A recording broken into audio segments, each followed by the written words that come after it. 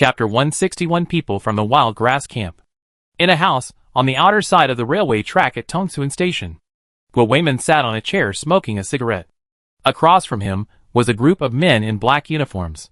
The leader was named Zhao Jiangwo, who was smiling and looking at his well-trained half-grown men, and said with satisfaction, "Comrade Guo Weimin, you have worked hard. These young people are all very good." Guo Weimin listened to his praise, but he was not happy, and even looked a little bitter. This group of people claimed to be soldiers, and said they were from the Sky Eye shelter. It is said that now, with Sky Eye as the core, survivors in many areas of Longwei have been rescued and transferred there. However, after all, manpower and resources are limited, and affected by various factors, such as zombie environment and climate. There is no way to send armed forces to support one by one. Therefore, only when it is clear that there are a large number of survivors can a small team like them be sent for support. Guo Weimin has been stationed here.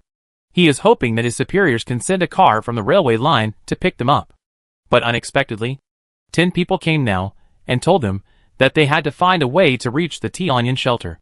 What's more outrageous is that after Zhao Jiangwo learned that he was also a soldier, he also issued an order to him.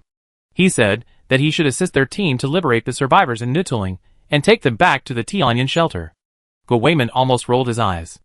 He looked these 10 people up and down, although the documents and other things looked very real.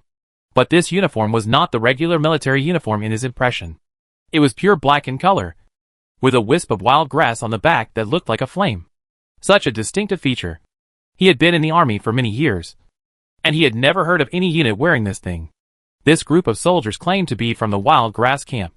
When Guo Weimin first heard this name, he almost asked everyone to pick up weapons and fight this group of people. Which force in the unofficial area dared to pretend to be a regular army? Later, when he saw that the other party's attitude was really good, and they did not do anything to Xiang Feng and the others, and produced enough credible evidence, Guo Weimin sat at the same table with him. The higher-ups knew that something was wrong with Nutuling. Zhao Jiangwo sighed. If it weren't for the complete loss of communications, the destruction of infrastructure, and the increasingly serious nuclear pollution around the world, the higher-ups would have sent troops to encircle and suppress it. There are too many problems to take care of. Guo Weimin frowned. With the equipment at Tianyan, can't it guarantee long-distance communication? The satellites and space stations have all crashed. Zhao Jiangwo shook his head. A lot of equipment was also damaged in the previous disaster. Many high-precision cutting-edge equipment require countless hard work to build. But to destroy it, it may only take a fire or even a short circuit. What about the plane? Guo Weimin threw away his cigarette. There are so many surviving children here. Can't they come to help? Zhao Jiangwo smiled bitterly. Resources are really limited. And there are many other places in Longwa that are also in danger and need rescue. I'm afraid we can't wait. The higher-ups are also worried about the situation here, so they sent us here to help in advance. Guo Weimin's face turned a little more sour. He always felt that the other party was making excuses. It would take at most 2 hours to help from the air. Other areas are in danger. Aren't they also in a hurry? What's so hard to understand? Captain, you just spoiled them too much. The black-clad team member who had been eavesdropping on their conversation for a while couldn't help but speak up. Do you know how serious the nuclear leakage problem is in the world now? It's just leakage. And even nuclear explosions have occurred in some places. Can you be as anxious as they are? In some places, the sky has been covered by radioactive dust and ash, and the temperature has plummeted. Have you heard of nuclear winter? If these problems are not dealt with as a priority, nuclear winter will not only be a regional problem, but a global problem. What's even more disgusting is not these. Have you seen zombies running around with nuclear radiation? They are simply mobile high-radiation sources. The team member became more and more excited as he spoke, and didn't notice the gradually pale faces of Guo Weimin and the group of half-grown children behind him. Zhao Jiangwo slammed his fist on his forehead. Okay. Shunzi, I brought you out to save people, not to scare you.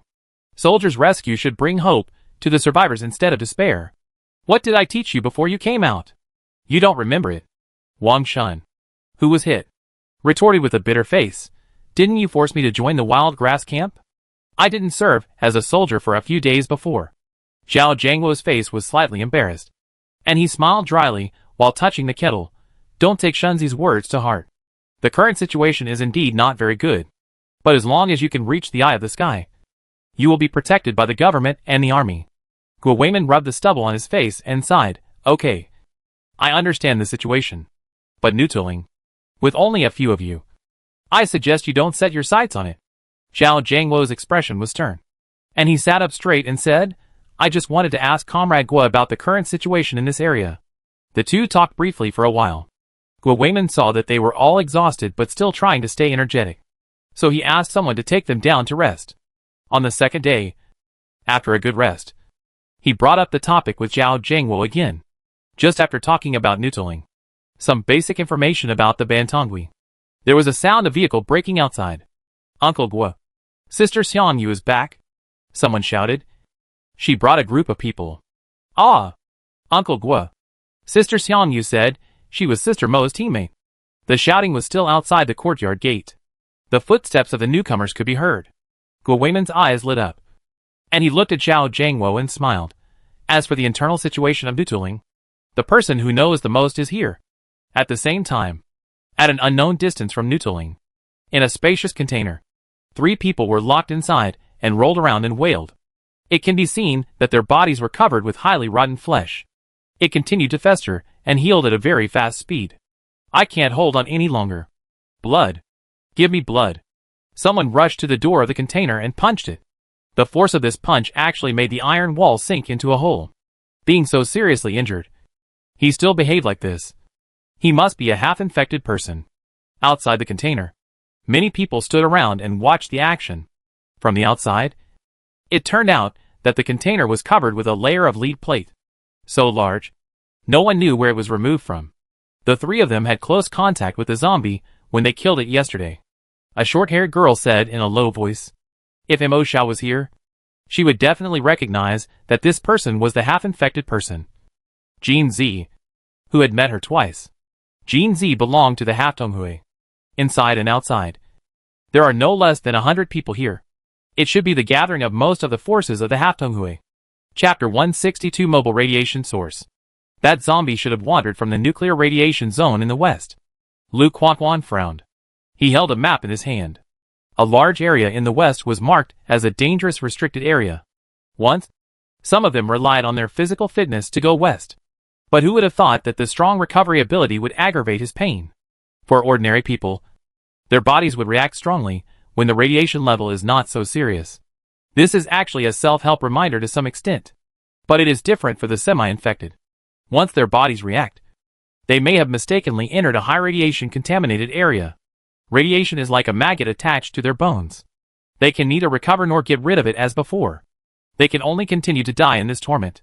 The screams of the 3 people in the container have been going on for a long time, and have not stopped yet. I don't know how long this torture will last. As the same kind, all the semi-infected people outside felt a sense of grief when they heard the noise. Yesterday, a highly decayed zombie appeared near their original stationed area. The 3 people in the container at this moment found him at the first time. They didn't think so much at first. It's just a zombie. With the physical fitness of the semi-infected. One-on-one is not a difficult task at all. Not to mention that there are 3 people on their side. Until they came into close contact and killed all the zombies. Other semi-infected people saw it from a distance and realized that something was wrong. Everyone found that the high-corruption zombie was simply a mobile high-radiation source. And the 3 people who had close contact without any protective measures were undoubtedly infected with high-intensity radiation. After the first high-corruption zombie appeared, the scouts of the Semi-Donghui saw from a distance that there were many similar high-corruption zombies slowly swaying over there. The people of the Semi-Donghui had no choice but to abandon the hidden place where they had been stationed for a long time and began to move. There are not many living things in the radiation zone. Someone analyzed. The zombies with unrestricted movements began to spread outward according to their instincts. So, even if the area around Nutuling is not affected by radiation, it will gradually become a radiation zone because of these mobile radiation sources? Someone smacked his lips. In this situation, let alone those ordinary people. We semi-infected people can't survive. What should we do now? Move away from here? Someone opened his portable water bottle and drank a mouthful of blood, and said cruelly, why leave? The country is so big, and there are zombies everywhere. Where can we go? There are these highly corrupted guys here, and there may be other areas. Why don't we get some lead plates and build an isolation camp before a large number of highly corrupted zombies arrive. That's a nice thought. Let's not talk about how difficult it is to deal with lead plates here. Do you plan to stay in the camp for the rest of your life? I don't think you can still laugh when you are surrounded by a bunch of radiation sources. Everyone was arguing. Jean Z frowned and knocked the container with a steel rod. What are you arguing about? She looked back at Lu Quanquan. Find someone to go in and give the president a letter and ask the president to make a decision. Yes. Most of the semi-members looked at each other, and no one spoke. In fact, many of the people who joined later have never even seen the president. It's just that the group of veterans who joined the earliest seemed to respect the president, who was elusive. And it is said that several times the mysterious president made the decision to win the battle against Nutuling. As a result, although this semi-guild president has never shown his face, he has a high prestige. At the same time, on the outer wall of the Nutuling emergency shelter, the sentry on the high tower raised his telescope. He saw a stumbling high-corruption zombie slowly wandering towards them. Damn. It's so ugly. The sentry muttered. He didn't care much. Standing at this sentry post, he can observe zombies of various clothes and different ages every day. It has been half a year since the apocalypse, and many zombies are dirty. However, it is rare to see such an ugly zombie as today. He was about to ignore it. Suddenly, he found that a team of field workers who had gone out for exploration were coming back in the field of view of the telescope. The highly corrupted zombie was wandering in the middle of the road as if no one was around. And it was slow, which seemed to be a bit blocking the road. And it happened that the zombies wandering around today had not been cleared. The sentry gestured to the defense personnel below. Deal with it and clear the road. Soon, the suspension bridge was lowered. Someone drove out, turned around a few times, and cleared a wave of zombies on the road on the other side of the suspension bridge. The corpses were thrown into the pit and burned. Then they turned back. At midnight that day, suddenly, someone in the field worker team in Nutuling got an emergency. The doctor in the inner district just went out for an emergency consultation with a medical kit. Someone else ran in a panic to report that the residents in the outer district near the city wall had begun to have symptoms of vomiting and diarrhea. Because there were so many patients, almost all the medical resources in Nutuling were mobilized. Not only that, the obvious symptoms of poisoning also made the management and the jungle team sleepless all night. They suspected that half of the people in the same association had poisoned. But how did they get in? How did they poison? Where did they poison? Are all unknown. Mo Xiao woke up from her coma. She felt that she was dragged back to the original cell, although it seemed that not much time had passed. Facing various instruments and having tubes of blood drawn one after another, it was easy for people who were in it to feel that the days were passing by like years. However, just when she thought that this situation would last for an unknown period of time, the group of people suddenly stopped their research on her. Mo Xiao was temporarily sent back. It seemed that something big had happened in Nutuling. She leaned against the wall and thought slowly. Could it be that the Bantonwi launched another assault? No. Mo Xiao quickly denied this conjecture. Even if the Bantonwi broke in, it was the wild team that was in the front. Generally, it would not affect the medical and research personnel in this inner area. Judging from the situation, it seems more like there is trouble inside Nutuling. Thinking of this, Mo Xiao's eyes turned. Will there be an epidemic? Since ancient times, there must be an epidemic after a great disaster. It has been so long since the end of the world, and so many people and animals have died. There are countless corpses in the wilderness, not to mention the zombies wandering around. The health and medical conditions are so poor. It feels like we have returned to the pre-liberation era overnight. It is reasonable to speculate that an epidemic will break out. While thinking, Mo Xiao slowly moved his palms, gradually recovering his slightly sluggish body after lying for a long time. Suddenly, the lights in the corridor outside lit up as people passed by. Mo Xiao narrowed her eyes. Are there new semi-infected people being detained? She looked at him calmly and was slightly startled. This face is a little familiar? Chapter 163 The long-lurking leader of the Bantong Association. The man had a square face and a crew cut. The temperament was similar to Guo Weimin. Mo Xiao always felt that he looked familiar, as if she had seen him somewhere. So she stared at him for a while. Unexpectedly, the man was also very perceptive. He immediately noticed Mo Xiao's sight and glanced at her. After staring at each other, Mo Xiao suddenly remembered where she had seen this man. when they were fleeing on the grassland. This man and his brothers attracted a large number of wild beasts. Mo Xiao remembered that there were 2 more people in his team at the beginning, and the 3 of them were forced to have only 1 car. He drove into the desert before Mo Xiao and his RV. Later, Mo Xiao never saw them again. This man was the leader of the 3-person team at that time. Mo Xiao and his team stayed in the desert for 2 months and saw many dead bones. She thought that this group of guys were probably buried in it. Unexpectedly, this man was lucky. Not only did he successfully walk out, but he also became a semi-infected person. Thinking of this, Mo Xiao narrowed his eyes. Maybe it was because he became a semi-infected person that supported him to survive. Looking at this man's expression and state, his eyebrows were a little more cruel than before. Mo Xiao lowered her head. The man was imprisoned in the cell next to her. "Old Jew, why did you come in too?" Someone in the cell opposite teased. "Who is he?" Some people seemed to have been in there for a long time, and they were weak and asked hoarsely, "Isn't this the confidant that Sister Jeanzi rescued?" Someone laughed. "I heard that he was a ruthless man who ate his own brothers alive when he was hungry. It seems that he has been in a cage for a long time and is really lonely."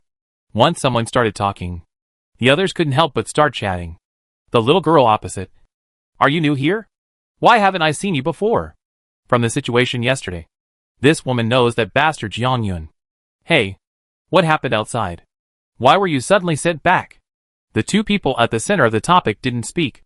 After a while, they felt bored and fell asleep. The next morning, the guards outside were chatting as usual, holding cigarettes in their hands. They suddenly fell to the ground while chatting. A man of medium build and a very honest look supported the bodies of several people. He put them beside the table and chairs, pretending to sleep. The man had gray hair on his temples, and his hair looked older than his actual age. He also had a mobile cigarette box hanging on his body. Even though he did something as disobedient as to seduce the armed personnel of Nutuling, he had no expression on his face and looked very calm. This was a very famous cigarette man in Nutuling, Luo Dan, known as Brother Egg. It is said that he has been in Nutuling for a long time and is one of the first aborigines. For many people, tobacco and alcohol are spiritual sustenance to relieve stress in the end of the world. So with the tacit consent of everyone, Luo Dan can sell tobacco inside and outside. He makes and collects cigarettes, has a wide range of connections, and knows many friends inside and outside the jungle team. So everyone is willing to give him some face. Recently, due to policy issues, raw materials have shrunk and the supply is a bit tight. Luo Dan has rarely walked in front of everyone. "I didn't expect to appear here today."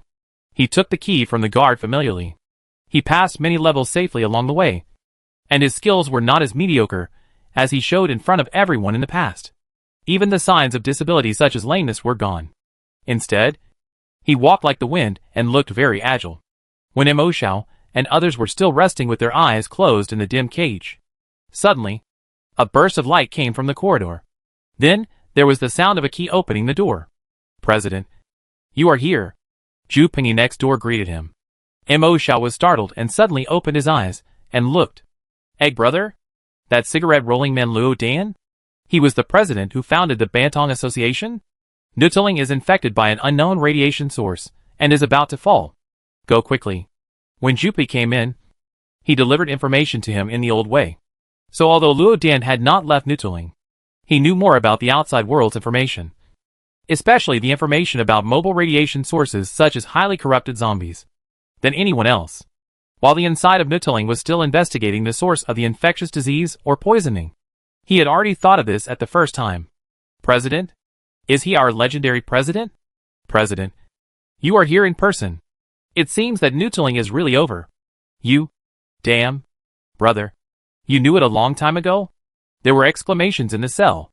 Some seemed to have already taken over from Rodin, so they were not surprised by his identity. Of course, there were also those who joined later, were caught by accident, and were kept in the dark from beginning to end. Rodin let everyone out and explained the whole story in a few words. Seeing that the group of semi-members were about to leave, Mo Xiao grabbed the railing with both hands and shouted, "Hey! If you just rush out like this, at least half of you will die." Rodin turned around, glanced at her, and smiled. "Little girl, you were able to evade the screening on your own. I was quite optimistic about you, but you don't seem to have good luck." Rodden waved his hand after saying that. If you have a chance to escape, listen to Brother Dan's advice, and leave Nuttling quickly. Or this area is all over. Rodden said so. But it seemed that he didn't intend to take her with him. Who knows if this woman is of the same mind as them? What if something goes wrong on the way out, and she is held back? Mo Zhao's eyes flashed. I know a way to leave safely without crossing the outer area. Rodden paused and grinned. Are you talking about the hole in the back mountain? He has been here since the beginning of Nuttling before it was expanded. At first, he was full of enthusiasm and determination to use it as a base to protect his brothers and sisters and home. Who would have thought that later? Rodden sneered. Of course, he knew the layout of Nuttling. He had always known that place, but did not let the people of the Bantonwi set foot in it. Isn't it the last way out for himself? Mo Zhao pursed his lips and watched the group of people leave his sight. Suddenly, there was a clang of something hitting the iron railing. Mo Zhao reached out to catch it. It turned out to be a bunch of keys. She opened her eyes wide, looked up, and saw only Zhu Pingyi's back at the end. This man. She frowned slightly. They had no friendship at all. Why would this man help her?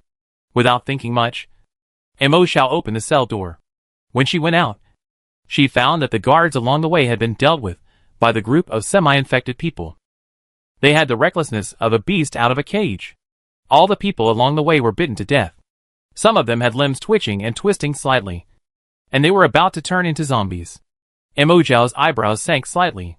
If this continues, there will probably be another zombie disaster inside Nuttling. Because of the incident last night, the defense force here has been greatly reduced. So far, no one has discovered that a large number of semi-infected people have taken the opportunity to escape. Chapter 164, Besieged on all sides. On the eve of the fall. Although Mo Zhao also took this opportunity to escape from the underground cage that was specially used to hold semi-infected people. But she turned around and began to look for cells holding ordinary prisoners. Although she already knew Jiang Yun's position in Nuttling, there was no need to worry about Jiang Shi's personal safety for the time being. But based on Mo Zhao's understanding of this Uncle Jiang Shi was so deeply involved with herself. Even if it was his own son, Jiang Yun would not let him go easily. It is better to say that it was because Jiang Shi was the one he had the highest hopes for among his children that he was so strict. If it was Jiang Shi's unlearned and incompetent third brother Jiang Hao, no matter how much he played, Jiang Yun would probably not be bothered to look at him. Therefore, Jiang Shi is most likely in jail at this moment. Mo Zhao mixed in the crowd all the way. Nuttling really doesn't look good.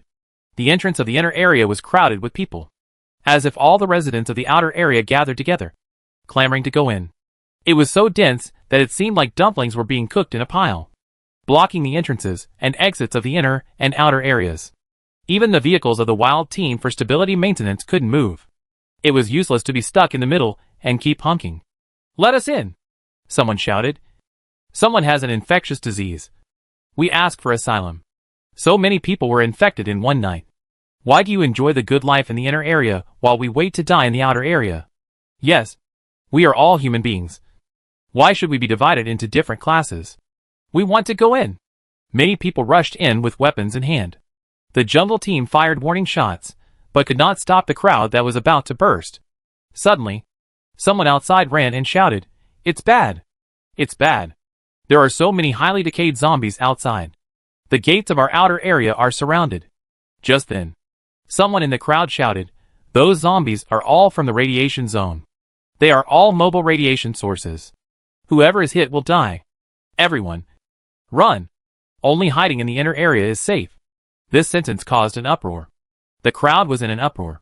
Even the jungle team that was organizing the stability maintenance looked at each other in shock and asked people to rush to report. The next second, the crowd became even more noisy. The doors of the inner and outer areas were stuck tightly and could not be closed. Last night it was not an infectious disease. It was radiation. Everyone, run! Only the inner area has equipment and facilities to isolate radiation. From time to time, there were inflammatory shouts from the crowd. The situation became more tense and tense. Mo Zhao was pushed by the crowd, and it was difficult for him to move independently.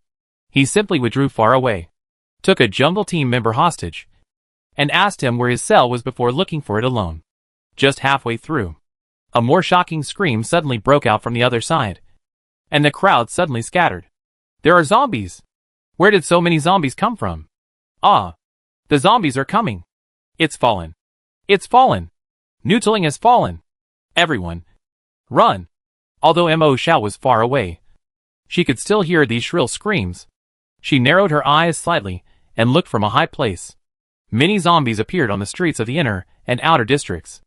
The residents who had lived a comfortable life for a long time were once again facing the fear of being chased and bitten by zombies. And they were extremely panicked. The scene of the crowds gathering almost shoulder to shoulder just now undoubtedly provided an excellent hunting environment for the zombies. Just one encounter. The ground was covered with bites. The smell of blood in the air instantly became thicker. Oh no! Mo Xiao suddenly remembered something. Her expression slightly cold. Could it be that the zombie group in the zombie power system factory was released by the Bantonwi people? She didn't expect that Luo Dan and his men would not forget to leave a fatal blow to Nutling even when they ran away. How deep must the hatred be to support him to do these things deliberately, when the doomsday crisis is around him? He even betrayed the last bit of humanity. Mo Xiao dismantled a steel rod casually, and without stopping, he hurried to Jiangxi's cell. When she arrived, several guards had been bitten. At this moment, the prison became the safest place. Zombies threw themselves on the railings, opened their mouths and roared, but could not get in. Many people in the cell were so scared that they huddled in the corner and began to sob. Mo Xiao took a gun from the guard's body and unloaded the equipment that could be used. If she didn't leave, there would be more zombies here. Jiangxi? Mo Xiao shouted while shooting. Jiangxi? Because the zombies were running around. At this moment, gunshots were heard from all directions inside Nutling. So it was not eye-catching for her to shoot again at this time. Mo Xiao? A familiar voice sounded from the side in front. Mo Xiao's eyes lit up. Bang bang. 2 more shots. The zombies were eliminated, and the cell door was opened. Jiangxi was in good spirits. He looked at Mo Xiao, and was about to speak when a gun was thrown from the air. Go on. Mo Xiao turned around and waved to him behind him. Go out first. I'll tell you the situation slowly. Jiangxi was stunned, and muttered with a smile, You really don't say a word of nonsense. After speaking, he turned the gun handle, and picked up the steel rod handed over by Mo Xiao. His crow-like eyebrows sank slightly, and his eyes were full of murderous intent. Let's go. When approaching the last cell, and about to walk out, someone rushed to the railing, and a weak female voice with sobbing came into his ears. Help! Help! Please! Save us! Mo Xiao paused. Jiangxi raised his eyebrows slightly, thinking that she was about to help them break open the cell. But he saw Mo Xiao pull out a bunch of keys and throw them directly into the cell. Then, he walked out without looking back. Jiangxi was stunned again, and when he followed her to the street outside, he was still a little surprised, watching someone die without helping. This is not Mo Xiao's style. Why don't you hurry up? Mo Xiao couldn't help but take 2 steps back and pulled his clothes hard. If you don't leave, your father will probably send a car to pick you up. As she said that, she accurately and concisely told him what had happened during this period. Jiangxi smiled in a deep voice, with an inexplicable emotion in his eyes.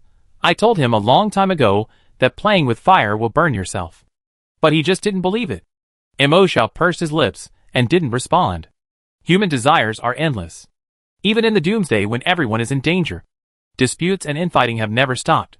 To be honest, Jiang Yun is the person she has seen who is best at turning such desires into reality, and thus holding power. Before the doomsday, he was a successful businessman. And after the doomsday, he was also a powerful manager. But he seemed to underestimate this doomsday. No matter how much you plan and manage, as soon as this group of highly radioactive zombies arrived, they still collapsed and disappeared in an instant. Perhaps, only when one day, humans can only live in a tiny place on this planet that once dominated, will it be possible to change their former arrogance and fight together to survive. Jiangxi. Mo Xiao stopped. Go if you want to. He's your dad after all. Jiangxi was stunned and laughed. What are you talking about? Why would that person need me? I'll wait for you at the place where I hid my equipment under the cliff on the back mountain that I told you about just now. Mo Xiao didn't turn around to look at him, but waved his hand. Wait until tomorrow morning. If you don't come, I will. Another burst of gunfire in the distance. Then, there was a dazzling fire. It seemed that another jungle team's car crashed into the wall. In this situation, Anyone with a discerning eye could see that the jungle team could not suppress it at all. At this critical moment, the abandoned area in the outer area was attacked by the half-union again. The group of highly corrupted zombies were also let in. It won't be long before they wander around the inner area. All residents are running around frantically. And it's already a mess. Such a situation is simply not something that tiny humans can control. Even Jiang Yuan. Jiang Shi lowered his eyes. Even the father, who always looked down on others, couldn't do anything. Human power can't shake the sky. Like a mantis trying to stop a car. He clenched the steel rod, turned around, pushed the corpse in the driver's seat of a nearby car away, and sat on it himself. Start, reverse, swing the tail, turn, and leave. He made a choice. Mo Xiao didn't know why he was relieved and smiled. It's better not to keep me waiting. She also clenched the steel rod in her hand, knocked down a zombie approaching with one stick, raised the corners of her lips, looked ahead and said firmly, "If you didn't come, I would have come back to pick you up. We have all grown up. And we should do what we want to do immediately. This cruel world will never leave anyone any room for regret." In Baijiang town outside Nutuling, one car after another stopped together. Everyone in the car was carrying a bow and arrow. And a few were carrying guns. Looking well equipped, Guo Weiman looked at the fireworks coming out of Nutuling and said in surprise, It's a highly corrupted zombie." Wang Shun put away the telescope from the roof of the car, rushed into the car, and reported to Zhao Jiangwo. "Captain Zhao, this Nutuling is over." "Captain Guo." Tong Ya's eyes darkened upon hearing this, and she looked at Guo Weiman. "Xiao Mo will definitely come back. I hope you can lend us a car. We can go pick her up by ourselves." "Xiao Tong, don't be nervous. We are here for—" Before she finished speaking, Chu Ying suddenly interrupted and said, "Someone is coming. A lot. Very soon. They will be here soon." Chapter 165, Meeting on a Narrow Road. "You are still alive?" Everyone was silent. Just as they raised their weapons in unison, a group of people appeared in front of the field of vision, moving among the abandoned buildings and thick vines like rabbits and falcons. These people seemed to be leading the way, and there were some vehicles following behind. In this vicinity, the people who could gather so many semi-infected people at the same time and move out on a large scale must be the Semi-Donghui. As the distance got closer, they obviously noticed the people on Guo Weiman's side, meeting on a narrow road. Both sides stopped at the same time and confronted each other, like the Chu River and Han River. In fact, the number of people on the Semi-Donghui side was much greater than that on Guo Weiman's side. If it were the same as before, the people of Bantonghui would not hesitate to kill each other by exchanging injuries. However, at this moment, Guo Weiman's team was better equipped with weapons. In addition to compound bows, everyone in Zhao Jiangwo's team was equipped with guns. Some even carried rocket launchers. Such firepower deterrence led them not to attack rashly. "Captain." Wang Shun saw this and looked at Zhao Jiangwo. Zhao Jiangwo sat in the back and stretched out a hand to block his teammates' eager hearts. He smiled and shook his head, whispering, "Let me see what they will do first. Check the combat uniforms and be prepared for war." Zhao Jiangwo whispered, "If someone is in danger, provide assistance immediately." With his words, the group of people who claimed to be from the wild grass camp calmed down. Even Wang Shun, who seemed to be the most erratic, slowed down his breathing and looked like a hunter eager to hunt. The whole team showed a well-trained military temperament, but at the same time mixed with another uncontrolled wildness that could erupt at any time. A small team of only 10 people gave people a feeling that it was more dangerous than a 100-man team. At the same time, in the team of Bantonghui, Jin Zi jumped from the second floor of an abandoned building next to him to a car and whispered to the people in the car, "President, there are other forces." Rodan, who had just come down from the cliff behind the mountain and was picked up by the Bantonghui people, got out of the car, talked to each other, and let each other pass. He smiled and leaned on a stick, as if he was leaning on a cane, as more and more high-corruption zombies were attracted. The fall of Nutuling was irreversible. They, the Bantonghui, also had to evacuate from the vicinity as soon as possible. In this situation, there was only one way to go, which was to go north. So the two teams collided with each other. Behind Luodan were old members such as Jin Zi. After that, there were some more powerful guys in the Bantonghui. Xu Pingyi, who had just escaped from Nutuling with Luodan, was among this group of people. He approached a young man with an indifferent look without making a sound, and whispered, "Brother Xie, I have met your former teammate and helped you." The man was slightly startled and turned his head. From his appearance, it was Xie Bumian, who had joined the Bantong Society earlier. He did not speak, but only stared at Zhu Pingyi with a smile on his face. After a moment of silence, he took out a stainless steel water bottle from the pocket of his backpack and threw it to him. Zhu Pingyi's eyes flashed with surprise. He opened the lid of the cup, took a deep sip like an intoxicated person, and then covered it with the treasure and put it in his pocket. Although they were in the same Bantong Society, there was a gap in status in terms of merit, qualifications, and combat power. Due to many complex factors such as resources, the number of humans raised was limited after all. It was only the elders, like Jin Zi, who could replenish fresh blood at any time. From a distance, I saw a large number of people walking slowly behind the Bantongui. From the looks of it, they seemed to want to negotiate with me and others. Guo Weimin was a little surprised. He got off the car first, frowned and looked at it intently. Before he could see clearly, he heard a few low calls beside him. Xie Bumian? Guo Weimin had heard about this little Xie, who joined the Bantongui from Mo Xiao and Mo Xiao. When he was curiously looking at it, he was suddenly stunned, his eyes fixed on a man with a cane opposite him, unable to move. "Who is in charge on your side?" The man's voice came before he arrived. He smiled softly and said, "Can you give me a favor?" But soon, he found that there was silence on the other side. The man narrowed his eyes and walked closer and closer until he pushed through the crowd and stood in front. He then discovered a bearded man who was staring at his moving figure. Rodden's body froze as if struck by lightning. His pupils shrank, and he trembled in disbelief. "Wei, Brother Weimin? You are still alive?" Rodden's cane fell to the ground, and he took a few steps forward to see more clearly. But he was stopped by Jinzi and others. "President! Danger! The other side has long-range killing weapons such as compound bows. Even if it is a negotiation, it is best to stay at a safe distance." "Rodden?" Guo Weimin looked at the semi-members who followed the man opposite, and there was nothing he didn't understand. He never expected that the president of the Bantongui, who established this monster alliance that unscrupulously feeds on living people, was actually an old acquaintance of his. "Did you create the Bantongui?" he shouted angrily, and then caught a glimpse of the large trucks behind him. There seemed to be a lot of living people twisting their bodies through the curtains to send out distress signals. These should be the reserve food raised by the Bantongui. Since they were moving positions, of course they took everything with them. "Do you know what you are doing? Raising humans as livestock and eating living people. You can do such a heartless thing?" Guo Weimin said with great pain. At this moment, whether it was the Bantongui or the team behind Guo Weimin, everyone was stunned for a moment. "I thought both sides negotiated to give way." Unexpectedly, the situation turned out like this after a meeting. It seems that our captain has known the other party for a long time. Moreover, it sounds like they have a close relationship. Rodan was still immersed in the shock and joy of the news that Guo Weimin was alive. At this moment, listening to what he said, a fierce look flashed across his originally mediocre face. "What's wrong with raising humans as livestock?" he sneered. "If it weren't for these wolf-hearted guys, you wouldn't have fallen into the trap and died outside for no reason. This group of weak humans, we are obviously protecting them. But just because we are half infected, they want to kill us all.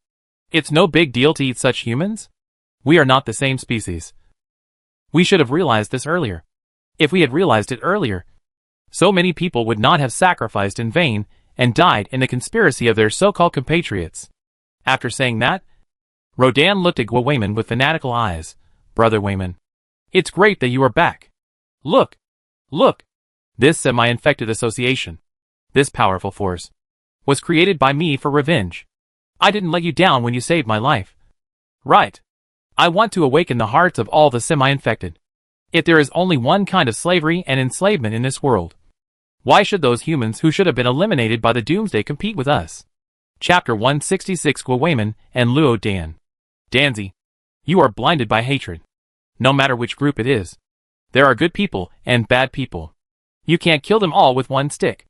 Seeing the fanatical and excited look on the opposite side, Guo Weimin, on the contrary, was as if someone poured a bucket of cold water on his head, and he became more sober and calm. He remembered that Luo Dan had just turned into a semi-infected person, and suddenly a little loneliness and sigh rose in his heart. They are actually from the same hometown, and have known each other since childhood. Luo Dan has been following Guo Weimin since he learned to walk, treating him as his elder brother. Guo Weimin was also a wild monkey, who went everywhere in the mountains and fields since he was a child. Such people are most likely to become the most popular child king in the countryside. Of course, his academic performance was not bad as expected. I thought he would just be a gangster for the rest of his life. Who knew that he suddenly joined the army when he was young, and declared that he would defend the country and the people for the rest of his life, and would not return until he died in battle. These bold words aroused great respect in the hearts of a group of little kids, and they all clamored to go home and pack their bags to join the army with General Guo. Of course, the glorious General Guo was beaten by his parents when he returned home that night, and he screamed and jumped for half the night. However, he finally joined the army, because he was away from home for many years. The children have grown up and know how immature and childish they were. Whenever they think of it, they dig their toes into the ground and wish they could tear off that page in their life experience. Luo Dan is one of the few fellow villagers and brothers who still keep in touch with him through letters. After the apocalypse, the two met in Nuttling. Few people know about their friendship back then. Later, Luo Dan was scratched by a zombie in an accident and became a semi-infected person. He was very afraid of his bloodthirsty impulse, and did not dare to tell others secretly. But the truth will come out.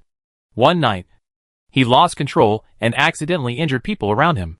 This was handled by Guo Weimin, who was still a regular soldier stationed in Nuttling at the time. According to the regulations issued by the higher authorities, such semi-infected people would be taken away for observation and education. Later, the higher authorities planned to recruit them and form a new army. However, Rodan was not in a very good condition at that time. Guo Weimin thought about giving him more time, and did not choose to report the matter immediately. Rodan's name was naturally not on the list of semi-infected people. Later, Guo Weimin often told him stories about semi-infected people in his army who went out to do tasks, seek welfare for the people, provide safe homes for ordinary people, and tell him how they defended their homes. Rodan was quite moved. He was gradually infected, and his psychological shadow gradually diminished. Just when he finally thought it through and wanted to become a soldier like Brother Weimin, an accident happened.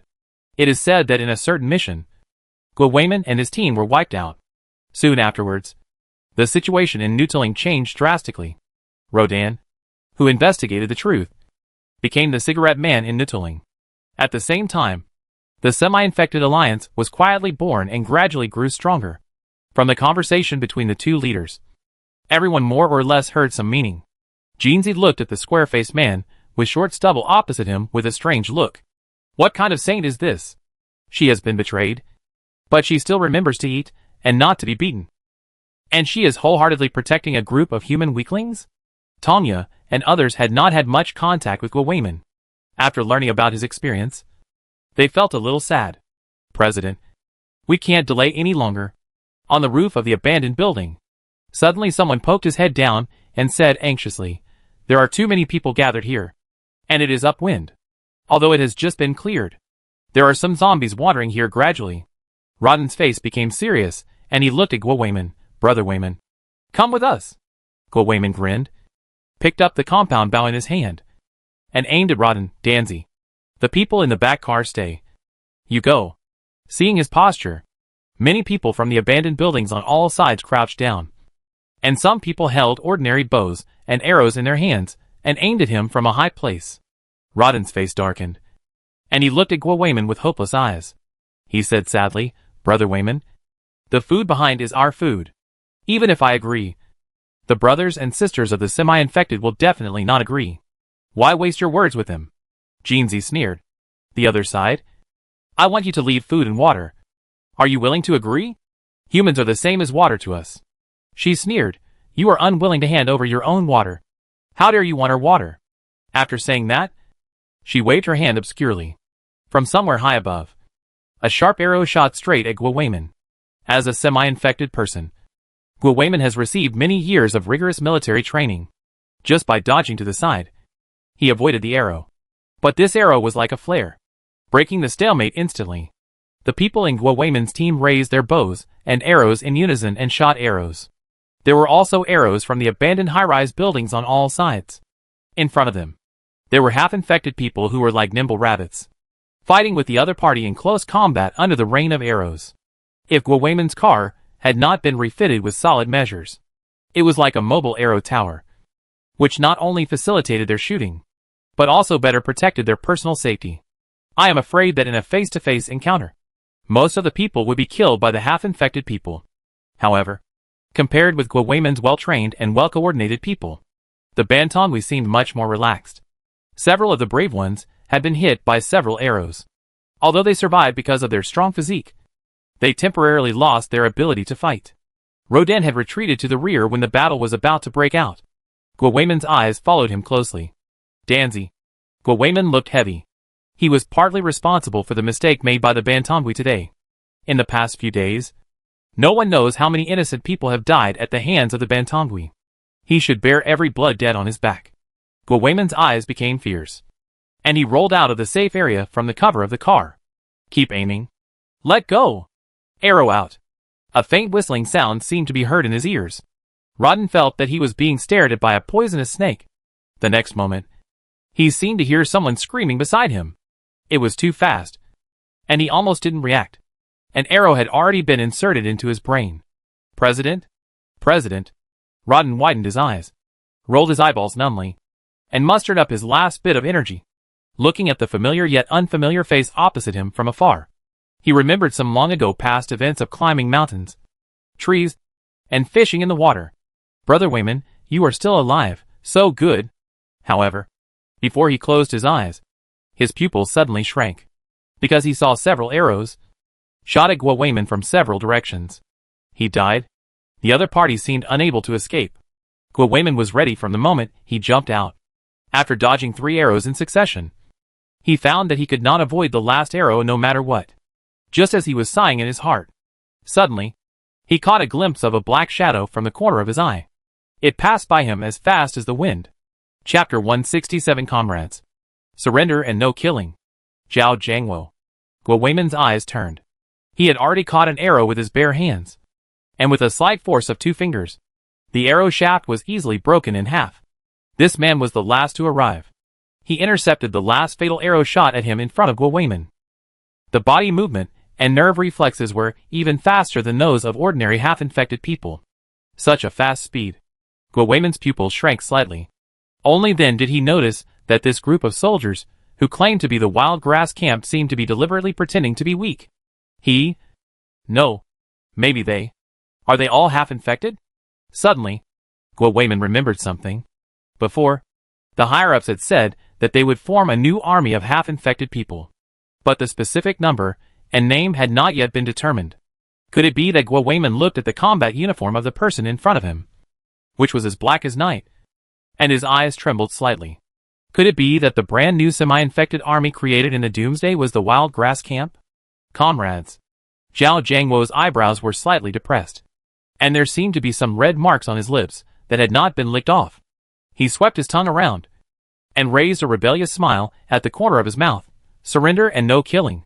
Although a little shocked by the opponent's strength.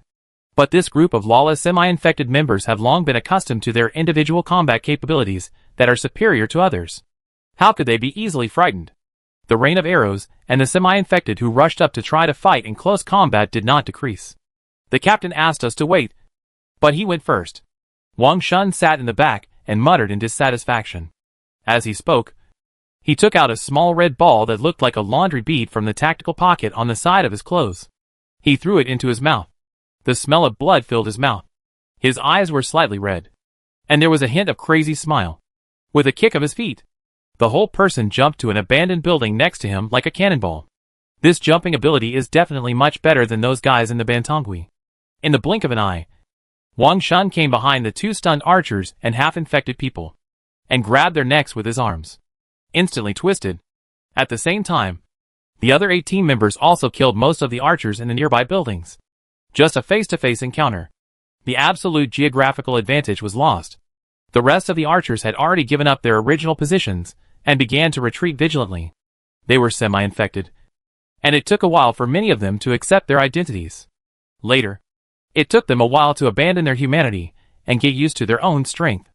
With their physical fitness, even if they encountered ferocious beasts in the wild, Even with bare hands, they would have the strength to fight. Nature is no longer a hunting ground for those stupid and savage lives. They also have the ability to get a share of the pie. However, the semi-infected people never expected that there would be monsters above monsters. Who are these people in black clothes? Which team nearby has such a strong armed force? On their black clothes, the weeds behind them are as dazzling as flames. Such a distinctive symbol is hard to forget. If you have seen it, you will definitely have an impression of it. This group of black-clad people have extremely sophisticated and sharp knives, which can easily counter the weapons they found. Everyone relied on their physical strength to kill in the crowd. Although some people carried rocket launchers before, and even everyone was equipped with guns. But that thing seems to have a greater deterrent significance. After all, they are afraid of attracting more zombies. So no one really used guns or cannons. They used cold weapons, like meat grinders, to quickly harvest lives. Sister Jeansy? Someone said urgently. This group of people are bloodthirsty. We are not their opponents yet. Let's retreat. If we give way here and delay for a while, that means we are likely to fall into the encirclement of highly corrupted zombies behind. Jeansy took a sip of blood, and blood was faintly moving around her eyes. They are only so powerful because they are at the critical value of turning into zombies. Jeansy sneered. Don't panic. After saying that, he pulled the person next to him to his side. He turned around and kicked. Wang Shun, who had just attacked, was kicked back by the force of the kick. He licked his lips and smiled. Captain, this woman went crazy just by drinking blood. I'm afraid she killed a lot of innocent people. Kill her, and I'll give you credit for it. Wang Shun drew out his two swords with cold gleams. The birthday gift promised to my little sister depends on your head. Jeansy felt the trembling force under her feet. Heard the words from behind again. A sneer appeared on the corner of her lips, and she did not choose to confront the other party head-on. Drive over here. She grabbed the truck that was driving forward and pulled it with one hand, and the cloth fell down. It revealed the ordinary people inside, who were tied up like a group of domestic pigs. Jeansy climbed onto the truck in a few seconds, grabbed one of the people, and blocked him in front of her. He smiled and said, Friends on the other side, we have no intention of fighting to the death with you.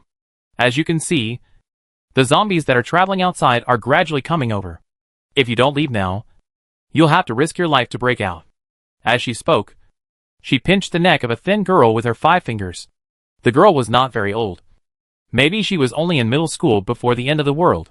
She was wrapped in a lot of hemostatic bandages. She was extremely pale. Under Jeansy's 5 fingers, she trembled like a mouse teased by a cat, and didn't even dare to cry for help, but could only sob uncontrollably. Well, I'll make the decision and let us go. How about I leave half of the humans here for you? Otherwise, I'll kill them all one by one. Jeansy laughed wildly. Just a group of ordinary people who can't even tie a chicken. All the members of the Bantongui are here. Why don't you try it out? Are you faster at saving people, or are we faster at killing people? After saying that, she tilted her head and bit down. The girl in her hand screamed miserably, and her body kept struggling and twisting. But soon, there was no sound. Jeansy raised her head. Half of her face was stained red, and she licked the blood around her lips. She raised another person again. What? Haven't you thought about it yet? If you don't stop attacking, I will not be polite to kill this person. Wait! Guo looked ugly, and put away his bow and arrow. His team members received his order, and stopped shooting arrows at the same time. Xiao Jiangwo blinked, and waved his hand at the same time. Although the 9 men also stopped the rhythm of attack. But his face was full of mania. Like a wild animal that couldn't hold back, and kept swinging its tail. That's right. In less than 2 minutes, Guo convoy moved aside. The convoy of Bantongui drove slowly past. Some humans were thrown out of the car from time to time. Seeing that the deal was done, the other party was about to disappear completely from sight. Luda couldn't help but want to stand up and call Xie Mian back. He was pulled down by Tanya next to him. Sister Ye, why are you stopping me? Luda looked distressed. You have seen what kind of cruel characters the Bantongui group are. Don't you have to call my junior back? What good can you get from following them? After saying that, he looked at Chu Wenze. God Chu, I heard that you two were in the same project team before. Why don't you say a few words? Tanya said indifferently. He looks much better than when he followed us. Lu Da's expression froze, thinking of the young girl who was just brutally killed by Jean Z. For some reason, A sense of desolation suddenly rose in his heart. Chuanzhe also sighed slightly, and said in a calm voice, "This is a question of identity. Maybe he feels that he has a better sense of belonging, and is more comfortable there." Chapter 168: The Rescue That Failed. Mo Xiao retrieved the compound bow, mace and other weapons from the bottom of the cliff. In fact, he did not go far away. He climbed up again. He squatted at the entrance of the cave and waited. From morning to noon to afternoon, the screams and gunshots continued. She sat quietly at the entrance of the cave alone, feeling the wind from the cliff blowing on her face, looking at the red sunset in the distance. Her expression was calm, but her mood was not calm at all. Waited and waited. It was not the agreed time yet, but she really couldn't wait any longer. She stood up suddenly. She walked into the cave with a clenched fist. She sat there for so long. Although she knew how outstanding Jiang she had been since she was a child. Although I know that he has always been a person who never needs others to worry about him. But for some reason, Mo Xiao always recalls the scene when she wished him a happy birthday for the first time. It was also an evening. The last rays of sunset fell on the boy's side face through the window. He lowered his eyes and stood alone, like a silent stone statue. Someone wished him a happy birthday, which was obviously a happy thing. But there was a moment of panic in his eyes, as if he was about to cry. At that time, Mo Xiao turned around and left. The little girl at that time really hated this little boy, although she didn't know how she bullied him. But she was very worried that if she made him cry on his birthday, she would be scolded by his honest and enthusiastic parents after knowing it. She simply ran away. I don't know whether the man cried or not, but that scene was deeply imprinted in her mind. So much so that every time she recalled it, she could tolerate Jiang she a little more during the academic entanglement between the two of them for more than 10 years. As they endured, their relationship gradually eased. When she returned to the original zombie power system factory, she found that there were about dozens of zombies wandering inside. The screams outside had gradually subsided. It is conceivable that how many living people can be left. Mo Xiao stood on the third-floor balcony and built a fence at the entrance of the stairs. He raised the compound bow and began to clear the area one by one. Because of the excellent geographical advantage, it didn't take much time to clear it out by flying a kite. Mo Xiao turned over and jumped down. He collected the arrows one by one into the quiver. He tied the rope to the railing and let it hang down from the third floor. After thinking for a while, he found something to block the stairs on the first floor. One of the factory doors was broken and fell to the ground. Mo Xiao pushed a few heavy objects to block the gap. He set up 3 checkpoints. Then he turned over and went out. There were also zombies wandering on the road outside. Mo Xiao jumped out. He immediately attracted a nearby one. It roared and pounced on Mo Xiao. It also alarmed the other 3 or 4 zombies nearby. Mo Xiao sighed and cursed his bad luck. He turned around and climbed onto the top of the pile of boxes at the factory door. When Luda and his men went out before, they had briefly hidden behind this. Mo Xiao stood on top and drew out his bow and arrow again. He shot all the zombies that were running around below to death. Then he jumped down again. One of the closest ones ran faster and even climbed to the edge of the box on the second floor. If it weren't for Mo Xiao's calm mind and steady hands, and his archery skills had been trained to be fast, accurate and ruthless after 2 months of hellish training, I'm afraid he would have to draw out his mace again to fight it in close combat. I have to find a car, she muttered to herself as she walked out. Whether Jiang she found his father or not, if they are still alive now, they must be in the inner area. There is still such a long way to go. Mo Xiao doesn't want to walk there. How many zombies will she encounter along the way? The arrows will probably shoot all the zombies. She knows that the reason why she is so relaxed now is because she has a compound bow, a long-range, high-damage weapon with little noise. Of course, her good eyesight and skills are also one of the reasons. If she loses the help of arrows, she will only rely on maces to fight in close combat. When facing an encirclement, even a powerful half-infected person like Jinzi will die if he is not careful. Not to mention a half-witted person like her. So Mo Xiao tried to walk along the road that can be driven by cars. Sure enough, not long after, she saw a car in front of her with its front against the wall and parked on the side of the road. In the driver's seat, a zombie transformed by a jungler was stuck in the seat, unable to move. He could only roar in response to the movements around him. Mo Xiao's eyes lit up. Hiding in the dark, she looked at the zombies on both sides, 3 on the left and 4 on the right. She put her bow and arrow on her back tightly. With her hands empty, she bent down slightly and took a deep breath. Go! After saying that, she pushed the ground with her toes and ran out at the speed of a 100-meter sprint. 7 zombies saw her at the same time, turned their heads in unison, and ran towards her. Mo Xiao pursed her lips, forced herself to hold back the hand that was pulling the mace, and ran with all her heart. Finally, she got to the back of the car before several zombies surrounded her. This is a high-base off-road vehicle, shaped like a Land Rover. Mo Xiao ran without slowing down. He caught the rear tire of the car and flipped onto the roof. Mo Xiao ignored the zombies behind him that were banging on the tires. Instead, he turned over to the driver's seat, opened the door, and pulled the zombie's hair to throw it away. He turned down and slipped in. Bang! The door slammed shut. The zombie that was thrown out had stood up and tried to reach in through the broken window glass. Mo Xiao leaned to the right, start the engine, reverse, and turn the steering wheel to the right. All 8 zombies were left behind, getting farther and farther away. Mo Xiao breathed a sigh of relief. He drove the car recklessly. Soon, the door to the inner area appeared in sight. Mo Xiao's scalp tingled slightly at the sight in front of him. This was the place where the people from the outer area had gathered at that time. However, it was a sea of people at that time. But now, it was almost a sea of corpses. The door to the inner area could not be closed because it was stuck by a group of corpses. Because the metal door outside could not be closed, only the innermost layer of protective net was forcibly closed by someone. A large number of zombies stayed here, densely packed.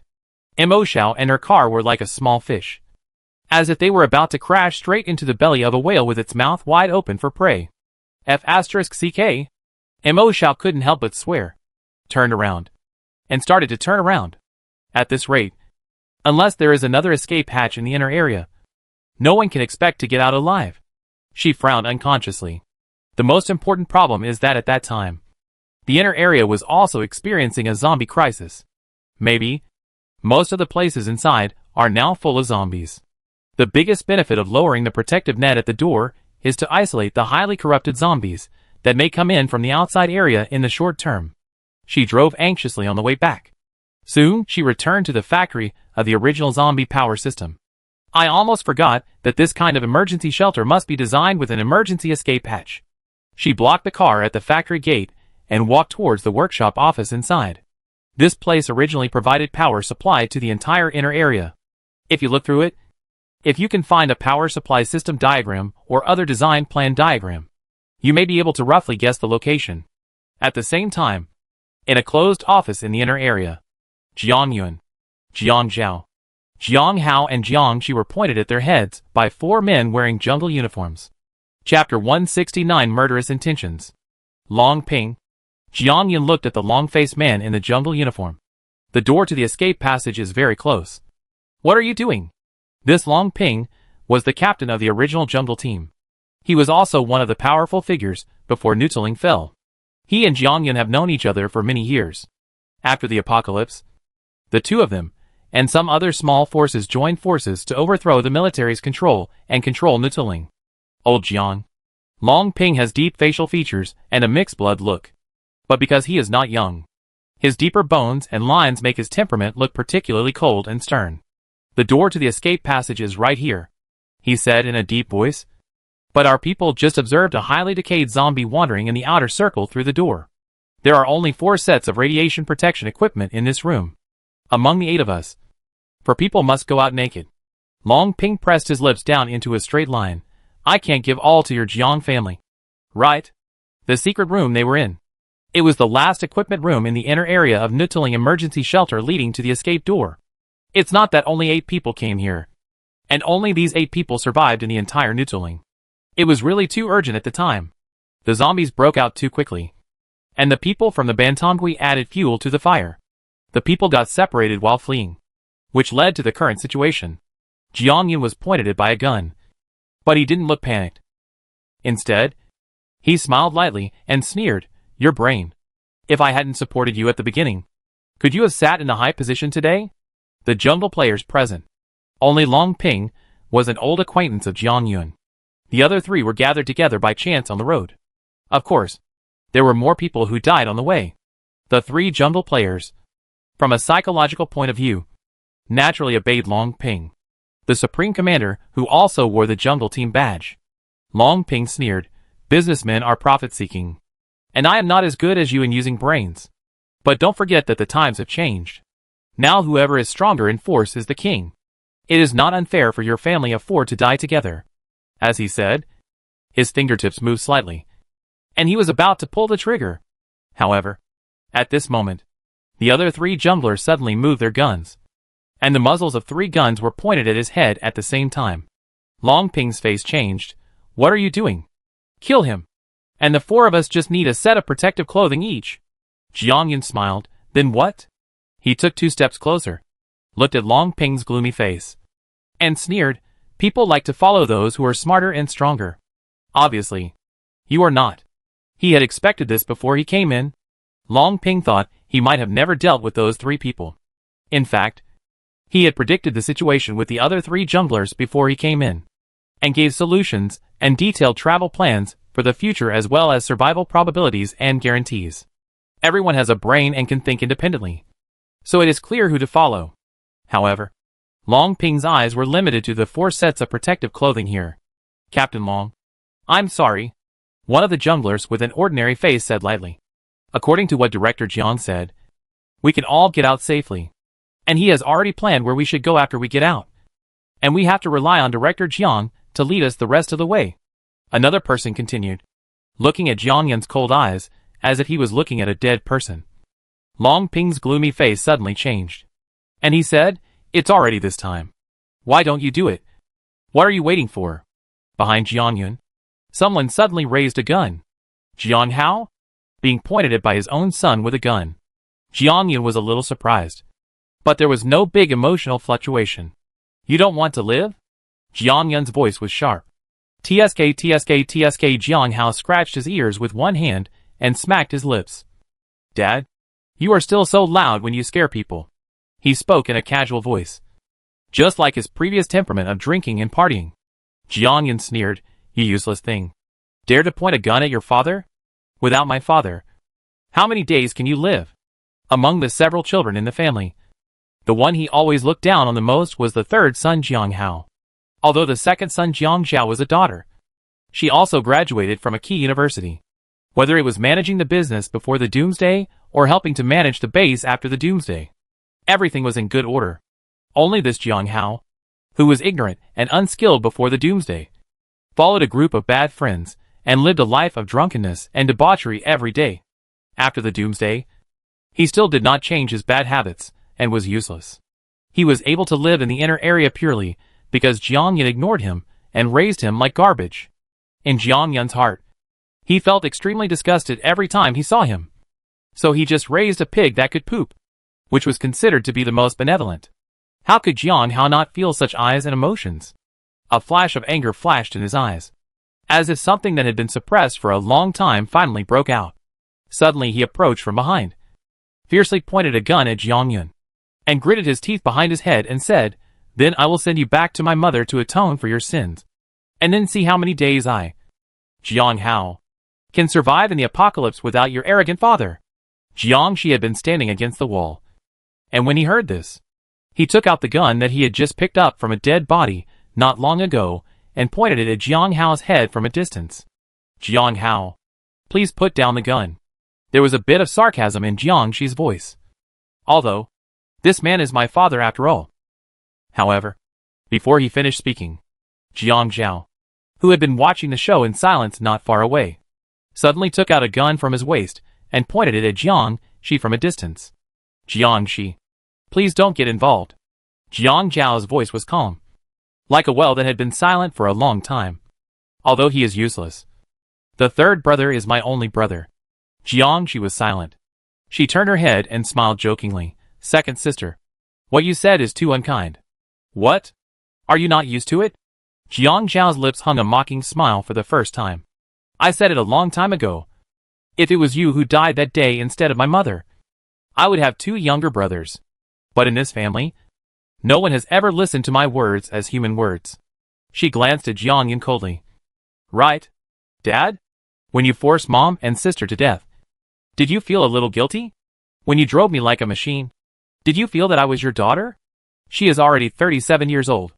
More than 20 years of repression have made her live like a zombie these years. The funny thing is that the doomsday broke out. Jiang Zhao sometimes stood on the city wall, looking at the group of zombies outside, vaguely feeling as if she was one of them. Her life had been terminated as early as her teenage years. From now on, all the vivid colors in her life are memories of her mother and sister when they were still alive. Chapter 170. Why didn't Jiang Shi come out? Jiang Shi was nearly 20 years younger than her. The day he was born, Jiang Zhao knelt in front of Jiang Yun and cried and begged her to save her mother. Except for her brother and father. No one knew how many times she cowed out and how hoarse her voice was. But Jiang Yun was like a piece of unshakable iron stone. Everyone who got along with him could deeply feel their own insignificance, smallness and cowardice, as well as the overwhelming sense of powerlessness. Even his biological daughter was no exception. After that day, Jiang Zhao's last hope for the role of father was buried with the death of his mother. Chief Jiang, what's going on in your family? One of the junglers, who pointed a gun at Long Ping, was stunned. Then he turned around and pointed the gun at Jiang Zhao. Little sister, your children beat me up. Aren't you afraid of being struck by lightning? Put down the gun. My bullets don't have eyes. Long Ping looked at the situation in front of him and laughed. Jiang Yun, you have come to this day. You have calculated so much. But you didn't expect that you would fall into the hands of your own son. Right? Jiang Yun didn't care about his crazy and happy laughter. He raised his eyebrows slightly, and his voice was still steady. He said to Jiang Hao behind him, as if putting pressure on him, either shoot or put the gun down. The tone was calm, as if he was sure that Jiang Hao, the waist behind him, would not dare to shoot. It's really surprising that you have the courage to point the gun at me. After all, you have always been a piece of mud that lags behind others, and can't help yourself since you were a child. Jiang Hao's hand holding the gun tightened and trembled slightly. Staring at the back of Jiang Yun's head with hatred, do you really think you dare not? Jiang Yun raised the corner of his lips, and suddenly shouted, shoot! Trash! This was like a mockery engraved in the depths of his soul, which made Jiang Hao tremble subconsciously. At this moment, Jiang Yun suddenly turned sideways. One hand put on Jiang Hao's gun-holding arm, and the other hand twisted it, instantly removing his gun.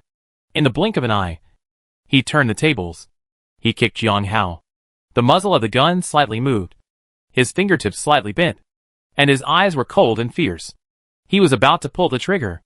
Jiang Shi suddenly moved the muzzle of the gun. Dad! His eyebrows were slightly depressed, and his amber pupils were reflected by the metal wall. Compared with Jiang Hao's unsteady hands, he seemed much calmer.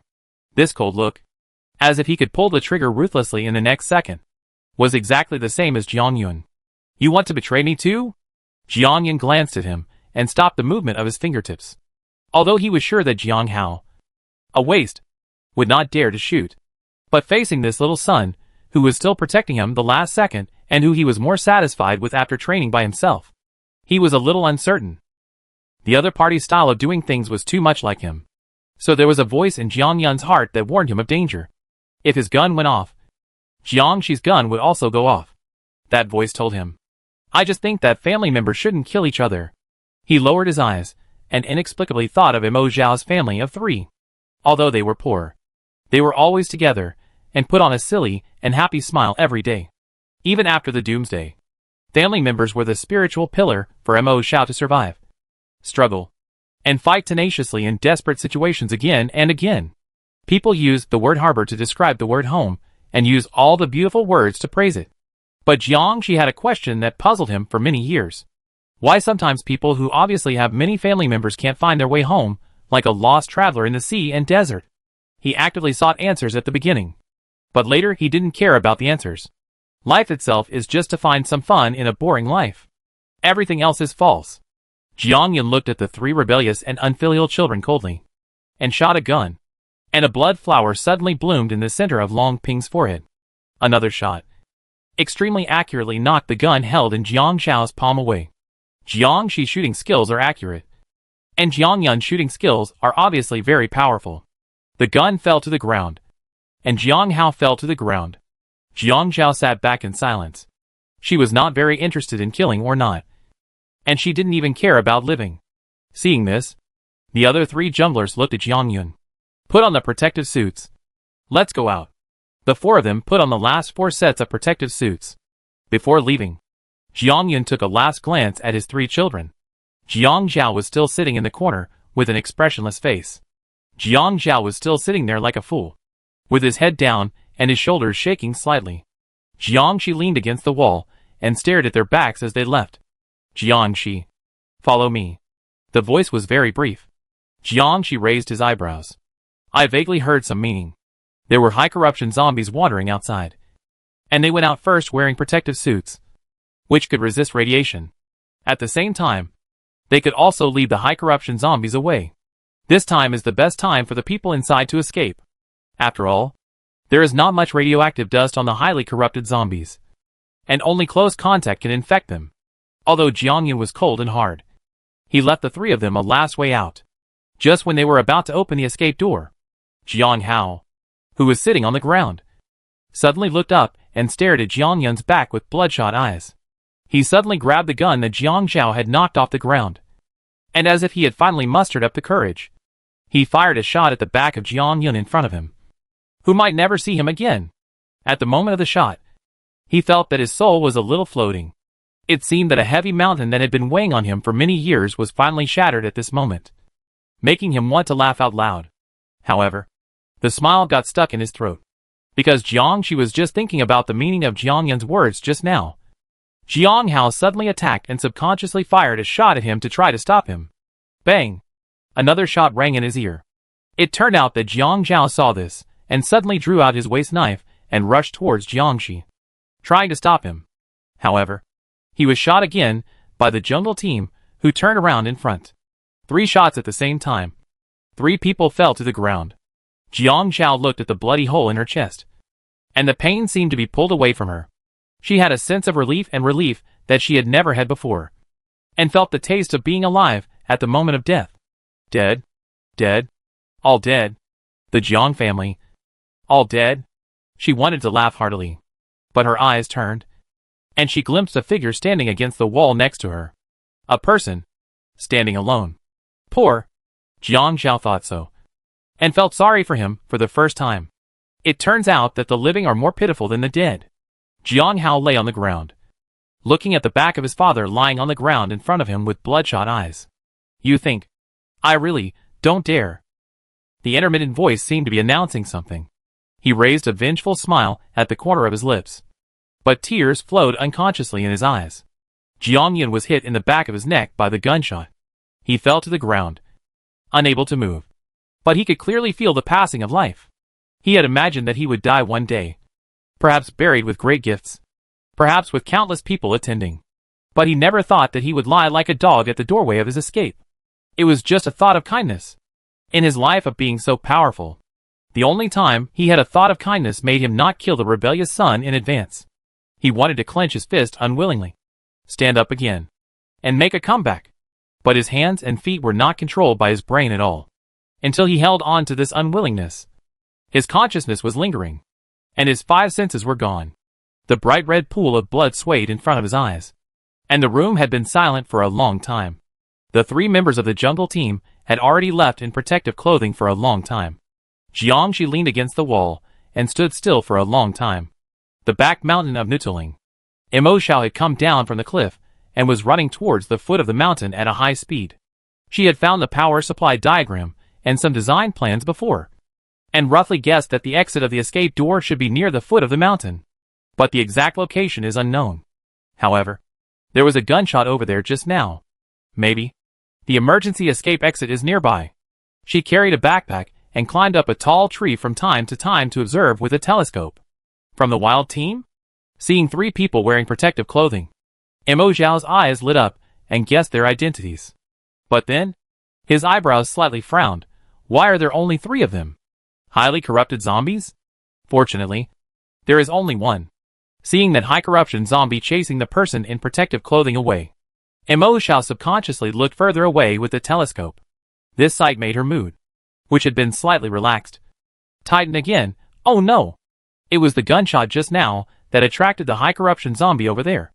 In general, The high corruption zombies that appeared in Nuttling were concentrated near the front gate of the outer area. But there were always one or two that slipped into the back mountain. Why didn't Jiangxi come out? Mo Xiao put away the telescope and decided to go and see it in person before the high corruption zombies arrived.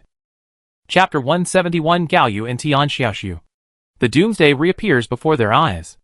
In an apartment building in the inner district, Gao Yu huddled in her room, with the doors and windows closed and all kinds of curtains drawn tightly. From time to time, she opened a small gap to look down. As time passed, she found that there were more and more zombies below. Gao Yu sat on the ground with a pale face against the wall. How could this happen? Because the higher-ups promised to transfer her to a higher position. She did not go to work these 2 days, but had a rare vacation, waiting happily at home. As a result, she was still asleep this morning when she noticed the noise outside. Gao Yu got up from the bed and just opened the door. She heard the messy footsteps in the corridor. Then she saw someone stumbling up from the building covered in blood. She saw Gao Yu. Her eyes lit up. She shouted for help and rushed straight to her door. This apartment building in the inner district is similar to some cheap rental apartments before the end of the world, with at least 20 rooms on both sides of the corridor on one floor. Before Gao Yu could react, she saw a zombie with bloodshot eyes chasing after her. Her pupils shrank, and her feet that had not yet stepped out suddenly retreated. Bang! The door closed immediately. Gao Yu locked it, leaned her back against the door, and her mood fluctuated, because the person outside the corridor was knocking on the door, begging for her help. But soon, the zombie seemed to arrive. The man abandoned the corridor and ran towards Gao Yu's door. But he found himself in a dead end. Then, there were cries and screams, and then, there was no life. Gao Yu sat on the ground with her knees hugged, motionless. This scene overlapped with the scene that was deeply buried in her memory in the school dormitory. It made her feel unreal, as if yesterday was reappearing. Nan, don't blame me. Gao Yu covered her forehead with one hand. The sound of her roommate crying desperately outside the door vaguely echoed in her ears, overlapping with everything just now. Gao Yu stood up. She didn't understand. She had lived a normal and stable life in the inner district for so long. Why did she wake up again? The whole world has changed again? There are 2 more zombies wandering in the corridor, outside. Through the window, you can see that there are more and more zombies wandering below. An apartment environment similar to a school dormitory. She seemed to have the illusion that everything has returned to the past and started all over again. Let's start all over again. Gao Yu's eyes were burning with unwillingness. She could escape from the dormitory building at the beginning, and now she could also escape from the apartment building. Gao Yu waited in the apartment for a long time, but she didn't find the right opportunity. She originally wanted to follow Mo Xiao's way and go downstairs, but the situation is different now. Even if you leave the apartment building, the density of people in the streets below the inner area is far from comparable to the spacious university campus at the beginning. Moreover, the corridors on each floor are much longer than those in the original dormitory building. Strength has never been her strong point. It is simply impossible for her to imitate Mo Xiao and throw heavy objects to the other side of the long corridor to attract the attention of zombies. Moreover, in order to save electricity, the current building does not have voice-controlled lights like the original dormitory. Wait until the evening. There was a sudden movement outside the corridor. Gao Yu was startled and hurried to the door, listening for a while with her ear against the door. Then she quietly opened a crack. She quickly glanced around first, and there were no zombies nearby. So she opened it wider. At the corner of the stairs in the distance, it seemed that someone had thrown a medicine bottle to the other side. The medicine bottle hit the ground, making a crisp sound and rolling at the same time. It immediately attracted the 2 zombies in the corridor on this floor to chase after it. The man took advantage of this opportunity to show up from the corner of the stairs and ran over. Gao Yu's eyes flashed. The newcomer obviously saw her, but neither of them spoke. The man took out the key that he had been holding tightly in his hand. Insert, rotate, unscrew, and enter the door. Bang! The door across the street closed again. The movement attracted the zombies attracted by the medicine bottle, and they turned back again and ran over. Gao Yu quickly closed the door. Tian Xiaoxiu actually came back from outside? She and Tian Xiaoxiu were residents who moved into the inner area in the same batch. So they lived in the same building. And because there were not many places in the inner area, and the number of people who moved in was limited, they were on the same floor. The room numbers were only about 10 numbers apart. So, Tian Shishu's residence was actually diagonally opposite Gaoyu. It was still very early when he was awakened in the morning. According to Gaoyu's observation and understanding of Tian Shishu's long-term neighbors, his working time every day was at least 1 hour later than that point in the morning. In other words, Tian Xiaoxi probably didn't go out in the morning. Did he go out last night? Gaoyu murmured. What happened that required him to work overtime overnight? Did something happen last night? Her eyes turned. She still doesn't know what's going on outside. Where's the jungle team? Where did such a powerful armed force go? Why hasn't anyone come to maintain stability yet? Because the inner area is semi-underground. It is a safe area without the sky. Staying in it for a long time without moving makes people feel very depressed. This is why when the director of the Nutaling emergency shelter said that he wanted to expand the outer area, so many people raised their hands in agreement. My water reserves are not enough. Gaoyu took a deep breath, picked up the crowbar in the room, and prepared to find Tian Xiaoxiu. He had just come back from outside and must know the whole situation. However, just as Gaoyu was about to open the door, suddenly, there was another noise in the corridor. He opened the door and saw that it was Tian Shishu's door across the street that had opened again. He was carrying a backpack, just like in the previous trip, and holding a crowbar, as if he was going to travel far away and get away. Gaoyu's heart sank when she saw this. Even Tian Xiaoxi was ready to run away. It seemed that the entire Nutaling had fallen. Without saying a word, she picked up her backpack and followed him out the door. 2 zombies in the corridor found their prey and ran towards them in an instant. However, the 2 had experienced more than half a year of survival in the apocalypse. Whether it was courage or physical fitness, they were far from the previous self. They raised their crowbars and smashed them one by one. The crowbar's impact was not strong enough. Although it broke the road, it didn't break the skull after several consecutive hits. The zombies that had not lost their ability to move kept coming again. If they were placed in the open area outside, they could take advantage of the opportunity to break the ground and run away quickly. But the corridor was narrow at the moment, and they couldn't move. If they wanted to open the road, they had to kill them. The 2 of them smashed the zombies' heads and faces like crazy, and blood splattered all over them. Tian Xiaoxi was stronger after all, and the zombie under his hand died first. He took advantage of the gap when Gaoyu knocked another zombie back and thrust the crowbar into the eye socket. The stick was stuck with the zombie's head and couldn't be pulled out. The zombie lay on its back on the ground, motionless. They both breathed a sigh of relief at the same time. Tian Xiaoxiu, how did you come back from outside? What happened outside? Gaoyu asked hurriedly. Chapter 172. Every time there is hope, there is nothing. However, Tian Xiaoxiu seemed to have no intention of speaking. He took a breath and went to pull out his crowbar. As he kept shaking, he noticed that the crowbar was slightly loose. And he was happy. Just as he was about to pull it out, Gaoyu suddenly shouted, My fingers just moved. Don't pull it out. It's not dead yet. However, this reminder came too late. When Tian Xiaoxiu pulled out the crowbar, the zombie suddenly stretched out his hands and grabbed his calf. Tian Xiaoxiu held the crowbar tightly against the zombie's head. He looked at Gaoyu and shouted angrily, Idiot! What are you doing? Hurry up and kill it with your weapon! Gaoyu's eyelids jumped, and he hit it twice with gritted teeth. There was a sudden sound of running in the stairwell. It seemed that something was attracted by the movement here. It's a zombie, Gaoyu said anxiously. The zombie group is coming. Hurry up and smash it, Tian Xiaoxiu said with bloodshot eyes. Gaoyu looked at the zombie group that had appeared at the corner of the corridor, and his expression froze. The next second, he picked up his crowbar and began to retreat back to his room. Bang! The door closed tightly. Damn this stinky bitch! Tian Xiaoxiu rushed to his head and cursed without thinking. Maybe anger gave him strength. Swish! This blow was extremely smooth, and with a fierce stir, the zombie was finally dead. He pulled his legs out. The zombies at the corner of the corridor were already close. Tian Xiaoxiu placed the crowbar horizontally, but it only blocked them slightly. Just as he felt a little desperate, he suddenly turned his eyes and found that the zombie in the lead had a gun on his waist. It was from the wild team. He held the crowbar horizontally with one hand, and at the same time half-crouched and hooked the gun. Bang! Bang bang bang.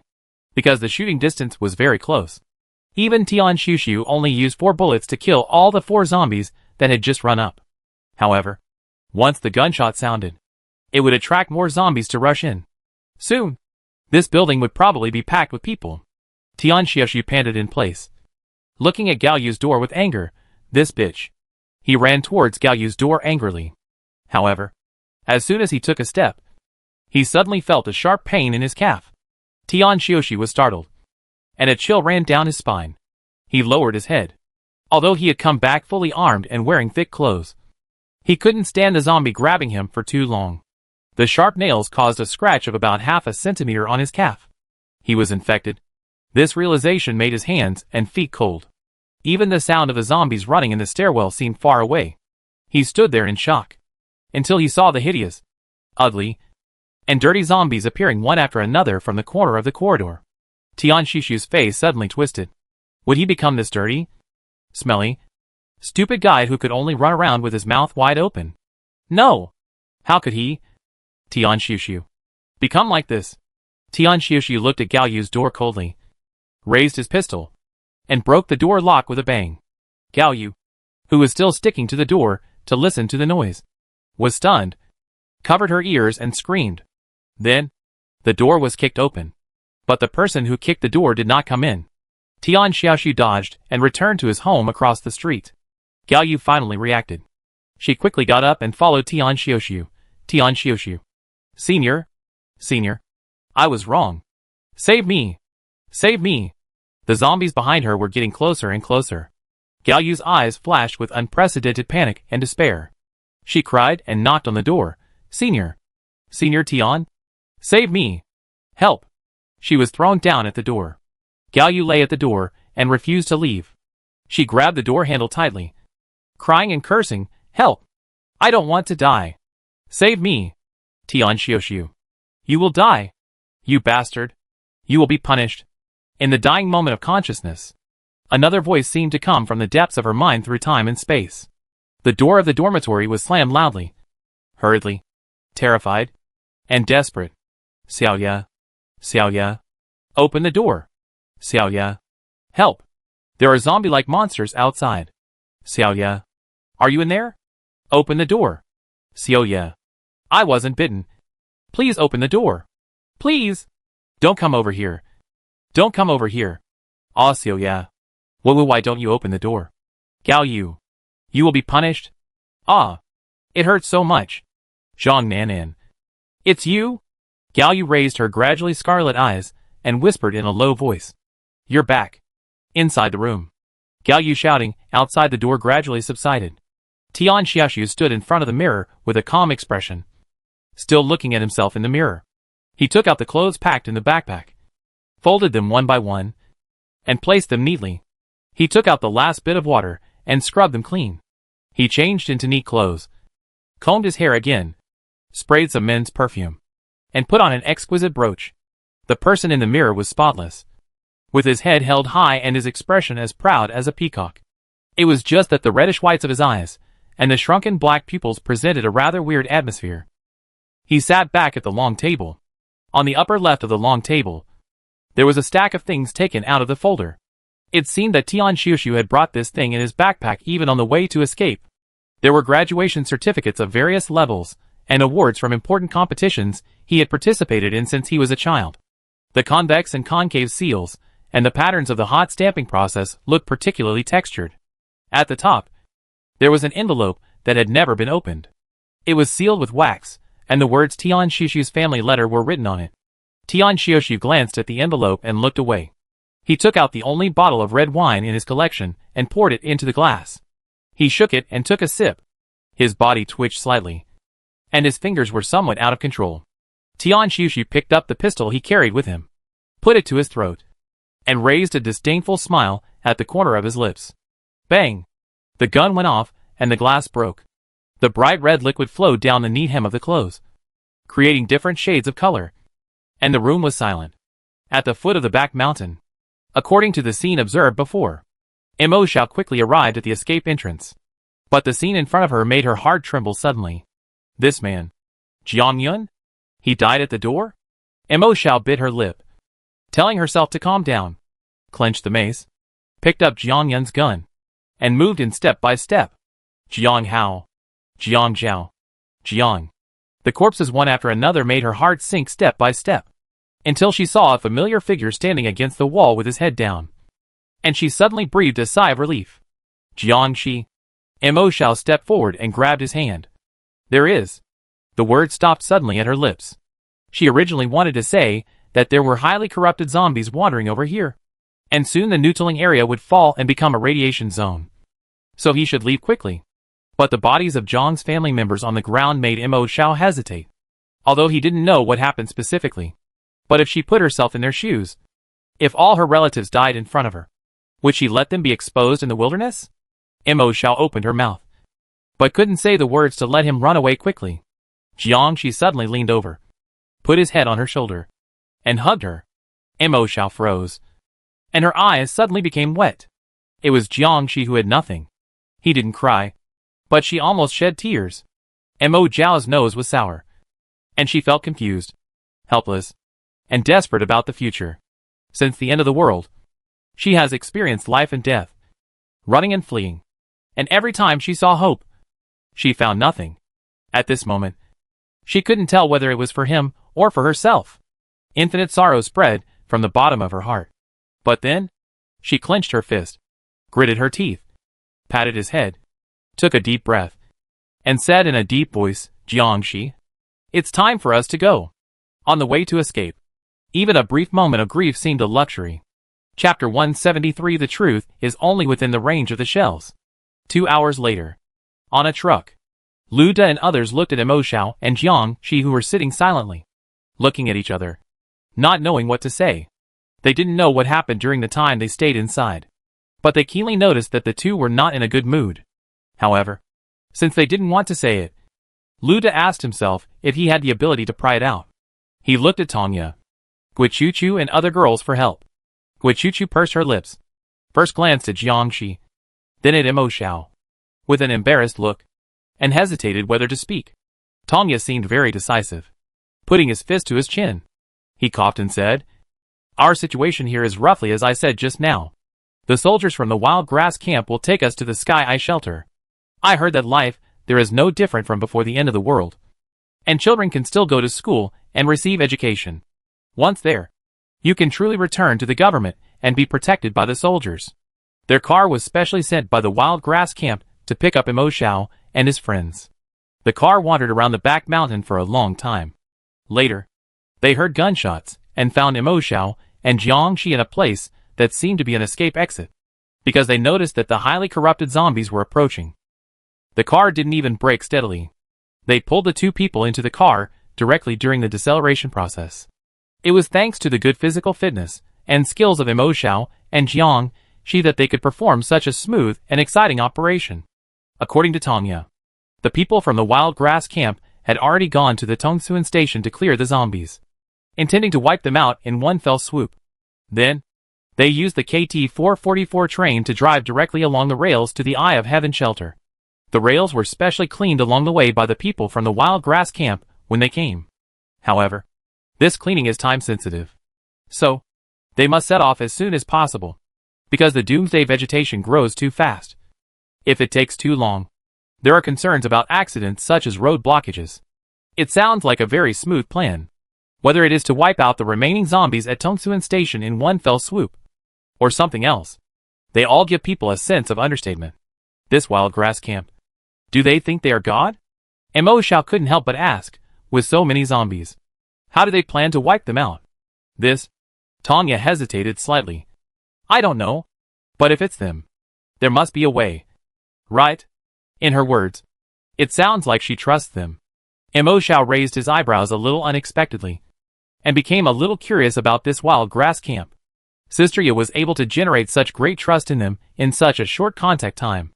It can be seen that their abilities are very extraordinary.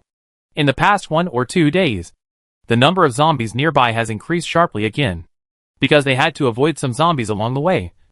They drove for another half an hour before they met up with Guo Weiman and his team. At this moment, everyone was on a large platform at the bend of a mountain road halfway up the mountain next to the railway track. Guo Weiman was smoking a cigarette and squatting on the edge of the platform. Looking down, there was a vast sea of clouds, following the winding mountain road down. In the deepest gully below was the platform of Tongsuan Station. From this position, The position inside could be observed very well. There were already 4 or 5 cigarette butts at Guo Weiman's feet. He frowned, squatting there silently like a stone statue, as if he was observing, thinking, or in a daze. Uncle Guo. Mo Xiao pulled Jiang Shi behind him. In the past 2 months, he has taken great care of him. To some extent, Guo Weiman is an elder, a coach, and a teacher to them. You're back. Guo Weiman raised his eyelids, glanced at the two of them, and smiled. He reached out and patted their shoulders heavily. It's good to be back. Mo Xiao also heard about Guo Weiman and Ban Tongwei on the way here. She moved her lips, wanting to say something but stopping. Then her eyes turned and asked, Uncle Guo, where is the wild grass camp? Why is there no one? Guo Weiman nodded his chin slightly, looked down. Mo Xiao walked to the edge and looked down. Suddenly, her eyes fixed. In the ditch below, 2 or 3 figures attracted a large number of zombies from all directions of Tongsuan Station. These 3 figures were not fast, but the zombies below could not catch them while running. Mo Xiao couldn't help but narrow her eyes. Jet flight suit? She found that the people who attracted the zombies all had bags on their backs, and they were about 3 or 4 meters above the ground. Mo Xiao was slightly shocked. This thing was available on the market before the doomsday, but it was not widely circulated. She never thought that this thing could still be used like this after the doomsday. The soldiers of the wild grass camp obviously have a high degree of control over this equipment. Steadily attracted a large number of zombies to the same place. At this moment, something seemed to be thrown at the zombie gathering place on the 3 sides of the mountain. Boom! Fire and explosion sounded at the same time. Mo Xiao widened his eyes. Mortar? Although the mortar has a short range and low initial velocity, but the firing angle is large. The trajectory arc is high, and most importantly, it is light and easy to carry. They even brought mortars? Xiao Mo. Xiao Jiang. Guo Weiman looked far away and said, See clearly? This is the way soldiers should fight. The sound of artillery fire rumbled for a long time. If when he came, Mo Xiao still didn't believe that this so-called wild grass camp was going to wipe out all these zombies in one pot. At this moment, I was completely convinced. They acted quickly, methodically, and in perfect harmony. Although there were only 10 people, the effect they achieved was far greater than their number expected. Mo Xiao and his men were not even able to help at all. After a while, the gunfire below stopped. The place where the zombies gathered together was already a scorched earth. Mo Xiao saw the group of people in black uniforms board the KT-444 train. It only took a while. Someone came out and gestured to the top from a distance. Guo Weiman put away the telescope, stood up, and said to everyone, We can set off. The vehicle started again, arriving at the empty Tongsuan station. Mo Xiao and the others still felt a little bit unreal. They couldn't believe that the problem that had troubled them for so long was easily solved by the other party. Everything has been checked. Let's go. Get on the bus. Xiao Jiangwo came over and looked at Guo Weiman and said, Take the Guanhua line, and you can go straight through Dayuan province to Tianyin station. But because of the severe post-apocalyptic disaster in the eastern part of Dayuan province, the river has changed its course. So we have to turn to the upper left branch line here. Go to Shitu province, and get off at Yuanan South station. Then drive from Yuanan South station to Tianyin. Yuanan?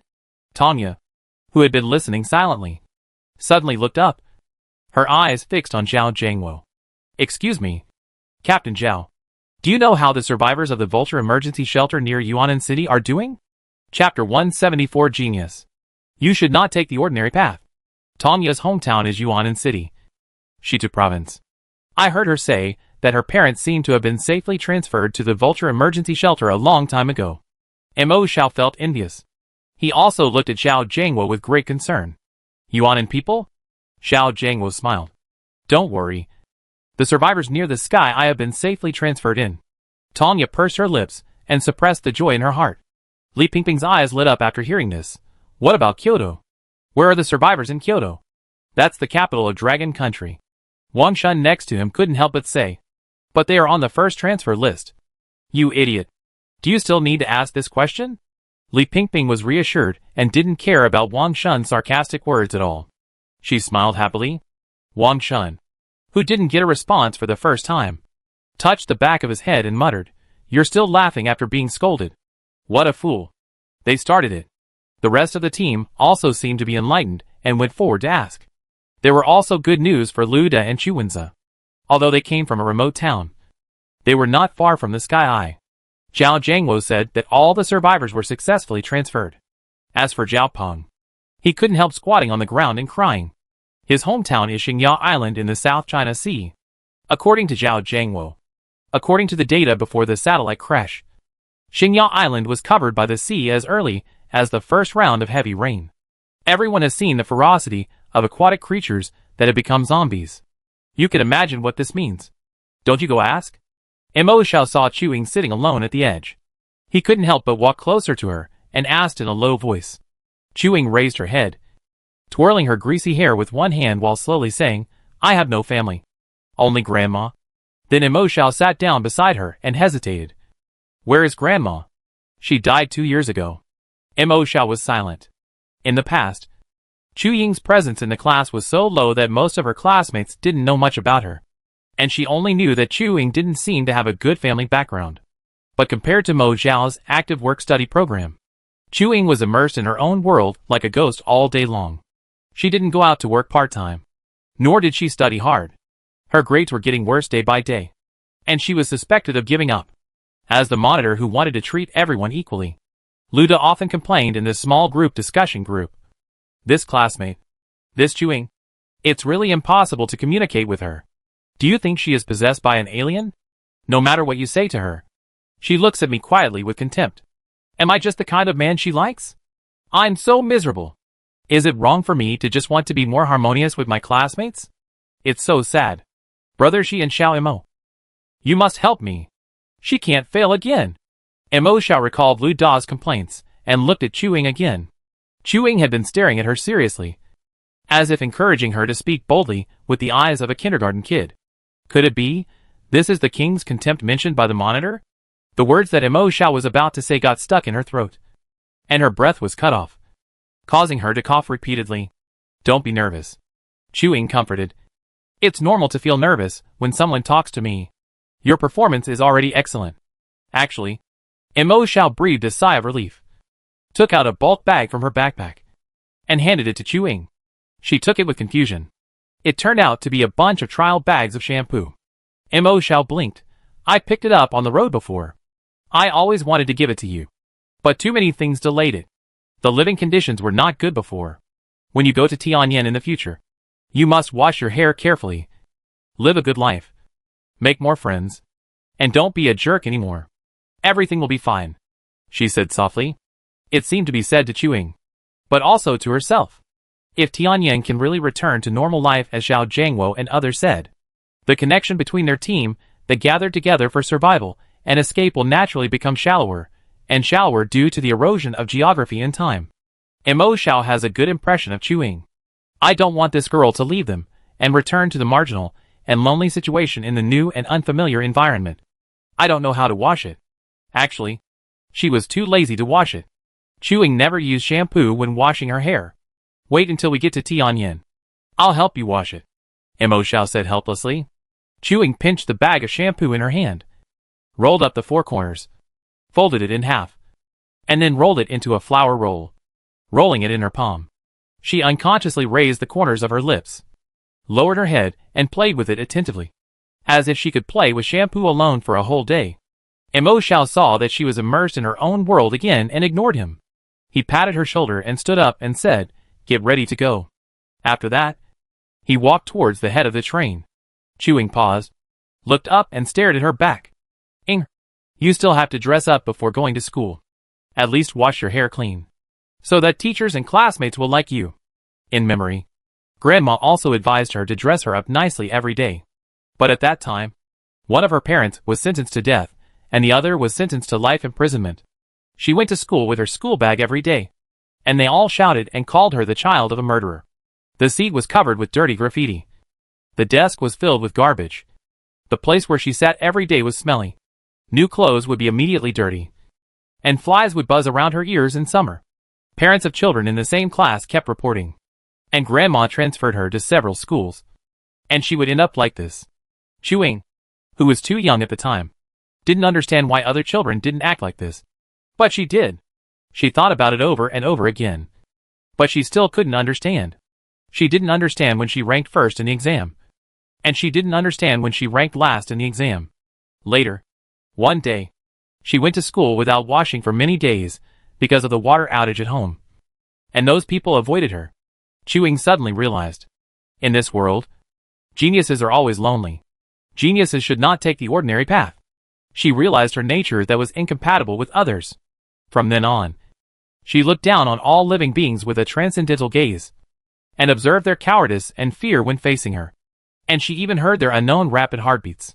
Chu-Ying's eyes were full of pity. At the platform, people had already boarded the train, and Mo Zhao's back disappeared from view. Chu-Ying rolled her eyes, raised the shampoo in her hand, looked at the sun, and put it neatly into her inner pocket.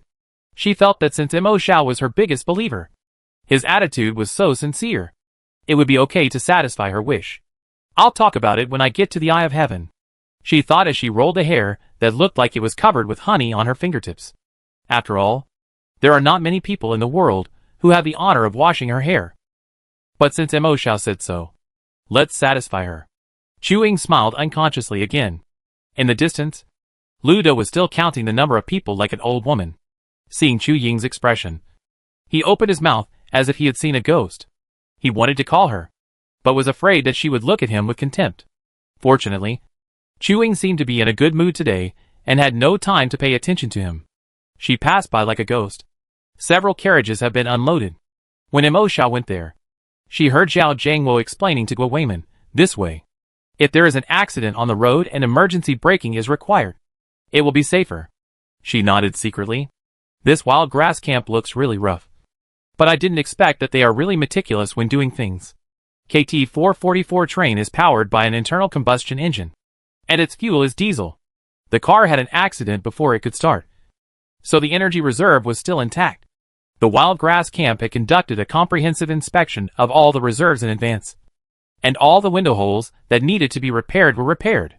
In addition to carrying the supplies up, they also dismantled the military off-road vehicle they drove and carried it into the carriage. There are less than 100 of us in total, someone shouted. Why not dismantle all the back carriages? I think it's enough to leave 2 carriages? No. Mo Zhao frowned after hearing this. Chapter 175. How many packs of cigarettes did he take from you? Unloading carriages. In addition to reducing the time for starting acceleration and braking deceleration, it can also increase the traction of the front of the train and reduce resource consumption. It sounds good no matter how you listen. But if there is an accident on the road and only 2 carriages are left, it is suspected of being self-defeating. Fortunately, this type of train generally has an axle weight limit, and the axle weight limit of this KT-444 train is not too high, but it is not too low, so that the rear car will not idle and the friction will not be able to hold the rails. Therefore, the pressure of pulling more carriages is not great. Mo Zhao explained it briefly. If there is an accident on the road, such as encountering a large-scale wandering zombie group or something, breaking the carriage in the middle can help us share some of the pressure. Sister Mo is still thoughtful. He. The person who just shouted was from Guo Weiman's team, and he was familiar with Mo Zhao. He immediately touched the back of his head and changed his words, with a convinced look on his face. It can be seen that Mo Zhao has a high credibility in the hearts of these half-grown children. Even she looks very young. Zhao Jiangwo glanced at her in surprise, and then he looked at her seriously for the first time. Although he gave Guo Weiman face and sent a car to pick her up before, but in Zhao Jiangwo's mind, it was just an ordinary rescue at most. And the people rescued were mostly weak. Now that he looked at her, he found that this girl was observant, knowledgeable, thoughtful and comprehensive, and had a vague leadership style. She took over the right to speak without realizing it. In a team, the most feared thing is a slacker who dares not to show up and make decisions. An excellent team leader should have the excellent qualities of daring to make decisions and take on responsibilities that are convincing. It's a good seedling. Zhao Jiangwo thought to himself that he heard Guo Weiman say that she was also a half-infected person. If she went to Tianyin, he could consider recommending her to join the army. The little girl is right. Zhao Jiangwo smiled and said. 5 carriages were left. Don't worry. We calculated it when we came here. If this load is emergency braked at an average speed of more than 100 kilometers per hour, it can be parked within 5 to 10 seconds. Even the exact time was given. which was equivalent to giving everyone a reassurance. Mo Xiao blinked, knowing that different routes and slopes would have different situations. They dared to say that. They must have made overall planning for the entire route. She smiled, and was once again impressed by the ability of the soldiers in the wild grass camp. From repairing the windows and body to dismantling and transporting supplies, everyone worked together and spent several hours. But Zhao Jiangwo and his team waited until the sky was gray before setting off. After several hours of observation, about 100 people on the scene were safe and sound. Mo Xiao and his team sat in the number 1 carriage near the front of the train. Guo Weimin and his team rescued a total of 40 to 50 civilians from the Bantongui. Together with Guo Weimin's self-defense team, they were scattered in 5 carriages. As for the wild grass camp, except for Zhang Jiang, who was temporarily acting as the train conductor, and Zhao Jiangwo, who was observing the situation at the front of the train, 1 or 2 people were left in each carriage. Mo Xiao sat by the window, listening to the sound of the wheels rolling under her feet. The green and scorched earth outside the window came into her eyes at the same time. She felt that her mood was particularly contradictory, full of cautious hope and fear. "Hey! What are you all in a daze about?" Sun Yangyang just strolled over from somewhere. She sat down next to Zhao Peng, put one hand on his shoulder, and winked. "Don't you want to talk? Don't you want to know what time we will arrive at Yuanshan Station? What time will it arrive?" Lu De turned around and asked immediately. "Want to know?" Sun Yangyang hooked his finger. "Again?" Lu De held his small backpack tightly and said with a bitter face, "Brother Sun, can we deduct some more?" "Nonsense. Aren't these all what Brother Sun gave you before?" Sun Yangyang wiped his hair back to the back of his head, revealing his shiny big forehead. Staring. "Do you still want to know?" Lu De smiled bitterly and unzipped the backpack, took out a beautiful colorful doll from it, and handed it to Sun Yangyang. Okay, I'll give it to you." This was collected by Sun Yangyang when he was in Nuttling before. He was in Nuttling at that time, and that was also a high salary. However, compared with Gao Yitian Xieshu, who gradually lost contact with the team, Sun Yangyang was very close to the team. He even went to the flea market from time to find some worthless makeup powder and dolls in the Doomsday and gave them to everyone. They were the kind of things that looked large and had a lot of things, but were actually not worth much contribution points in the Doomsday. Sun Yangyang called it paying the group fee and strongly hinted that he was not stingy. Every time, he was just short of carrying a sack and swaggering through the streets. Neighbors all gave a thumbs up to Sun Ge for being upright and generous. His reputation spread, and more people asked him to repair parts. "Hey, that's right." Sun Yangyang smiled and stuffed the doll into his bag. Mo Xiao glanced at him. Before getting on the train this time, Sun Yangyang drove to search nearby. Anyway, the zombies nearby had been cleared by the people in the wild grass camp, so there shouldn't be any danger in the short term. Everyone just let him do what he wanted. As a result, when he came back, he carried 3 sacks of supplies. Lu De and the others took a curious look and found that they were all unwanted things for women and children. Fortunately, the train had a large space, so it didn't matter much to carry 3 sacks of supplies. However, Sun Yangyang's behavior pattern was quite strange. After the apocalypse, everyone was used to putting food, water, oil and other supplies first. These broken toys may still be valuable before the end of the world, but after the end of the world, no one will even look at them on the street. They are even worse than half a pack of biscuits. If someone with half a pack of biscuits is willing to exchange them, "Brother Sun, I've given you the things. What time will they arrive? I'm so anxious." Lu Da's eyes widened. If everything goes well, it may arrive at Yuanshan Station around 8 to 10 p.m. Mo Xiao suddenly spoke. Sun Yangyang, who was about to speak, opened his mouth and said in shock, "Sister Mo, how did you know? Did you ask Captain Zhao? How many packs of cigarettes did he take from you?" He jumped up from his seat with a sad expression of serious loss. "If I had known that you would ask, I wouldn't have spent that money." Mo Xiao propped his chin with one hand, leaning on the small table between the 2 rows of seats, watching him jump up and down with a smile in his eyes. "Ah, I have a map in my hand. I can calculate the speed and know it." Sun Yangyang's face was dull, and he punched himself suddenly. "Fuck! How could I forget this? My cigarettes?" Mo Xiao pointed at his backpack and asked, "Why did you collect these?" Chapter 176. What do you want to do when you get to Tianyin. Sun Yanyan covered her bag with a tangled look, seeing everyone looking at her curiously, seemingly hesitating whether to open her mouth. You want to sell it at Tianyin, right? Jiangxi, who seemed indifferent to everything and looked out the window, suddenly interrupted.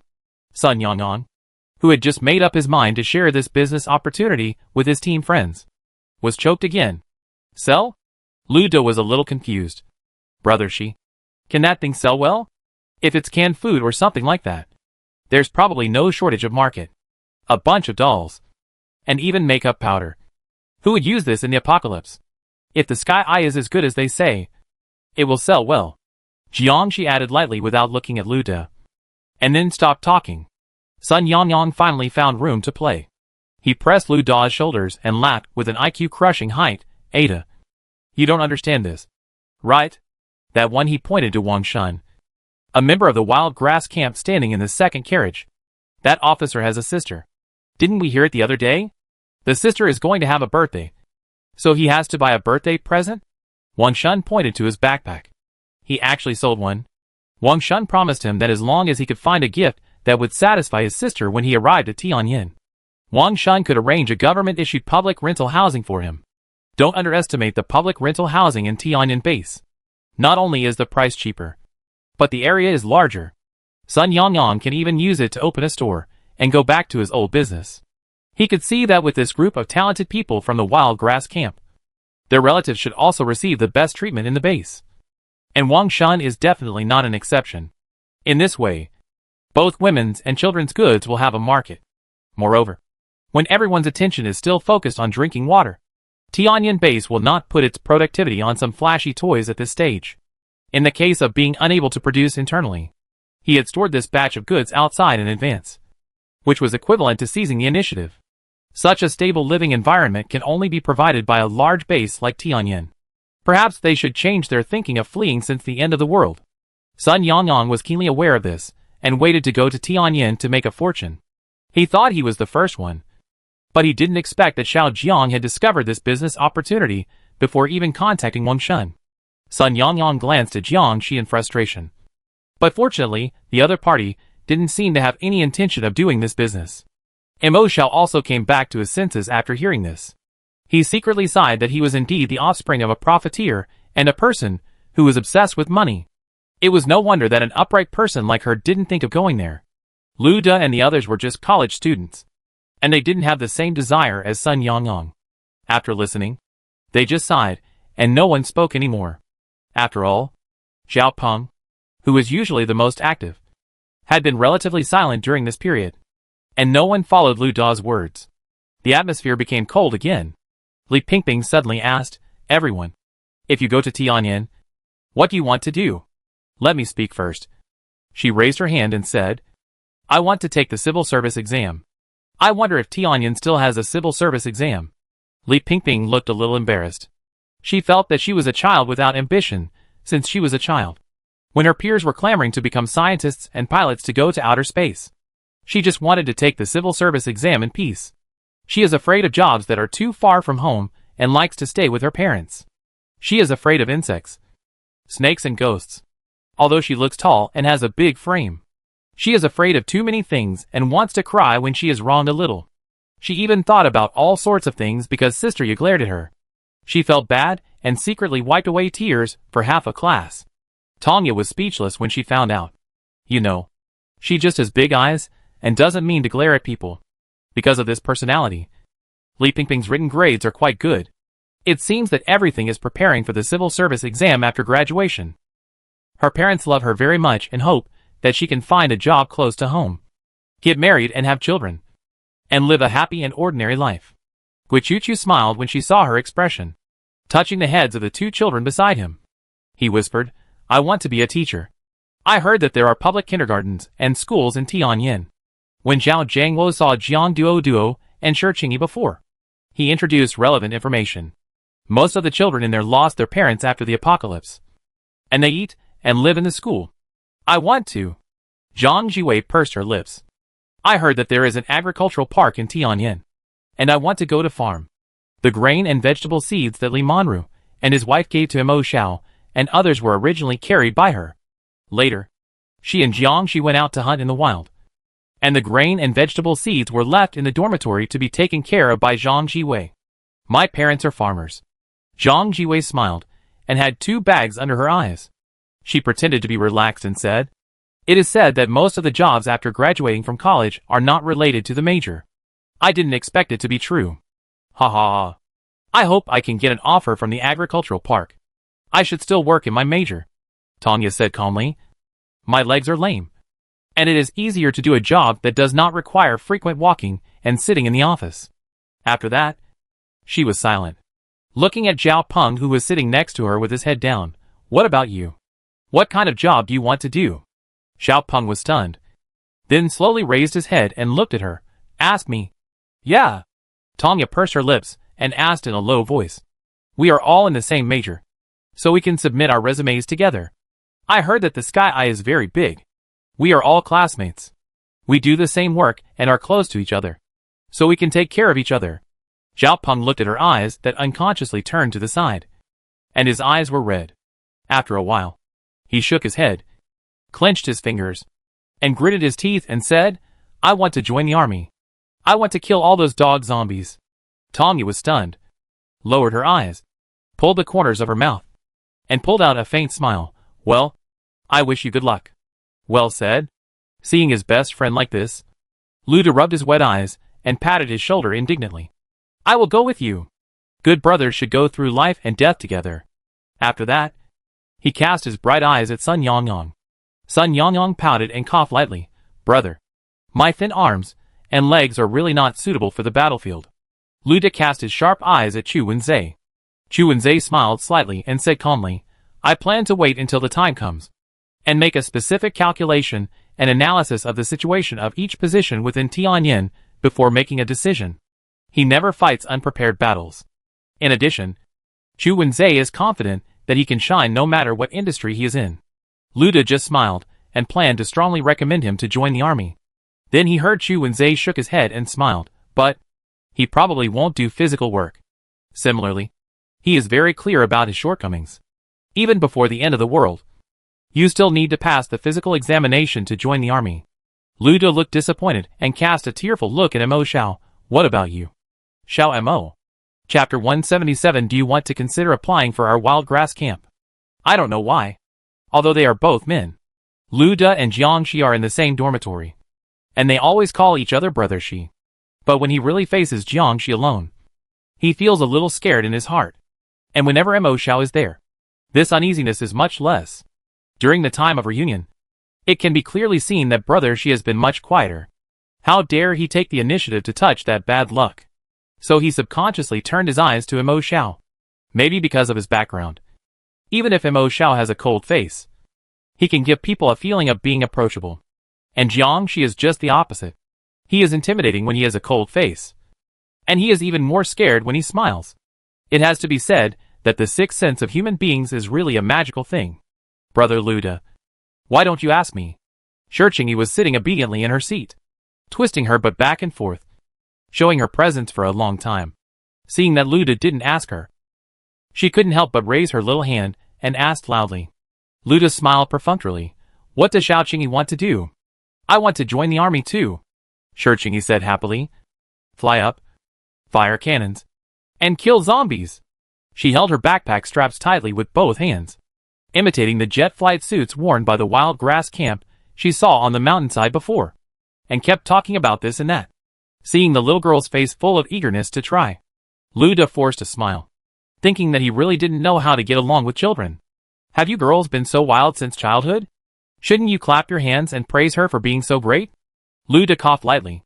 Since he had asked Shirchingi, he simply looked at Jiang Duoduo again. Compared to the unpredictable Shirchingi, he actually felt more sorry for this little girl who didn't talk much. "What about Duoduo? Is there anything you want to do?" Jiang Duoduo slowly raised her eyelids, glanced at him, and then lowered her eyelids. After a moment of silence, she said, "I also want to kill zombies." Lu Da's smile froze. He thought that with Jiang Duoduo's temper, she would say that she wanted to be a teacher or something like that. Shirchingi, who was standing next to her, was very happy to hear this. She shook Jiang Duoduo's arm and cheered loudly. looking forward to the future together. Jiang Duoduo's hand was shaken and pulled by her. Jiang Duoduo couldn't help but frown, and pulled her hand away from her palm with a snap, saying disgustedly, "Don't pull me." Everyone was stunned. Usually everyone was busy with their own things and ignored the two children. Everyone thought that they were close in age and both girls, so they must have a good relationship. Unexpectedly, the relationship was so bad? Guichuchu's face changed slightly, touched Jiang Duoduo's head, and whispered, "Duoduo, you can't talk to your sister like this." Jiang Duoduo turned her head to the side, pursed her lips and said nothing. Shirqingyi blinked her eyes, as if she didn't care at all. Sun Yanong gave her a toy, and she cheered immediately and focused on playing with the toy. Seeing this, Guichuchu sighed. It seems that after the end of the world, even the children are different from before the end of the world, because since teacher Jiang passed away, the two of them have been taken care of by Guichuchu. Therefore, she should be the one who knows the change in the relationship between the two children best. At first, although Jiang Duoduo didn't pay much attention to Shirqingyi, her attitude was not bad. But then one day, somehow, it suddenly developed into the current situation. No matter how Guichuchu asked, she couldn't find out what happened. Shirqingyi was clueless. She smiled and didn't feel that the relationship between her and Jiang Duoduo had changed. Nor did she care about Jiang Duoduo's attitude. Jiang Duoduo was even more so. Although she was young, she couldn't even open the iron pliers if she didn't want to speak. Ludo was most afraid of this kind of scene. He scratched his cheek and rolled his eyes. "Oh, by the way, Xiao Imo hasn't said anything yet." Imo Xiao shook his head and smiled. Do you want to consider applying for our wild grass camp?" A strong male voice suddenly took over her words. Everyone was startled and turned to look. Zhao Jiangwo came over from the front of the car. "Captain Zhao." Everyone greeted him. After all, this person can be regarded as a great benefactor. Zhao Jiangwo waved to everyone with a smile on his face. Then, he sat down opposite Imo Xiao. "How about it? Do you want to consider it? I think you have the qualities to join the army." He smiled and said, "Our wild grass camp is a regular army composed of all semi-infected people. You also saw the battle yesterday. Those equipments are all specially provided by the military." Seeing Imo Xiao silent, he continued, "We have heard about the Nutaling incident. But don't worry. Our Qianyan's philosophy is completely different from Nutaling.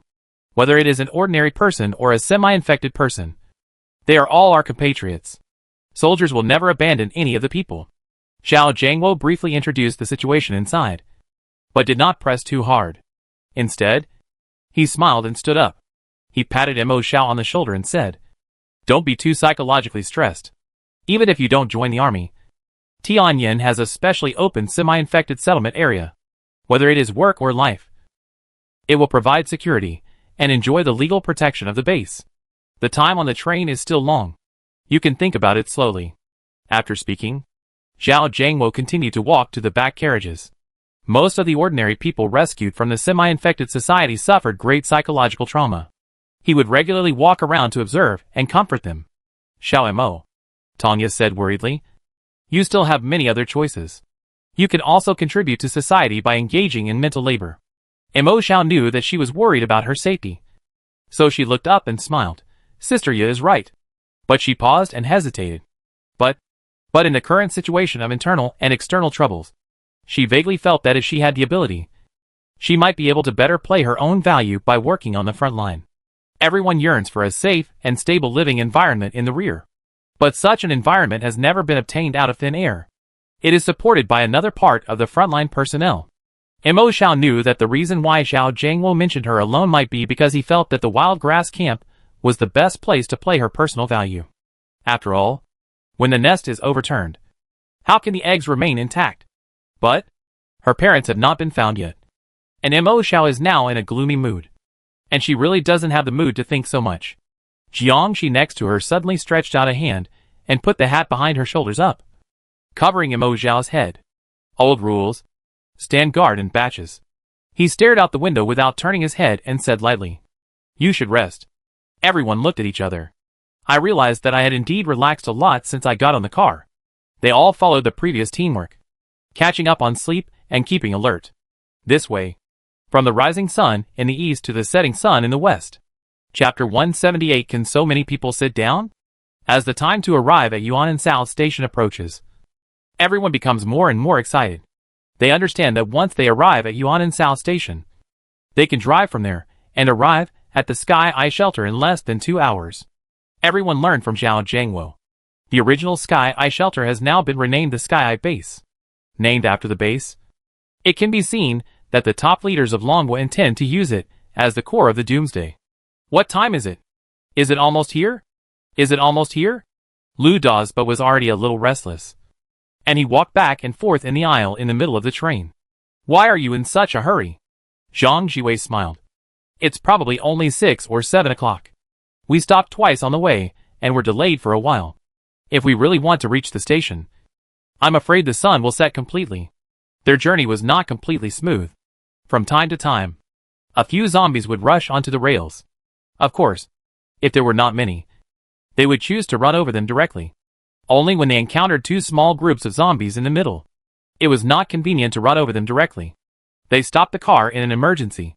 The people in the wild grass camp used the modified combat version of the jet flight suit to lead the zombies away and killed them with cannons, which solved the crisis. We have reached the territory of Shitu province. Tongya looked at the familiar house styles and scenery that occasionally passed by the window, and the corners of her lips curled up. The Eye of Heaven is in the southeast corner of our province. She smiled. In fact, if we stop now, we are closer to the Eye of Heaven than at Yuanan South Station. Luda glared and asked in confusion, why don't you go there now? Zhang Jiwei couldn't help but retorted, Junior brother, don't you learn geography at all? Luda shook his head honestly. No. Li Pingping, Guichuchu and others beside him couldn't help but burst out laughing. What are you laughing at? Luda glared. Have you learned it? This is common sense. Okay. Zhang Jiwei held her forehead and said, can you see the high mountains in the distance to our right? This Taita mountain range runs from north to south. Although it is not long, it is very high. Do you think it is faster to go over or drive from Yuanan South Station? From space? The Sky Eye is in a depression, but the depression itself is very flat. According to Zhao Jiangwo, Yuanan South Station has been taken by them. In addition, the 2 platforms in the other 2 directions have been taken. Transferring from the platform is much easier with a flat road. After being scolded by the senior sister, Luda really looked at the green hills in the distance seriously. Maybe it's because of the lush vegetation in some parts after the Doomsday. This jungle gives people a sense of horror of a primitive forbidden area. Even if you just walk in lightly, your legs will be weak, let alone crossing. Luda shook his head like a rattle. Senior sister is right. There are no people walking here at all. Before he finished speaking, he blinked, as if he couldn't believe it. He leaned against the window and took a closer look. People? He hesitated. Are you dazzled? Sun Yongyong smiled and pushed his head down, and leaned against the window to take a look. How could there be people in that damn place? Are there really people walking inside? There are quite a few. Sun Yongyong's voice was slightly distorted. Are they people or zombies? Mo Xiao and others were attracted to it. They found that in the far distance, groups of people like ants were surging among the distant mountains. If Luda didn't have good eyesight, it would not be easy to find at first glance. It's a person. Mo Xiao's eyes widened. Her eyesight is better than Lu Da's. The bottom line of the eye chart says 5.3. The density of cone cells in the retina of a person who can see clearly is higher than that of an ordinary person, and he can distinguish smaller sight marks. Some people call it supervision. In this world, apart from those with farsightedness, there are not many ordinary people who can see clearly, and Mo Xiao can see clearly from beginning to end every time she tests her eyesight. They are all living people. She frowned. As she said that, she opened the window, climbed onto the roof of the car, and looked through the telescope. Mo Xiao came down after a while. How is it? Guo Weiman had gathered here. Zhao Jiangwo also sent people from his team to scout. Seeing Mo Xiao coming back first, everyone looked at her. It looks like a group of ordinary survivors. There are quite a few of them. Mo Xiao frowned and said, the leader is wearing military uniforms. I saw them waving at us with flags through a telescope. Mo Xiao was not proficient in military flag language. Maybe they noticed a train passing by, so they ran out to attract our attention.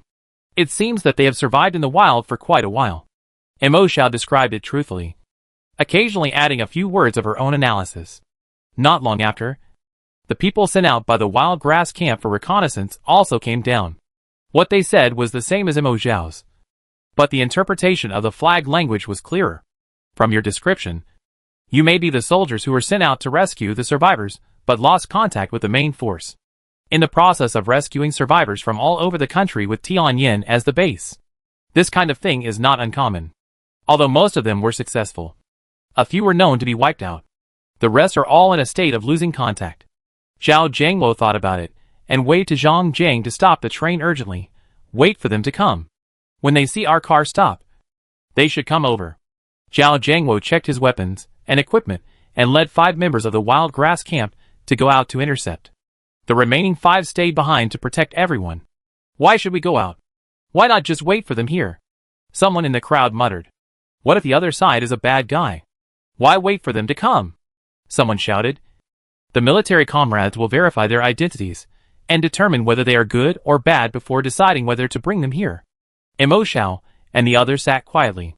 The carriages behind became obviously noisy as time passed. But fortunately, Zhao Jiangwo and the others did not make everyone wait too long. About an hour later, a large number of people in the jungle were exposed to everyone's vision. The leader was a few soldiers, who had a good chat with Zhao Jiangwo. The group of people in the back should be ordinary people. Their clothes were tattered, and many of them were patched up with leaves, vines, and barks. Their faces were also dirty, but their eyes were clearly black and white, which could distinguish them from zombies. Seeing the train stopped in front of them, many people had tears in their eyes. Some cheered and ran, and some sobbed tremblingly, seeing this group of people who had survived and cried with joy. The noise in the other carriages became even more lively. So many people? At least 100 or 200. Can they sit? Someone hesitated. We can still sit if we squeeze in. Someone comforted. But before we got on the train, we all passed the safety time and confirmed that there were no infected people before we got on. Another person hesitated. With so many people, what if there are infected people in the carriage, and they are squeezed into the carriage and turned into zombies? What should we do? After these words came out, the carriages were quiet. Everyone looked at the group of refugees who were dirty and covered with wounds, and fell into a weird silence. Chapter 179 Observation in different sections inside the train. It took only a short while for the enemy's main force to arrive at the railway track. Zhao Jiangwo handed over to everyone. The people inside the train stood up silently and looked out the window. Many people began to squeeze into the front few carriages. Soon, the 3 carriages at the back became empty. The refugees outside the carriage were stunned and looked at the man in military uniform at the head. This man's name was Lin Ji. He was a squad leader. And now, he was the highest-ranking refugee officer who survived. This group of refugees actually came along the Guanghua line. Originally, they planned to go to the Sky Eye base under the escort of their military comrades. However, an accident occurred on the way, and the train was forced to turn to a branch road. Later, they encountered zombies, carrier animals and climate and environmental crisis, and the survivors fled in all directions. Originally, there were thousands of people migrating, but only 1,000 or so were left. After a long journey and various hardships, when they arrived here, only 100 or 200 people were left. Zhao Jiangwo naturally noticed the strangeness of this group of people. But this is not a platform, and the train cannot stay in the wilderness where beasts and birds of prey often appear. Especially the recent climate has been very hot and humid, and there is no feeling of autumn or winter at all. He patted Lin Ji on the shoulder and said, Team Leader Lin, let them get on the train first. After saying that, he gestured to the carriage. The remaining members of the wild grass camp noticed it and blew a whistle, asking those who were originally staying in the second carriage to go to the first carriage. There were nearly 100 people in one carriage. Almost all of them were full. The nearly 200 new people outside went into the 4 carriages at the back. There were about 50 people in each carriage. In a carriage, everyone could have a seat, and there was still extra space. So it was not crowded. After everyone got on the train started immediately and began to slowly leave. All the new people on the train breathed a sigh of relief. The people who were already on the train looked at the carriages at the back nervously, and some even wanted to lock the door of the first carriage. Zhao Jiangwo stood in the 3rd carriage and said loudly, Comrades, friends, you have worked hard. Next, we will get off at Yuanan South Station and go to the Tiananmen base. Our country, your compatriots, friends, and relatives are all there looking forward to your return. Some people felt their noses sore and wiped their dirty eyes with their black hands. My parents and relatives are all dead. I have no home. The country is still there. And my compatriots are still there. Zhao Jiangwo's eyes were cold. With our soldiers? You will always have a home. There were sobbing sounds of varying heights in several carriages. But Zhao Jiangwo pursed his lips and changed his tone. In order for everyone to arrive at the destination safely, we need to do an inspection. I hope everyone will not have resistance and can actively cooperate. After he finished speaking, he saw that everyone fell silent and looked at him with eyes wide open. Zhao Jiangwo asked directly, everyone has been in the apocalypse for such a long time, and should have some basic understanding of the situation. If there are any semi-infected among you, please take the initiative to step forward. Everyone looked at each other, and the silence became even worse. Zhao Jiangwo smiled and glanced at Wang Shun beside him. Wang Shun sighed lightly, took out a knife, cut his hand, and blood flowed. But soon, the wound coagulated and healed. What are you afraid of? I am also a semi-infected. Wang Shun clicked his tongue and said, I used to be like you, a wild person. In our Tianyan, even if you are semi-infected, you can live a normal life and join the army. Don't worry. Just confess and the base will forgive you. My family members are all enjoying preferential treatment in the base. But if you don't tell me now, and want to hide your identity and sneak in, the nature of the matter is completely different. Think about it yourself. As soon as Wang Shun said this, a few people in the crowd had flickering eyes. He stood up slowly from the crowd. Zhao Jiangwo narrowed his eyes.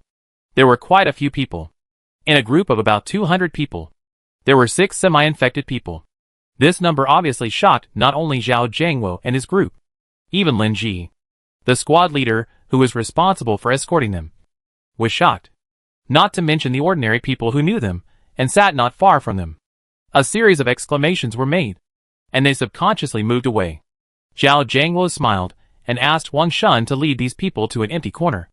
Then Wang Shun gave each person a white pill, saying that it would inhibit their hemophilia, and asked them to take it.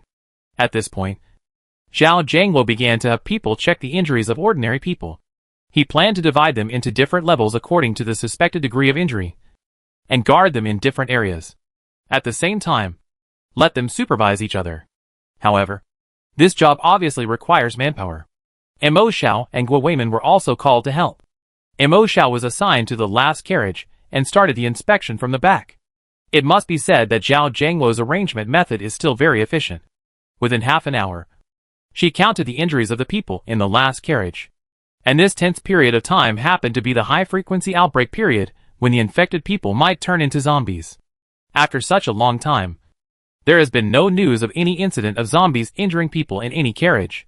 It can basically be declared that everyone's injuries are not related to the virus infection. The people in the carriage began to move slowly. Those with the most complicated and dangerous injuries will be arranged in the 5th carriage. This is because the 5th carriage can be abandoned at any time. This is Zhao Jiangwo's worst-case plan. The complexity of the injuries of the people placed in the other carriages is similar. Zhao Jiangwo is a cold-blooded man, but he never slacks off in saving people. He is kind, but he often makes the most cold-blooded decisions. Mo Xiao stood at the door of the 5th carriage to pick up and drop off people, while lowering his eyes and thinking. The soldiers in the wild grass camp are really interesting, and they are different from the image of soldiers in the previous impression. Hurry up and don't dawdle here. Okay? A man who couldn't wait to move forward from the 5th carriage met a woman who was sent to the 5th carriage, and couldn't help but shouting in a low voice. The woman's hands and face were covered with mud, and her head was wrapped in thick cloth, from the silver threads leaking from under the cloth. It can be seen that she is no longer young. The woman was accompanied by a boy of about 8 or 9 years old, and it was unclear whether he was her son or grandson. The boy was obviously not seriously injured, and it was impossible for them to stay in the same carriage. So before they parted, the woman was lowering her head and giving instructions. Hurry up. Auntie! The man who couldn't wait to leave carriage number 5 couldn't help but push her. Chapter 180 Xiao Xiao. Unexpectedly, the woman was already seriously injured. She was skinny and weak like a broken sack. She was pushed by the man's heavy hand unexpectedly and fell to the ground. Her bones hit the ground, making a tooth-grinding scraping sound. Mo Xiao was originally standing in the number 5 carriage, with her back against the wall. She was not aware of the dispute at the connection between the number 5 and number 4 carriages. From her perspective, she could not see it at all. Of course, if she could see it, the man might not be so arrogant. Hearing the noise at this moment, he frowned and turned to walk towards the connection. Before she could speak, she suddenly saw a boy on the opposite side rushing over like a small cannonball. "Don't push her." The boy bumped into the man with a bang, knocking him back, and he fell to the ground without standing still. "Little bastard. How dare you hit me?" The man was furious, slapped the ground and was about to get up to beat him. "I'll beat you to death. What do you want to do?" A cold voice suddenly came from behind. The man was startled, and a strong force pushed him back. He rolled down several times again and returned to the number 5 carriage. Mo Xiao walked to the old woman who fell, half squatted, and held out a hand and whispered, "Auntie, are you okay?" The cloth wrapped around the man's head was slightly loose, and the silver-gray mottled hair was scattered even more messy. Before Mo Xiao saw her face, she saw the woman's body stiffen, and then she turned her head and grabbed her hand. "Xiao, Xiao Xiao." The man trembled and lifted his hair that blocked his view in disbelief, wanting to hold the cheek of the girl who was half crouching in front of him and look at her carefully. But when he saw his black hands covered with mud and wrinkles, he seemed to be afraid that he would dirty her face. He stopped halfway and retracted his hand. "Xiao Xiao?" The voice was cautious, surprised and happy. Mo Xiao was stunned and froze in place as if struck by thunder. "Aunt Zhang, what's wrong with you?" The boy got up and ran between Mo Xiao and the woman holding a large cloth bag tightly. He stared at Mo Xiao in a protective manner. Mo Xiao pushed him away and grabbed the woman's hand. Her eyes instantly turned red. She whispered in disbelief, "Mom? Mom?" She brushed the woman's gray hair behind her ears, bit her lip, tears in her eyes, but she didn't cry.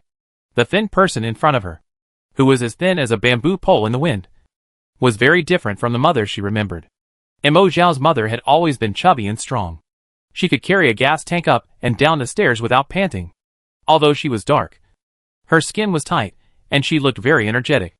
Although she was middle-aged, her hair was black and had never been dyed. She looked much younger than her actual age. The woman in front of him looked like she had aged by several decades, skinny and covered with wounds. Mo Xiao didn't dare to think about what she had experienced. He could only blink and try to force a smile. "Mom, it's me." "I am?" "Yes. You recognized me correctly. I'm not thin. I'm a little darker." "Yes." The journey was smooth, and I didn't suffer much. She helped her mother Zhang Mei to the seat in the number 5 carriage. Under Zhang Mei's gaze, she also picked up the unfamiliar little boy. The movement here naturally attracted the attention of Zhao Zhangwo. Fortunately, after experiencing the apocalypse for more than half a year, Mo Xiao has been able to keep calm. She didn't delay for personal matters. "Mom, I still have work to do. Please sit down first. I'll come back to see you later." Mo Xiao returned to the entrance of carriages 4 and 5 to count the people in and out. After a few minutes, the internal transfer of people was basically implemented. Why don't you go?" Mo Xiao glanced at the man who hit her mother just now. He was supposed to be assigned to carriage 4, but it seemed that he felt that he had a grudge with Mo Xiao and didn't dare to pass by her. So he kept shrinking in the back and didn't move.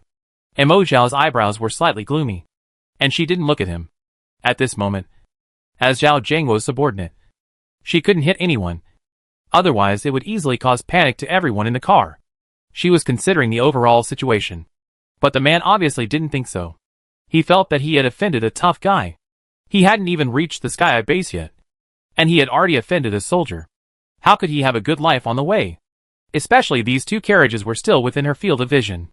These soldiers, even though they are generous now, might turn around and beat him up. What if they take revenge on him on the way and trip him up? The man cried out, "The soldier bullied me. The soldier beat me. Captain Zhao, your soldiers bullied me."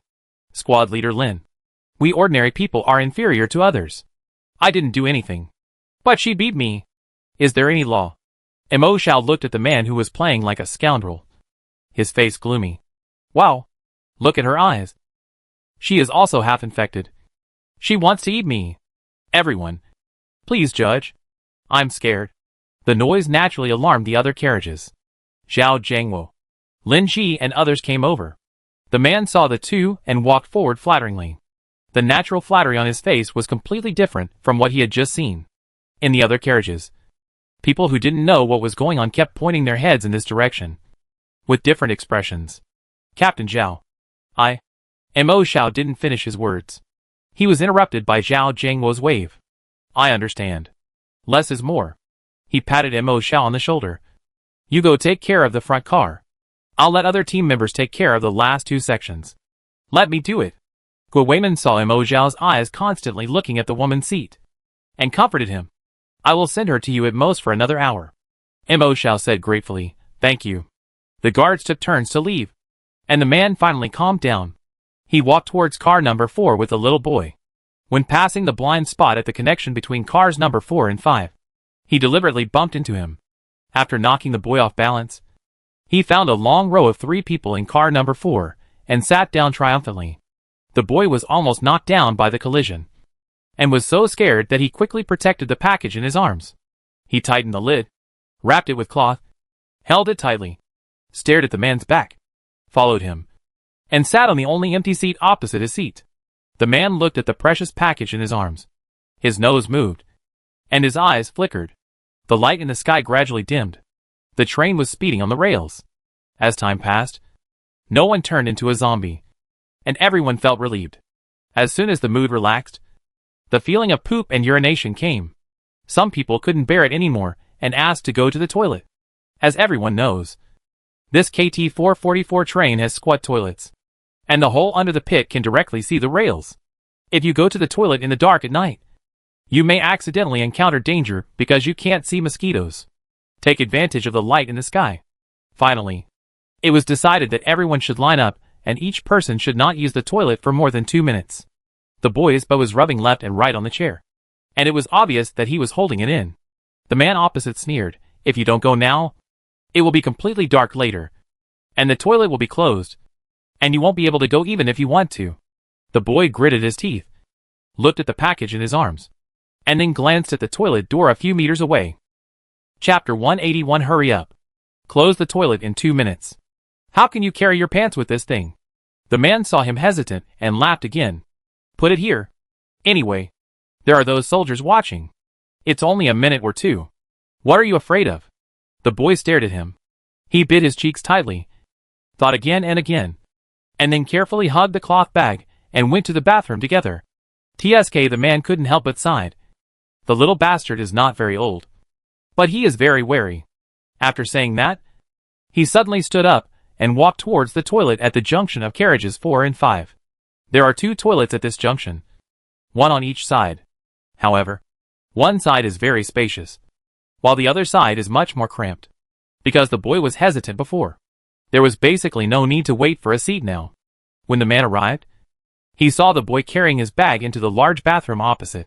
He tooted lightly and glanced at the 2 carriages in front and behind. The junction of the carriages was much narrower, and there was a certain blind spot. As the man's eyes turned, he suddenly saw a spot on the ground, which looked like a drop of oil, and the color was slightly yellowish. He squatted down and wiped it with his fingertips. He put it under his nose and smelled it. It was slightly sticky, with a sweet smell. It's honey. It was probably because he was bumped by him before, and a few drops were spilled. The man grinned. Such a good thing. Leaving it in the hands of a little kid like you. Isn't it a waste of heaven's gift? Honey is a pretty good food. The glucose in it can quickly enter the brain and blood, helping to provide energy and relieve physical fatigue. No wonder everyone was exhausted when they came out of the jungle, and some even started to chew grass roots and tree bark. This kid can still be so energetic. We are going to the skies soon. I heard that the base will not deduct the private property brought back by survivors from outside. If you want to live a good life in there, it seems not good to go empty-handed.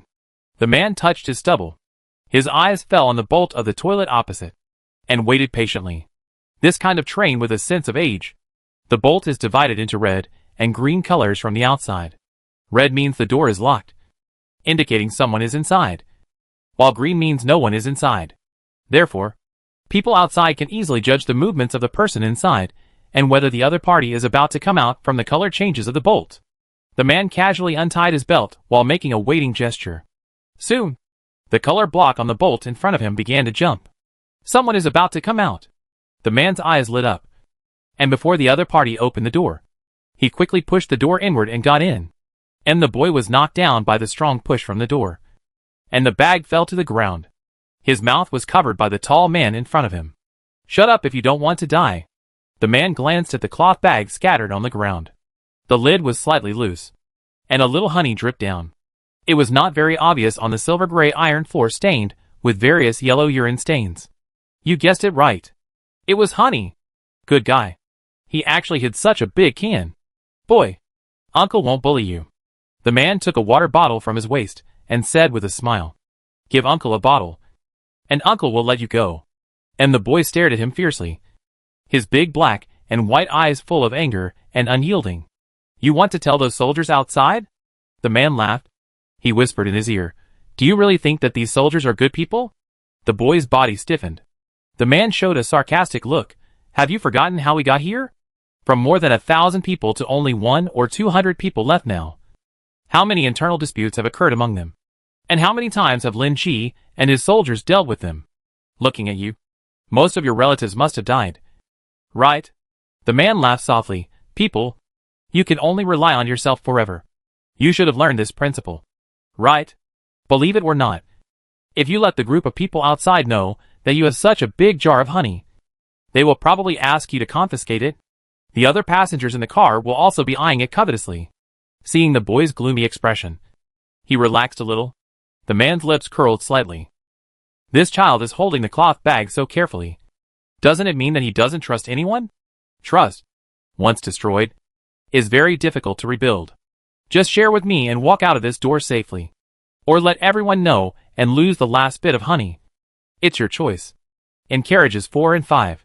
The patrolling soldier once again habitually glanced at the connection and stood up suddenly. How come the two people who went to the toilet disappeared? Weren't they waiting for a seat just now? He thought of the rogue look of the man rolling around before, and frowned in disgust. He was not worried that the little boy was in danger of his life. After all, killing someone on the train was a big deal. He didn't think that the life-saving person who had finally escaped to the train would dare to commit a crime under their noses. But the subconscious alertness still made him unable to resist walking closer to the connection. Just as he reached the toilet door, the door suddenly opened. A boy with his head down, holding a cloth bag, accidentally bumped into his arms. The boy subconsciously hugged the cloth bag tightly, said sorry briefly, and ran back to his seat without raising his head. Next time you pee more accurately. It splashed outside, and I have no place to rest. A man complained from inside. The patrol soldier glanced and saw only a naked butt, and the smell of urine filled the room. He held his breath, looked away, and snorted coldly, Hurry up! Close the toilet in 2 minutes. After saying that, he slammed the door shut. Yes. Right away. Right away. Thank you for your hard work, officer. A man nodded and bowed in response from the door. Seeing that he was still honest, the patrol soldier turned around and left. In the toilet, the man opened his bottle cap, looked at the amber-like sweet honey inside, and took a deep sniff. He picked up a handful with his fingers and put it in his mouth. Feeling very satisfied, he put the bottle on the sink next to him. He used his free hand to lift up his penis and started to pee. They were about to reach the base. With such a large bottle of honey as the original startup capital, he was confident that he would be able to live smoothly. The man was already imagining his wonderful life in the future. He emptied his bladder, shook himself, and was about to pull up his pants. Suddenly he heard a buzzing sound. He frowned, looked down, and in the light of the sky that had not yet completely darkened, he suddenly found a flying insect flying out of the hole in the squat toilet below. Oh no! It's night. There are insects. Time to go. The man quickly stuffed his penis back into his crotch, and before he zipped up his pants, he suddenly felt a needle-like pain in his crotch. F***ck. The man slapped his hands, following the vein where his penis stung. He felt out a dead insect from the edge of his underwear. Only then did he see clearly that it was actually a bee. It's not a bug bite, but a bee sting. It should be okay. Right? The man quickly pulled up his pants, his face uncertain. Chapter 182. You and your daughter can start a new life again. He rushed out of the toilet with a water bottle in his arms, looking dazed, without closing the door tightly. The patrolman saw him 2 minutes later when he came to lock the toilet and scolded him. The man looked honest, kept admitting his mistakes, and looked like he wanted to cry. He choked the patrolling soldier instead. This scene made it seem like he was bullying innocent people. Could this man have been an actor before the end of the world? Carriage number 5. Guo Weiman, who was sitting opposite Zhang Mei, noticed the movement in carriage number 4 and shook his head and sighed. He joined the army early and has been a soldier for so many years. I have encountered countless ruffians like this. In fact, the identity of a soldier is very easy to be attacked, especially before the end of the world. Communication is highly developed, and if there is something, it is easy to make it known to the whole nation. The public always unconsciously sympathizes with the weak. Once you meet a few people who can act, it is difficult to tell right from wrong, and everyone thinks that what they see is the truth. Therefore, Zhao Jiangwo temporarily transferred Mo Xiao to the front carriage, and also wanted to make a small matter disappear. There is no need to invest unnecessary energy in this regard. Don't worry, sister. I will send you to Xiao Mo after the quarantine, Guo Weiman comforted. Okay. Zhang Mei's eyes narrowed slightly with a smile. One big and one small. The small one looked like it had been punched hard, with purple swellings. I'll just not cause trouble to you military comrades, Zhang Mei said hoarsely. I know Xiao Xiao is still alive. That's enough. I'll talk later. It's okay. During the conversation, she unconsciously grasped a bracelet on her sleeve that was so dirty that the color could not be seen. Guo Weiman glanced over. He found that there was a soft auspicious cloud bag hanging on the rope, with the words peace embroidered on it crookedly. This is given to me by Xiao Xiao. Speaking of this, Zhang Mei grinned, but she accidentally pulled the corner of her mouth and it was torn, and she cried and laughed in pain. Xiao Xiao is a child who has been sensible since she was young and has always been among the best in grades. Zhang Mei sighed. Every time she won a bonus in an exam, she was reluctant to spend a penny and stuffed it all in her pocket to take home. Other children have snacks to eat, but she never eats them, saying that she doesn't like them. Zhang Mei wiped her eyes. How can a child that young not like to eat beautiful snacks? She just said that on purpose because she was afraid that we adults would feel guilty, since she married Mo Yuanping and had Mo Xiao. Their family had a very difficult time. Mo Yuanping was not valued at home since he was young. Both the elders and the younger ones were favored more than him. He had been helping with housework at home.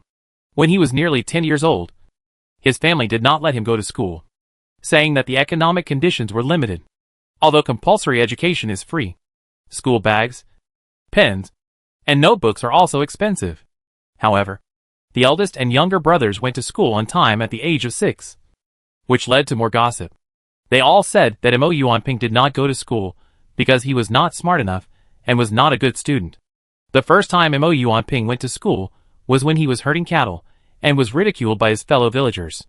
In a fit of anger, he stopped herding cattle and ran to the door of the classroom to squat. This incident became a joke in the whole village. Mo Xiao's grandparents couldn't bear it, so they had no choice but to let him go to school. But Mo Yuanping's unpopular situation at home did not change. After all, he was older, several years older than his classmates, and was ridiculed by many. His brothers and sisters performed very well among their classmates, which brought a lot of honor to their parents. Under such circumstances, Mo Yuanping's family stopped him from studying as soon as he finished junior high school and asked him to go home to continue herding cattle and farming. Mo Yuanping's character was as stubborn as a cow. In a fit of anger, he ran to the next big city, Chuyang City, to work. He worked in various construction sites, suffered hardships, and saved his first savings. I bought an old and dilapidated house in a shantytown in the suburbs, thinking that at least I would have a place to live. Who would have thought that I hadn't lived there for long before it was demolished because of a new plan for a new district? Later, I bought a rough house. It's no exaggeration to say that Mo Yuanping and Zhang Mei couldn't even afford the renovation fee at that time. The family lived in the rough house with only water, electricity, and other basic facilities for a long time. Once, Xiao Xiao said she wanted to participate in a competition. Zhang Mei touched the colorful rope on her wrist and smiled. I know she wants to buy me a new pair of shoes. Although she didn't say it, every time I wear shoes, She would unconsciously stare at the seams on my shoes that had been mended. But she didn't get it. She didn't come home very late that day.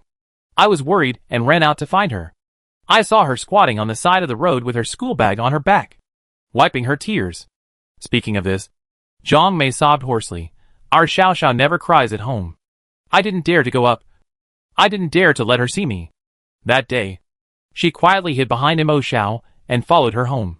I thought she might rest early today because she was in a low mood. I didn't expect Mo Xiao to rummage through the boxes and cabinets as soon as she got home. And found ropes, cloth and cotton. She sewed this for me with a flashlight. Zhang Mei touched the amulet that looked like a crawling earthworm. Exhaled deeply. And sighed, all this time. After I lost contact with Lao Mo. Whenever I felt that I couldn't hold on any longer and might as well die, I would hold it. If it weren't for it, I wouldn't be here now.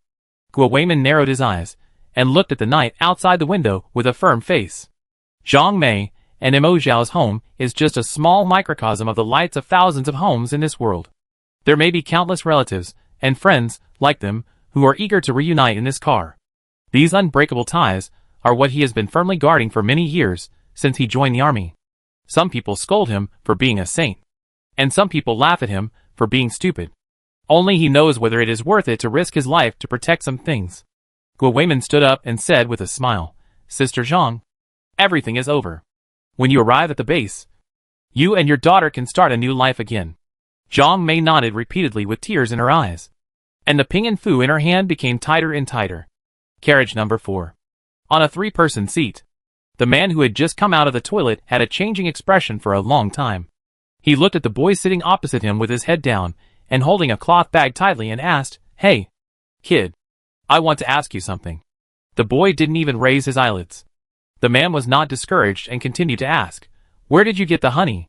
Seeing that the boy still ignored him, he gritted his teeth and whispered, Tell me. I'll give you a bottle. The boy finally looked up and glared at him with a sneer. Want to cheat me again? The man gritted his teeth and pushed the bottle over. The boy put the water bottle into the cloth bag and glanced at him in surprise. It was taken from the mountain. Where else could it be? Are you kidding me? The man was furious. You little bastard. Dare to dig out a beehive? After digging out a beehive, can you still stand here? Who told you that I dug it out? The boy sneered. But there was a trace of grief in his eyes. My parents saw that I was dying, so they dug it out for me. The man was stunned and felt his hands and feet cold. You. Where are your parents? Chapter 183. A man in seat 1 of carriage 4 has turned into a zombie. The boy did not answer him. He squinted his eyes and looked at the man sitting opposite him, and felt that his face looked a little strange. This man just took so much effort to pass a large bottle of honey from him. Why did he suddenly send it back? Could it be that the soldier just now scolded him? The boy saw that he turned his head away, as if avoiding his sight, and could not help but lean forward slightly to see more clearly. Who knew that the man's body suddenly bounced forward and almost touched his face? His expression was distorted. The boy was startled and fell back on the sofa. The package in his hand was slightly loose. The man snatched it away and took back the bottle of water filled with honey that he had just handed over. After he snatched the bottle of water, he immediately stood up and walked towards a corner of the carriage closer to the 3rd carriage.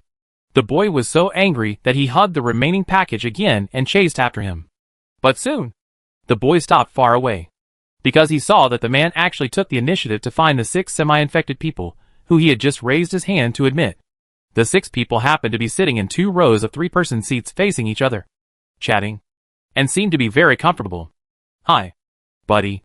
Buddy? The man came to a short and thin young man with half-long hair sitting on the edge with a bottle of water, and touched his elbows slightly, which was considered a greeting. The short and thin young man glanced at him, then turned back to chat and laugh with the other half-infected people, ignoring him. Brother, do you still have the white pills that the soldiers gave you before? The man stopped talking immediately when he saw the few people talking. He smiled, squeezed in next to the short and thin young man with a water bottle, and whispered, Let me introduce myself. Brother, my name is Wang Chao. Actually, I am also a half-infected person. The few people were startled and looked at each other.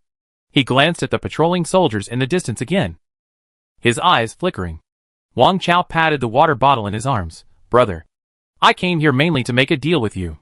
I have good stuff here. Do you still have the white pills? Let's exchange. The short and thin young man next to him frowned.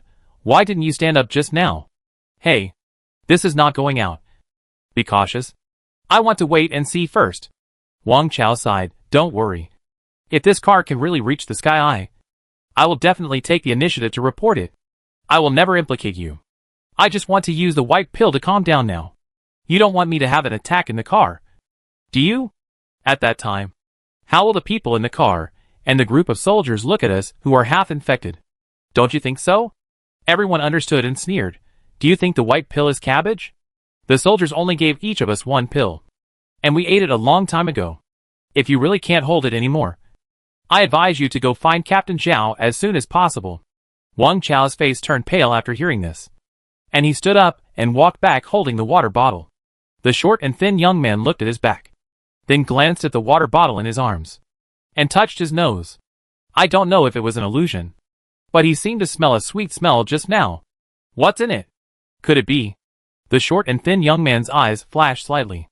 After sitting for a while, he stood up while others were not paying attention and walked towards the man just now. The man was huddled in a corner seat at the junction of carriages 4 and 5. His face was against the window next to him. His head was drooping. His arms were holding the water bottle, motionless, and he seemed to be asleep. Hey, buddy? Wang Chao. The short and thin young man called out. Seeing that he didn't answer, it was not good to stand there all the time and attract attention. So he sat down next to him, leaned his head close to his ear and whispered, Is there honey in your bottle? Wang Chao hung his head and didn't say anything, but his fingers moved. He tapped on the bottle cap, as if he wanted to twist it hard to let him inspect the goods. But he hesitated, making the short and thin young man wonder if he was deliberately hanging him and wanted to raise the price. Can he bear his temper?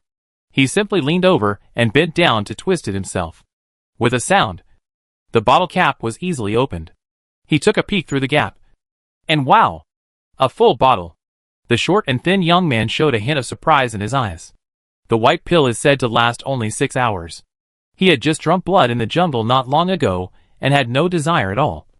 So he hid it secretly and did not eat it. Brother, the short and thin young man was about to look up and discuss the deal with him, when he suddenly heard a rapid panting sound in his ear. His heart trembled, and he tilted his head and glimpsed a face that was zoomed in and enlarged rapidly on the right, and a pair of scarlet pupils. No! This fucking guy is not a half-infected person at all. He is a fucking pure zombie. The short and thin young man stood up suddenly and retreated hurriedly. To be fair, because of the speed and physique of a half-infected person, he retreated very quickly, but because the distance was too close, Wang Chao, who had completely turned into a zombie, had already grabbed his shoulders, and the tip of his teeth left a scratch on the side of his neck. Ah! Zombie ah! He's turned into a zombie. There are zombies in our car. The metal water bottle fell to the ground with a clang, making a loud noise. The fragrant honey flowed all over the ground. Sticky. Everyone's eyes were attracted. Then they found that Wang Chao's eyes were scarlet, and his pupils had shrunk into a small black dot. He was desperately grabbing the shoulders of the short and thin young man, and kept opening his mouth with saliva dripping, trying to bite him. The short and thin young man kicked the other's lower body, preventing him from getting close. Guo Weiman, who was in the nearest carriage number 5, turned his head suddenly. In carriage number 2, Mo Xiao was calculating the time. Suddenly, she heard a noise coming from the carriage behind. Everyone else in the carriage stood up in fear and kept looking back. Calm down. Sit down. Mo Xiao stood up immediately and ran to the direction of carriage number 3 with a stern look, while closing the door at the junction. Everyone sit down. Leave the middle aisle. She ran forward quickly, shouting to the people in front to close the door at the junction of carriages number 3 and number 4. However, the people in carriage number 4 were blocked here, trying to hide in carriage number 3.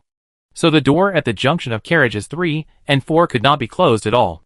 Even Mo Xiao and his group, who came from the front carriage, were temporarily blocked in the middle of carriage 3 and could not get through. The people in carriage 3 cursed and told the people in carriage 4 to close the door quickly. The people in carriage 4 also shouted at the people in carriage 3 to go inside and not block the door, so that they could go in. Mo Xiao climbed onto the luggage rack on the upper left with a cold face. Uncle Guo, What's going on over there? She took out the intercom issued by Zhao Jiangwo and asked while climbing.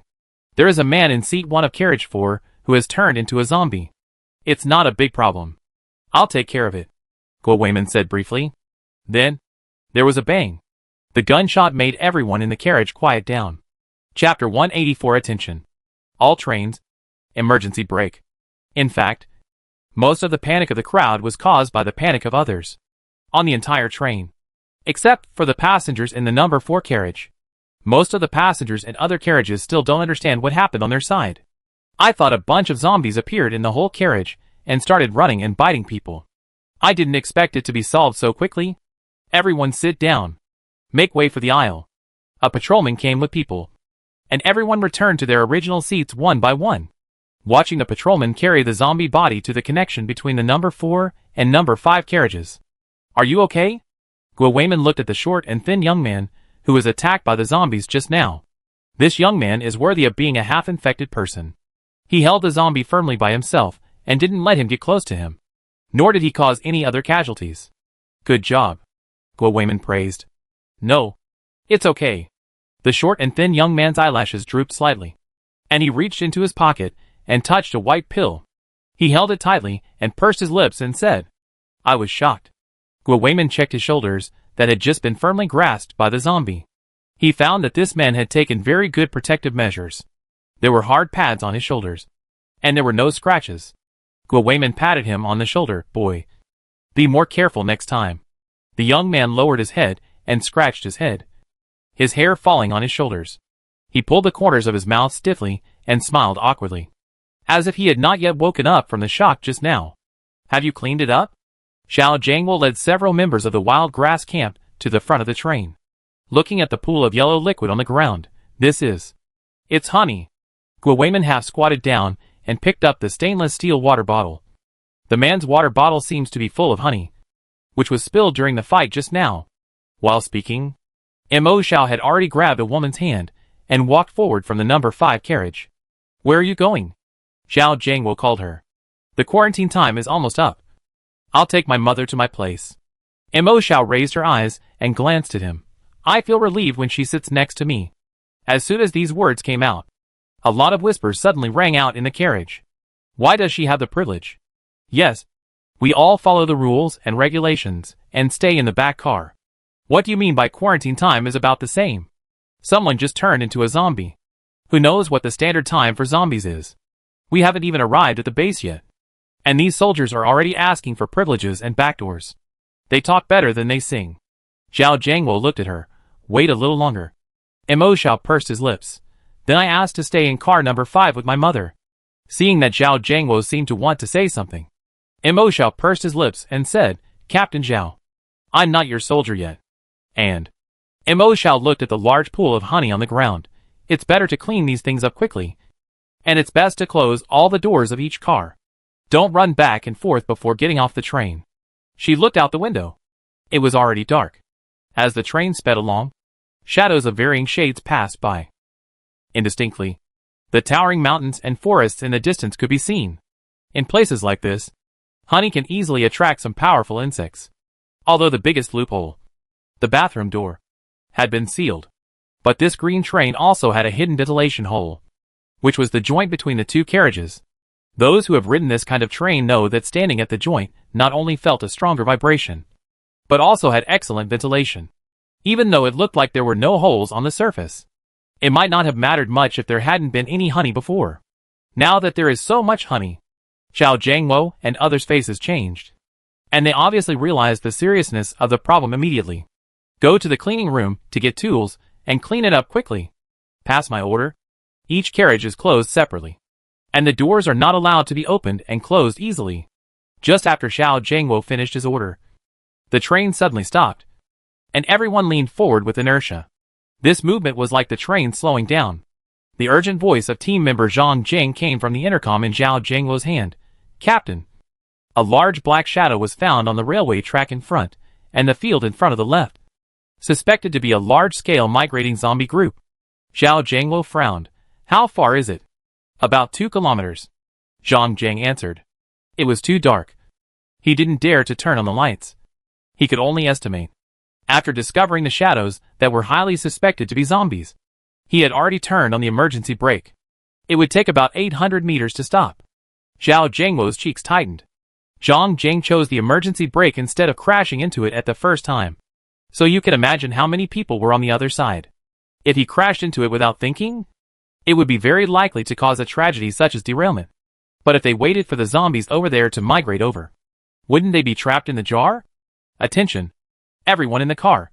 Crawl and hold your breath. Don't make any sound. If they can keep absolutely quiet, maybe the migrating zombies will ignore them and wander past. Captain, this is not good. Wang Shun's anxious voice came from the intercom. It seems that there is a large group of living people in front, and the zombies are behind. It was the group of living people who encountered the zombies first, and then they were chased by them. Wang Shun said hurriedly, Captain, the refugees have found our car and are running towards us. The refugees are running towards this side, and the zombies will naturally not fall behind. Zhao Jiangwo took a deep breath and said coldly, all armed personnel should be on guard. Members of the wild grass camp, follow me. When he walked quickly to the front of the car, he suddenly stopped and looked back at Guo Weiman deeply. Comrade Guo Weiman, the people in the car are left to you. Although the team members from the wild grass camp are strong, there are only 10 of them after all, and they cannot take care of everything. Guo Weiman has another large armed group besides them. Zhao Jiangwo has a high degree of trust in him, at least higher than Lin Ji and the others who have just met for a short time. Zhao Jiangwo immediately said, if we... Guo Weiman's eyebrows sank slightly.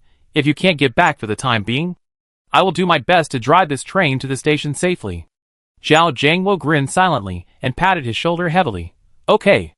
Mo shall watch the two groups of people busy. Silently took his mother back to the seat of carriage number 5 and sat down. She only glanced out the window from time to time, revealing her anxious mood. You want to help? Zhang Mei knew her daughter's character. Although she didn't know how her daughter got here, she must have suffered a lot. She has always been a child with her own ideas. Zhang Mei smiled. Go. Mom is here. It's safe. Mo Xiao pursed her lips, was silent for a while, shook her head stubbornly, and held her hand tightly.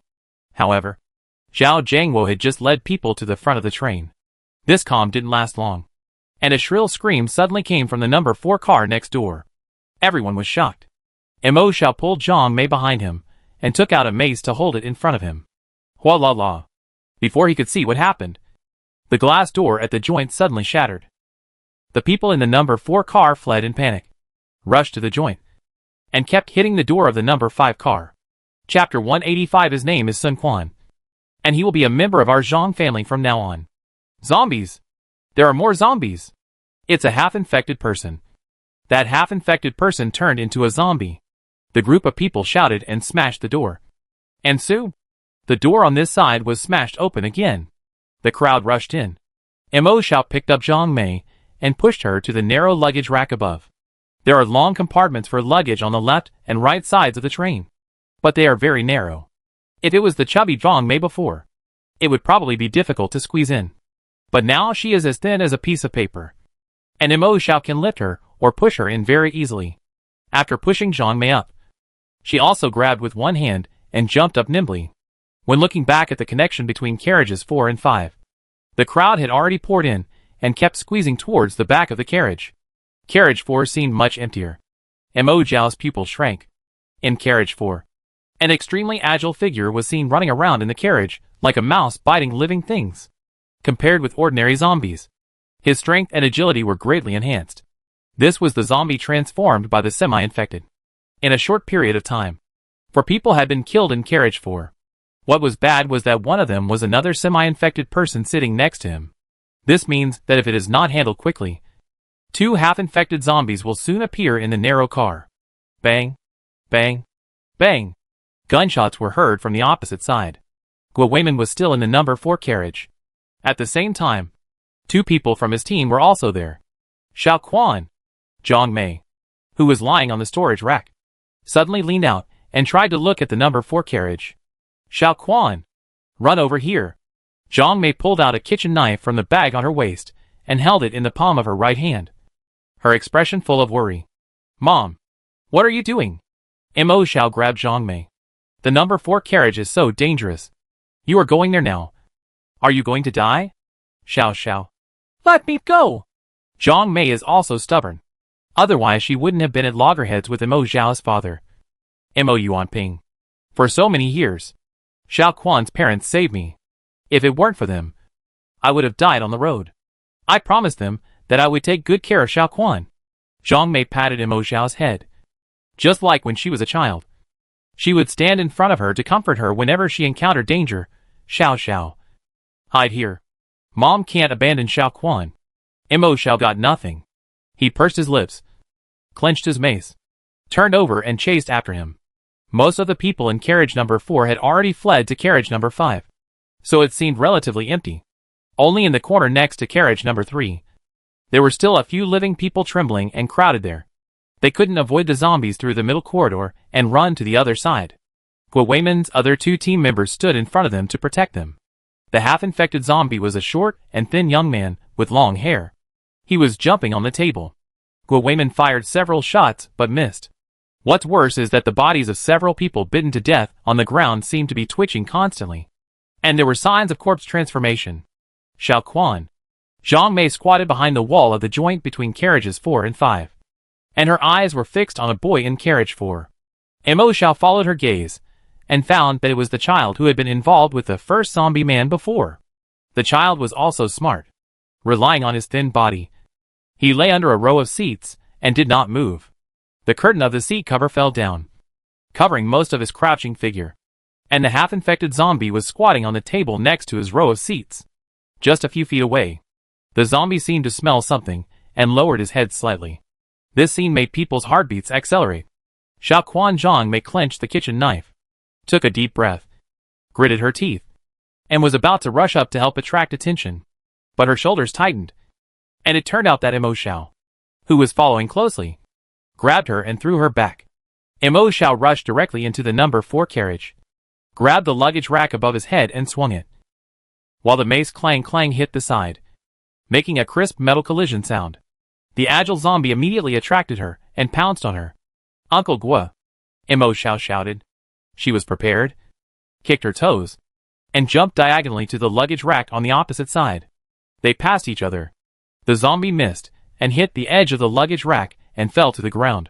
Bang! Guo Weiman and Mo Xiao had many experiences of cooperation. He took the opportunity and shot the zombie in the head. The survivor in the corner had not yet cheered for being saved. Mo Xiao had already rolled off the luggage rack, raised his mace high with an indifferent look, and smashed the back of the head of a zombie lying below, who was already twitching and trying to get up. Red and white blood flowed all over the ground. Guo Weiman and his 2 team members, who were protecting the survivors, also took action at the same time. 2 team members took care of the other person, who was still in the process of becoming a zombie. Guo Weiman fired another shot, piercing the back of the head of the half-infected person, who was bitten to death. The boy who was lying on the bottom of the seat climbed out carefully, and saw a pair of rapidly twisting and rotating eyeballs. His heartbeat choked, and he gritted his teeth and took out a small hammer, screaming and hitting the head of the zombie man in front of him. However, due to his limited strength, he only broke some skin after many hits. Bang! A mace fell vertically like a medicine stick. Some hot blood splashed on his face. The boy looked up in astonishment.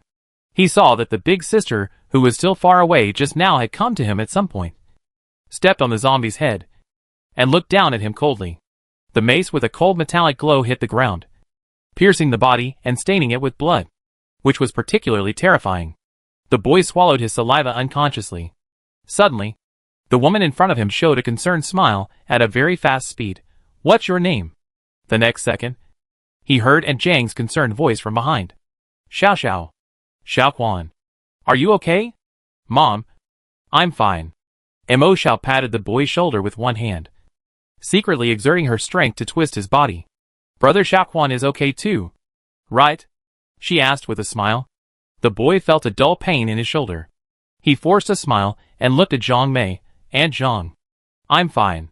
Then he rolled his eyes and said, this sister dared to brush shoulders with the zombies just now. So amazing. Mo Xiao was stunned, still not understanding what he meant. Suddenly, she was hit on the buttocks. She was stunned by the slap, and turned to look at Zhang Mei blankly. Zhang Mei's face was full of tears. Her arms were shaking constantly, and she hugged her and cried, "You kid! Don't do such dangerous things in the future." Mo Xiao lowered her head and saw the boy next to her grinning, as if he was trying to hold back a laugh because of the slap she had just received. Mo Xiao was secretly angry, raised his foot and kicked, and the boy fell down again. He looked up at her angrily. Mo Xiao suddenly smiled and pulled Zhang Mei away. "Mom, whose naughty child is this? Why haven't I seen him before? He can't even stand steadily. I'm afraid he was seriously injured?" Zhang Mei's attention was immediately diverted. She wiped her eyes and hurriedly helped the boy up, subconsciously brushing the dust off his body. "His name is Sun Quan, and he will be a member of our Zhang family from now on." "Zhang family?" Mo Xiao's face looked a little strange. Chapter 186. It's hard to have both. "Why? The child I adopted is not from our Zhang family, but from Mo Yunping's Mo family?" Zhang Mei's eyes widened. Mo Xiao waved her hands. "That's not what I meant." She had never dared to ask Zhang Mei where her father was, and why he was not with her. Now hearing Zhang Mei's tone, Mo Xiao felt relieved. It was roughly inferred that the two of them were separated. "Not Xiao Quan. Call me sister." Zhang Mei patted the boy's back. Mo Xiao looked straight at the little boy named Sun Quan. His face was covered with mud and blood stains. Dirty. And the vague outline showed that he had a slightly well-behaved baby face. The eyes are particularly large and round, like two grapes. A very deceptive appearance. Under Zhang Mei's encouragement, he stopped moving his eyes and bowed his head to call her sister. Mo Xiao narrowed her eyes.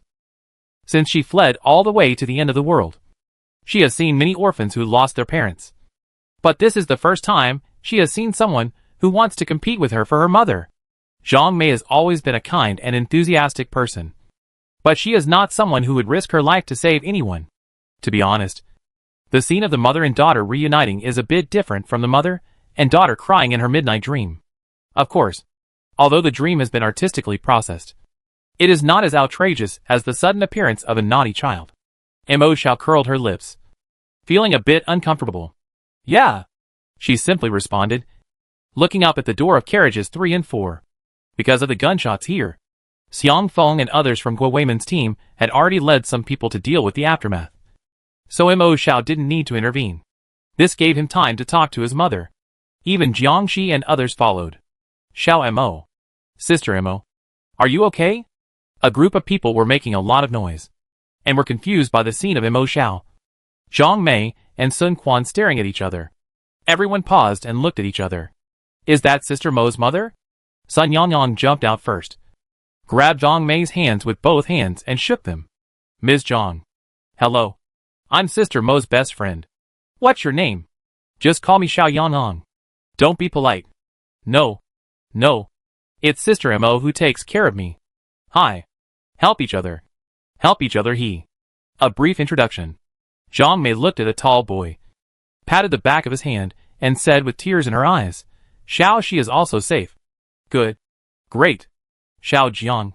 You are here." Guo Weiman suddenly led people over. He glanced at Mo Xiao and Jiangxi. The two looked at each other and followed him to the side. "Uncle Guo, is the situation outside not good?" Mo Xiao asked in a low voice. Now the environment inside and outside the train is almost a mess. Because of the zombie riot just now, most of the people from Guo Weiman's self-defense team were transferred to these two carriages. Everyone was busy cleaning up and checking for hidden dangers. Because of the riot just now, there is no way to ensure the closure of the space in carriages 4 and 5. Not only was the door at the joint broken, but several windows were also broken. If there is enough time, you can stop and repair it slowly. But now you don't know when it will attract a large number of insects. And time is very important.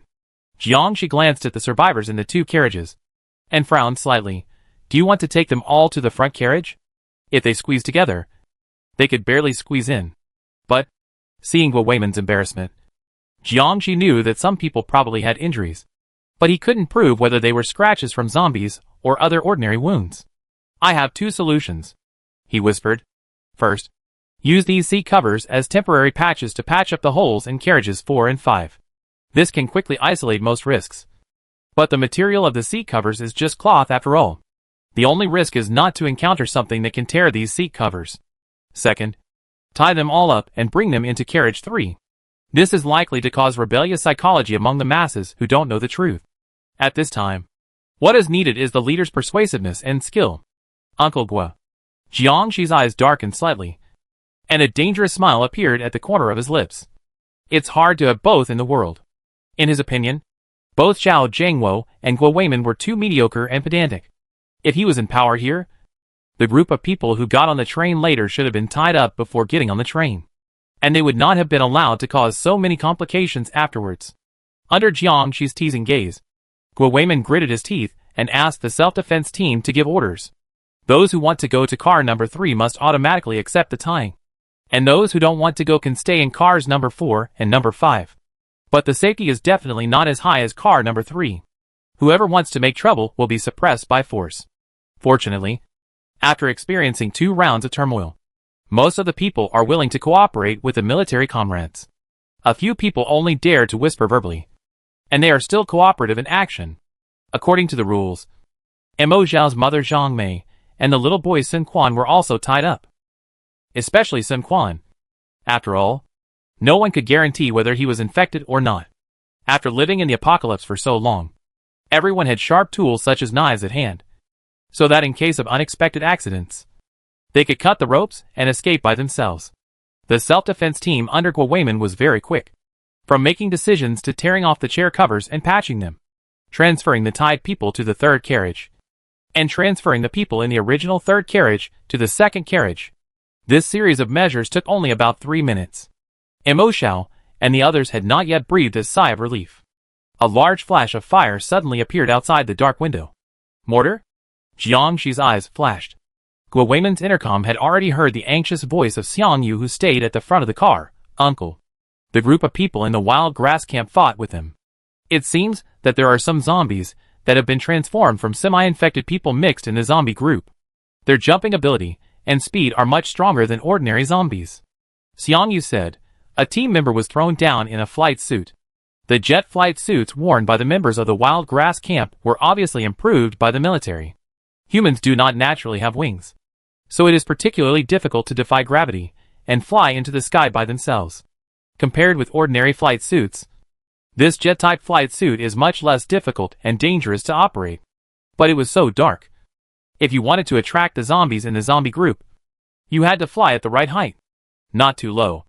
Not too far. Not too close. With a large group of refugees in front of you attracting attention, it was even more difficult to intervene and lead the zombie group to other directions. One of the team members had just made a mistake in operation due to the dark sky and other reasons, and was pounced on by a zombie with strong jumping ability. It was a little unclear at a distance before, but when you got closer, you realized how big this group of zombies was. You must not let such a large group of zombies rush towards the KT-444 train. Otherwise, the whole train will be swallowed up like dumplings. Originally, Xiao Jiangwo and his team planned to lead them farther away and then use artillery fire. Who would have thought that casualties would occur so quickly? Jet flight suits generate high-temperature expanding gas through fuel reaction, which in turn forms a propulsion force. In other words, they could not fly all the way due to the fuel they carried. In desperation, Xiao Jiangwo and his team chose a high landing point and used mortars to bombard the zombies in advance, using fire cannons to kill zombies in the dark night while attracting attention. This certainly successfully dispersed most of the zombies. But there are still a few zombies that are still biting the survivors who are running towards the train. If the survivors surround the train, whether to accept it or not is a headache. If they accept it, let alone whether there is enough space inside the train, many infected people may sneak in a panic, and the previous chaos may happen again. If they do not accept it, it is almost foreseeable that desperate people in desperate situations will smash the doors and windows of the train. Uncle, what should I do? They will be here soon, Xiang Yu said anxiously. Almost not long after she finished speaking, there were collisions from the other end of the intercom, and someone could be heard knocking on the window and shouting for help. Then, countless faces and hands kept knocking on the windows squeezed in from both sides of the train. Chapter 187 Jiangxi, Kill Without Mercy. Jiangxi's eyes turned cold. He grabbed the intercom and whispered, Xiang Yu. Reverse. Quick! Xiang Yu was obviously confused for a moment. Ah? Brother Shi? Ah. I. I don't know how to drive a car. I only learned how to drive a car after the end of the world. I can't drive a train. You can do it. Reverse. Jiangxi said in a deep voice. Jiangxi's voice was too harsh. Xiang Yu had a bitter face and subconsciously operated the reverse. That's right. Even if there is only one front, the train can reverse. Now that the artillery fire in front is so loud, it doesn't matter if the train starts to move. Fuck. Can it be done this way? Feeling the sound of the wheels vibrating and moving backwards, Xiang Feng couldn't help but exclaimed. It's just a stopgap measure. We can't go back far. Mo Xiao looked at the faces outside the window that became more desperate and helpless as the train started, and pursed his lips. Our train only has the traction of the front, and there is a steep slope behind. If we want to turn back, we usually have to push and pull to get it done. In other words, they have already come down here, and it is unlikely to go back. In 9 out of 10 cases, they will get stuck on the steep slope and stop again. Jiangxi also meant this. He just bought some time. Jiangxi found Guo Weiman, Captain Guo. We can't just sit there and wait for death. There are still some artillery in the modular military vehicle cabin brought by Captain Zhao and his men. We need to take advantage of this time to move it to the roof and set up a gun platform. Speaking of this, he said with a dark look in his eyes, let all the self-defense forces pick up their weapons and ambush on the roof. Wait for the car to stop and let the refugees run up the slope by themselves. We can't control them. If anyone tries to approach and smash the window, whether it is a zombie or a living person, they will all be killed without mercy. The murderous aura in the voice made Guo Weiman's heart jump. The night was dark. The dim light caused great obstacles to all the actions of the crowd. Many times hesitation is death. If you can't quickly tell whether the other party is an enemy or a friend, the best way to reduce casualties is to treat them differently. Although it sounds a bit cruel. At this moment, he couldn't help but agree from the bottom of his heart and admire the other party's decisiveness. Guo Weiman felt a hidden pain in his heart, with mixed feelings. He had always felt that Jiangxi looked sunny, but in fact, he was too violent and was not the same as him. So although he taught him as a student, after a long time, he actually preferred Mo Xiao. After tonight, if he could survive by chance, Guo Weiman knew that after returning to the base, he was willing to bear the infamy on his own without any regrets. But there was always a knot in his heart, and he was afraid that he could no longer treat Jiangxi with the mentality of caring for his students. In the next few minutes, everyone in the KT-444 train, including the ordinary people who were originally protected, became busy.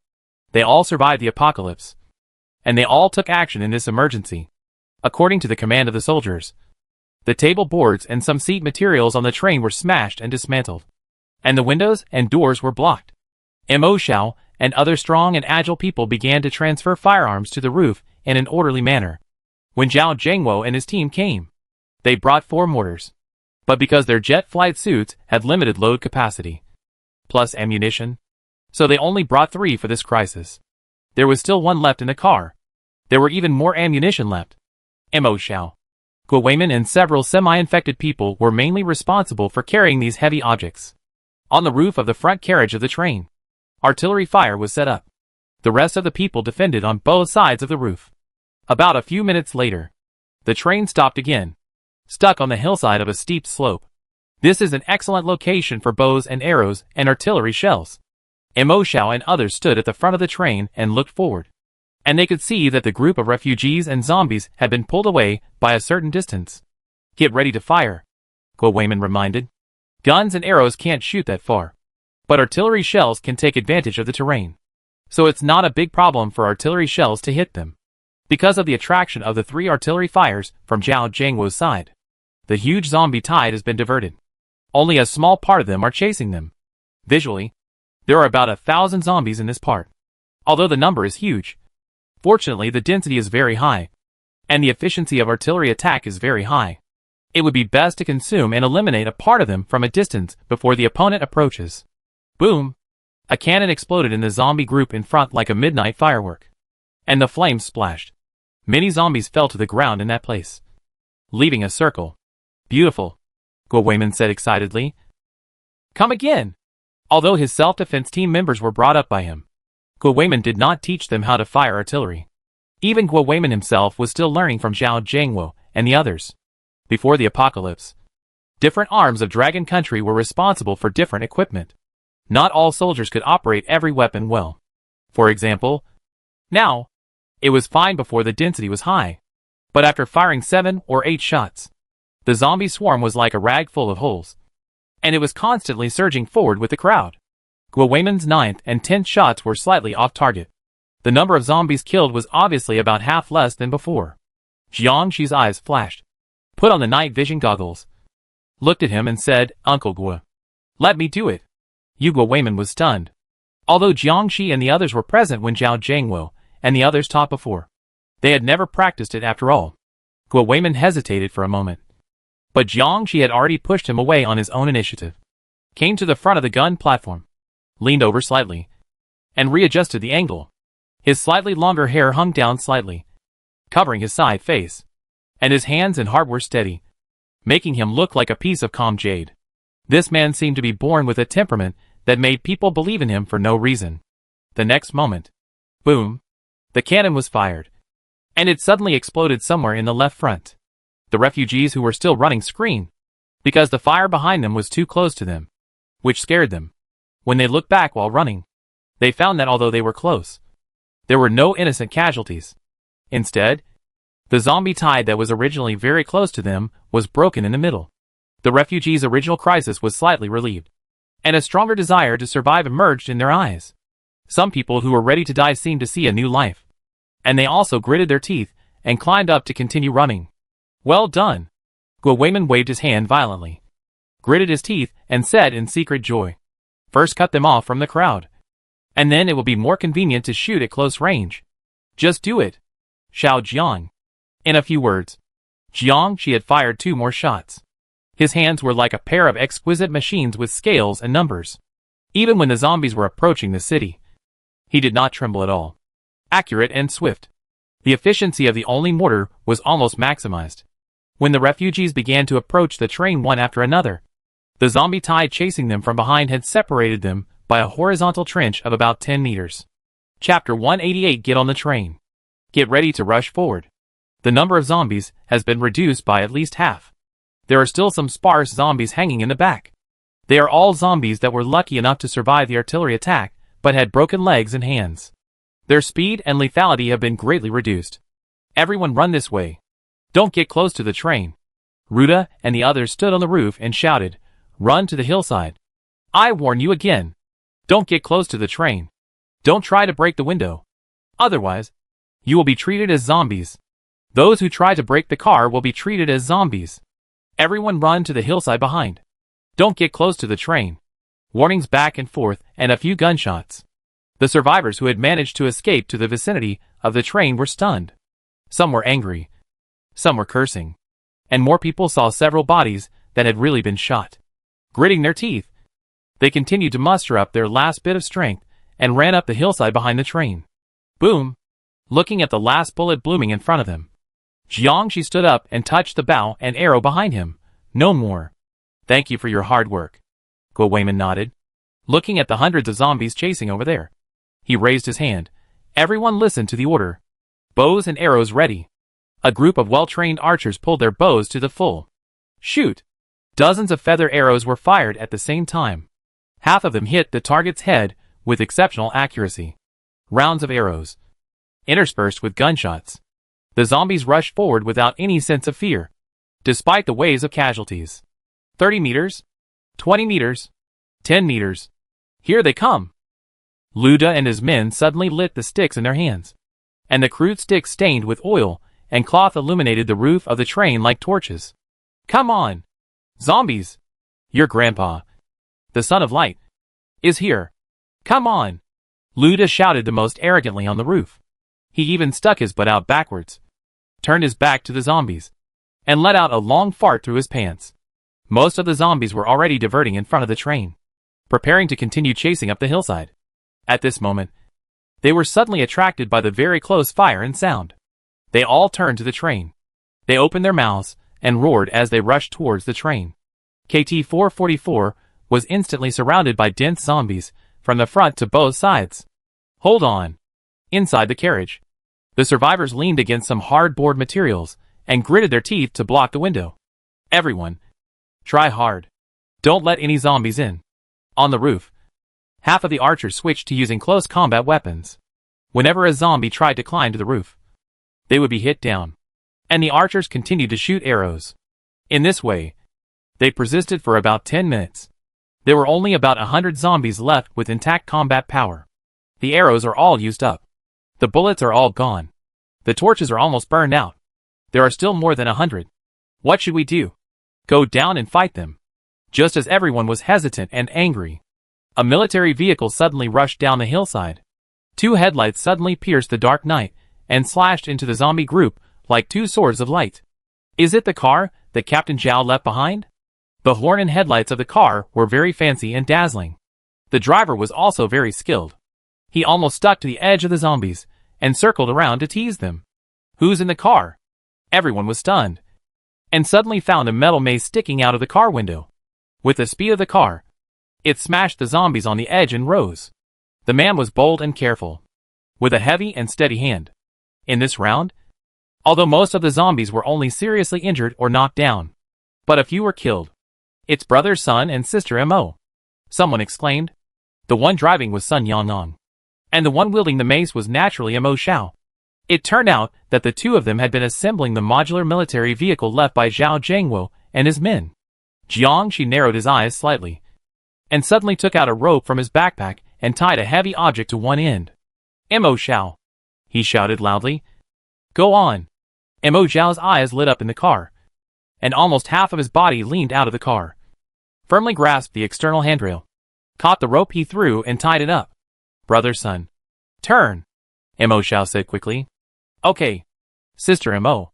Sun Yongyang gritted her teeth, stepped on the accelerator, and the car suddenly began to climb the dirt slope on the right. But halfway up, it turned around again, and the rope went around several big tree trunks, circle after circle. Soon the rope reached the bottom. A dozen stupid zombies were surrounded inside. This operation seemed simple, but in fact every step was horrifying, especially Mo Xiao, who was wearing a rope. If it wasn't for the protection and agility, he would have been caught by the zombies a long time ago. Of course, Sun Yongyang's exceptionally coquettish driving skills were also indispensable. Mo Xiao smiled, looked at Jiangshi from a distance, with his clothes flying on the top of the train, as if he was standing in the fire, and shouted, Are there any more ropes? Come on! Several minutes passed, as the 100 zombies were gradually divided into a dozen small cubes. The people on the train also jumped down one after another, and killed them one by one with close-range weapons. The vicinity of KT-444 train was temporarily safe. The situation over there, Captain Zhao, does not seem optimistic.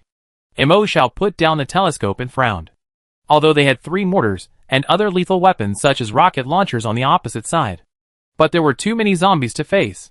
Up to now, although the number of zombies has been visibly reduced, but that is only because they have become sparse.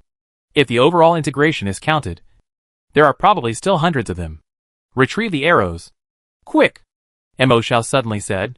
Jiangshi glanced at Guo Weiman, and seeing his tangled look, he suddenly smiled softly. Uncle Guo, let the refugees on the hillside find a place to hide away from here.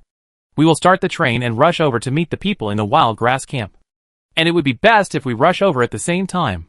You want me to abandon the refugees? Guo Weiman's cheeks stiffened. While the enemy's formation is scattered, we still have a chance to rush over. There are so many living people on our train. If they stay still, they will definitely gather on the rails again. It won't be so easy to rush over at that time. Moreover, Jiangshi raised his eyelids, his eyes lightly falling on several black-clad soldiers in the distance, who were almost unbalanced with jet flight suits on their backs. They won't be able to hold on for much longer. Keep driving forward. We will reach Yuansao Station in more than an hour, with us attracting attention. The refugees behind will not die for a while, as long as they hide well and run far away. According to Captain Zhao, Yuansao Station has been taken over by Sky Eye. While checking whether Mo Zhao's outer clothes were damaged, Jiangshi said to Guo Weiman nonchalantly, when the time comes, Sky Eye will provide support. Jiangshi would never agree to let that group of people get on the bus. The situation was so chaotic before, and many of them must have been infected. If they were in an open area, even in a warehouse, they could still observe first. But in such a small space on the train, it is difficult to turn around, and one can easily fall into the ditch. And given that the base of the crowd on the other side is too large, there is no time to tie them up one by one on the train. So he made this suggestion. This was a painful choice for Gwayman, and he looked painful and clenched his teeth. The people of the self-defense force rushed up. Captain Gwa. Uncle! Uncle Gwa. We will follow you no matter what you want to do. Yes. Uncle Gwa saved our lives. Living longer is like making a few months of profit. It's not a loss at all. The sincere trust of the young people made his eyes red. Gwayman saw the faces looking down from the hillside with expectation. He lowered his head and squeezed out a few words from his throat. Get in the car. Get ready to rush over. Chapter 189. Try to connect. Please reply if you receive it. Jiangshi lowered her head slightly, and the corner of her lips curled up in an arc that she had expected. Mo Xiao did not enter the car, but climbed onto the roof first. He reached out and pulled Jiangshi up. The two sat side by side at the front of the car. Uncle Gwa is a good man. Mo Xiao sighed. Good people don't live long. Jiangshi subconsciously replied, then was stunned, and a sarcastic smile appeared on her lips. In the end times, even bad people don't live long. Mo Xiao pursed his lips and whispered, Jiangshi. You? Mo Xiao. Jiangshi suddenly turned his head and looked at her. My dad got the rules of the game wrong in this world now, he whispered, his eyelashes drooping slightly, and his tone swept away the laziness of the past. I will never be like him. Mo Xiao looked at him in amazement. There were corpses everywhere and blood and fire everywhere. On this tragic night, for the first time, she felt that the boy she had known since childhood was a little strange. The train she was sitting on shook slightly and was about to start. Mo Xiao suddenly came back to his senses, burst into laughter, grabbed the handrail beside him, stared at the surging corpses and artillery fire in front of the railway, and said loudly, Yes. Yes. You are Jiangshi. Of course you will not be like him, because you are different from him. After that, he hooked his hand to Jiangshi and patted his waist. It's time to rush. Hold on. I won't be responsible if you get thrown out. Jiangshi was stunned for a moment, and while muttering resentfully that you had scolded me before, and that I was no different from him, he leaned down, put one hand around her waist, and said disdainfully, Have you ever thought that it would be safer for you to hold me while I hold the handrail?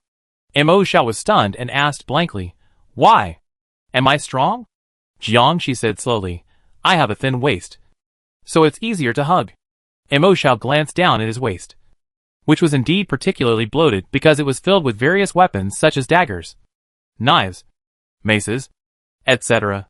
Jiangshi, on the other hand, was tightly tied with a multifunctional military belt for men that Gwayman had given him before, which made him look particularly straight, with broad shoulders, thin waist and long legs.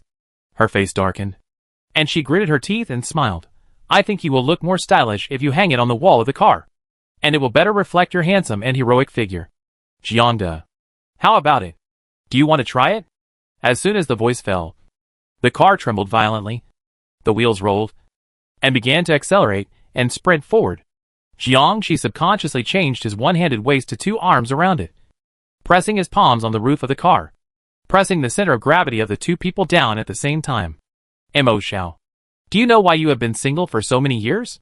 He said in a low and joking voice. Why does a good woman have a big mouth? The speed of the car increased, and shouting came from the hillside behind, and the noise intensified. The sound of the wind passed by his ears, and Mo Xiao didn't hear clearly what he just said. I could only vaguely hear the words good woman. She thought to herself, nonsense. Do you need to tell me that? This guy has changed his character today, and it's rare that he can utter a real word. Jiangshi is willing to speak human words. From today on, their luck should change. Mo Xiao looked at the front of the train with clear eyes, because of the sound of the train coming straight on the track. The zombies that had been scattered into countless small groups began to move closer one by one. Fortunately, there are not too many on the track at present. If you can keep this speed and rush over directly, there is a great chance of success. On the top of a tall tree, Zhao Jiangwo looked at the train rushing in and picked up the intercom. Everyone retreat. Prepare to return to the nest. Although there were still many zombies left, it was not their job to deal with them now. After all, the firepower was insufficient. If they stayed any longer, they would only die. In less than 2 minutes, several figures rushed out from all directions and gathered together high in the air. There were several bangs in succession. Of the 10 people from the wild grass camp, only 8 landed on the roof. Captain Zhao, after getting used to the sprint speed of the train, his body had stabilized a lot. Mo Xiao and Jiang Shi stood up and met everyone one by one. Zhao Jiangwo and the others adapted quickly, and soon they were able to walk on flat ground. Mo Xiao briefly told them the plan. In between a few words, the front of the train made a series of huge collisions. But fortunately, it didn't affect the train's progress. It wasn't until they rushed out for several kilometers and saw that they had left the zombies chasing on the rails far behind that everyone breathed a sigh of relief. On a steep slope in the distance, a group of survivors looked at the shadow of the train that was almost invisible in the distance and sat down on the ground dejectedly. They murmured in despair, Did they just leave like this? Did they abandon us? After months of walking and running, they suffered so much hardship and died so many people, and fled to this place. When they were about to reach their destination, they encountered this disaster again. How excited they were when they saw the train running on the track from afar. How desperate they were at this moment. If you never see hope, you can say that hope is still far away. But seeing this hope disappear like a dream bubble from your fingers, not everyone can bear it. Some people broke down and cried. Others collapsed on the hillside in despair, not caring that the people around them had already turned into zombies, and seemed to be unaware of being bitten, just staring at the dark sky with empty and numb eyes. Lifeless. Because people began to turn into zombies one after another. The survivors who had just rested safely on the steep slope for a few minutes began to mess up again. Since breaking through the encirclement of the zombie tide, Mo Xiao and Zhao Jiangwo have moved to the carriage to meet Guo Weimin. Everyone was in a state of dismay. They looked at each other in bewilderment, and the atmosphere was a little depressing. We have a sentry at Yuanan South Station. It was Zhao Jiangwo who spoke first. When we get there, Shunzi will lead you to the base, and I will lead the team back to rescue them. Captain! Wang Shun frowned. Let Zhang Jiang go. I won't go. I'll follow you. Zhang Jiang is the most knowledgeable member of their team. In terms of physical fitness, he is slightly lacking, but he knows a lot of things. The team lost 2 members, and his eyes were red, and he sat silently. Hearing Wang Shun's words, he couldn't help but stand up and said, I'll go wherever the captain goes. Shunzi, don't fart casually. The two were about to quarrel. Zhao Jiangwo shouted coldly, Enough. He was old, looked very serious and quite majestic. Don't forget, the wild grass camp is also an army. This is a military order. After saying that, Zhao Jiangwo waved his hand. This matter is settled. Just then, a rustling sound suddenly came from the intercom. He was stunned and looked at the other team members. The others were also at a loss. Zhao Jiangwo's face was happy. And suddenly a female voice came from the intercom. Try. The captain of the 3rd team of the wild grass camp. Zhao Jiangwo. This is the first row of the Air Search and Rescue Mobile Department of Yuanan South Station. Please reply if you receive it. I am Zhao Jiangwo, the captain of the 3rd team of the wild grass camp, he hurriedly said. From the movement from the other side, the sound of the helicopter rotor could be vaguely heard. Zhao Jiangwo, the captain of the 3rd team of the wild grass camp. Are you on the moving train below? Please report your current situation. Chapter 190, split into 2 groups. Go back to rescue. Inside the carriage, Mo Xiao sat on the ground, leaning against the wall of the carriage, watching Zhao Jiangwo talking to the air search and rescue team across from her. She couldn't help but marvel in her heart. At a time when the signal is unstable all over the world, the other party can actually maintain such a long-distance communication. It is worthy of being a military device. From this, it can be seen how powerful this refuge base built with the power of the entire dragon country is. At night, the whole carriage was cold. Because of the crisis of the zombie pack just now, some of the windows that were originally repaired began to have large-scale defects again. And this time the whole train has this problem. Especially the front part of the car, which was riddled with holes, was almost like being in a wind tunnel. And your face would be blown into paralysis. But Yuanan South Station was about to arrive, and everyone had almost used all their strength to fight the zombies. At this moment, they all collapsed on the ground. No longer had the energy, conditions and materials to repair these things. Not long after, Zhao Jiangwo ended the conversation and turned his head to look at everyone. The air search and rescue mobile unit will come here later.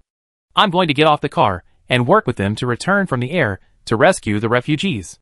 Regarding the air rescue, Mo Xiao also had a little understanding while listening to their discussion. It is said that their military helicopters are very large and can even carry 2 armored vehicles.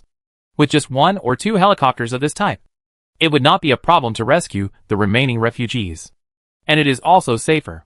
By then, Zhao Jiangwo and his men might even return to the base by air before the main force. It must be said that this support came just in time. Even the most thorny Wang Shun did not say a word of rebuttal. It's just that we don't have enough manpower. Zhao Jiangwo looked at Guo Weimin hesitantly. It is said that the wave of zombies came from the north. And Yuanan South Station has just experienced a disaster. And the main force is cleaning up the mess there. Captain Guo, I want to borrow some soldiers from you. We plan to bombard and shoot from the air while rescuing people to wipe out the remaining zombies. It sounds like there should be a large number of other zombies wandering around. Zhao Jiangwo made this request not only because of the lack of manpower, but also because of his considerations. He found that the soldiers under Guo Weimin all had excellent archery and shooting skills. This will undoubtedly help him to a great extent. Moreover, there are many people to be rescued. If they have to rush to get on the plane, they can't check whether they are infected one by one. They need more manpower to tie up every rescued person in the shortest time. Although the people in the wild grass camp and his team are strong. After all, everyone has only 2 hands and a pair of eyes. Mo Xiao in the corner heard this, and his eyes turned slightly. It turned out that before they met them, this wave of zombies had already passed Yuanan South Station. As a small base, the combat power and munitions there are far from comparable to Mo Xiao's train. In this way, this wave of zombies had been greatly reduced before they met them. The scale at that time would probably be several times, or even dozens of times. Such a large-scale migration of zombies is not a good omen. Longwa was a big country with a population of more than 1 billion before the Doomsday. In the early days of the Doomsday, perhaps because there was still food in the local area, the zombies did not have such large-scale group migration behavior. But as time goes on, with the scarcity of local food, based on instinct, this large-scale migration of zombies will continue to break out all over the country. They will instinctively go to where there is food. Fortunately, this is just an ordinary group of zombies.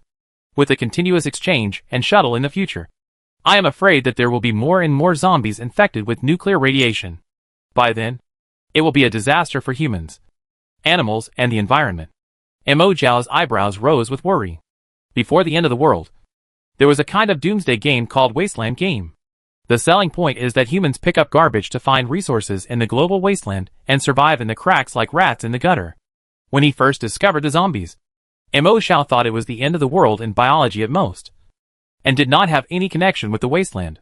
After all, although there are many nuclear weapons stored around the world, a real-world nuclear war has never broken out. But she never expected that zombies infected with this X virus could still maintain the ability to move mechanically while being rotten by nuclear radiation. This made the prologue of the global wasteland seem to slowly open before her eyes. She bit her lip and suddenly heard Guo Weimin calling her. Xiao Mo, leave Xiang Feng and the others to assist Captain Zhao in the rescue. Because it was just assisting in the air. It was a mission that was not dangerous. So Guo Weimin called her.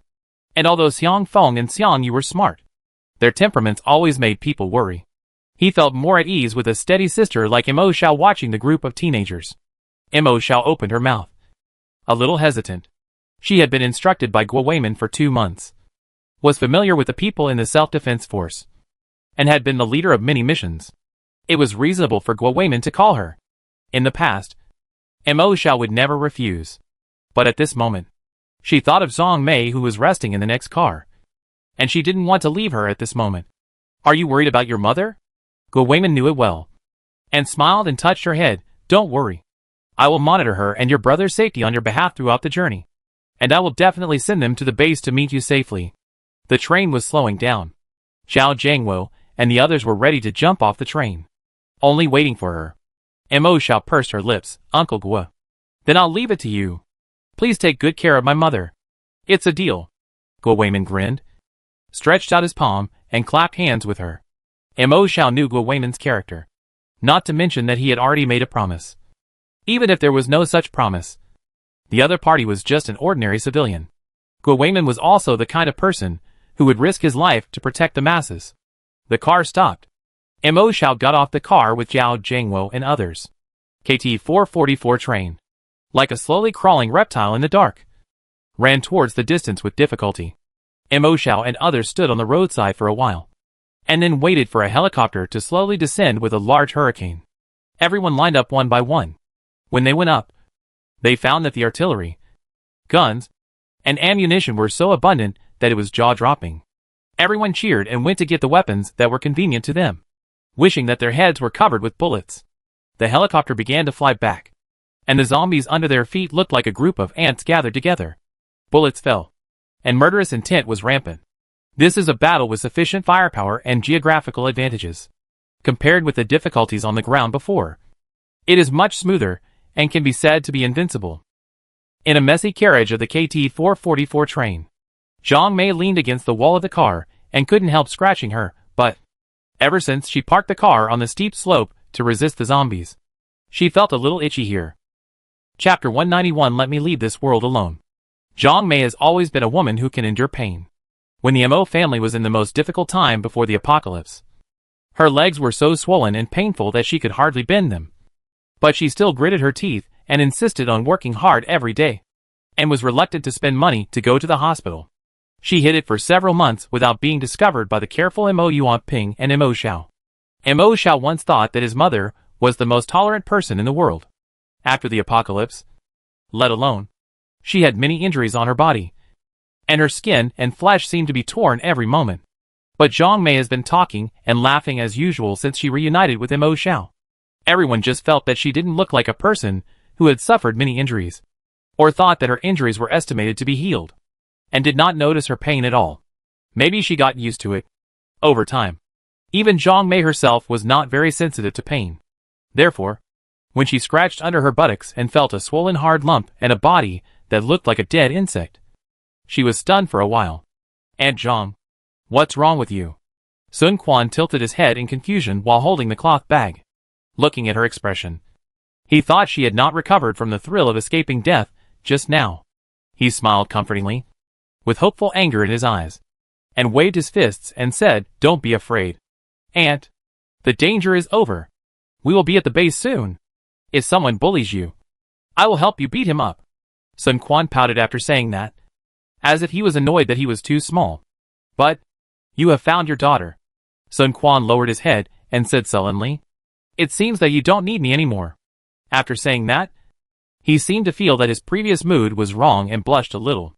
He changed his tone again, patted his chest and promised, "It doesn't matter.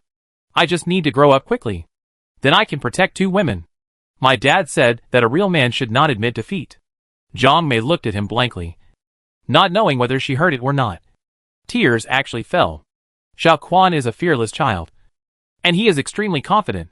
Occasionally, his tone and demeanor are quite similar to Xiao Xiao's when she was a child. When Xiao Xiao first went to the community kindergarten, she had a fight with Jiang Shi the next day. The fight between the 2 children was not just a playful fight. Zhang Mei and Mo Yuanping were shocked when they rushed over. The 2 wrestled so tightly that even the teacher couldn't pull them apart. At that time, Mo Xiao still had long hair, and the little boy grabbed her tightly, almost tearing off a piece of her scalp. Mo Xiao was very ruthless at a young age, compared with the boy from a rich family who had never touched women since childhood. She was obviously much stronger. The child's eyes were swollen, and there were many bruises on his body. In fact, this can be seen from the girl's fist, which was already broken and bleeding. Both children were stubborn and refused to admit defeat. One of them was choking the other to apologize, while the other refused to admit his fault. The 2 children were fighting until their eyes turned red. The adults watching did not dare to use force, and they could not easily pull them apart. Finally, Jiang Shi's father arrived and shouted. The boy was the first to let go of his hand, with an indignant look on his face. Jiang Yun was a celebrity in Chuyang City. He was not only rich, but also powerful. The children did not understand. But how could Mo Yuanping and Zhang Mei, the 2 adults, not know? But although they were poor, as parents, after listening to Mo Xiao's explanation of the cause and effect of the whole thing, they would never let their children take the initiative to apologize for other people's mistakes. They were already nervously prepared to bear all the costs. Who would have thought that there would be no trouble later? Later, the two children fought from time to time. Perhaps because they had been in the same school and class. They gradually became friends. Seeing that the Jiang family really had no intention of causing trouble for them for what happened that year, Zhang Mei was completely relieved. Xiao Quan. Zhang Mei suddenly touched his head with a kind smile on her face. Auntie's daughter will be your sister in the future. She has been stubborn since she was a child. You should be more tolerant of her. Sun Quan was stunned, pursed his lips and said, I won't take the initiative to quarrel with her. But she is a good child. And you are also a good child. You should help each other. Zhang Mei's eyes were wet again. Xiao Xiao is a good child. But she is most afraid of loneliness. Because she values friendship too much. Sun Quan frowned and stood up. Aunt Zhang. What's wrong with you? Are you feeling unwell? I'll go call the soldier uncle over. He turned and ran. For some reason, his heart started beating violently. This feeling was too familiar. So familiar that he was a little afraid to face it. It was very similar to the scene when his parents were going to get honey for him. Guo Weiman was rushing to the carriage. And on the way he ran into Sun Quan, who was running fast, and bumped into his arms. What's wrong? Are you running so fast? Guo Weiman frowned and asked. And after listening to the whole story, his expression changed, and he pushed him into the arms of the soldier behind him. Stay here and don't move. Guo Weiman hurried to the location Sun Quan mentioned. But he didn't see Zhang Mei. He walked back. He walked to the end of the fifth carriage. Since the vehicle started moving, the people in the back carriages may have felt safe with the soldiers. So they began to move to the front one after another. So when Guo Weiman arrived at the last carriage, it was already empty. Only Zhang Mei was sitting on the windowsill at the rear. Hearing the movement, her neck twitched slightly, and she slowly raised her head. Guo Weiman's pupils shrank in shock. Red bloodshot spread in Zhang Mei's eyes, and her black pupils were slowly shrinking. This was clearly a sign of zombie transformation. Guo. Captain Guo. You're here. Zhang Mei spoke in a hoarse voice. Her speech was already a little unsound. Can you lend me a bullet? Guo Weiman gritted his teeth and shook his head. Ms. Zhang. I promised Xiaomo that I would take you back. After that, he took out the rope he carried with him, walked closer, and wanted to tie her up. Please bear with it. Maybe when we get to the base, we can find a new way. No. No. Zhang Mei pushed him away, bringing a zombie into the base. Zhang Mei could already imagine how she would become a burden to her daughter without anyone telling her. It was really not easy to survive in the apocalypse. She had suffered too much, and he couldn't cause her any more trouble, or he might even hurt her. During the tug of war, Guo Weiman accidentally tore off the Ping and Fu with the crooked Chinese characters Ping and embroidered on it from Zhang Mei's hand. Zhang Mei stared at the tender Ping and Fu and trembled as she stretched out her palm. Give it back to me. Guo Weiman knew the story of this Ping and Fu. He thought she wanted to keep a thought in her heart, so he handed it back with a little shame. Zhang Mei touched it reluctantly, and suddenly took out a lighter, burned it, and threw it out of the window. What are you doing? Guo Weiman said sadly. Xiao Xiao is too nostalgic. Zhang Mei smiled weakly, almost biting her lips to bleed. Can't leave her any thoughts. Every time the living see the belongings of the deceased, it is a kind of torture for the living. Shoot! Zhang Mei's pupils shrank suddenly, and she panted and cried. Please, Captain Guo, let me leave this world as a person. Chapter 192 Orders to Remember on the first day of entering the wild grass camp. Bang! Guo Weiman's arm fell silently. The person on the windowsill smiled and fell backwards. Tell Xiao Xiao that I am proud to be her mother in this life. At the door of carriage number 5, Sun Quan, who had just escaped from the hands of the people who stopped him and rushed here, froze in place. He watched Aunt Zhang being shot and falling out of the moving train. Why? The Sky Eye base is right in front of us. Why? We are about to arrive at the station. Why? We have survived several months of life and death torture. Why? He ran forward crying and angrily, and hit Guo Weiman. Why did you shoot? Why did you kill her? Aren't you a soldier? Didn't you promise to protect her? He cried till the end and fell to the ground. Why? Aren't soldiers supposed to protect the people? Why did my parents die? Why did Aunt Zhang die too? Why? Because of a gunshot. The door of carriage number 5 was already crowded with onlookers. Guo Weiman listened to the complaints. He looked up. Those faces were covered in gray and black blood. And they gathered together in fear like rats in the ditch. When they saw him looking up, they all turned their faces away in fear and looked away. Wayman was a little dazed. When he saw the gun in his hand, a confusion suddenly emerged in his heart. Since when did the public have this kind of reaction when they saw the soldiers who were supposed to protect their country? In the endless night, 2 helicopters flew through the sky. From time to time, they passed through some areas and dropped shells. Like God's punishment, fire and blood bloomed on the land at the same time, leaving behind broken limbs and debris. The number 2 helicopter is full, and there are still dozens of survivors. Let's go down and rotate.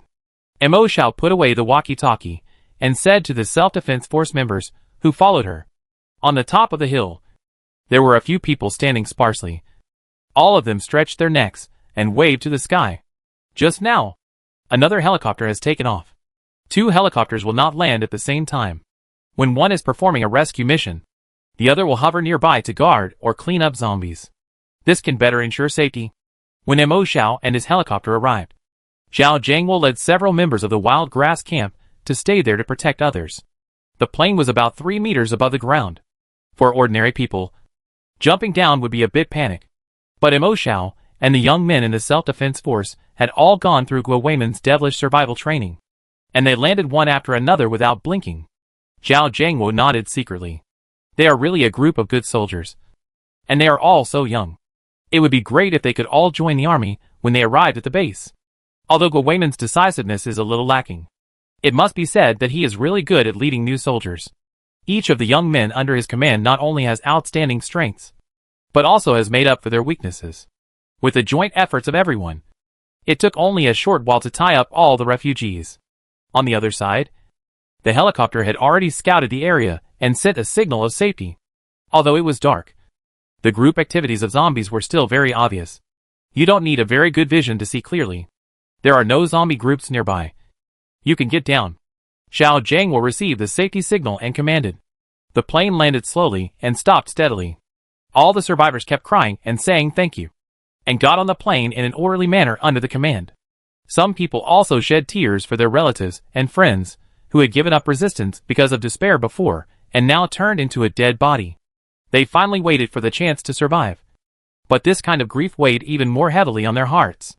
This mission was indeed easy, Mo Xiao thought, when she thought that she could directly fly to the base from the plane and arrive before the squad leader and the others. She couldn't help but laugh secretly. Perhaps it was because she was relieved after escaping death and finally reuniting with her mother that she felt a little bit of mischief. However, her thoughts changed slightly. Suddenly, she heard a faint sound of wind. She turned her head sharply and saw something in the darkness in the distance, bouncing up from the bottom like a marble. Zhang Jing, a member of the wild grass camp who was on guard at the outermost perimeter, and several young men from the self-defense force were all shocked. Because of the light and speed, they didn't see what the thing was, and it seemed that they were about to be hit. Be careful. Mo Xiao suddenly widened his eyes, dodged, and pushed a self-defense member away. The original target trajectory of the thing suddenly changed. It was like a deflated balloon in the air, spinning and staggering. This strange route was the most unexpected, and Zhang Jiang originally avoided it. Who would have thought that the other party would have such an anti-human method? His avoidance sent him to the other party's target path. They were about to collide. Zhao Jiangwo suddenly rushed over at a very fast speed and pushed him away. He himself scraped past the thing. Until this moment of close contact, everyone finally saw clearly. It was a zombie tied to a jet flight suit. Brother Yi, someone in the wild grass camp exclaimed. How could it be? Is it really Brother Yi? Listening to everyone's exclamation, Zhao Jiangwo's eyebrows tightened. It turned out that this person was their former team member, Luo Yi, the team member who was initially knocked to the ground by the zombie group. He was undoubtedly a zombie at this moment. After the semi-infected person is zombieized, he is a stronger zombie for ordinary people. But in fact, under the power of munitions, opponents who have lost their wisdom are all the same. For example, Luo Yi in front of him. Although he has a strong physique, but he doesn't even know how to take off his jet suit. When his hands and feet waved, he was like a puppet. If he accidentally touched some control buttons, he would twist and fly, and then fall again.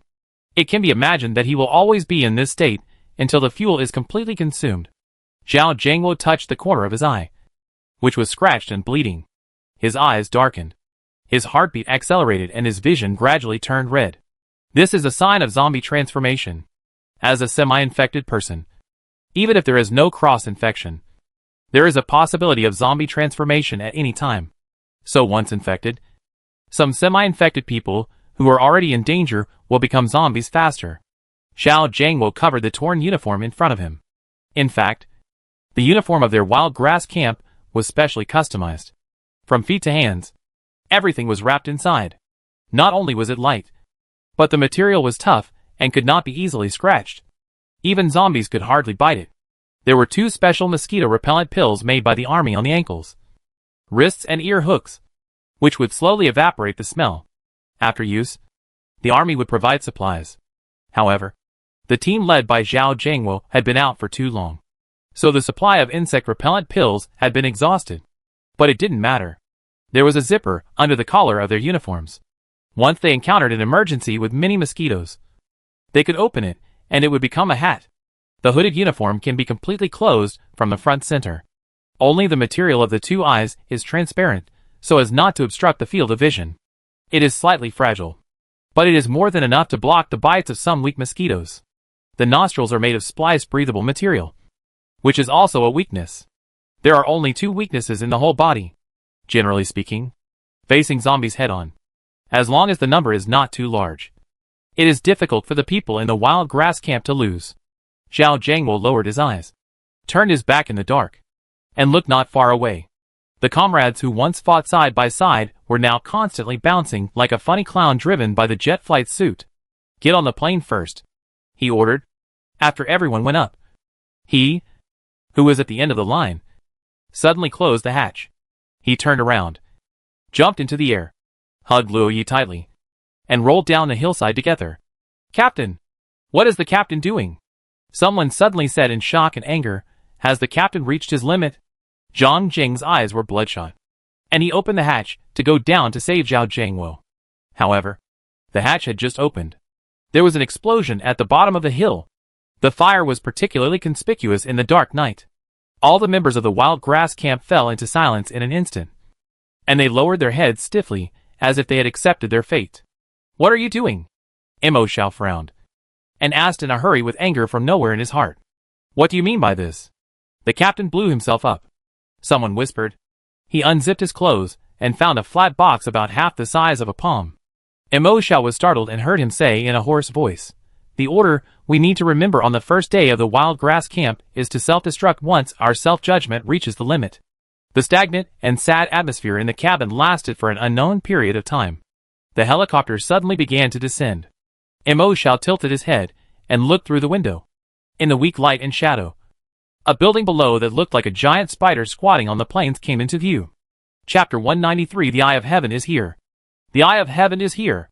In the middle is a huge eggshell-like hemisphere, with something flickering on the edge, as if it was stubbornly supporting a faint light that was about to collapse, but never defeated in the dark night. Guided by this light, the helicopter slowly landed.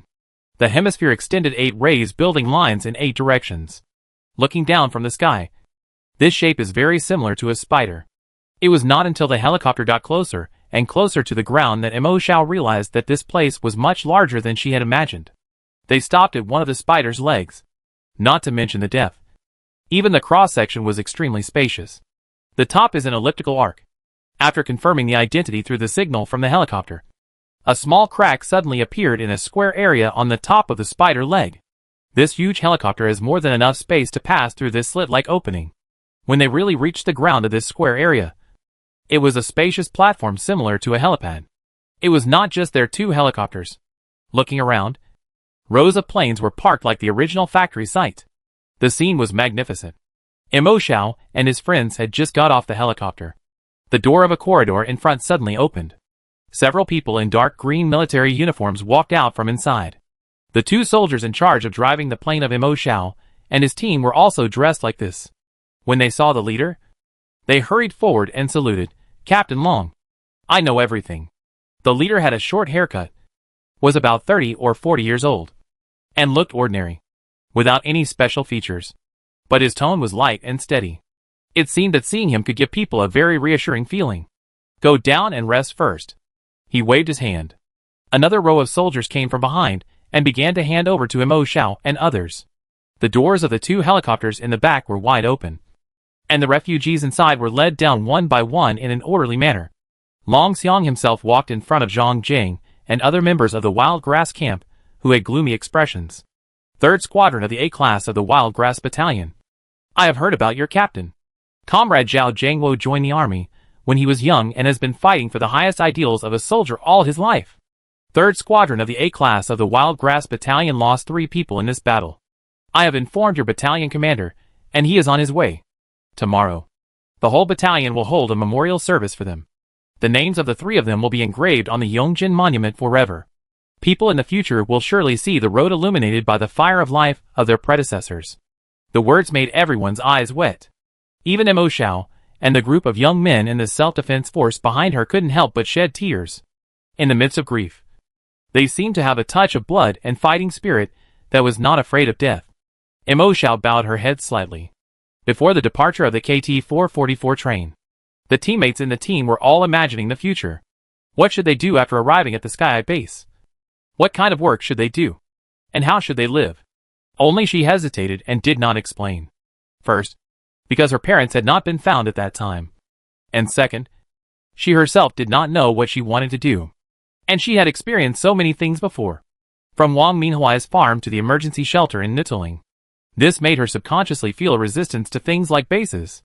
She only felt that this world was full of scrambles and conspiracies. People's hearts were evil. And she didn't dare to think that the Sky was really as good as they said. From not wanting to think badly of people at first, to now subconsciously thinking badly of people. The turbulent escape since the doomsday has had a subtle influence on Mo Xiao. But after the mother and daughter reunited this time, she saw that soldiers like Zhao Jiangwo could risk their lives to protect ordinary people. It made her realize that this world is indeed shrouded in shadows. But there are still bright places and bright people. Captain Zhao invited her to apply to join the Wild Grass Camp several times before. But Mo Xiao never responded. Now that Zhao Jiangwo is dead, she is not afraid or terrified, but has a little thought of joining the army. After all, to a certain extent, if her mother had not been escorted, transferred and guided by the group of soldiers, she might not have been able to safely reach the KT-444 train and reunite with her. This made Mo Xiao understand the value and significance of the soldiers' protection. I believe that there are not only Mo Xiao and her family, but also many other equally warm lights in the world, all lit up by the blood of these guardians. The end of the world is so cruel, and the danger of extinction is imminent. Isn't the lesson of the destruction of farms and shelters enough? If humans don't unite as one and help each other at this time, when there is a danger of national extinction, will it only be others or a certain individual species that will be destroyed? Mo Xiao secretly decided that after her mother came to Tianyin, she would discuss it with her. When her mother lives a stable life in Tianyin, she will go to the front line to fight to protect her and them. Of course, it also makes it easier for her to find her father's whereabouts. Not long after Long Xiang finished speaking, a few people in black uniforms suddenly walked in from the corridor door. The man looked about 30 years old, with narrow eyes and a handsome appearance. The wild grass burning like a flame behind his uniform was particularly eye-catching. Battalion Commander Zhang Jing and others stood up immediately when they saw the man coming and saluted again. Obviously, the person in front of them was the highest commander of the Wild Grass Battalion, Qin Xiao. He returned the salute with a cold expression. At the same time, he turned his head and glanced at Long Xiang coldly, as if he was too lazy to even say hello, and turned to Zhang Jing and others and said, "Follow me." Qin Xiao. This time it's Long Xiang smiled bitterly silently, turned his head and looked at him, as if he wanted to explain something. But before he finished speaking, he was punched in the face. "Captain Long. Captain! You guys from the Wild Grass Camp. What are you doing? Our captain is kind enough to explain. So what's wrong with giving you face?" The two sides in the two-color uniforms immediately became nervous and subconsciously formed a confrontation. Qin Xiao, who was about to leave, grabbed Long Xiang's collar and squinted his eyes and leaned closer. "Long Xiang, who told you to transfer my people without authorization? My Wild Grass Camp is independent of other military systems. Don't you fucking understand? Who gave you the authority to give them orders without my permission?" Long Xiang drooped his eyelids, waved his hand to suppress the excessive reaction of his soldiers, and let him grab him without resistance, and said in a hoarse voice, "The outermost Yuanan South Station stronghold was attacked by a large wave of zombies. We were short of troops at the time, and we happened to contact Lao Zhao's signal. So, bang!" At this point, Long Xiang was punched in the face again. "Don't you know what kind of temper Zhao Zhengwo has?" Qin Shao said coldly. His eyes were narrow and narrowed in anger, and he looked extremely dangerous. The group of people in dark green military uniforms behind Long Xiang were very nervous. They all put their fingers on a certain tubular thing hanging around their waists. But Qin Shao's self-control was obviously stronger than they thought. He did not continue to do it, but pushed Long Xiang away and said in a low voice, "Next time this happens, I will not let you go even if I have to quit my job as battalion commander." Seeing that Long Xiang's face was gloomy, he did not refute. He smiled coldly. Turning back, he glanced at Zhang Jing and the others. Then he shifted his gaze to Imo Xiao and the self-defense force teenagers behind her. "Who else is half-infected? Come with me." Chapter 194 Prologue to Survival Underground. Imo Xiao looked at the concerned eyes of the young men in the self-defense forces, smiled, and signaled them not to worry.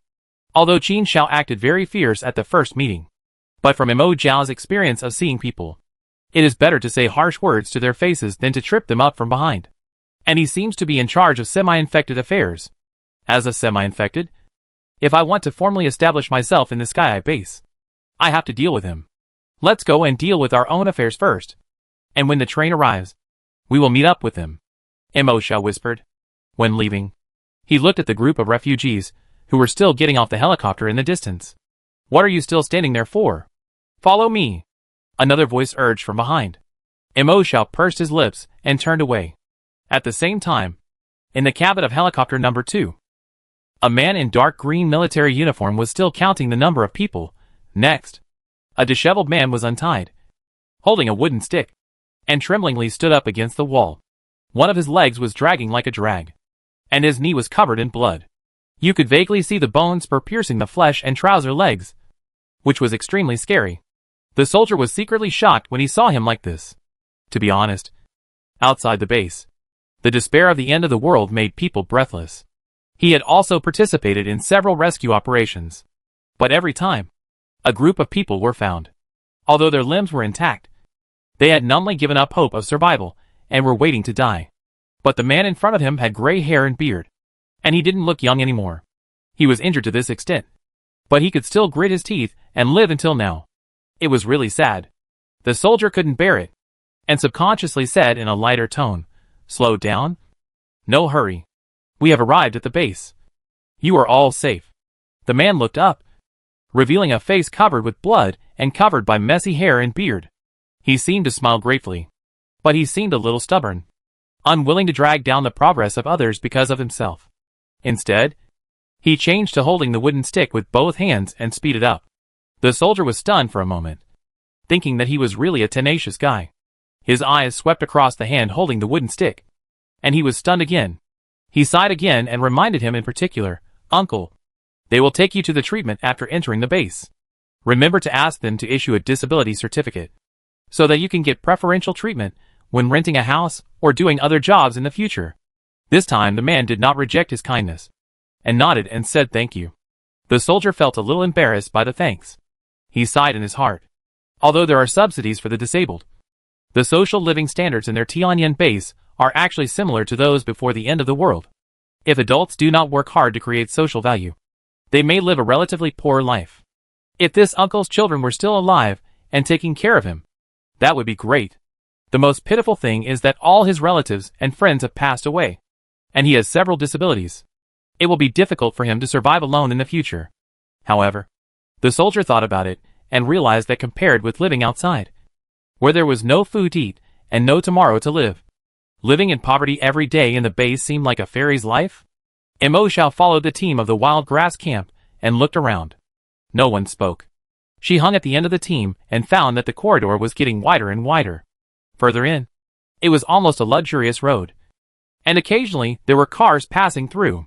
However, compared with the asphalt road outside, the one here was full of metallic luster. So far, The entire sky eye has given her the feeling of being huge. Very big. Very big. No wonder they have the confidence to search and rescue survivors all over the country.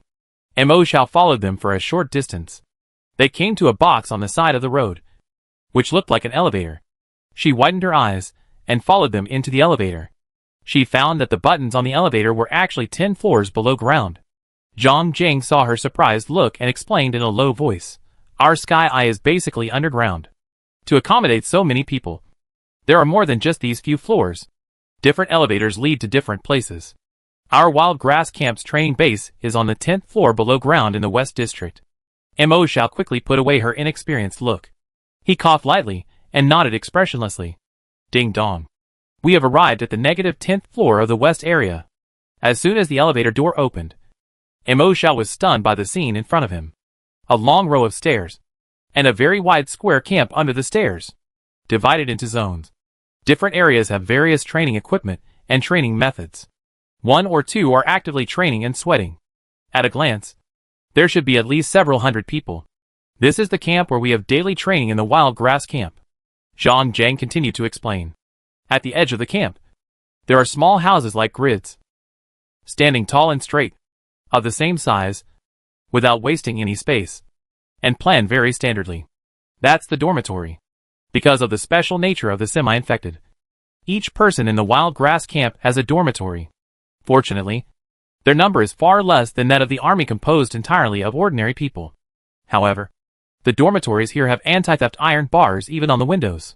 Of course, they are movable and can be opened. But anyway, it is underground. And each room has a ventilation system that uniformly delivers processed fresh air, with or without windows. There is actually no difference between indoors and outdoors. It's just a psychological comfort.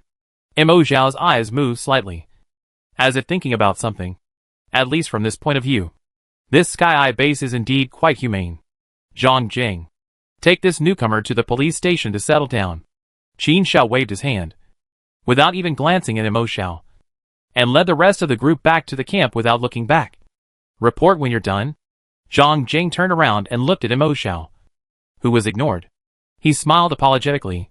Our battalion commander is usually a very enthusiastic person. He sighed softly. Today it may be because of the captain. When the battalion commander first joined the army, it was our captain who led him. Mo Xiao nodded to show her understanding. To be honest, she was so curious that she didn't even have time to look at the Sky base, and didn't pay attention to Qin Xiao's attitude at all. Zhang Jing led him in the opposite direction. Not far away, they actually stopped at a place that looked like a bus stop. There can't be buses underground, right? Mo Xiao was really surprised. These things were definitely not hastily built after the apocalypse. She really didn't expect that the Sky Eye shelter, which the Dragon government had vigorously built before, would be of this style. Mo Xiao looked around with wide eyes, and found that there was actually a vertical sign similar to a bus stop next to it. It read Wild Grass Camp Station in 4 big characters. Part of the energy of our base comes from traditional fuels such as oil and natural gas, and part is electricity. Mo Xiao blinked. She had heard about this. It is said that the outer surface of the Sky Eye that is exposed to the ground is all a material that can convert thermal radiation energy into electrical energy. Zhang Jing explained. Our negative 10th floor is very large, and it takes a lot of time to walk by legs. It is faster to take this electric bus.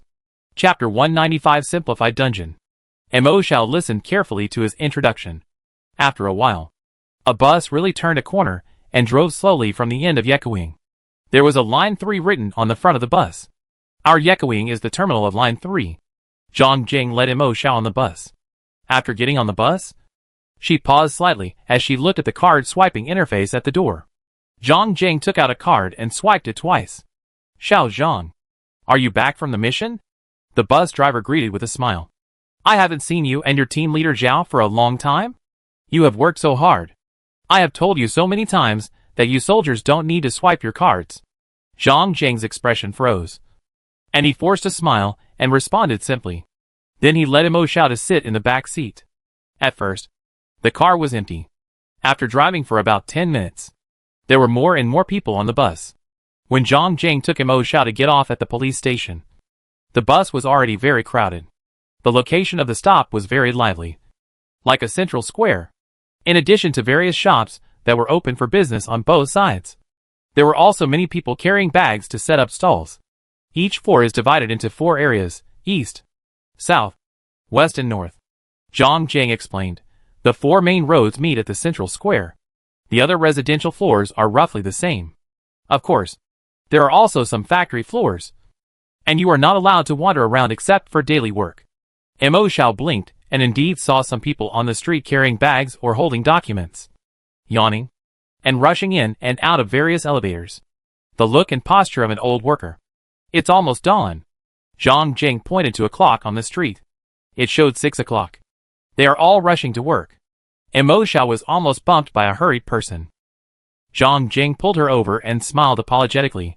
Living underground, the most difficult thing is to control time.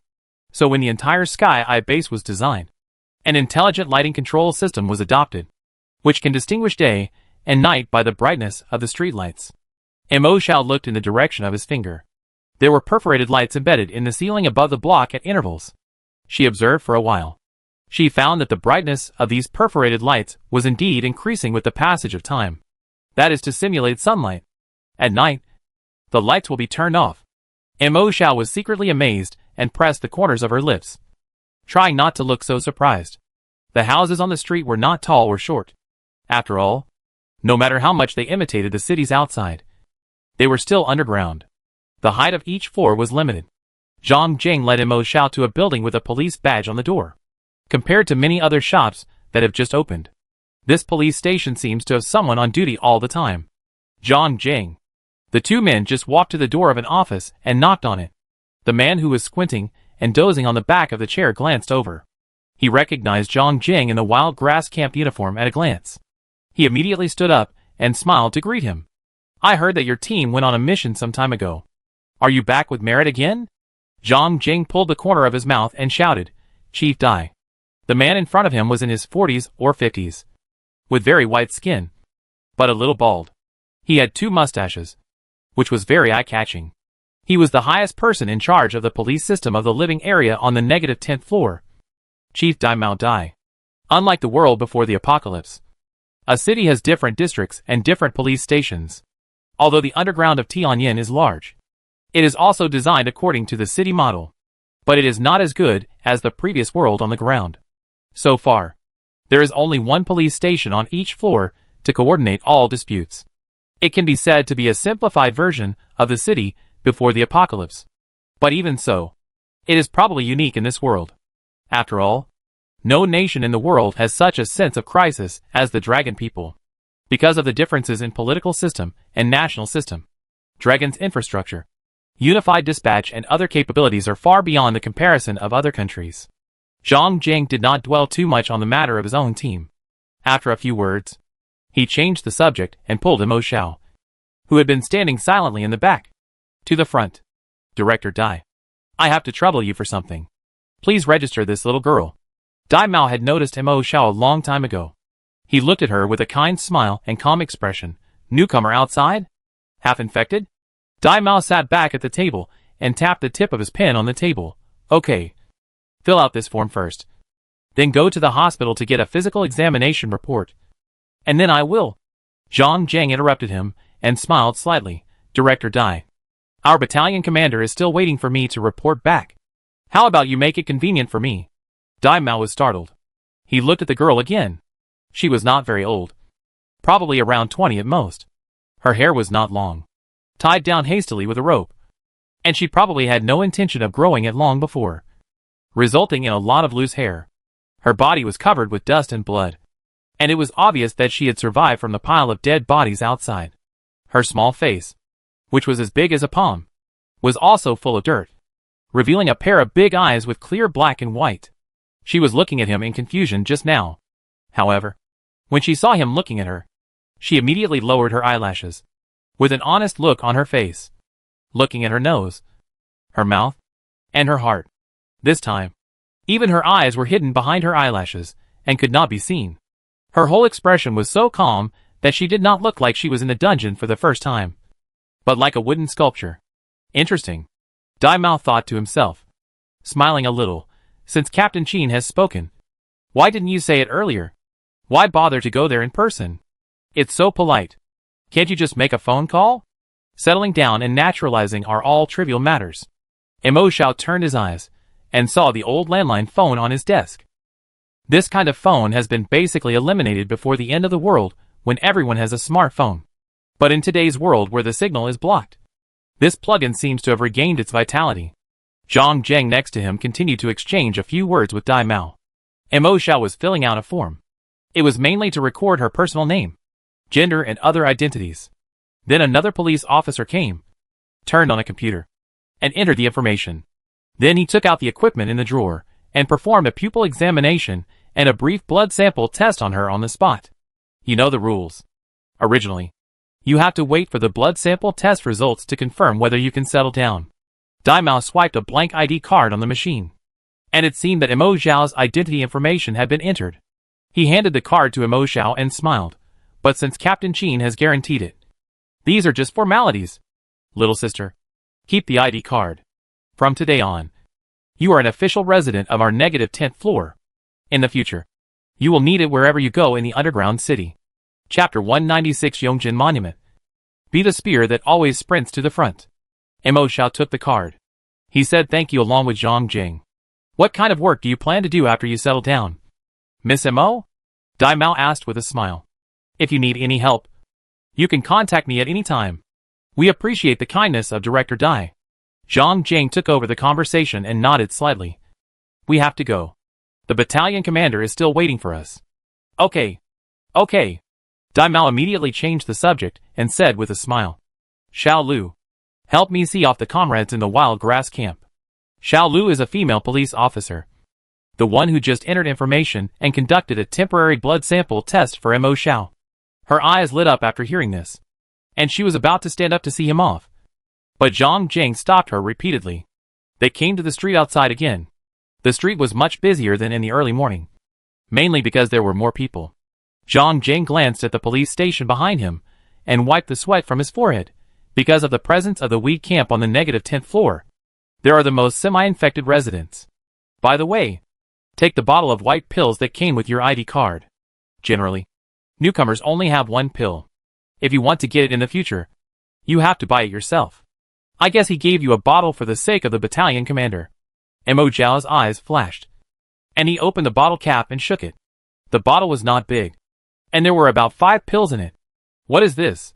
She frowned slightly, remembering that Zhao Zhangwo and his team had given it to the semi-infected people on the train before. You know, we semi-infected people are prone to losing control, Zhang Jing explained. Living in the underground city, living with ordinary people. In order to reduce the danger of semi-infected people, the higher-ups developed this white pill. It's called white pill. It can't be called white pill just because it's white. Right? Mo Xiao had heard from Tanya and the others that the wild grass camp had eaten a similar red pill. Could it be called red pill? It's called white pill. Zhang Jing smiled. The kind we eat is called red pill. Really? Mo Xiao coughed lightly. Zhang Jing explained. The white pill is mainly used to suppress blood addiction, depending on individual differences. Some people have to take it once every 10 days, while others may not take it for a month. What about the red pill? The red pill is mainly for... Zhang Jing paused here and looked at Mo Xiao. Our captain has always wanted to recommend you to join the army. What are your plans for the future? Mo Xiao blinked. I plan to discuss joining the army with my mother after she comes back this time. Zhang Jing's eyes were slightly moist, perhaps thinking of the deceased captain. He patted Mo Xiao's shoulder heavily. Okay. From now on, we are comrades in arms. Mo Xiao smiled and nodded. Not only me, but Captain Guo will definitely join the wild grass camp in the future. Guo Weiman is currently the most trusted teacher besides a few members of Mo Xiao's own team. They have the same ideals and ambitions. So when Jiang, she was tired and accidentally dozed off. She was relieved to leave her mother to Uncle Guo's care. She believed that with his character, he would not let her mother get into trouble even if he sacrificed himself. And at that time, they had just broken through the zombie tide, and Yuansao station was about to arrive. So there would be basically no major problems on the train. By the way, what exactly is the red pill?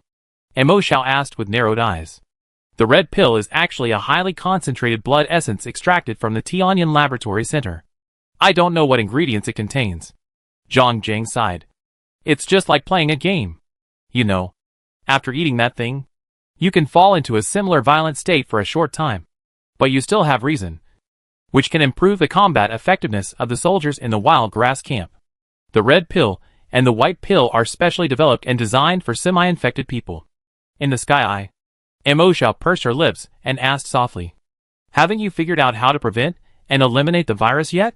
Zhang Jing was stunned and shook his head with a gloomy look. Mo Xiao didn't ask any more questions and turned her eyes to the pedestrians on the street. She found that most of the shops on both sides sold drinking water. In addition, there were actually a lot of fresh vegetables for sale. But the price was extremely high. The monetary system seems to still be based on the unit of Dragon Country currency before the apocalypse. But cash banknotes are obviously scrapped. You need to swipe your ID card. That's all planted underground. Pumping groundwater. Ecological farm. Fish and vegetables. Not on our floor. Fish? Mo Zhao's eyes widened. Fish fry that were saved before. Zhang Jing knew what she was surprised about. The groundwater must be processed before it can be used.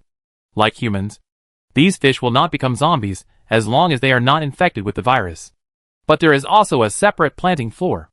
I heard that someone in the Sky Eye laboratory found inspiration from the X virus and used a new technology with a high yield. Zhang Jing used to be a jack of all trades in Zhao Jingwo's team.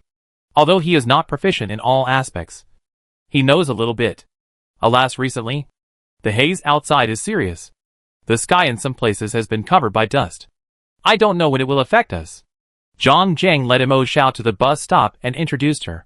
I heard that the efficiency of solar energy conversion outside has decreased a lot recently. In the future, it is estimated that the energy focus will be shifted to geothermal energy. Zhang Jing is really a good guide. Mo Xiao learned a lot about the current situation of the Tianyan base from him. Waiting for the bus. Suddenly, people gathered in a circle in the middle of the central square in front of the right, which seemed to cause quite a commotion. Zhang Jing's body stiffened. Mo Xiao had already walked a few steps over there curiously. It turned out to be a huge stone tablet. I heard that people died in the wild grass camp again.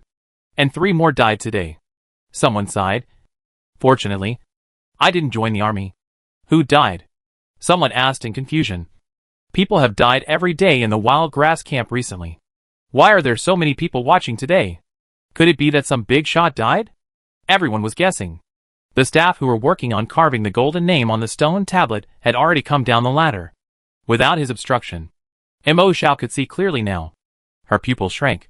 It turned out that this was the Yongjin monument that Captain Long Xiang had mentioned before. Burial after the apocalypse has become a luxury. In order to commemorate the dead, their names were uniformly recorded on the stone tablet. And the Yongjin monument seemed to be a cemetery exclusively for the soldiers of the wild grass camp. The 3 names that the man had newly engraved were Luo Yi, Jian Quan, and Zhao Jiangwo. Captain Zhao? Is it the captain of the 3rd team of the wild grass camp? It was him, Wu. He was the one who saved me. Me too. Captain Zhao. How could it be? How could it be Wu? At that time, the comrade surnamed Lu left me the only half bottle of water he had left.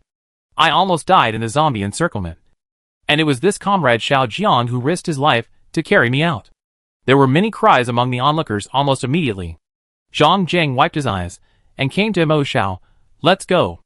Every morning at this time, a group of people would gather here to mourn spontaneously. Wildfires cannot be extinguished, and spring breezes will bring them back to life. Zhang Jing looked at the Yongjin monument and said softly, our captain said that our wild grass camp must be the spear that always rushes to the front. And it cannot be defeated by rain or burned by fire. We must always move forward and never retreat. As a soldier, if even we retire, who will protect our relatives, friends and homes behind us?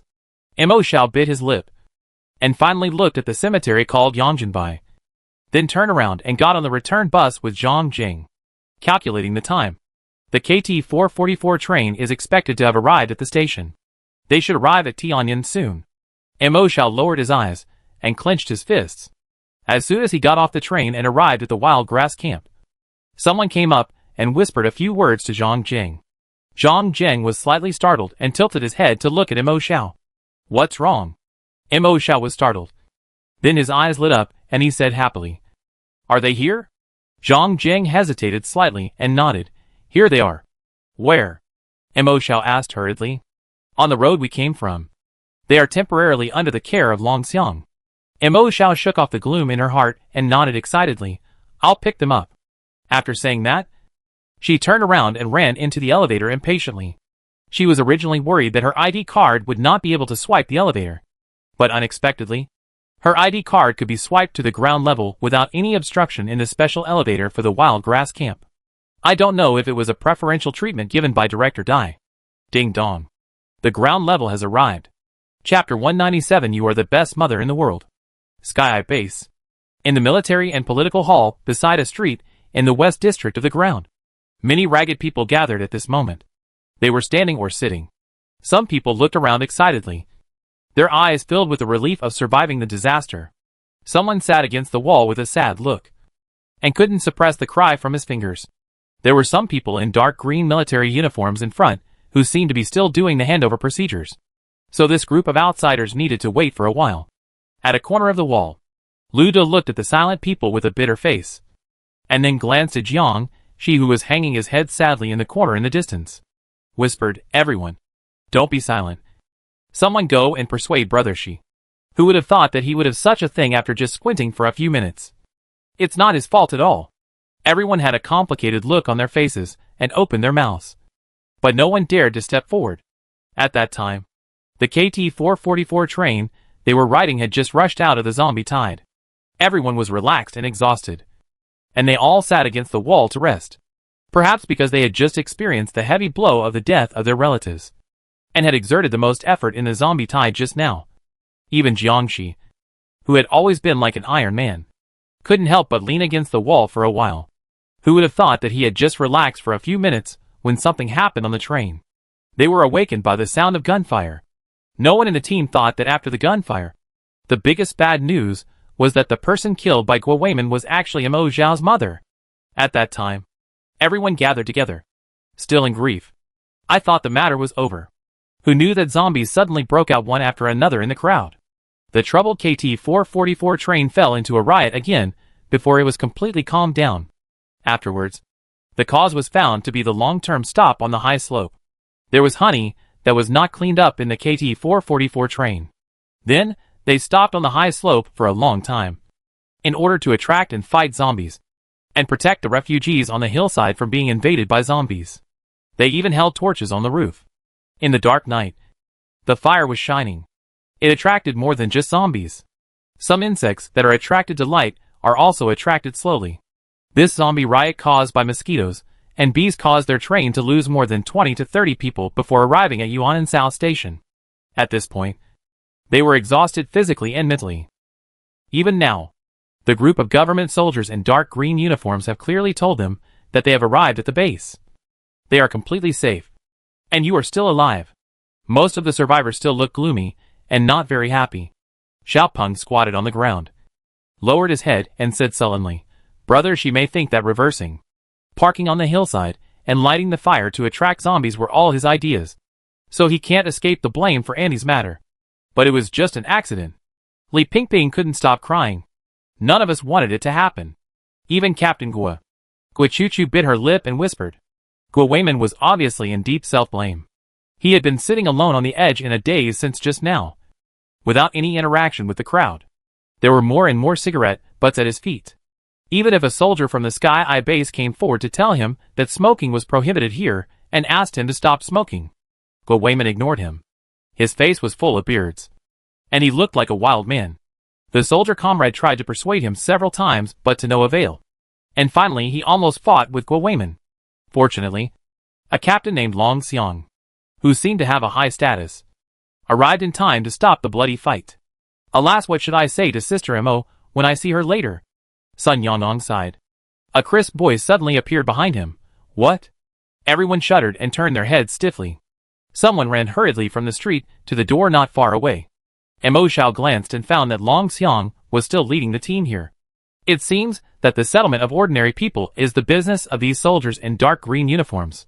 She looked for several seconds before she found that the classmates, led by Lu De, who was more recognizable, were gathered in this corner. But she didn't find her mother. By the way, Her mother might be with a child named Sun Quan. And Mo Zhao's eyes turned again. There were too many people here.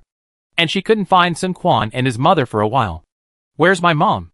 And where's that kid called Sun Quan? Where did he go? Mo Zhao pursed her lips and asked. Xiao Mo. Seeing that everyone else was silent, Lu De said with a sour mouth. Auntie. While speaking, Mo Zhao's eyes suddenly condensed. She found a small figure flashing past the entrance and exit of the bathroom in the distance. Sun Quan? Mo Zhao didn't know why, and suddenly waved her hand to interrupt Lu Da's voice. Found it. She smiled and pointed in the direction of the bathroom. It must be that my mom spoiled him too much. He's so grown up. But he still needs my mom to accompany him to the bathroom. Lu Da opened his mouth in surprise, not knowing whether he should say the next words. Xiao Mo. Tanya looked at Mo Zhao with a complicated expression. Her eyes were sad. Mo Zhao's eyes suddenly turned red, and there was a little moisture in her eyes. She turned around abruptly and ran towards the bathroom, without giving Tanya a chance to listen to what she said. But tears flowed uncontrollably from the corners of her eyes. Mo Zhao clenched her teeth and patted her chest with a fist. She had a habit of subconsciously counting the number of people. This can be seen from the fact that she could quickly figure out the difference in the number of enemies and herself when she first escaped from the school dormitory to the small gymnasium. Although Mo Zhao had not counted all the people here one by one, but at a glance, she felt that it seemed to be different from before. It seems to be missing a little. How much? 20? 30? While running, Mo Zhao tilted her head and bumped into a tall figure, because she was in a panic and ran so fast. The collision was really heavy. She fell backwards, and the person in front of her grabbed her arm. It seemed that someone behind her also came and supported her with his palm. Xiao Mo. Mo Zhao. Two voices sounded at the same time. The one in front was Guo Weimin, and the one behind was Jiangxi. Mo Zhao suddenly felt that there was no way to go. She squatted down dejectedly, covered her face with one hand, and said hoarsely, Can't you, give me a few more seconds?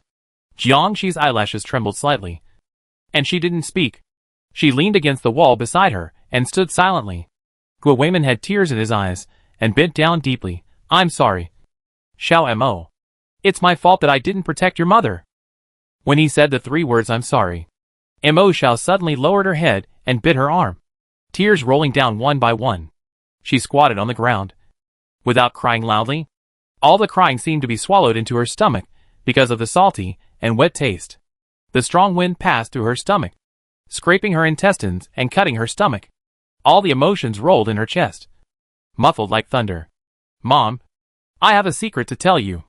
The little girl who came back from the fight again smiled secretly at the woman who was applying medicine to herself with heartache, shouting with indignation to help her beat the bad boy, and scolding her for being a girl and not fighting all the time. The woman narrowed her eyes and immediately became alert. The daughter was a smart kid. When she had this expression, she was probably thinking of something. Xiao, don't you want to go to the cram school again? That's not okay. Although our family is poor, you have to have what other children have. You have to go to the cram school. Don't worry about money. Kid. No. Do you want to eat the sweet and sour fish made by your mother? You have been changing your teeth recently, and your teeth are inflamed again. Eat less heavy flavors. Oh. None of them. What I want to say is, the little girl blinked her eyes and smiled like a kitten stealing fish. She lay beside the woman's fragrant and soft arms and bit her ear. You are the best mother in the world. The woman was startled and seemed to want to laugh subconsciously. She tried to hold it back, but still couldn't help frowning and gently patting her little butt. Don't think that you can get away with the fight by saying something nice. Fight less in the future. Do you hear me? After saying that, she hurried out the door with the medicine bottle in her hand. Her steps seemed to be much lighter, as if she could fly. The little girl was left in the quilt, bouncing her short legs and laughing. Yeah, the evil plan worked. Mom really didn't pursue the fight. But then she turned over and thought.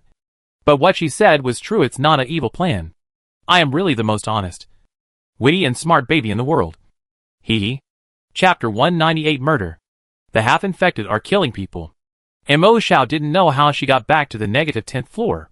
She seemed to hear her classmates calling her, and she seemed to hear Uncle Guo's self-blame and confession. But she didn't want to hear that at all. She just wanted to escape from that place as soon as possible. Leave those familiar people or things that would bring back any memories of her. She got on the elevator in a daze, and the elevator door slowly closed. She seemed to see Jiangxi standing opposite, as if he was afraid that she would suddenly disappear, staring at her. Only at her. But with a ding-dong sound, the metal door separated the two of them, as if they were in two separate worlds. The sounds in her ears were very noisy, and the whole world seemed to be moving away from her, spinning upside down, and it was difficult to tell the truth from the false. She staggered, like a lost person who had been running hard in the dark for a long time, but could not find a way out, and was dying. Sometimes she wondered if this was a dream. If this was really a dream. What doomsday? What zombies? What nuclear radiation? What escape and survival? Maybe this was just a doomsday illusion for a girl of her age. Maybe when she woke up, she was still sleeping in her own bed at home. Dad was cooking in the kitchen with an apron on, and she smelled the appetizing smell of fireworks. Mom was arguing with him while opening the curtains of her room. The dazzling sunlight was so bright, so real and warm that it hit her face. She would block it with her hands as usual, and then grumble and complain in a low voice. Mom always had a hard mouth but a soft heart. And now that she had grown up, she was even more spoiled than when she was a child. Mom would sigh helplessly, mumbling to herself, while half dragging and half hugging her from the bed with her warm arms. This ordinary family consisting of 3 ordinary people. Mo Yuanping, Zhang Mei, and Mo Xiao. A beautiful, brand new day began like this. Now, it was all extravagant hope. Mo Xiao cried and laughed, and unknowingly walked into an alley. He held onto the wall and began to retch. Hey! What are you doing? A question suddenly came from behind. Mo Xiao's entire body seemed to have been drained of energy. So naturally, he had no time to pay attention to him. And he didn't even look back. She sat down with her back against the wall, staring blankly at the wall opposite. Zhang Zheng had vaguely mentioned this before. Because of the weak camp, the floor height of the -10th floor is much higher than many other floors. Most ordinary floors in residential areas are only 4 meters high, but the -10th floor is more than 10 meters high. So relatively speaking, the business in the neighborhood is more prosperous. Even residents who live a few floors above or below will visit each other from time to time through the elevator. Of course, for ordinary residents, the elevator is similar to the means of transportation before the end of the world, and you need to swipe your card to pay. However, only a few residents with a large difference in floor height will choose the elevator. In order to save energy and money, most people who live close to the floor choose to go up and down through the stairs in the central square of each floor. This kind of staircase door will automatically close at night and open after the morning market. The man who is questioning Mo Xiao behind her at this moment came down from the -9th floor. Although most of the resources of the Sky Eye base are controlled by the government and the army, but a part of the free market is still opened up to residents. And this man seized this wave and became one of the first to get rich. In fact, with his family's assets in this underground city, he could afford to buy a house on the -10th floor. But as everyone knows, there are a lot of semi-infected people on the -10th floor. Although the military and the government have been doing positive propaganda, there are still many ordinary people who can't get over it. Half of the infected people avoid it like snakes and scorpions. So although the market on the -10th floor is lively, most of the participants are actually residents of other floors. The man at the alley is tall and thin, with a long face and a pointed mouth.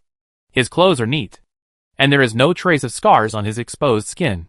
He is clean in a way that is rare after the apocalypse. At first glance, he is a person who has never suffered outside. It is estimated that from the beginning, he was taken down here to live comfortably. There are also a few people in waiter-work clothes following behind the man, who seem to follow his lead. Over there. My clerk has been paying attention to you for a long time, the man yelled. My shops are on both sides of this alley. He fanned his nose with his hands in disdain. You stink. Like you just came out of a garbage dump. My shit is not as disgusting as yours. You vomited next to my shop? The man cursed. Get out of here. Don't affect my business. Mo Xiao raised his eyelids, stood up staggeringly, and walked towards him. The man was startled and waved behind him. Speaking of public security, the public security on the -10th floor is indeed not as good as their -9th floor. This is why the shop assistants he hired are all tall and strong. Seeing the boss's action, several tall and strong shop assistants behind him immediately understood and blocked the man. But Mo Xiao had no intention of fighting him at all, and staggered out of the alley. When they passed each other, the man smelled a stronger smell of dirt and stench on her body, mixed with a heavy smell of blood. The man glanced at the wound on her arm, which seemed to be healing slowly at a speed visible to the naked eye. A trace of disgust immediately appeared on the man's face, and he muttered softly, "Half-infected? No wonder. A group of man-eating monsters, who were born, but not raised by their mothers." As soon as he finished speaking, suddenly, he realized that the sloppy beggar stopped moving. She slowly tilted her head, her eyes slightly red, and her pupils seemed to be shrinking. "What did you say?" She seemed to be a little unresponsive, and spoke word by word. Her voice was very light and vague. For some reason, the man felt a chill down his spine, and his calves were shaking. But when he thought of the several strong shop assistants, he immediately became more confident. The other party was obviously a half-infected person, but he was in such a miserable state. He must be a weakling. He knew that among the half-infected people, there were also strong and weak ones. If they kept drinking blood, it would be fine, before they reached their limit and turned into zombies. They were all very strong. He definitely didn't dare to mess with such a half-infected person. But most of the half-infected residents in this underground city relied on the white pills provided by the government to suppress their blood addiction and certain body functions to maintain their lives. As time went on, they naturally became weaker and weaker, and many of them couldn't even beat ordinary people. The man swallowed his saliva subconsciously and cursed. "What did I say? You were born by a mother, but not raised by one. You bastard. You are only dirtying my place by staying here. Why don't you get out of here?" Bang! He suddenly felt a shadow flash before his eyes. When he came to his senses, he found that he had been grabbed by the neck with one hand and thrown against the wall. "What are you doing? Let our boss go." "Murder. A semi-infected person is killing people. We call the police." The panicked voice sounded behind him, gradually attracting more onlookers to point fingers. Mo Xiao was filled with anger and kicked him out, breaking his knee. The screams and the fresh smell of blood beside her ears made her take a deep breath, and she became more and more reckless. "Stop!" A hand, like an iron clamp, tightly clamped her wrist from behind, making her unable to move. The pain of this reality stimulated her to wake up slightly, and she turned her head numbly to look at the person who came. "Torture him away." The man looked down at her coldly. Chapter 199. Mo Xiao is in jail again, and the Sky Eye military system. Mo Xiao was arrested for multiple crimes, and because he happened to be in the hands of Qin Xiao, the commander of the wild grass camp. So the matter didn't even go around the police station, and it fell directly into the hands of the military. It was said outside that Qin Xiao was furious, and the half-infected person who beat people that day was whipped a lot, and was locked up in the cell of the wild grass camp, and was dying. The public opinion was raging for half a month before it gradually subsided. After all, with the passage of time and the strong rise and control of the wild grass camp, it is almost rare to see the recent semi-infected people making trouble. And the perpetrator himself, Mo Xiao, didn't know it all and didn't want to know how the outside world spread it.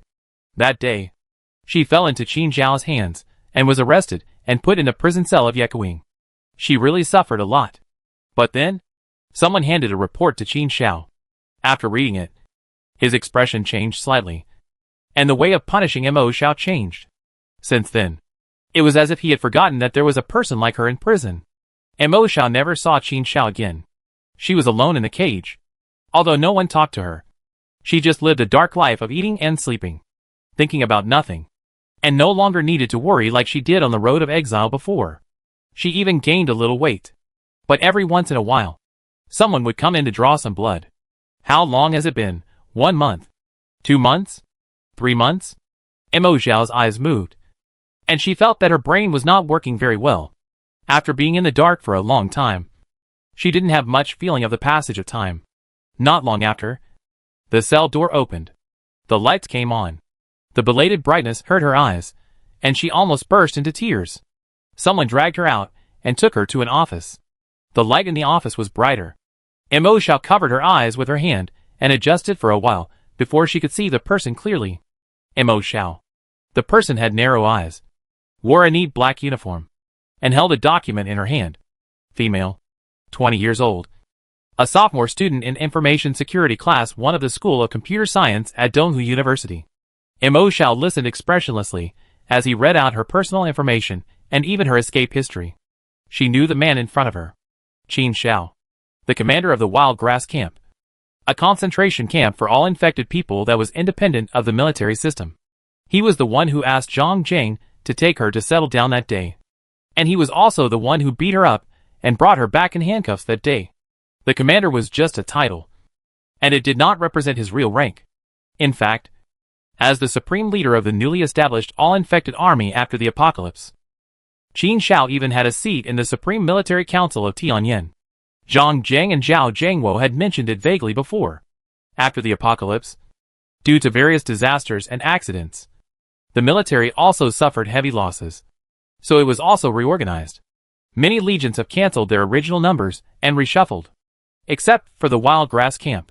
The legions, which are composed entirely of ordinary humans, are currently divided into 3 major branches: the Air Rescue Department, the Land Rescue Department, and the Base Self-Defense Force. The main tasks of the first 2 are just to search and rescue survivors, and they don't need to fight in person. But the last one, the Base Self-Defense Force, has the largest number of people, so it is a bit of a jack of all trades. In addition to being responsible for the military defense of the sky, it is also necessary to go out from time to time to support the Air and Land Rescue Department.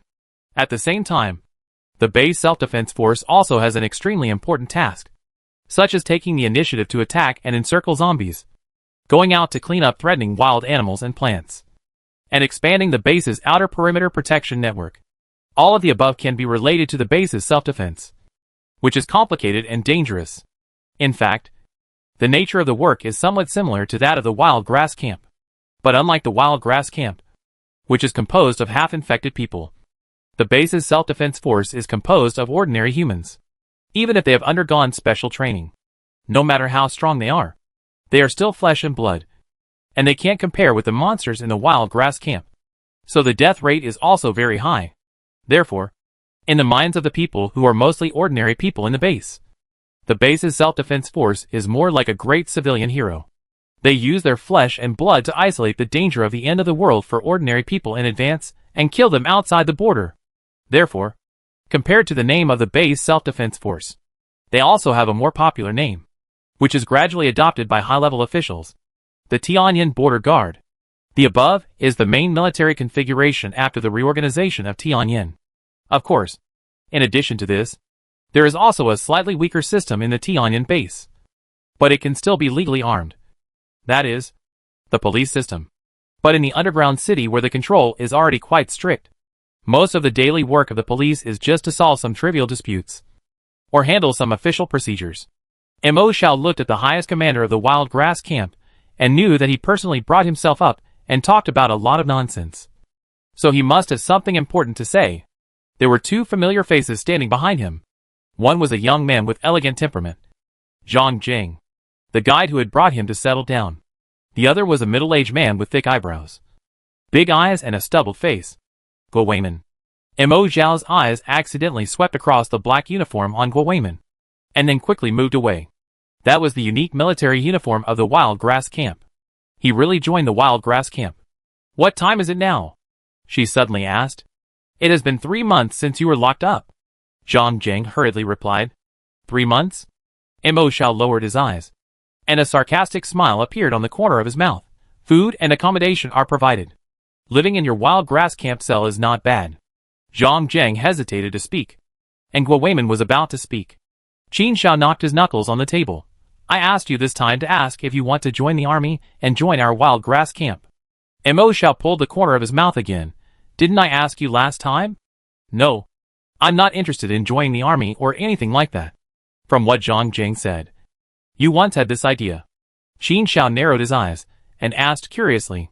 Although he was very scary when he was cold, he actually had a smiling face. Therefore, as long as he didn't exude real anger, his temperament seemed a bit unserious most of the time. Not like a regular soldier with strict military discipline. Unfortunately, Mo Xiao met him several times, and each time he ran into his trap. So he really didn't have a good impression of him.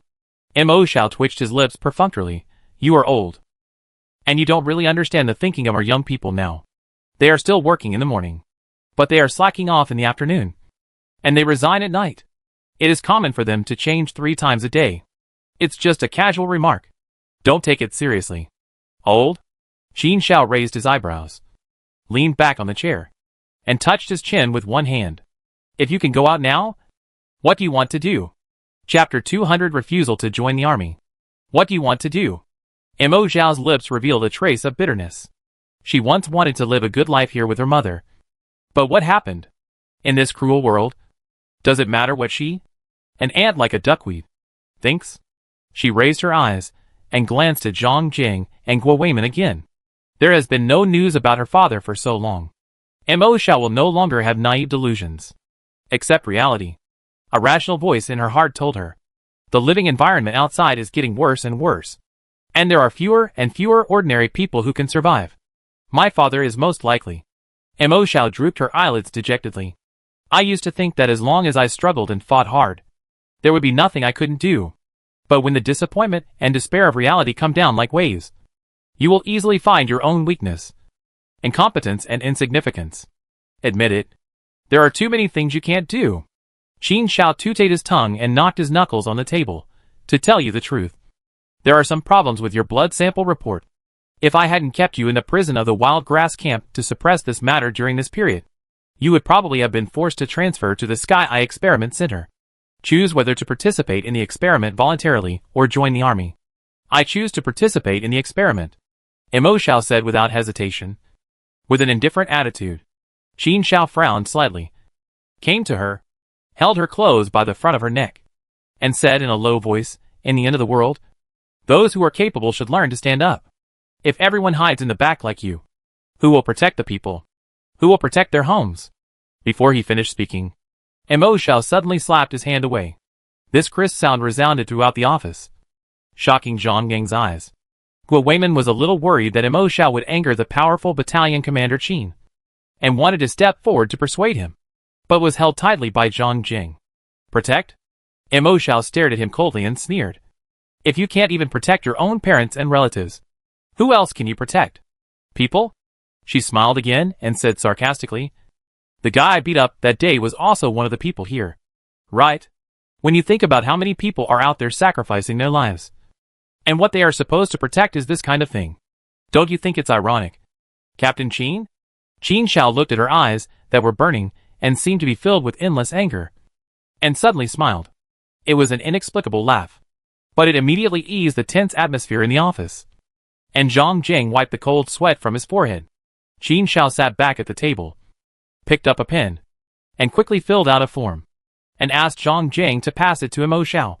Sign your name. You can go out. Mo Zhao was stunned holding the release letter. Aren't you going to hand me over to the Sky Eye Experiment Center?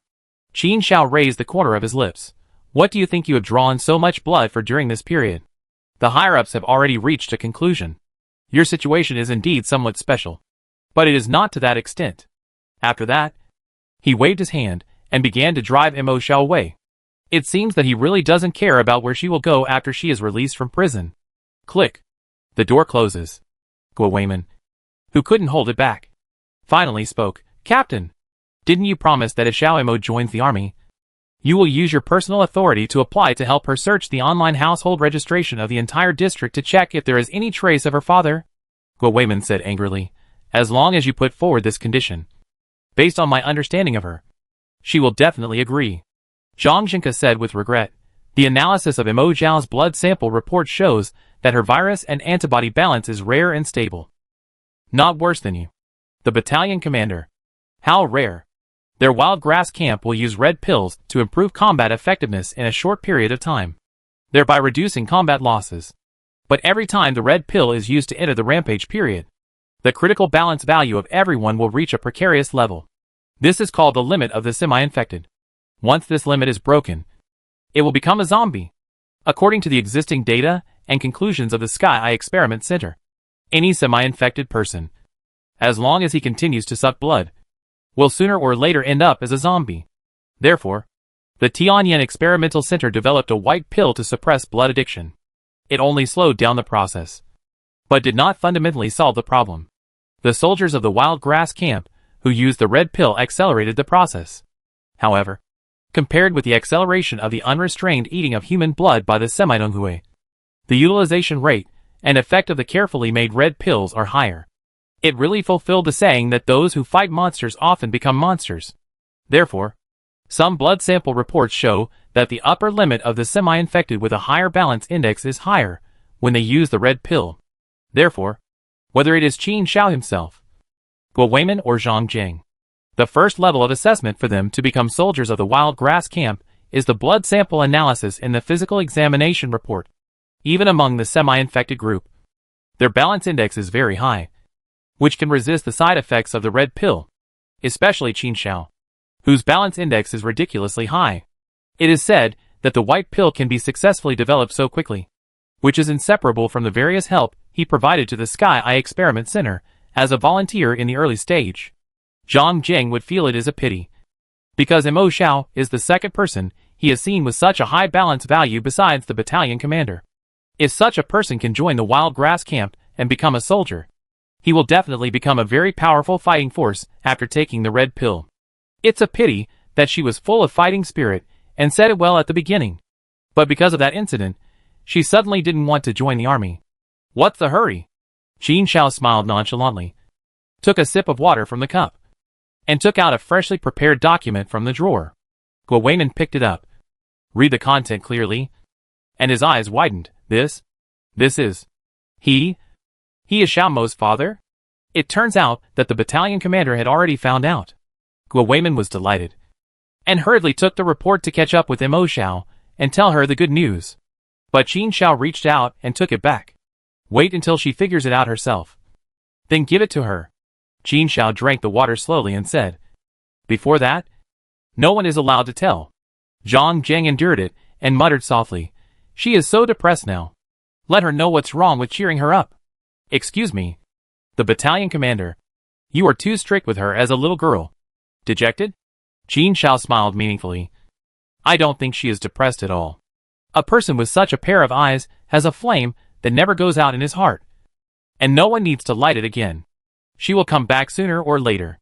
Qin Shao smiled softly. Mo Xiao walked out of the gate of the Yekuing prison, standing on the street on the -10th floor in neat clothes again. He stood there blankly for a while. 3 months have passed. To be honest, this place is not much different from the first time she came here, except that there are more people. Now she washed her face, changed into clean clothes, and cut her hair short again. Even if her beating incident was a big deal, no one would recognize her standing here now. Mo Xiao had no job, no place to live, no relatives here. She walked aimlessly, wanting to see how her former classmates were doing now, but she didn't even know where they lived or worked.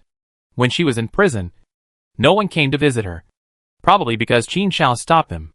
Mo Xiao walked towards the bustling place unconsciously, and suddenly saw a store in front of her was full of people, which seemed very lively. Sister Mo? Someone in the crowd called out in surprise. Chapter 201. The teen graduated and went their separate ways. Mo Xiao hadn't reacted yet. Someone had already pushed through the crowd and rushed over from the store with a smile on his face. Sun Yangyang? Mo Xiao looked at the young man in front of her, who was wearing an apron, had a short haircut, and was in a very good spirit, compared to the sloppy and untidy him on the road of escaping the doomsday. He seemed to have been reborn. It seems that he has lived a good life in the base for the past 3 months. Mo Xiao smiled and called out, Brother Sunday. Just as she was about to continue talking, she saw a group of people around Sun Yangyang holding him back and not letting him go. Boss Sun, is the toy I ordered the other day ready? My daughter's birthday is coming soon.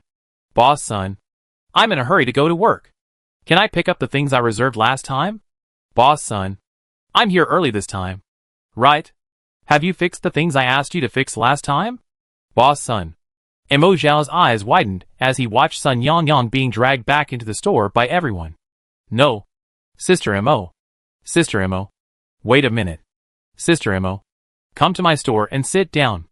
Mo Xiao laughed, waved at him from a distance, and nodded. Sun Yangyang then went back to work with peace of mind. Mo Xiaozhen watched from the side for a while. To be honest, Sun Yangyang is quite good at doing business. Perhaps it was the pile of materials he brought from the train that played a role in opening up the market. He soon had the capital, opened up his network, and rented a store in a good location. After the first batch was sold out, he simply started to learn to make it with his own hands. At first, anyone who saw his broken fingers would never believe that some exquisite mechanical equipment would come from his hands. Mo Xiao looked at the bustling shop called Yang Yang Craftsman's House and felt a little emotional. Sun Yangyang's original profession was a car repairman, which had a natural disadvantage in this underground city, because in the underground city, except for the bus line, residents could not have private cars. The market was not good, but he was able to quickly find another way and made a good living. Mo Xiao was really happy for him. She watched outside for a while. She found that the business could not be completed in a short time, so she planned to go out for a walk before coming back. Before meeting Sun Yangyang, she was just walking aimlessly in a daze. After meeting Sun Yangyang, she began to look carefully at this familiar yet unfamiliar underground city. It was more prosperous than 3 months ago. People lived and worked in peace and contentment, and there was no trace of sadness and misery after the end of the world on their faces. If they did not look up and see the blue sky and white clouds, reminding them where they were, it is estimated that such a comfortable place can really make people forget that the world outside has ended. As Mo Xiao walked, her eyes suddenly condensed. She saw a woman with a long black oily hair on a platform hundreds of meters ahead, carrying a bag of rice and flour, and got on a bus like a ghost. Chewing? Mo Xiao was about to shout. The car had already started. Her steps to run forward were also blocked by the crowded crowd. In the car, the long-haired woman who had just sat down tilted her head. Xiao. Mo. The woman's eyes moved and looked out the window. However, apart from the crowded crowd behind, she did not see the familiar figure. Is it hallucination again? She lowered her eyes, clutched the rice and flour bag in her hand, and began to be dazed. Hey! I'm talking to you. Can you sit a little closer? Someone next to her pinched his nose and asked in disgust. Chewing slowly raised her eyelids. The people around her instantly withdrew their different gazes, and the sound of pointing and talking came into her ears. She glanced at the seat where she sat. She was thin and frail. Her butt only touched half of the seat, and her whole body moved to the side again and again, almost sticking to the wall of the car next to her. The woman who was talking next to her didn't respond for a long time. She cursed in her heart that it was bad luck. She met a sloppy mental patient when she went out, and her family didn't take care of him. How did they let him go out? Chewing saw that she moved to the side, and the woman next to her still didn't dare to sit next to her. She sighed in her heart. Sure enough, the light of genius was as hot as ever, and not everyone had the courage to approach her easily, even though she had given these believers who tried their best to show their presence in front of her in various ways a chance. Chewing stood up from her seat. She walked to the rear door and stood there silently. Everyone made way for her. The respect from everyone did not stir up any waves in her heart. Somehow, she suddenly missed Mo Xiao a little. Since arriving at the Sky Eye base, the student groups that had originally gathered together for escape and survival began to go their separate ways like graduation.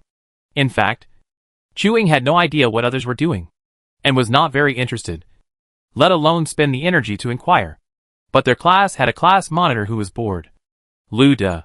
Although everyone lived in different places, he often went to different floors, especially the -10th floor, where the most people come. As a result, Chu Ying's ears are always filled with the sound of Lu Da's chattering. Her hearing is so good that a lot of information about the team members in the past was passed to her through Lu Da's mouth. For example, Sun Yangyang opened a Yangyang Craftsman house in the bustling downtown area of the -10th floor, and now the business is very good. As for Tongya, she found her parents as soon as possible. She lived with her parents on the -11th floor and found an information maintenance job in an office, with an income above average. The family lived in good conditions. Survivors who settled in the Tianyan base early often released some information about finding relatives. If later survivors met the requirements when they first settled, they would be introduced to each other through the police system. This is how you look for your relatives. In the original team, Li Pingping's parents were also safe and lived on the -9th floor. Li Pingping lived with her parents and found a stable administrative job. The income was not high, but the family was happy. And squad leader Lu De was also a lucky person whose parents were safe. He lived with his parents on the -16th floor and was one of the only 2 team members who did not find a stable job, because he tried to join the army many times with full of enthusiasm, but was always stopped by his parents. So he has been wasting time for 3 months, occasionally doing odd jobs. But from Lu Da's words, Chu Ying could hear that he had not given up on joining the army. As for Chu Wenza, he was not as lucky as Lu Da. His father passed away, but fortunately his mother was successfully rescued to the Sky Eye base and lived on the -20th floor. Chu Wenza didn't look for a job blindly at first, but later, for some reason, he went to the outer edge of the Sky Eye Experiment Center on the -6th floor and found an intern job to learn from scratch. The current salary is very low, so the family lives in poverty. As for Zhao Peng, he really joined the army alone, as he said on the KT-444 train, and no one knew where he went. Senior Zhang Jiwei also went to the -36th floor alone to work in the planting industry, as she said at the beginning. Gui Chuchu worked as a teacher in the welfare home on the -12th floor, and the 2 children Shirqingyi and Jiang Duo were also placed there by the government to live and study. As for Jiang Shi, Chu Ying had been forced to listen to Lu Da's chatter about his experience more than 100 times. Chapter 202. Chu Ying heard. At first, he went to the wild grass camp several times because of Mo Zhao's arrest. But he was a new refugee who came alone, had no connections, and his words were not worth a cent. Naturally, it was impossible for him to meet Mo Zhao, who was imprisoned in the wild grass camp. The fact that Mo Zhao, a half-infected person, took the initiative to beat ordinary people attracted a lot of attention at the time. The man was seriously injured, and it was Mo Zhao, a half-infected person, who started it first. So the nature of the incident seemed a bit bad. The Sky Eye base has its own laws, and everyone must strictly abide by them to keep everything in order. After hitting a lot of walls, Jiang Shi suddenly disappeared from everyone's sight. After about half a month, Lu Da found out that he had gone to the Tianyan Experimental Center on the -6th floor to be a volunteer. Food, accommodation and sleep were arranged by the laboratory. 1 month after that incident, Jiang Shi suddenly came out of the laboratory and joined the Tianyan Border Guard. The Tianyan Border Guard has garrisons and camps on many floors. But Jiang Shi joined the blood hunting group, which is said to have the highest death rate in the northern area of the -10th floor. The blood hunting group, in addition to being the group with the highest death rate and the highest elimination rate, is also the most famous group with the highest task completion rate in the Tianyan Border Guard system. Of course, it is also the place with the best treatment. The latest weapons and equipment supplies are generally given priority to it. You need to pass various strict assessments before you are eligible to join.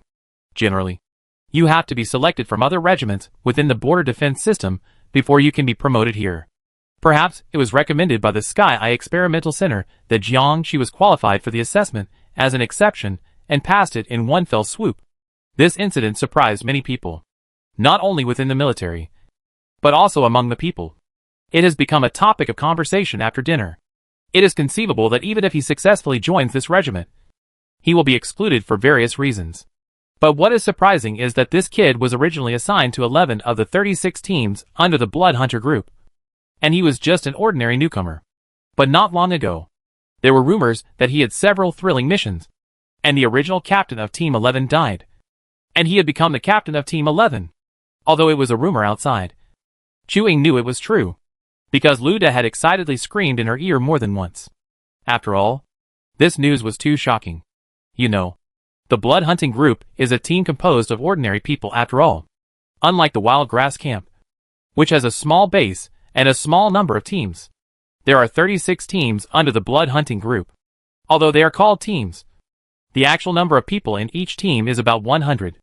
As a newcomer who has just joined the army, Jiang Shi can so quickly overcome obstacles and climb to the position of commanding a 100-man team in such a competitive place by stepping on others' heads.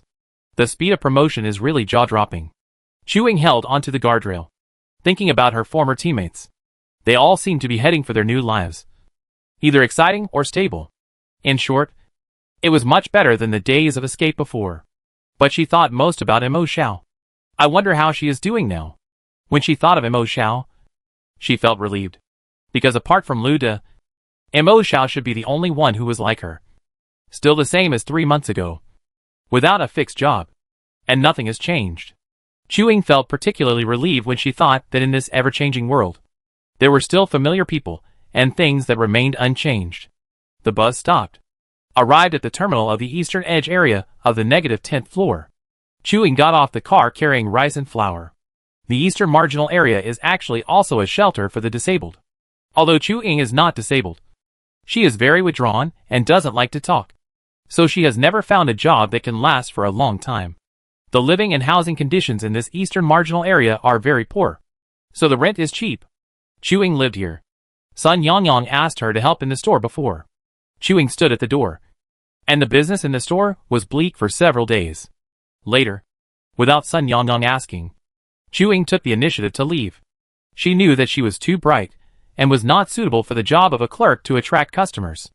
Chewing got off the car and walked in the corridor that was so narrow that it was almost only enough for two people to walk side by side. The eastern fringe area makes full use of the elevated space of the -10th floor. All the low-rent housing is like a honeycomb. Very narrow. Of course, there is no need to waste extra space on the street. It is enough for people to walk. Why do we need bicycles? With such a small height. All the buildings in the eastern fringe area are built with 5 floors. The lighting here is also dim. After all, the electricity bill for the common area is included in the property fee. And you have to pay it yourself. Most of the people living here are poor. And they all think that they can save as much as possible. In many places, even the lights are removed. I heard that there were people who stole light bulbs in the past. Some of whom were found through surveillance. And some avoided blind spots and were not caught. The police repeatedly announced through the radio that this was a violation of the base law and needed to be severely punished. And only then did they stop the trend.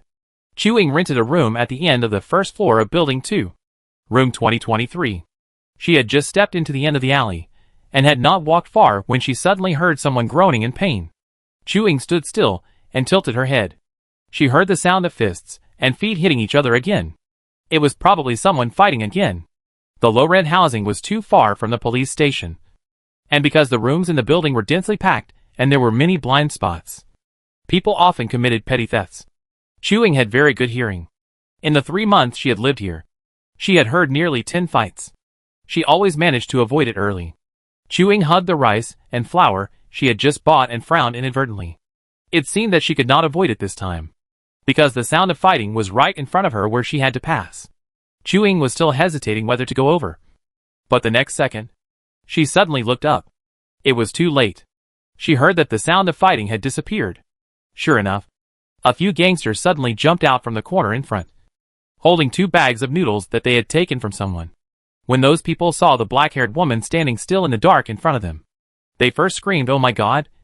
and then patted their chests to realize that this was a living person. Someone cursed and said it was unlucky. Chewing took a few steps back and stepped sideways to the surveillance camera. Those people glanced at the rice noodles in her arms, snorted coldly, and left the alley. Chewing heard that they didn't go far. She stood still. The group of people couldn't wait any longer, and they muttered to themselves whether they had really encountered a ghost today. So they finally left completely. Chewing turned the corner and found a middle-aged one-legged man leaning on a cane and supporting himself against the wall to get up with difficulty. There were also some broken thin noodles scattered on the ground. He endured the pain and bent down to pick up the noodles one by one into the bag, not wanting to waste any of them. Chapter 203. Qin Xiao and Chewing. Chewing was silent for a while, relying on her flexible legs. She stepped forward to help him pick it up quickly. After picking it up, she left without saying a word and returned to her room. "Thank you. Thank you." The surprised and grateful voice of the man behind her came. She heard the sound of the door lock from the opposite side. It turned out that the person who lived across the street and often went out early and came back late was him. -6 floors. Tianyan Experiment Center. Qin Xiao sat up from the experimental bed, dismantling various instruments on his body and putting on clothes. The data is normal. A tall and capable woman was holding a notebook and writing something down, speaking as she wrote. Qin Xiao lazily moved his body and said perfunctorily, "Nonsense. My body. Don't I know it?" The woman paused with her pen tip, was silent for a moment, but couldn't help saying, "Captain Qin, can you please control your words appropriately?" Qin Xiao grinned and said nonchalantly, "Why? You have heard me say me so many times. But you are still not used to me?" The woman drooped her eyelashes and continued to write something on the paper with her pen tip. Halfway through writing, she suddenly paused. If that girl can also become a volunteer, maybe. Halfway through speaking, the man suddenly stretched out his long arm and put it on her shoulder to pinch her mouth. Dr. Zhu, her situation is similar to mine. Isn't it enough to have me? For so long, I have provided a lot of help to your research. Right? The woman pursed her lips and hit back with her elbow. Qin Xiao screamed exaggeratedly and let go. But there was no smile in her narrow eyes. Zhu Ying was angry. She didn't even touch the edge of the other's clothes with her elbow. So why was she so exaggerated? No researcher would complain about too many scarce experimental samples.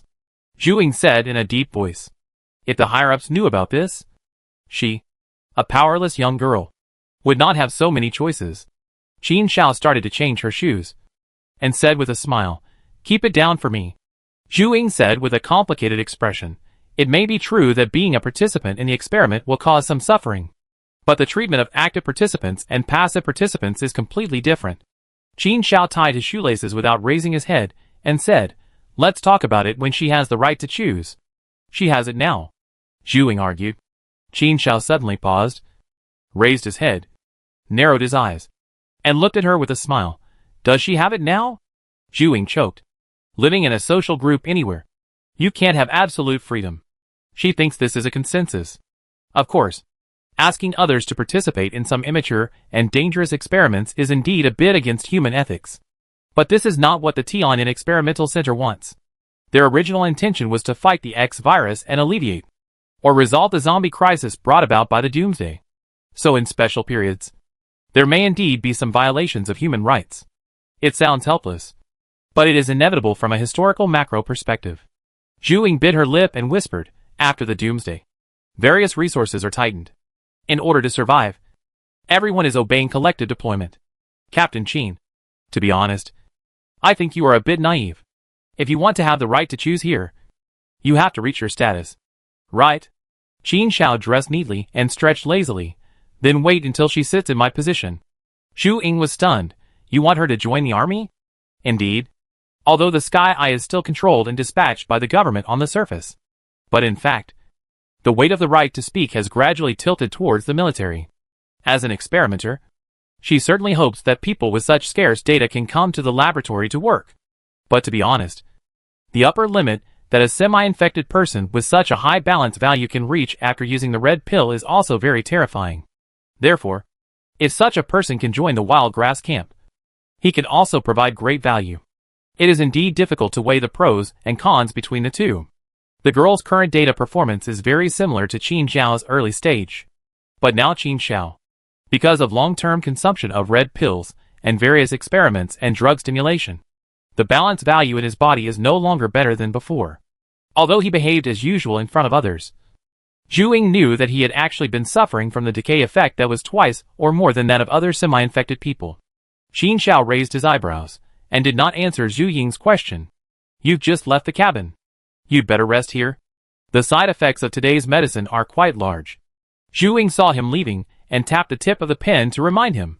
Qin Xiao took only 2 steps and felt a black screen in front of his eyes and a little dizzy.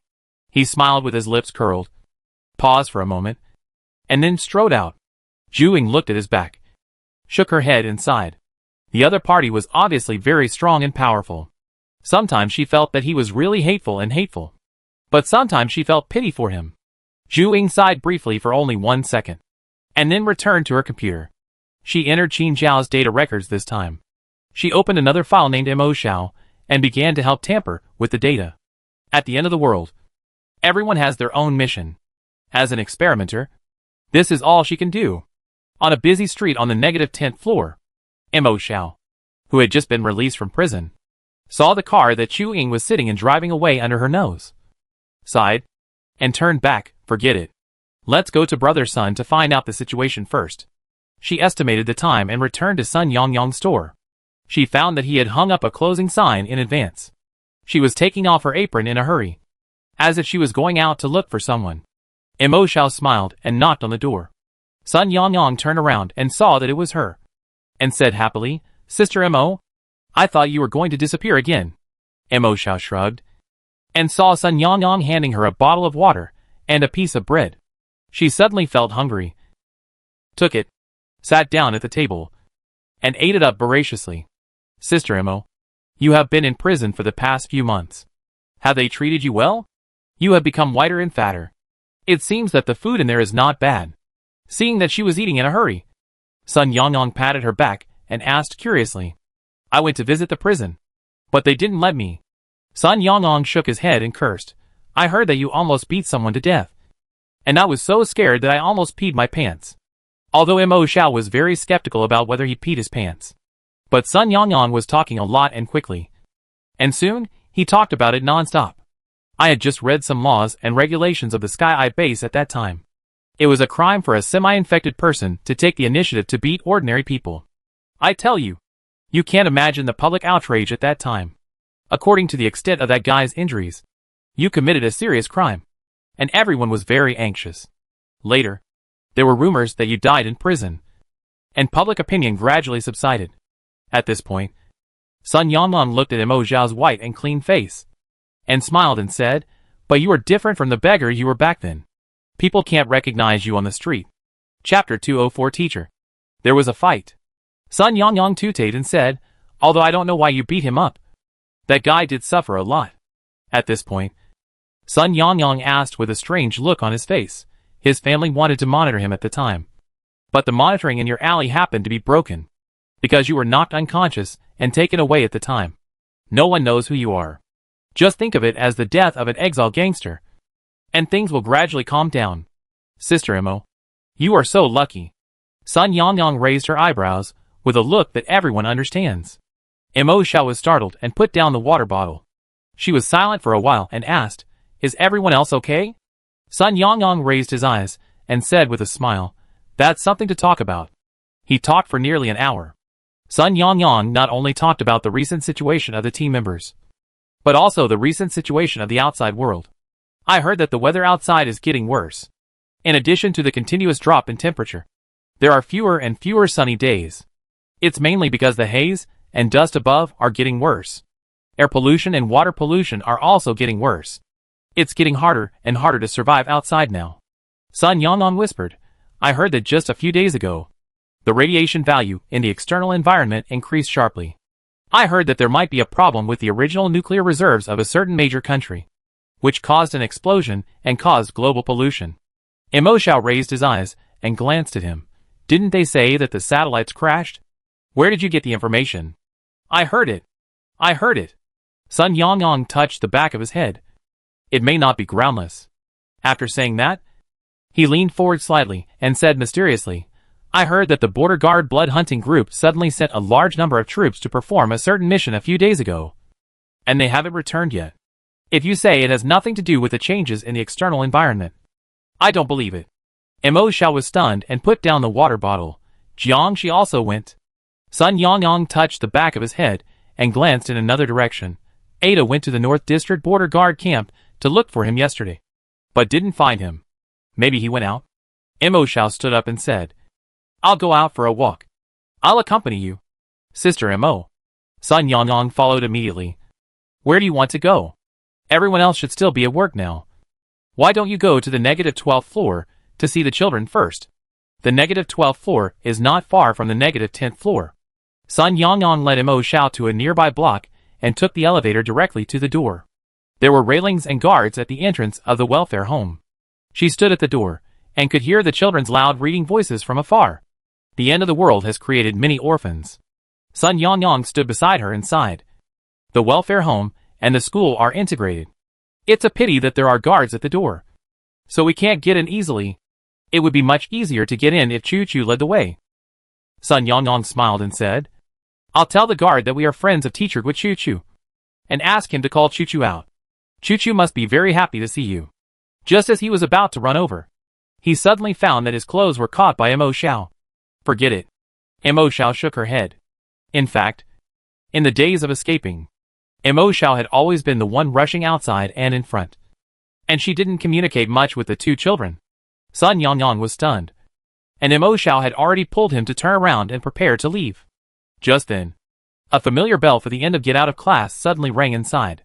Hearing this familiar campus sound, Mo Xiao's body stiffened, and he felt an irrepressible nostalgia in his heart. Then, there was the noisy running sound from each class inside. Some children gradually ran from each class to the playground to play and rest. "Oh! That's Duo Duo and Chingy!" Sun Yangyang suddenly shouted in surprise. Mo Xiao blinked and couldn't help but look back.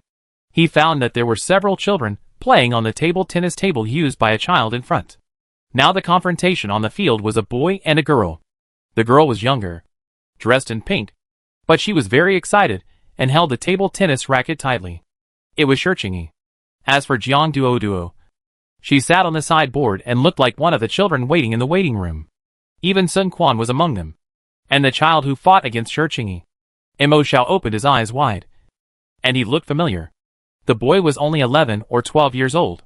Mo Xiao squinted and looked at him for a while. After he mercilessly smashed Shichingi, a flash of lightning suddenly flashed in his mind, and he recalled. If I remember correctly, the child's name is Yoyu, and I saw him at Wang Mihuai's farm. Unexpectedly, after so much time, he not only survived, but also received the help of the Sky Eye. Sister Mo, do you know her? Sun Yangyang asked curiously when she saw that she looked strange. After listening to Mo Zhao's explanation, Sun Yangyang couldn't help but sigh. This base has made more efforts for rescue than I thought. Mo Xiao was stunned. It sounds like you admire this place very much? Maybe some places have dark sides that you can't imagine? Although she didn't say so, Sun Yangyang seemed to know what she wanted to say. Sun Yangyang touched the back of his head and laughed. Sister Mo, everywhere in the world is the same. There is no absolutely beautiful Garden of Eden. I think it's not just me, but every resident is grateful that most of us can live and work as usual in such a doomsday. Of course, it is understandable that there are a few bad apples occasionally. However, the spontaneous prayers and wishes of so many people in front of the Yongjin Monument every morning are enough to explain the public opinion of the majority. How can we not cherish the stable life that others defend with their blood and lives? No place has peace and security that is born. This is also the reason why most people turn a blind eye to the gradual tilt of resources to the military and give them privileges. The two had just talked for a few words. It seemed that a fight was about to break out at the ping-pong table inside. Shichingi was seen standing on the table. The racket was heading straight for Yoyu, staring at him and accusing him of fouling. Yoyu curled his lips and sneered, mocking her for being short and troublesome. He just hit a ball that was close to the edge, which was not a foul. Shichingi could not win the argument. Without saying a word, he swung the racket forward and hit Yoyu's face. Yoyu felt pain. She was so ruthless as a little girl. After being stunned for a while, he also got angry. He lifted her upside down with his backhand. It seemed that he had no discipline in his mind not to hit the old, young, women and children. He raised his hand and punched her in the side of the face. Shichingi was small, but she was not afraid of Yoyu's age and size. He bit Yoyu's hand hard. Sun Quan, who was sitting next to him, was stunned when he saw the sudden fight. He glanced at Jiang Duo Duo next to him. If I remember correctly, Jiang Duo Duo and Shichingi were both taught by teacher Gua, so they should be good sisters. But to his surprise, Jiang Duo Duo just sat there in a daze, pretending not to see anything. The other children were panicking, and those who were affected had already started crying. Sun Quan rolled his eyes, and adhering to the principle of hiding quickly when there was trouble and never getting involved, he perfunctorily shouted a few words to the teacher. Teacher, there's a fight, and then left the crowd and retreated to the periphery. Chapter 205 Sky Eye announcement for all floors. These two naughty kids. Sun Yangyang opened her mouth and wanted to run over when she saw the guard leave. Suddenly, Mo Xiao grabbed her skirt. Following her gaze, Sun Yangyang found a woman with a low ponytail and a simple dress hurried to the two fighting children. After saying something, the two children let go of each other, listening to the voices of teacher Gua from inside. Sun Yangyang smiled and narrowed her eyes. I didn't expect that Chu Chu is quite good at being a teacher. Mo Xiao also smiled and turned around. Let's go. Don't you want to say hello? Sun Yangyang asked as she caught up with her. Mo Xiao lowered her eyelashes. After so long, she had a general understanding of how her mother died. The cause and effect. Although even if she stayed at that time, she could not reverse the fact that she was infected. But somehow, she just couldn't face Uncle Gua like before. Although she knew that this was irrational and a kind of anger, and her mother's death had nothing to do with him in essence. But she still subconsciously avoided him. just like she subconsciously avoided the topic of joining the army. Similarly, when she saw Sun Quan, Mo Xiao found that she would also think of some painful past. If Sun Quan was not here, she would not feel anything when reminiscing with Guichuchu and others. But with Sun Quan here, she couldn't move. The two walked slowly along the wall. Not long after walking, a faint singing sound came from the welfare home. There should be a teacher teaching the children to sing. I can sing this song. Sun Yangyang's eyes lit up, and she quickly hummed along with her hoarse throat. You are the distant road, the light in the foggy mountains. I am a child walking in your eyes. The gentle female voice was mixed with the clear child's voice, and the out-of-tune noise of Sun Yangyang's gongs and drums in her ears. Mo Xiao pursed her lips, listening to the lyrics. Her nose was slightly dry, and she felt like crying and laughing at the same time. And I will love the world you love.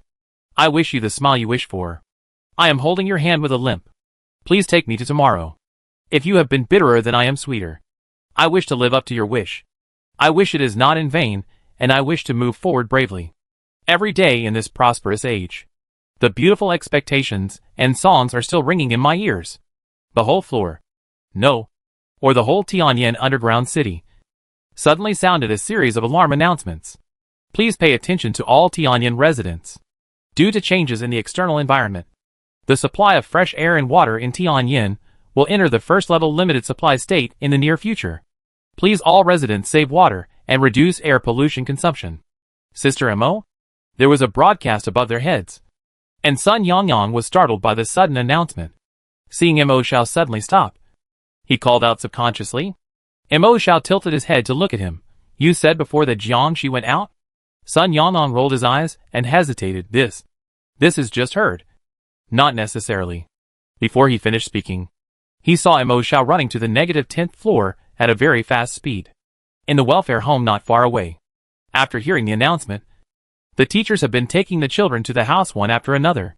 Obviously, in the case of needing to be more economical than before, some sweaty and consuming sports activities can no longer be done in the short term. Xiao Quan, why don't you come in quickly? Guichuchu shouted at the boy who was standing outside and staring at the gate of the courtyard. Sun Quan said oh, pursed his lips, and slowly turned back. He seemed to see a familiar figure just now. Is it her? Sun Quan lowered his head, and when he saw her, he subconsciously thought of Aunt Zhang and the remains of the bee. He thought of.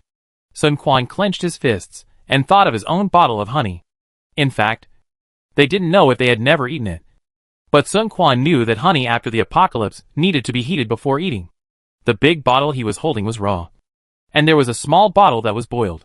This was what he usually ate, stuffed in his trouser pocket. Eating this raw food would definitely cause infection, but the speed would be very slow.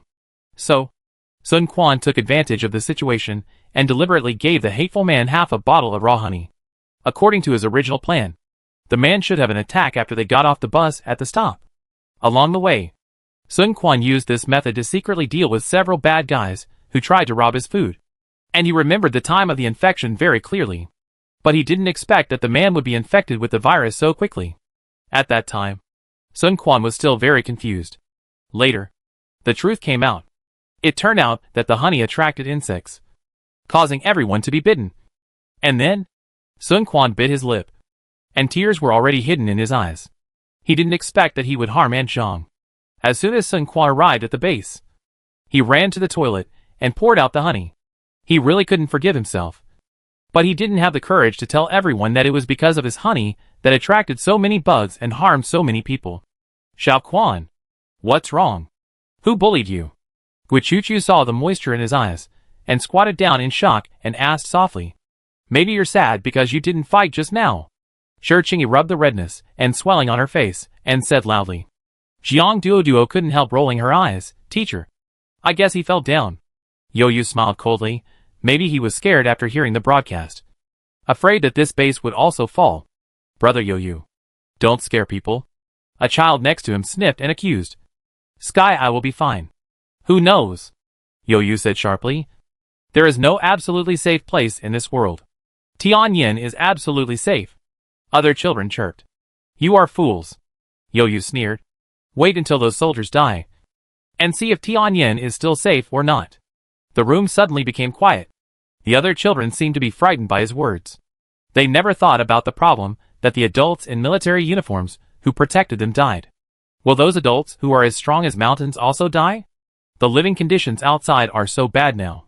If you think about it carefully, it is really possible. Everyone was talking in a whisper, and some timid children were already crying loudly out of fear.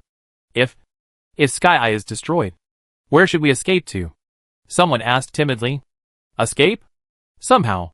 Yo-Yo's eyes flashed with a picture of a stupid man leading a bunch of zombies, like a fool, into a zombie pit.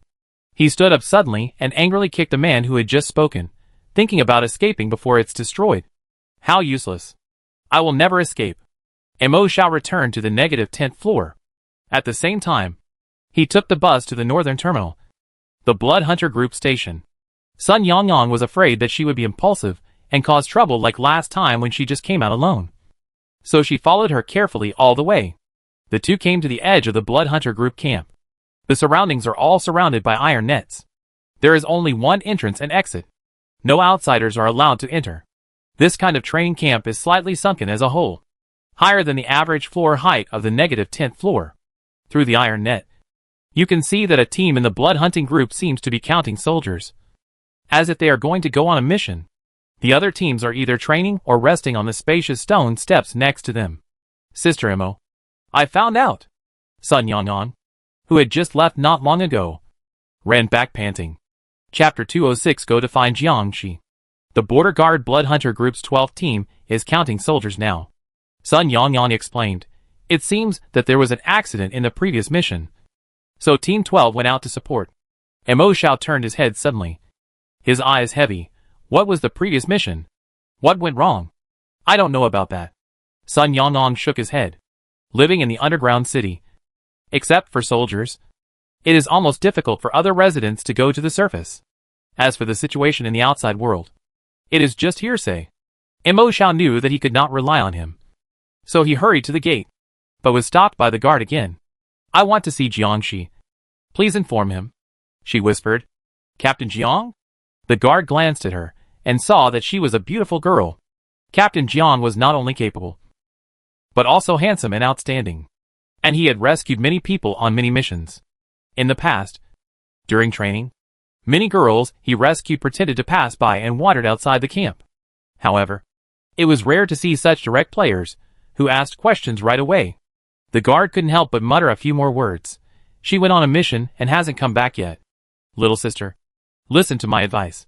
Before he finished speaking, he suddenly saw the girl turn around and leave. While running, she quickly disappeared from his sight like a gust of wind. Sun Yangyang, who was left behind again, and the guard looked at each other in shock. Mo Shao hurried back to the outside of the wild grass camp again. He just ran into Guo Weimin, who was about to go on a mission. The organization of the wild grass camp is very different from that of other legions. According to the team's ability, task completion rate and completion efficiency rating, it is divided into 3 levels, A, B and C. The basic size of each team, including the captain, is about 10 people. Previously, Xiao Jiangwo's team was the A-level 3 team. The team leader of the wild grass camp has great authority to recruit new members. After Xiao Jiangwo's death, the captain of the A-level 3 team became Wang Shun. Because the team was missing 2 more members, he made an exception and recruited Guo Weimin as a member of the A-level team after a simple test. At this point, the number of people in this team has been supplemented to 9 again. Seeing that they were all acquaintances, Mo Shao asked directly, what happened? Wang Shun glanced at her and did not say anything.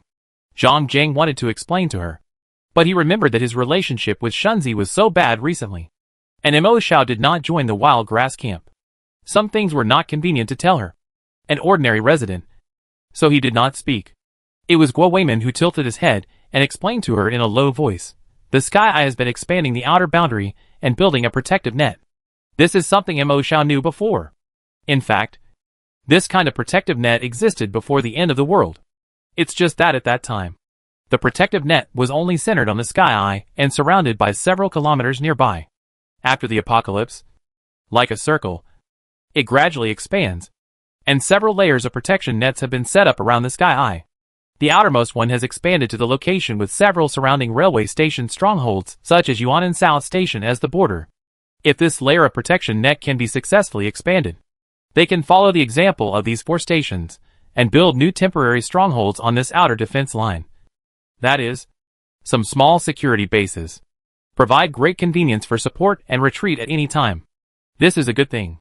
If it succeeds, it is equivalent to us being able to directly intercept and destroy the highly corrupted zombies at a very long distance. And it will not affect the environment around our sky eye. But you also know that there is a Taita mountain range to the west of us that runs north-south. Not only is the terrain steep, but there are also many dangerous plants and animals. However, the construction of this protective net cannot bypass it. Wayman sighed. The Blood Hunter group has already dispatched some troops to clear the mountain. But the external climate has changed dramatically recently. There was a sudden earthquake there, and the Blood Hunter Group 11 participating in the mission lost contact. Wayman looked at Mo Xiao worriedly. He knew that Jiangxi was in Team 11. So Mo Xiao appeared here and took the initiative to find him and talk to him. Otherwise, it is estimated that the person Mo Xiao least wanted to see at this moment was him. Therefore, even if she is just an ordinary resident now, he did not hesitate to disobey orders and still revealed some information to her. Mo Xiao pursed his lips, thinking of Jiangxi's current situation of life and death. His fists clenched involuntarily. I will go with you. Wayman was stunned. Wang Shun, who had just pressed the elevator, suddenly turned back. With a sarcastic smile on his lips, I say, Girl, do you think our wild grass camp is a vegetable market? You can come in and go out as you want?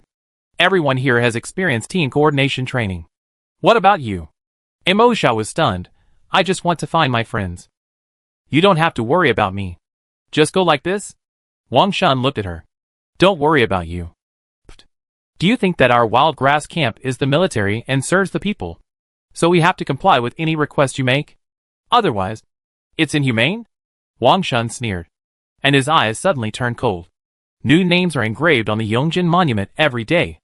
Our comrades die in battle every day. Do you think it's moral kidnapping to hope that more capable people will join the army? Go outside and take a look. Is that a world where someone can survive? If everyone in this world only wants to protect themselves, then what are we struggling for? Just lie down and wait for death. Anyway, if it goes on like this, one day we will be destroyed. Wang Shun seemed to know that Mo Xiao had planned to join the army but changed her mind. So he was very resentful of her. If Zhang Jing hadn't been holding him back, he would have said something even more unpleasant. Zhang Jing sighed, waved his hand and said, Shunzi just came back from a mission, and he has to leave before he can even sit down. So he's in a bad mood. Don't take it to heart. Zhang Jing hesitated for a moment, but still said something more serious. We are very busy, and we really don't have the time to take care of your feelings as an outsider. Please be considerate. Little girl, be sensible and don't make trouble. Wayman patted her shoulder and turned to leave. Everyone was about to get on the elevator. Suddenly, a voice came from behind Mo Xiao. Let her go. Wang Shun and others were stunned. Battalion commander? Give her a set of equipment. Jin Xiao waved to someone behind him, and that person immediately took out a backpack and a uniform and handed them to Mo Xiao. Mo Xiao felt the touch of the mace again, and his eyes lit up slightly. Finding Jiangxi was the most important thing, so he didn't care about the rejection of Wang Shun and others, and squeezed into the elevator with a thick face. Taita Mountains. In an underground pit, dozens of people covered a huge net over a pool in the middle, and were driving piles on the edge to prepare to nail it down. Captain, there are no fish in this pool. It seems to be dead water. There is no aquatic life at all. Are we being a little too worried? The man he called the captain was wearing a neat dark green military uniform and black leather military boots. His peach blossom eyes were slightly narrowed, and there was a smile on the corners of his lips. But his eyes were cold. At this moment, he was leaning on a huge rock, with his long legs stretched out and resting on the small stone in front of him. His posture was lazy and agile, as if he contained the power that could burst out at any time. Chapter 207 Trapped in the Pit. This man is Jiangxi, and the group of people trapped in this underground pit are obviously him and his Blood Hunter Team 11 members. Jiangxi stood up. His military boots stepped on the stones, making a rustling sound. He curled his lips slightly, looked at the team member who had just complained, and asked, How high are we from the ground now? Their previous task was to anchor the part of the expanded border line passing through the Taita Mountains to facilitate and ensure the safety of subsequent construction. The so-called anchoring. In addition to setting up a simple large frame of the border protection net at the key nodes, it is also necessary to clean up the animals and plants in the territory, including but not limited to the use of cutting, burning, hunting and other means. This is a difficult task. When other teams in the blood hunting group were still hesitating, Jiangxi took it.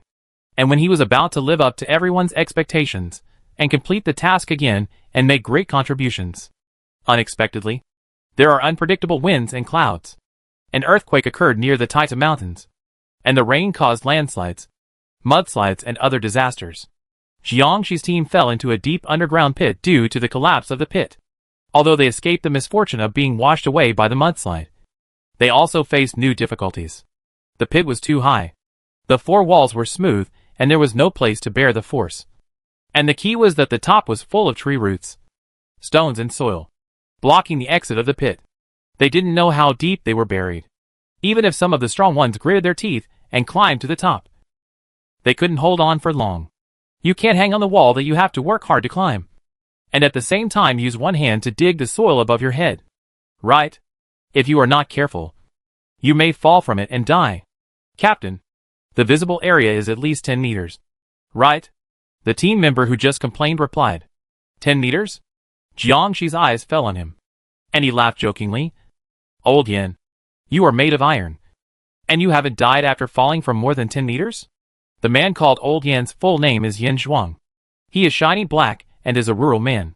He didn't study much in those days. He started as a soldier before the end of the world, in the selection of various military departments before the doomsday. He was considered a quirk in the army because of his slightly poor cultural level, but strong physical fitness. Later, when the doomsday reconstruction came, he was transferred to the Border Defense Army Blood Hunting Group and became an old man in the army. Before Jiangxi came, Yin Zhuang was actually a popular candidate for the captain of Team 11. At first, Yin Zhuang couldn't stand Jiangxi's little white face, which was probably not even fully grown. His face looked like a flower, and he looked like a weak chicken who was a dandy before the doomsday. I don't know what backdoor he took. A new recruit was able to make an exception and run to the blood hunting group. Yin Zhuang couldn't stand this kind of privilege, so he confronted him everywhere. Jiangxi, who had just entered the military camp, suffered a lot from him, and even had many fights in front of other people in the camp. Surprisingly, Yin Zhuang, who was always famous for his strong physical fitness, could not suppress Jiangxi as everyone expected. Moreover, as the number of fights increased and the time became longer, he lost more than he won. Just when everyone thought that the relationship between the two was like fire and water, Yin Zhuang suddenly broke the ice with Jiangxi. The two became friends, and Jiangxi took the position of captain in one fell swoop. It can be said that it was also with the assistance and pressure of Yin Zhuang, a veteran, that Jiangxi was able to quickly secure that position in the early stage. Yin Zhuang was no longer surprised by Jiangxi's teasing. He smiled and said, "You know what? Although my physical fitness is not as good as those perverts in the wild grass camp, it is unique in our entire group." After saying that, he saw that everyone was looking at him silently. So he smacked his lips and added awkwardly, "You are one of them." Yin Zhuang has always been a little bit upset about the fact that Jiangxi, a pretty boy, can have the physical fitness to match his own. In his opinion, how can a person who has not experienced blood and tears have a strong physique? So in fact, Yin Zhuang has always had a concept of black means strong in his mind. "Brother Zhuang, our captain doesn't really mean to praise you." A tall, thin, monkey-like young man nearby listened, scratched his ear, smacked his lips and said, "Captain, we fell down with the water, so no one was seriously injured. When they came down, they were washed in by the water and mud and fell into the pool. After climbing up, everyone was safe and sound. That's why they dared to conclude that there were no living aquatic creatures in the water. If there were, they would have been swarmed and torn to pieces." Only half right. Jiangxi half knelt on the ground by the pool and touched the ground. It was obviously wet. This kind of trace can also be seen on the surrounding rock walls. There is a clear boundary about halfway up. Before we came, the water level here was not at this position. Jiangxi yawned, a little tired of explaining. However, when he turned around, He suddenly saw Yin Zhuang's black tower-like figure rushing behind him. He stared at him with his big black eyes eager for knowledge. Captain, are you saying that the flood will recede soon? He rubbed his hands happily and pointed at the pool. There is a way out here. Right? If you want to talk about receding water in this closed space, it can only recede from here. In fact, Jiangshi did have some meaning. But what he wanted to say was that the situation of receding water here must be because the earthquake caused the terrain to change, which made the originally closed dead water here form a phenomenon similar to the liquid level of a communicating vessel at the other end. But this also means that the dead water may come into contact with the outside water source and become running water. Then this pool of water becomes an extremely dangerous place. It is very likely that zombie fish will swim over soon. Yin Zhuang was a stubborn person and didn't think so much. He was ecstatic and started to work. That's easy. We can find a way out by swimming over. I'm really good at holding my breath. Watch me. Jiangshi couldn't help but raised his foot and kicked him on his butt. If you want to die, go. What are you doing? Shouted Jiang. Yin Zhuang got up from the ground, and the captain stopped shouting. He sat cross-legged like a Buddha and stayed where he was. Okay. I won't worry about it. You guys can think of a way yourself. Brother Zhuang, don't be angry. This is what the captain actually meant. Shen Qi, who looked like a skinny monkey, walked over immediately and explained in a low voice. Jiangshi ignored him. As long as Yin Zhuang doesn't go into the water to make trouble, it's fine. He half-crouched by the pond and waited for a while. Suddenly, a team member on the opposite side exclaimed, Captain, it's really here. This shout shocked the other team members, and they all came to the pond to watch. I saw zombie fish one after another, densely gathered under the net, and kept trying to jump out of the water. Fortunately, there was a metal net blocking it before. Otherwise, there would be many fish jumping ashore around the pond at this moment. My dear mother! Yin Zhuang couldn't help but come over to take a look out of curiosity, and burst out a word in his hometown dialect. Chapter 208 Siphon. Everyone felt scared when they thought about how they had been in the pool not long ago. Captain, what should we do? The only possible way out was blocked, and they all turned their eyes to their young captain. Fortunately, he looked at the horrible scene in front of him, as if he had expected it, and his expression did not change much.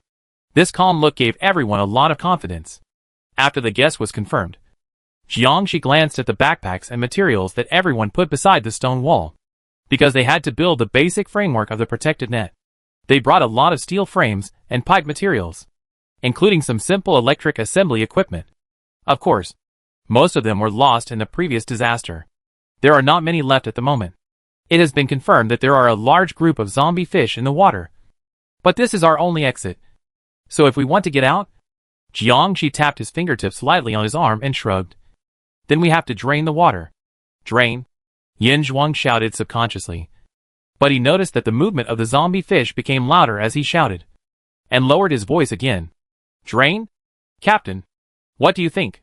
We use a ladle to dig? It will take forever? I'm afraid that before the water is drained, we will starve to death. Use your brain. Jiangshi stretched out one hand, pressed his head, and turned forcefully to the direction where they piled up the pipeline tools. Have you heard of the siphon phenomenon? He looked at Yin Zhuang, who looked bewildered. He suddenly realized that he was talking to a cow. He yawned lazily, waved his hand and ordered, You go and lead the other team members to dig a hole. The edge of the pool where they were standing was not low. The further in, the greater the slope, the deeper the hole. In fact, based on the height of the pool and the time when the zombie fish arrived, Jiangshi roughly estimated that they didn't need to dig more, and the hole below could hold so much water. The so-called siphon principle is actually the principle of the communicating vessel. In simple terms, it is to connect a siphon filled with water to the high water level water end, making it a hole with equal pressure. Then open the closed water outlet. In this way, even if no other external power is used for propulsion, the water at the water inlet will be sucked out continuously. In fact, similar applications are common in real life.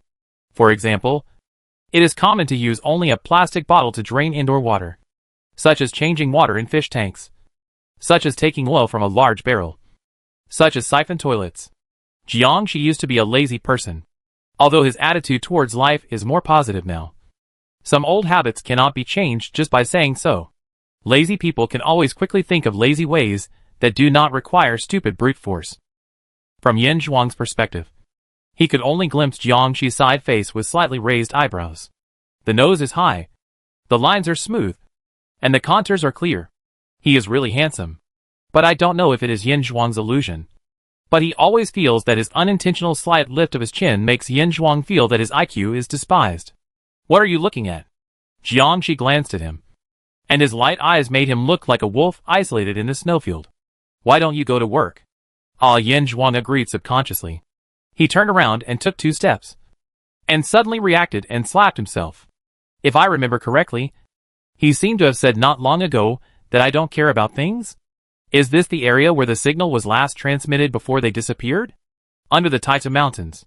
Mo Xiao got off the military vehicle and squinted at the scene of yellow soil covering the ground. Vines turned upside down and roots exposed. A mess. She poked the ground in front of her with a mace. The soft mud. Before she had much strength, she fell into a pit. Not to mention cars and people. Even rabbits dare not pass here. This is not easy to find. Zhang Jing took over at the right time and said what she was thinking. The protective net of the Tian'an base is quite effective. In addition to the last one under construction, there are 5 that have been built. In these 5 protective nets, they have been specially cleaned by the military. And there is almost no need to be more vigilant against wild beasts and zombies. They drove straight in, unimpeded, broke through the doors of 5 protective nets one after another, and arrived here at a very fast speed. The road ahead was blocked by a landslide. It can be seen that the 6th protective net they were building would also lose part of it because of this natural disaster. The car of the wild grass camp had just stopped for a while. Several cars drove in from the rear. Everyone looked back and saw that it was the support of the 12th team of the blood hunting group. Compared with the lightly equipped and simple entourage of the wild grass camp, there were many transport vehicles following behind their cars, carrying a large amount of materials. A strong and long-faced man came out of the leading car, and seemed to be directing the team members to scout the terrain and see where to start the cleanup. His name is Tong Jin, and he is the captain of the 12th team. Captain Tong, what are you doing? Wang Shun saw that they had finished a brief survey and seemed to be about to get in the car and set off, and couldn't help frowning and asked. Tong Jin glanced at him and smiled perfunctorily. The base detected that the radiation signal group was approaching rapidly. It is urgent to build the 6th protective net. Team 11 failed in its mission, so it is our turn to take over. Tong Jin spread his hands. If we don't quickly fill the gap near the Taita Mountains, once the highly corrupted zombies arrive, we will not only be forced to abandon the 4 major platforms, but the living environment will also deteriorate sharply. I thought your Team 12 was tasked with supporting Team 11. Guo Weiman also frowned unconsciously. Tong Jin pulled the corner of his mouth and added, support Team 11 and build the 6th protective net. At this point, he smiled. You have few people in the wild grass camp, so it is not suitable for the latter task. Just leave it to our blood hunter group, and we will definitely fulfill the mission. As for saving people, Tong Jin was full of half-truthful compliments. We ordinary people can't even compare to the achievements of the wild grass camp. After that, he led the team members and the transport vehicles and engineering vehicles to take a detour along the edge of the 6th layer of the protective net. Bah! Someone in the wild grass camp team who stayed in place couldn't help but spit. Team 11 has completed most of the tasks, as if it was all their credit. All right. Zhang Jing interrupted his personal emotions and looked at Wang Shun. Shun, Captain, let's go up the mountain. Everyone was wearing jet flight suits made by the wild grass camp and was about to set off. Wang Shun suddenly paused and looked at Mo Xiao. Do you know how to use it? He frowned slightly in disdain. If you don't know how to use it, just stay here and wait for us to come back. Don't make trouble. Mo Xiao looked at the remote controls in his hands, moved his shoulders and neck, and smiled. I'll try. The next moment, the whole person slowly rose into the air. It looked stable, and there was no twisting or turning. The operation of the jet flight suit in the wild grass camp is more complicated than before the doomsday, and the risk factor is greater. It requires the user to have excellent balance and courage.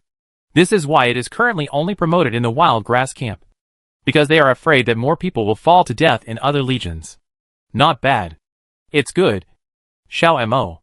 Guo Weiman and Zhang Jing's eyes lit up and praised together. Wang Shun saw Mo Xiao rising higher and higher, frowned, and shouted, "Don't jump too high." A novice who rashly jumped so high, even if he was half infected, could easily fall and get seriously injured. Sure enough, the next second, what Wang Shun was worried about happened. Chapter 209 Dispersed Operations. Mo Xiao was reminded to try to slow down and change speed. Suddenly, he was like a kite with a broken string in the air, tossing and turning, swaying. Not good. Mo Xiao lowered her eyes. The more critical the moment, the calmer and clearer her mind became. At this critical moment of life and death, the brain emptied all distractions and thought of nothing except dealing with the crisis. She herself did not realize that this was the most focused and energetic she had been in the past 3 months since she heard the bad news about her mother. The military's special wild grass camp jet flight suit was different from the one before the end of the world. There were more than a dozen valves for precise control of the position between the left and right hands. In order to meet the needs of combat operations, all threads respond quickly and quickly. This makes it easy to accidentally touch, and it is difficult for ordinary people to control accurately. Left. Realizing that she was smashing towards the lower left, Mo Xiao quickly controlled the power on the left side, allowing her left side to be lifted by the airflow. However, although she reacted extremely quickly, she was limited by her experience and used too much force, causing her to lose balance again. The right side became the weaker side. Fortunately, she barely saved the dangerous situation that was about to hit the ground just now. She now deeply understands why this device is currently only equipped in the wild grass camp. Ordinary people would be dizzy and vomit before they are smashed to death. However, this remedy was achieved by her continuously extending the parallel movement distance. This resulted in Mo Xiao's distance from Wang Shun and the others on the ground getting farther and farther. And she was crookedly heading deeper into the forest. TSK. This guy. Still quite clever.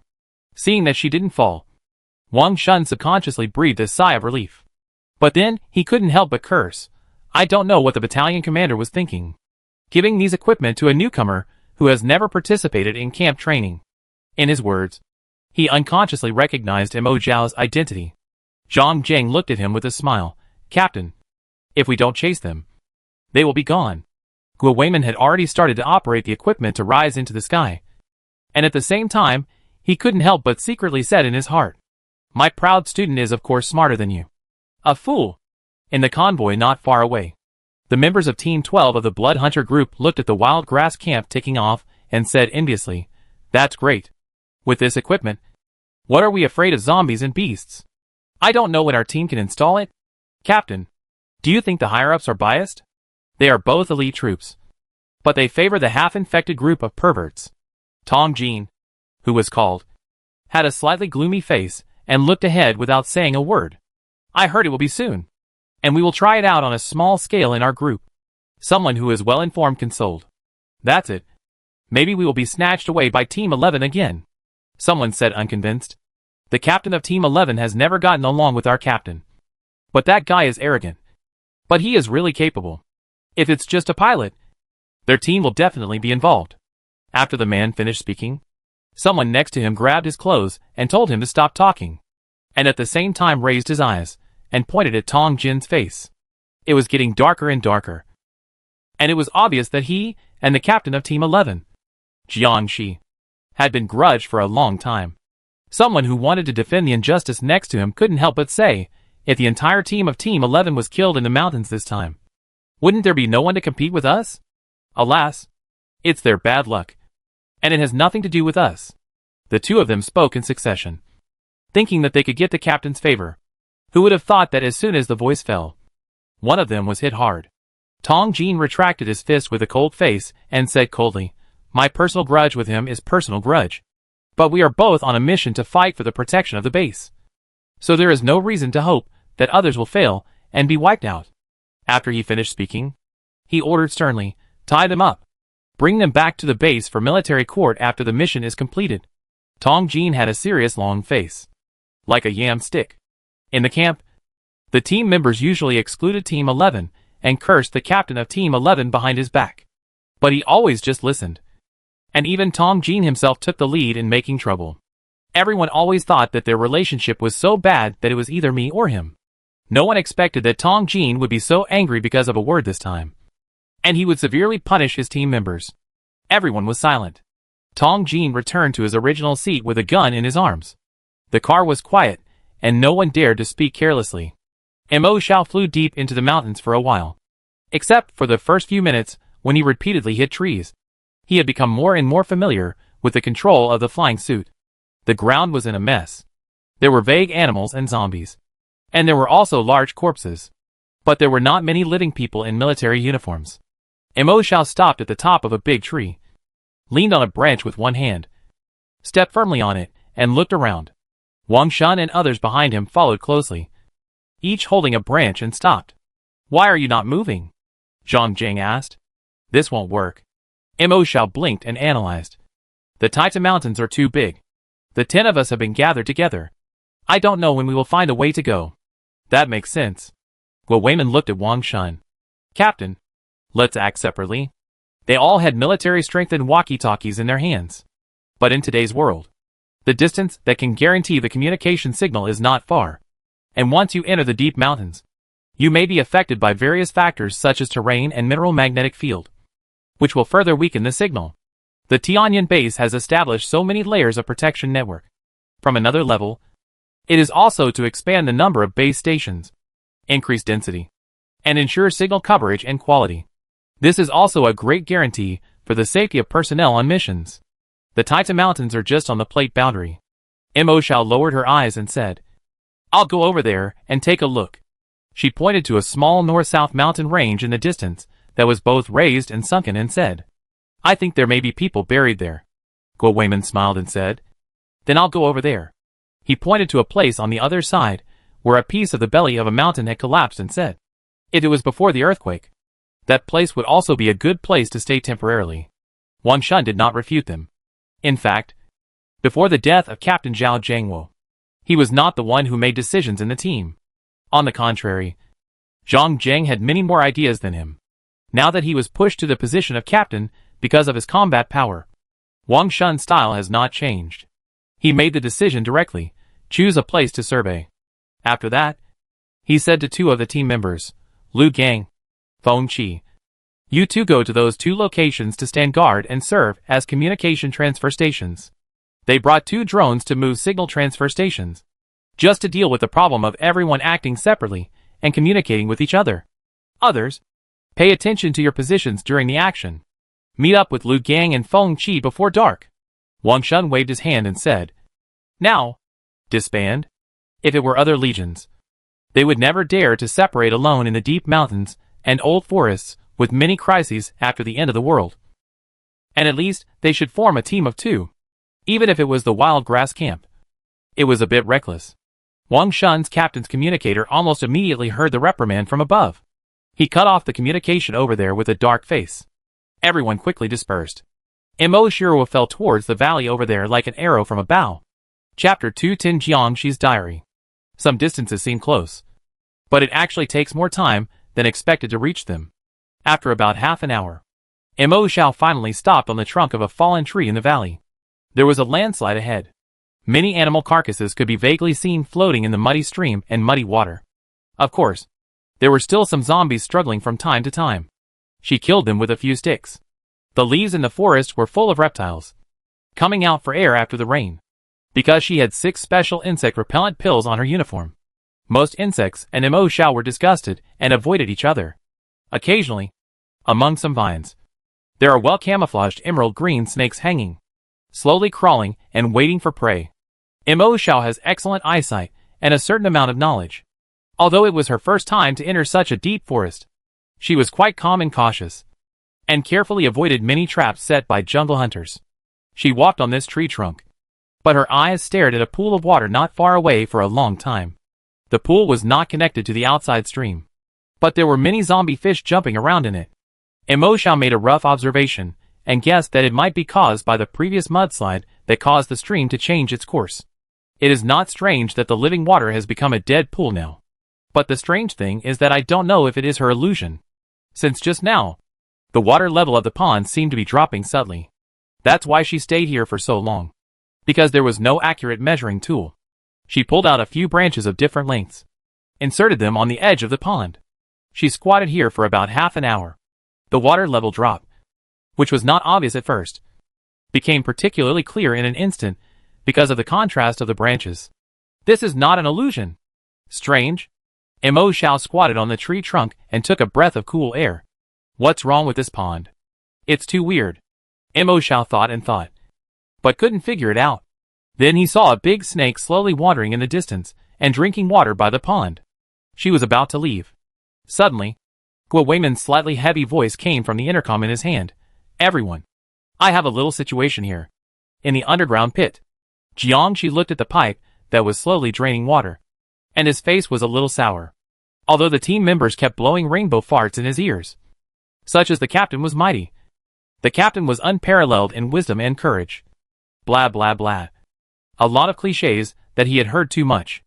After all, for them, as long as they didn't have to scoop water by themselves, they could have such a worry-free and labor-saving method, which was simply too good. But for Jiangshi, the slow speed of draining water was still a little beyond his expectations, and accidents often happened during the water release process. For example, some zombie fish with dull heads occasionally bump into the pipes and block them. Some fish are indiscriminate and will start chewing the pipes when there is nothing to bite. So they need to observe and deal with it in time. As a result, the speed naturally slowed down. Originally, he estimated that the water should be drained by the time the sun sets. But at the current speed, it is still unknown whether the water can be drained tomorrow morning. While waiting bored, Jiangshi suddenly took out a notebook and started recording. In January 3rd, 2031, 91 days after injection of QXX protein antibody. Good physical condition. Normal body temperature. At this point, he paused his pen, picked up a long stone next to him, and broke it with one hand. The stone made a click and broke in the middle. Jiangshi started writing again and added a sentence compared to the early stage. There is no obvious stimulation. The physical fitness is stable. And there is no weakness. Mental condition is stable. A week ago, he led the Blood Hunter Team 11 to take on the task of building the 6th protection net to clear the obstacles of the Taita Mountains. It was almost completed, but suddenly encountered multiple natural disasters, such as earthquakes, and was trapped in the pit. He wrote to the end, smiled slightly, and added 6 words, with a confident look expected to be out of trouble tomorrow morning. After writing, he seemed to be doing nothing again. He lowered his head.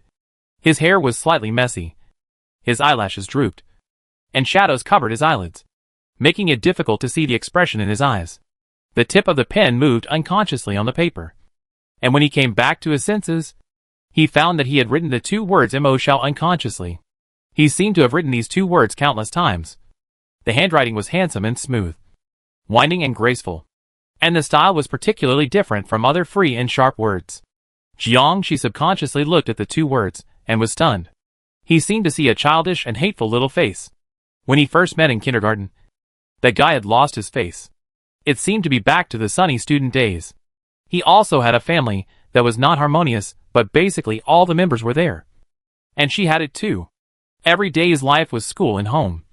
Reading, writing, doing tests, and some sports activities. He was actively involved at that time. Like sunshine, always the focus of the whole school. But in fact, he was not very interested in these. Just participating out of boredom. And Mo Xiao often did not participate, looking like he was tired of the world. But in fact, he knew that she was really cheering and shouting at the edge of the stage every time, even if the contestant was not familiar with her at all, because she shouted too hard. Her voice was hoarse for several days afterwards. Her attitude towards life, as if she wanted to live with a sincere heart and full of blood every day, really disgusted Jiangshi. But he couldn't help but get close to her and pull her braids from time to see how she could live her life. To put it in a darker way. In fact, Jiangshi has always had a vague hope in his heart, hoping that Mo Xiao's life can occasionally fall into a dark place for him to see. He has been fantasizing about this for many years. Once that moment comes, maybe he will feel happy that it has finally come. And maybe all his unbalanced mentality in the past will be instantly calmed. He has thought about it. Maybe he will look down on her and sneer and ridicule her, just like before. Seeing her crying is also a trophy. But now that this moment has really come, he hasn't seen her for more than 3 months. And I don't know how she is doing since that incident. She did not feel the sarcasm and pleasure he had imagined. He even unconsciously developed a vague sense of uneasiness in his heart. He stared at the two words with complicated eyes, and his hand holding the pen tightened. The two soldiers who were resting nearby could not help but whisper to each other, "Captain is writing his diary again? He is indeed a famous university student. He has this habit. He still writes a diary every day, even at the end of the world." "Is he writing a diary?" The other face twitched slightly. "Why do I feel like he wants to eat the words he just wrote? I don't believe that he doesn't have a blood feud with his son. It's probably a grudge book. The kind that was popular in the short videos before the end of the world." The two whispered, but they didn't hear it. The captain sitting alone in the distance seemed to have gone through a complex ideological struggle, and finally let go. On the back of the page, the pen tip moved again. "Mo Shao. The mountains and fields are vast. The pits are amazing. And the scenery is nice. Pumping water from the coal pond. With your shallow knowledge, you must have never seen such a large project? Just like you said, this world does have some merits. I'll take you out to play next time. You're welcome." After writing, as if remembering someone's staring eyes, like a cat with its fur standing on end, he raised his chin slightly. His eyes were immersed in the light of the coal pond, and the corners of his lips curled up in a soft arc. Chapter 211. Wild armed group at the cave entrance. Tides of mountains.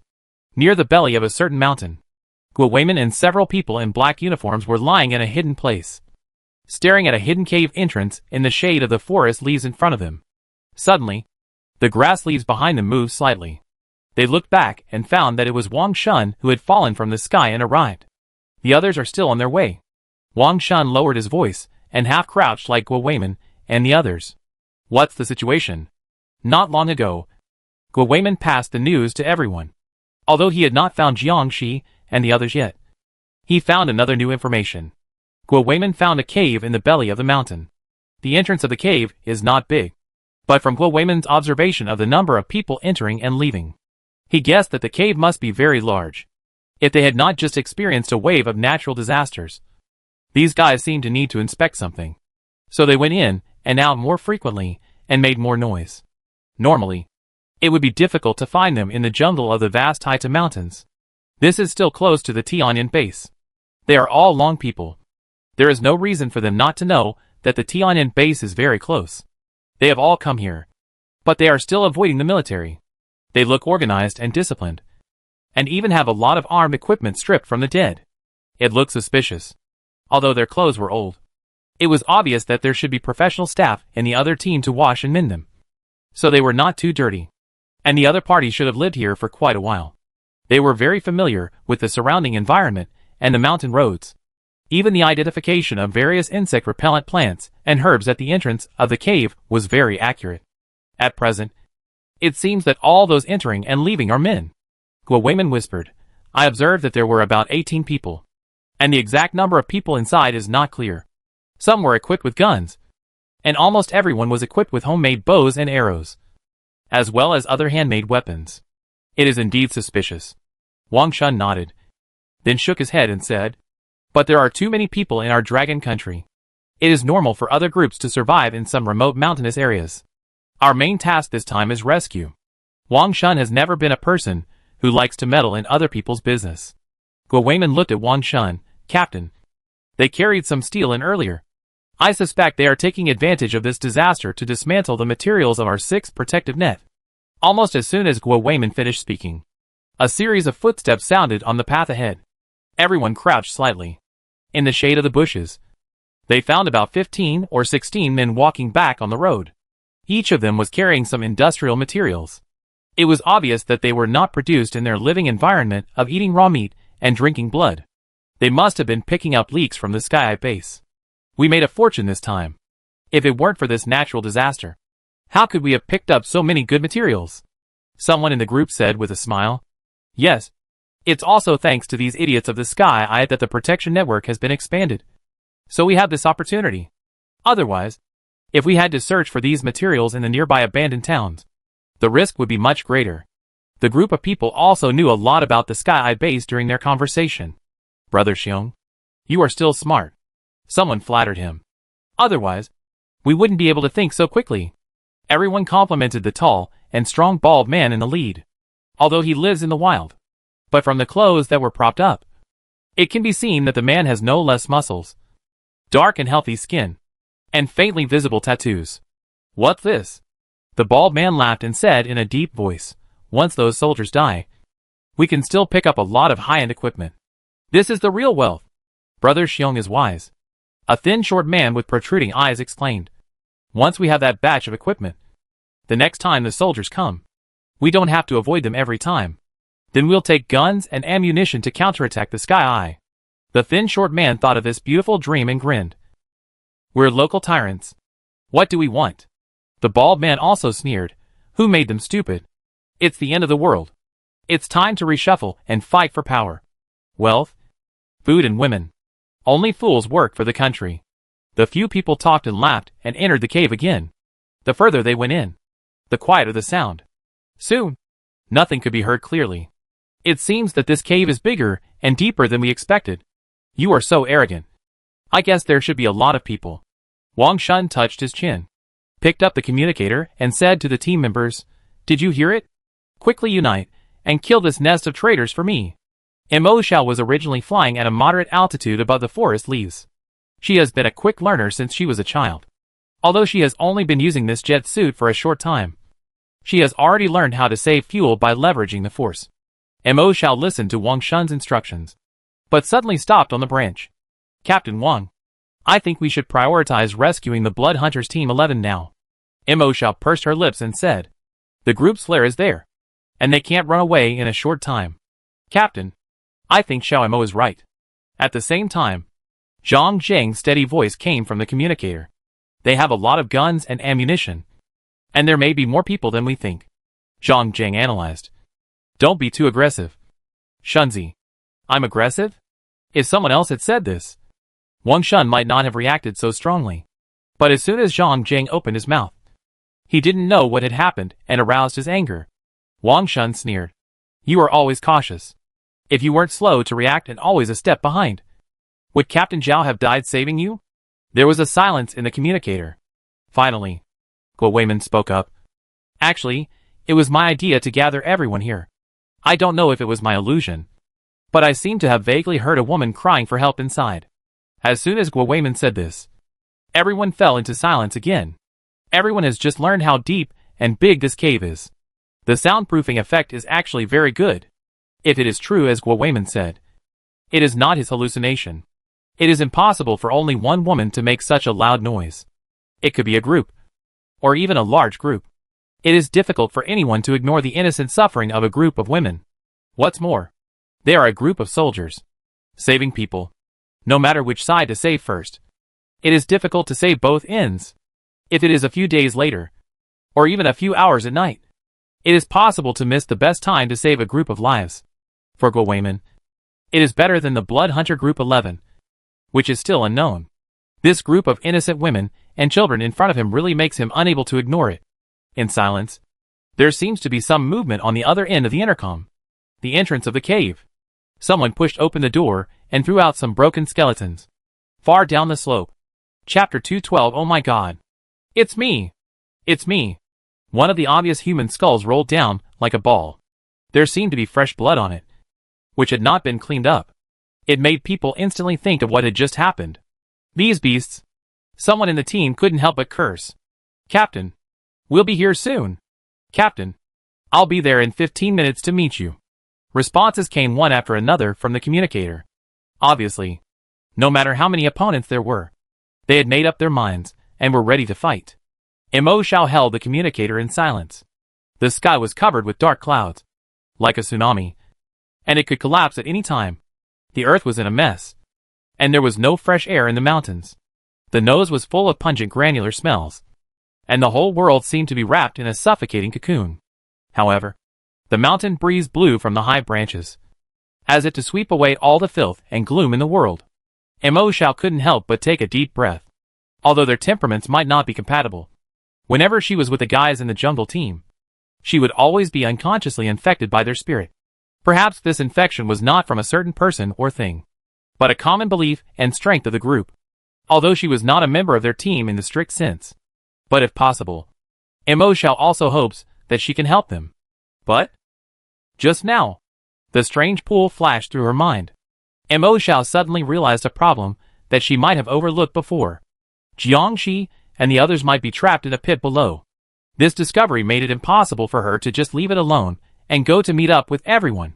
I want to go back there and take a look, she explained in a low voice. Guo Weimin responded with surprise. Okay. Xiao Mo. Go with peace of mind. If you find Xiao Jiang and the others, be sure to contact us immediately. Be careful, Wang Shun said in a low voice, which was considered an agreement. Mo Xiao drove the flight suit again and headed back to the place where she came from. She arrived at about 4 or 5 in the afternoon. At this time, the sun would still be very bright in the summer, even in the winter before the end of the world. The brightness at this latitude and longitude in the Taita Mountains was not low. However, now, the light in the sky, which was not bright to begin with, seemed even more depressing. The jungle was surrounded, and it seemed that it could be swallowed by darkness at any time. Sure enough, the water has dropped so much again. Mo Xiao narrowed her eyes. According to her understanding, building roads when encountering mountains and building bridges when encountering water is the idea of normal people. However, splitting mountains when encountering mountains and cutting off water when encountering water is indeed very similar to Jiangxi's arrogant style of doing things. Mo Xiao strolled around. The big python was coiled on one side, refusing to leave. The zombie fish in the pond were still jumping tirelessly. But as the water level dropped, most of them were stranded on the road. Some were killed and carried away by wild animals. Let me try to see if you are in there. Mo Xiao placed a bomb on the edge of the pond. Boom! The huge explosion startled many animals and they fled. The dam at the edge of the pond broke. The water poured down from the hole, along with a large number of zombie fish. They fell to the huge height difference below like a waterfall. The water level in the pond was still slowly dropping. Because of the explosion, the descent speed increased again. It didn't take long for the water to flow. The rocks and mud at the bottom of the pool could be seen clearly. Mo Xiao bent down from a distance, lay on the ground and took a glimpse, and found that there was indeed a hole under the pool. It seemed to be connected to the opposite side.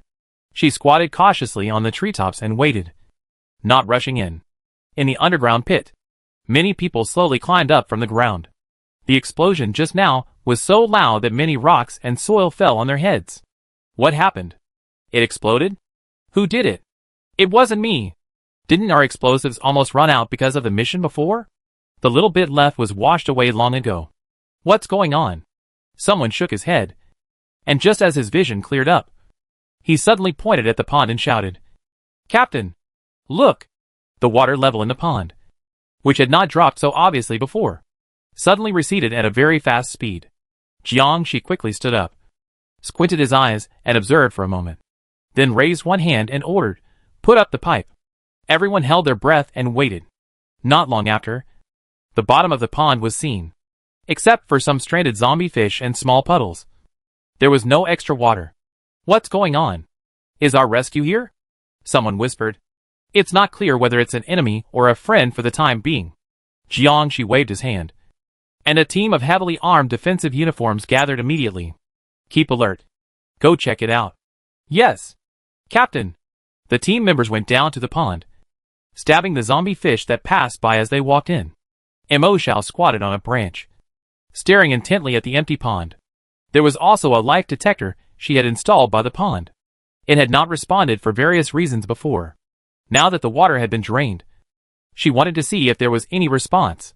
If there was no sign after waiting for a long time, it would only prove that her previous guess was wrong. There was no one down there at all. The previous drop in the water level might just be a natural phenomenon caused by the terrain. She waited for about a few minutes. The life detector suddenly responded. Mo Xiao's eyes lit up. The heart beat faster suddenly. She pursed her lips, suppressed the action of going down, raised the gun, and calmly aimed at the bottom of the pool. Not long after, several figures suddenly flashed at the entrance of the cave at the bottom of the pool. They jumped out of the bottom of the pool, looked around, and found that there was no other danger except a lazy big snake. Then, the man in military uniform turned around and shouted, "Captain! It's outside. No one. It's safe." Jiangxi's eyes were slightly cold, and he followed the large group behind him. Everyone finally got out of trouble, and they were particularly relaxed. Jiangxi also smiled and joked with him. But in the next second, his right hand suddenly pulled out the gun and fired a shot at a branch like lightning. Are you kidding me? The huge explosion outside just now was obviously man-made. How could there be no one outside? He was sneaking around and didn't show up. Whether he was an enemy or a friend was not the point. Under Jiangxi's nose, it was the best way to strike first. Oh my god! Mo Xiao saw Jiangxi coming out before, and was about to go down to meet him in surprise. Who knew that he would catch a glimpse of him hiding his right hand intentionally or unintentionally? This posture was very familiar to her. She almost didn't think about it, and subconsciously dodged and fell from the branch. Sure enough, the next moment, a bullet rushed over. She hurriedly shouted, "It's me! It's me!" Jiangxi was about to pull the trigger for the second round. When he heard this familiar voice, he looked up suddenly, as if he was struck by lightning, and saw a ghost. He saw a humanoid object falling from a high altitude among a dense branch not far away. He subconsciously ran forward, gritting his teeth and shouting, "You want to die? Why don't you start the flight suit?"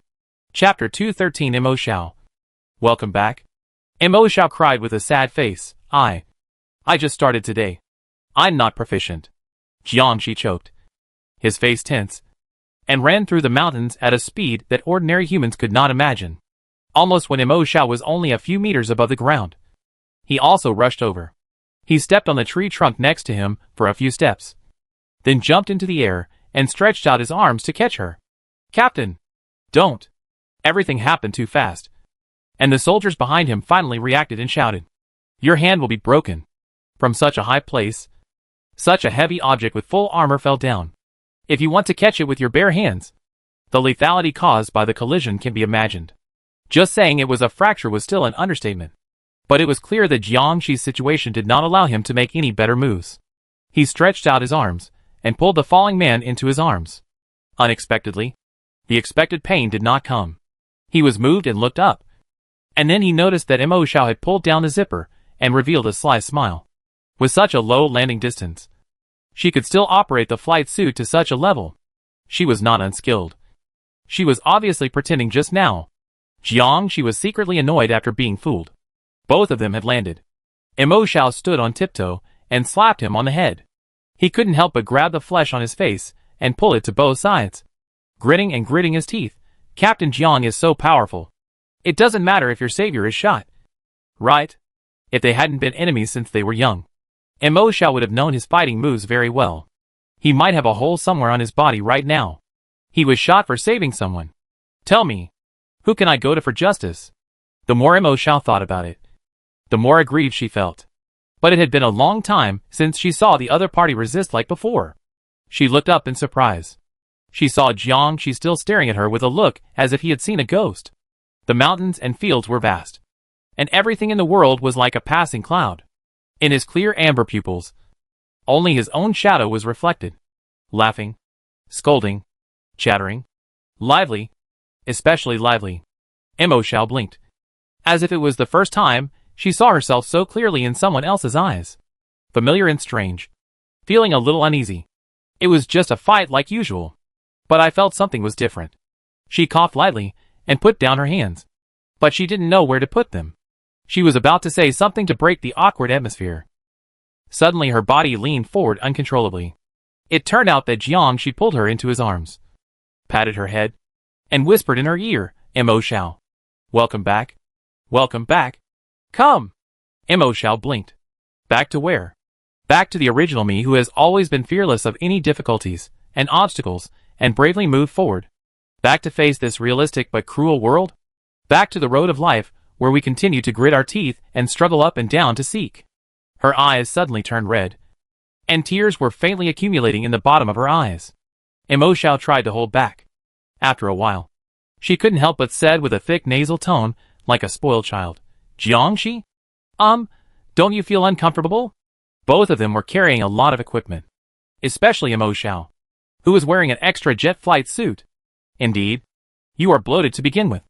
Jiangxi pushed her away expressionlessly and looked her up and down. "It seems that the food in the prison is good. You must have gained at least 5 pounds.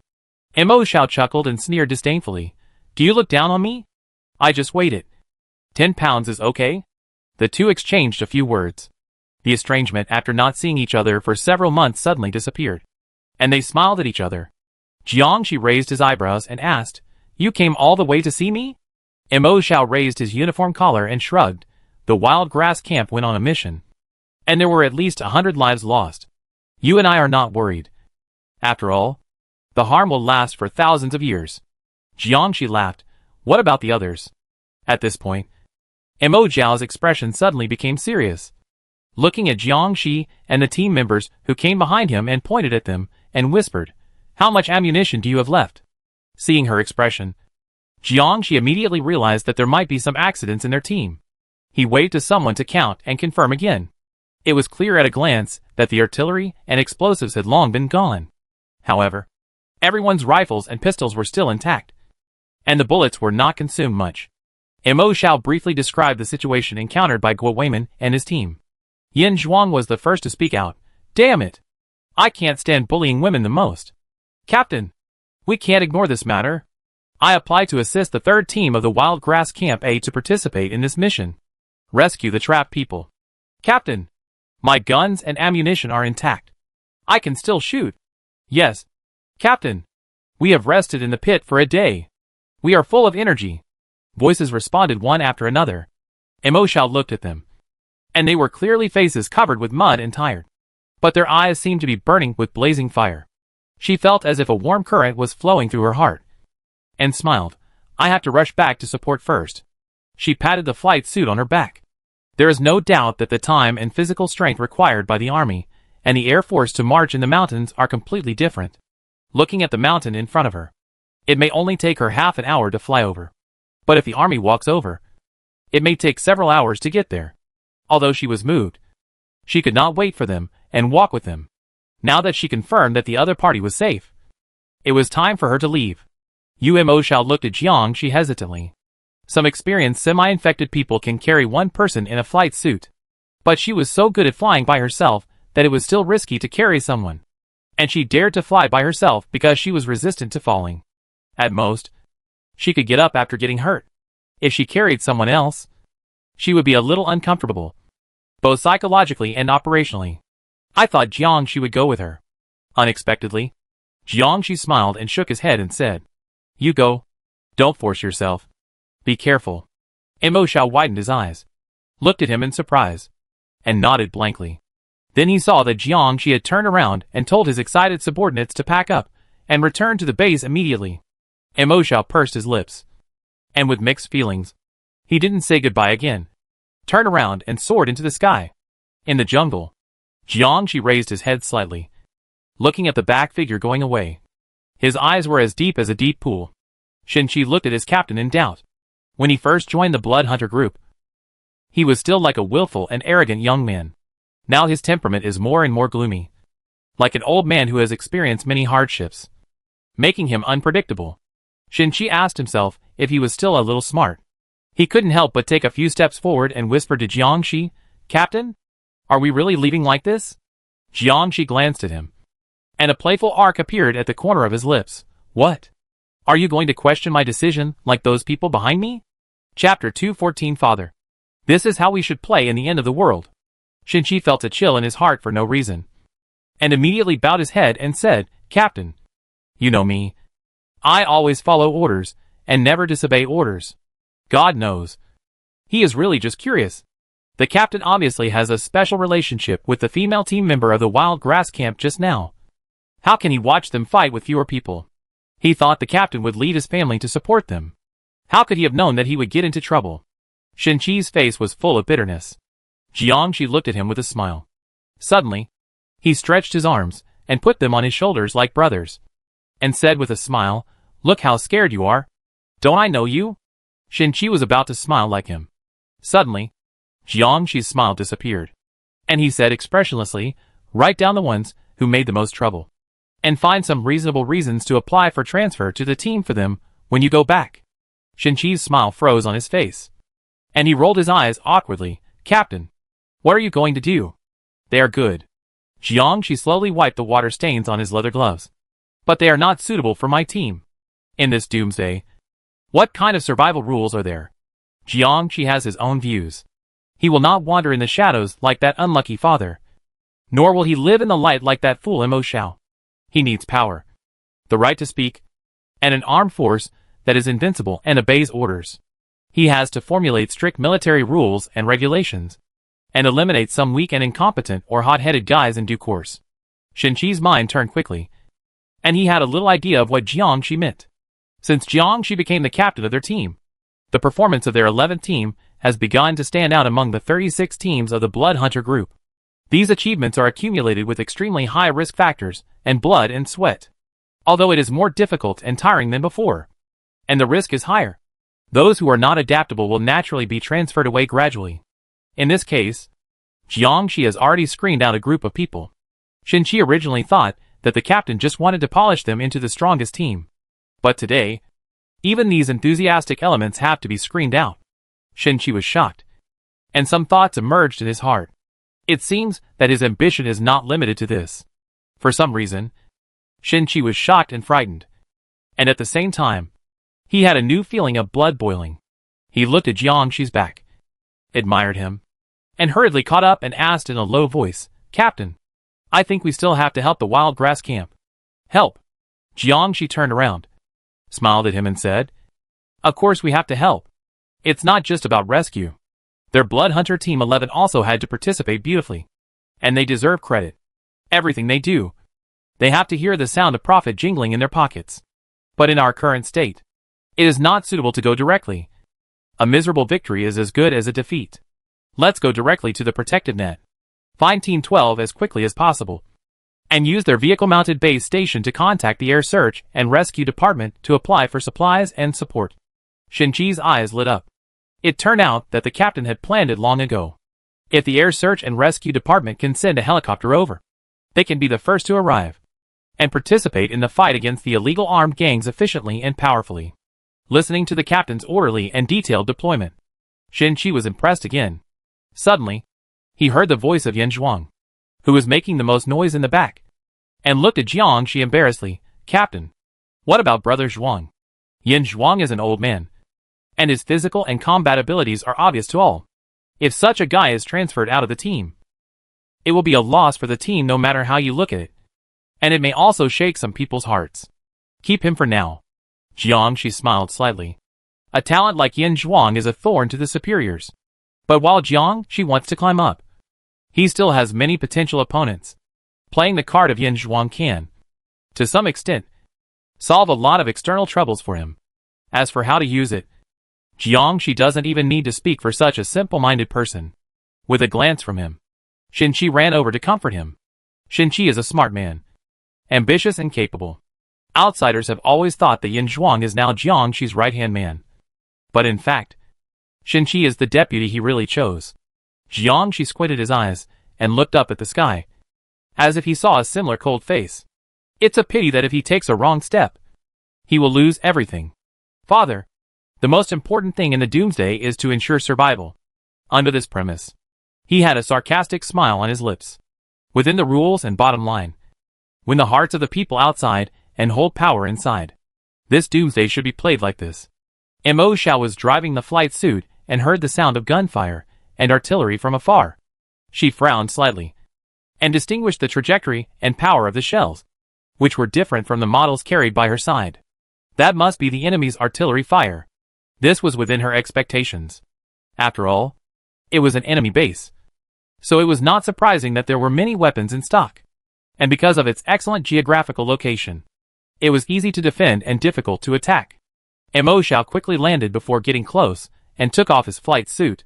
This thing is suitable for long-distance trekking, and it is also suitable for keeping a group of zombies in a suspense.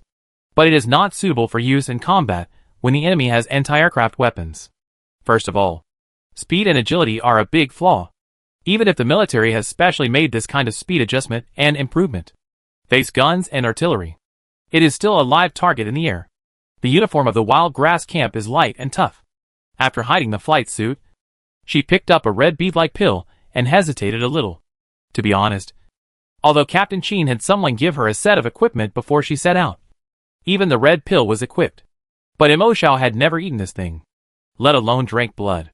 She had a premonition that once you cross some boundaries, It would be impossible to return. She could smell a thick and sweet blood essence just by pinching it on her fingertips. As if a devil was whispering in her ear, tempting her to open her mouth. Mo Xiao held the red pill in her palm, struggling between reason and desire, and couldn't swallow it. Bang! Another explosion. Not far ahead. The soil and branches were blown up like flowers scattered by a fairy. It can be seen that this attack is extremely powerful. Old Gua. How are you? Old Gua. Mo Xiao's fingertips trembled, and the worried voices of his teammates were faintly heard in the communicator. Cough, cough, cough. Cough, cough. I'm fine. Gua Weiman's hoarse voice came. Be careful of their mines. That area is a minefield. Fuck these bastards. Wang Shun cursed in the communicator. It seems that there are 200 or 300 armed forces. Such a large scale. It was not discovered right under our noses. I absolutely don't believe that there is no traitor among the scouts. Although the opponent is more tenacious than expected. Their wild grass camp is not a vegetarian. After fighting for so long, they didn't lose any men, while the other side had at least dozens of dead men. Captain, you can't eat anymore. The balance index of your recent physical examination fluctuated greatly. It's dangerous to eat more. A shoving sound came from the communicator. Put away the guns. Look, Zhang Jing suddenly said. They pushed a group of women out to block the front.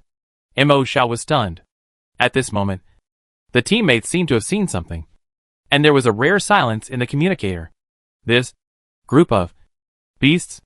Gua Weiman squeezed out a few words hoarsely from his throat, with unprecedented murderous intent in his voice.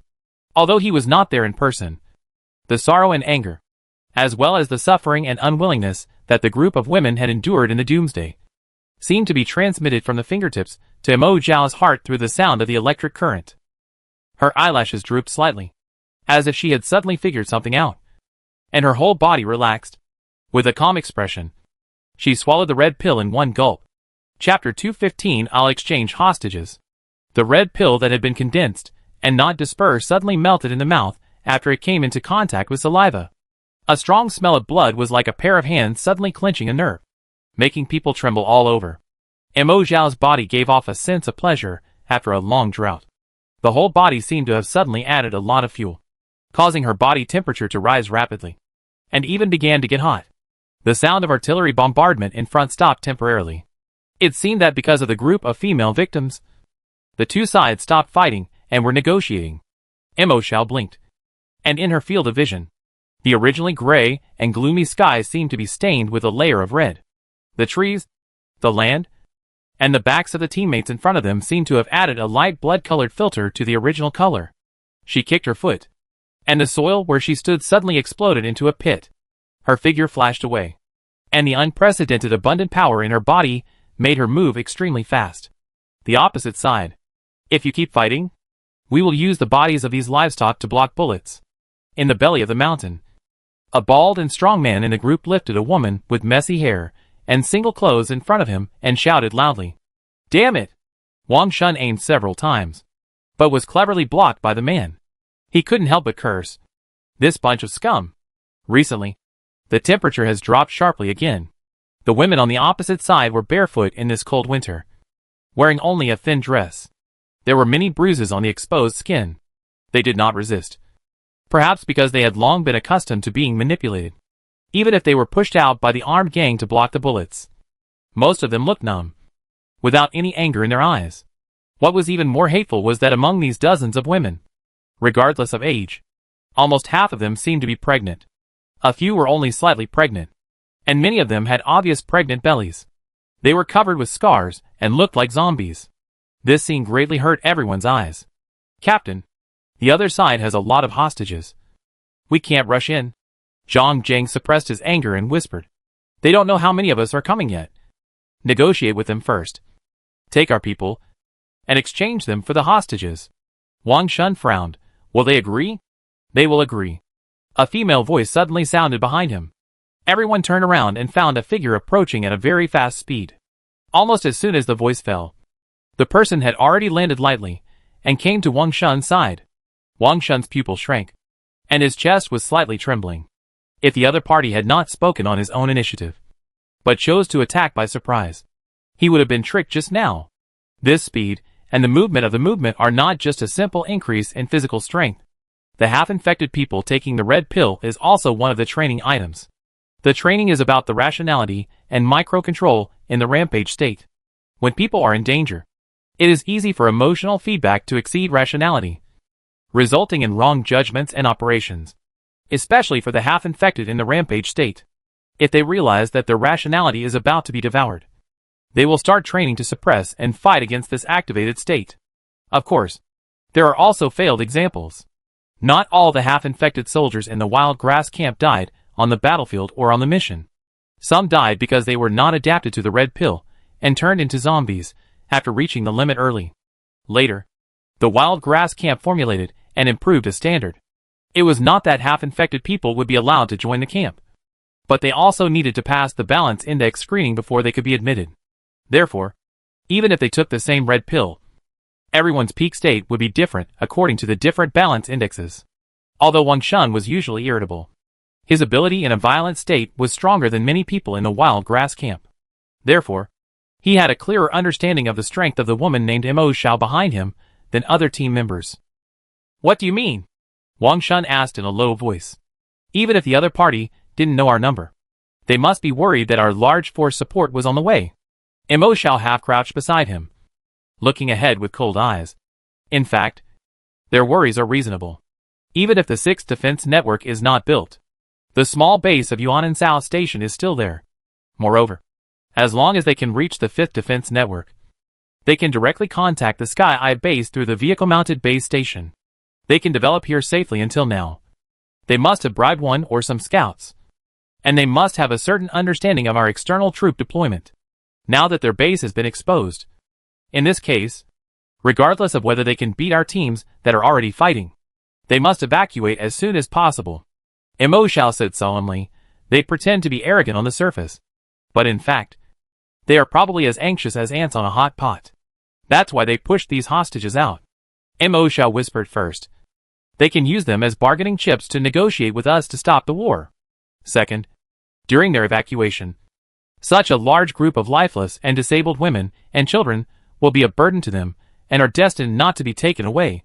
If they use them in exchange for us as hostages, they will agree. Wang Shun's eyes lit up. Since they are so afraid of the arrival of reinforcements, why don't we pretend that the negotiations are delayed and find a way to delay them? Mo Xiao looked at the group of women who were pushed out like livestock to vent his anger with a sad look in his eyes, and shook his head. They are not fools. Once they can't reach an agreement, they will probably start killing us one by one. Xiao Mo, Guo Weiman, who had been silent all the time, suddenly spoke up. With so many hostages in their hands, even if a large force of reinforcements from the base arrives, they will still be useful. Right? Are they really willing to give up?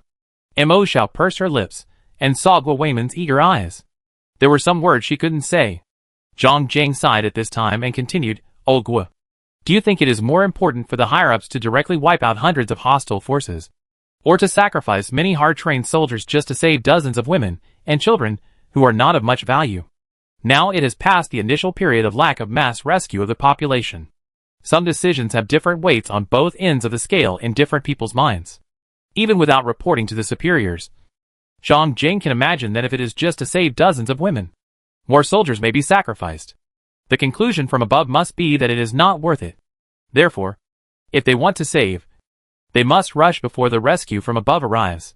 I have already seen the people of the Blood Hunter group when I came." Mo Xiao lowered his eyes and said. Guo Weiman took a deep breath. He is an old soldier who adheres to some old ideas and old principles before the end of the world. In fact, he has not adapted well to this increasingly cruel end of the world. He wiped the blood oozing from his forehead and said hard, "I will exchange hostages." Chapter 216. I'm just curious. Will they abandon you too? The negotiation was handed over to Zhang Jing. As soon as he proposed this condition, he promised to withdraw a line of defense to let them leave. The bald man Xiong Hui, who didn't know the depth of the other side, immediately agreed. However, there were 40 to 50 women and children on their side, and he planned to leave 5 of them, who were relatively strong, and run away with them. For the other dozens of people, he proposed to exchange them for 5 soldiers. Zhang Jing naturally refused to agree, and at most, he agreed to send 2 people. The two sides negotiated again. Someone on Xiong Hui's side pulled him and whispered, "Brother Xiong, that's enough. Judging from the uniforms, they are the monsters from the wild grass camp. I don't know how many have come. They are quite strong. They should be a first-class team. If we put more of them on our side, we can't suppress them. 2 is just right. With these 5 women in our hands, I don't think they dare to mess around. We need to run away. These passionate soldiers are easy to fool. But once the reinforcements from the Sky Eye base arrive, they won't be so easy to talk to. By then, the hostages will be useless." Finally, the two sides reached an agreement. The wild grass camp opened a path and let them leave. Guo Weimin and Mo Xiao were used as hostages to exchange for the pregnant women. "Oh, there's another beautiful woman." Xiong Hui saw Mo Xiao and said with a sigh. With a wave of his hand, 2 men immediately picked up 2 hooded iron cages and locked their heads. Everyone knows that the wild grass camp is full of semi-infected people. The bites of semi-infected people can also infect the virus. As for the infection of scratches, it only occurs in zombies with abnormal nails. Obviously, they have been prepared for this. Not only lock the head, but also lock the hands, leaving only the feet, which does not affect the movement. I tell you, if they dare to deliberately delay on the road, we will kill them. Do you understand? Mo Xiao and Guo Weimin had taken off their equipment when they came. They searched their bodies during the retreat and did not find any effective lethal weapons. One of the men cursed a few words in frustration, while the other was much more frivolous and touched Mo Xiao's chest and buttocks. Her eyes became sharp, and she squinted at the short and thin man with a pointed face. This look seemed to want to eat him alive. The man was startled at first, but then he remembered that her head and limbs were already locked, and he licked his lips with a fearless sneer. "What are you looking at? Women are useless except for giving birth. In the doomsday, I will spare your lives, which means that our brothers respect you." After saying that, he grabbed the iron chain and pulled her forward. Mo Xiao used the force to push with his knee. The man with a pointed face froze all over, and then covered his crotch and let out an uncontrollable scream. "What are you dawdling about?" Xiong Hui turned around and saw the miserable scene of his men. He glared at Mo Xiao fiercely, slapped his subordinate in the face, and cursed, "Keep your voice down. You, take a few teams to escort those women and men through this road. The rest of you, follow me and escort this woman through the tunnel next to it. We will gather at the old place at the foot of Qingping Mountain. Do you understand?" Mo Xiao's eyes flashed. Maybe Xiong Hui also felt that the team had too many people and was too eye-catching.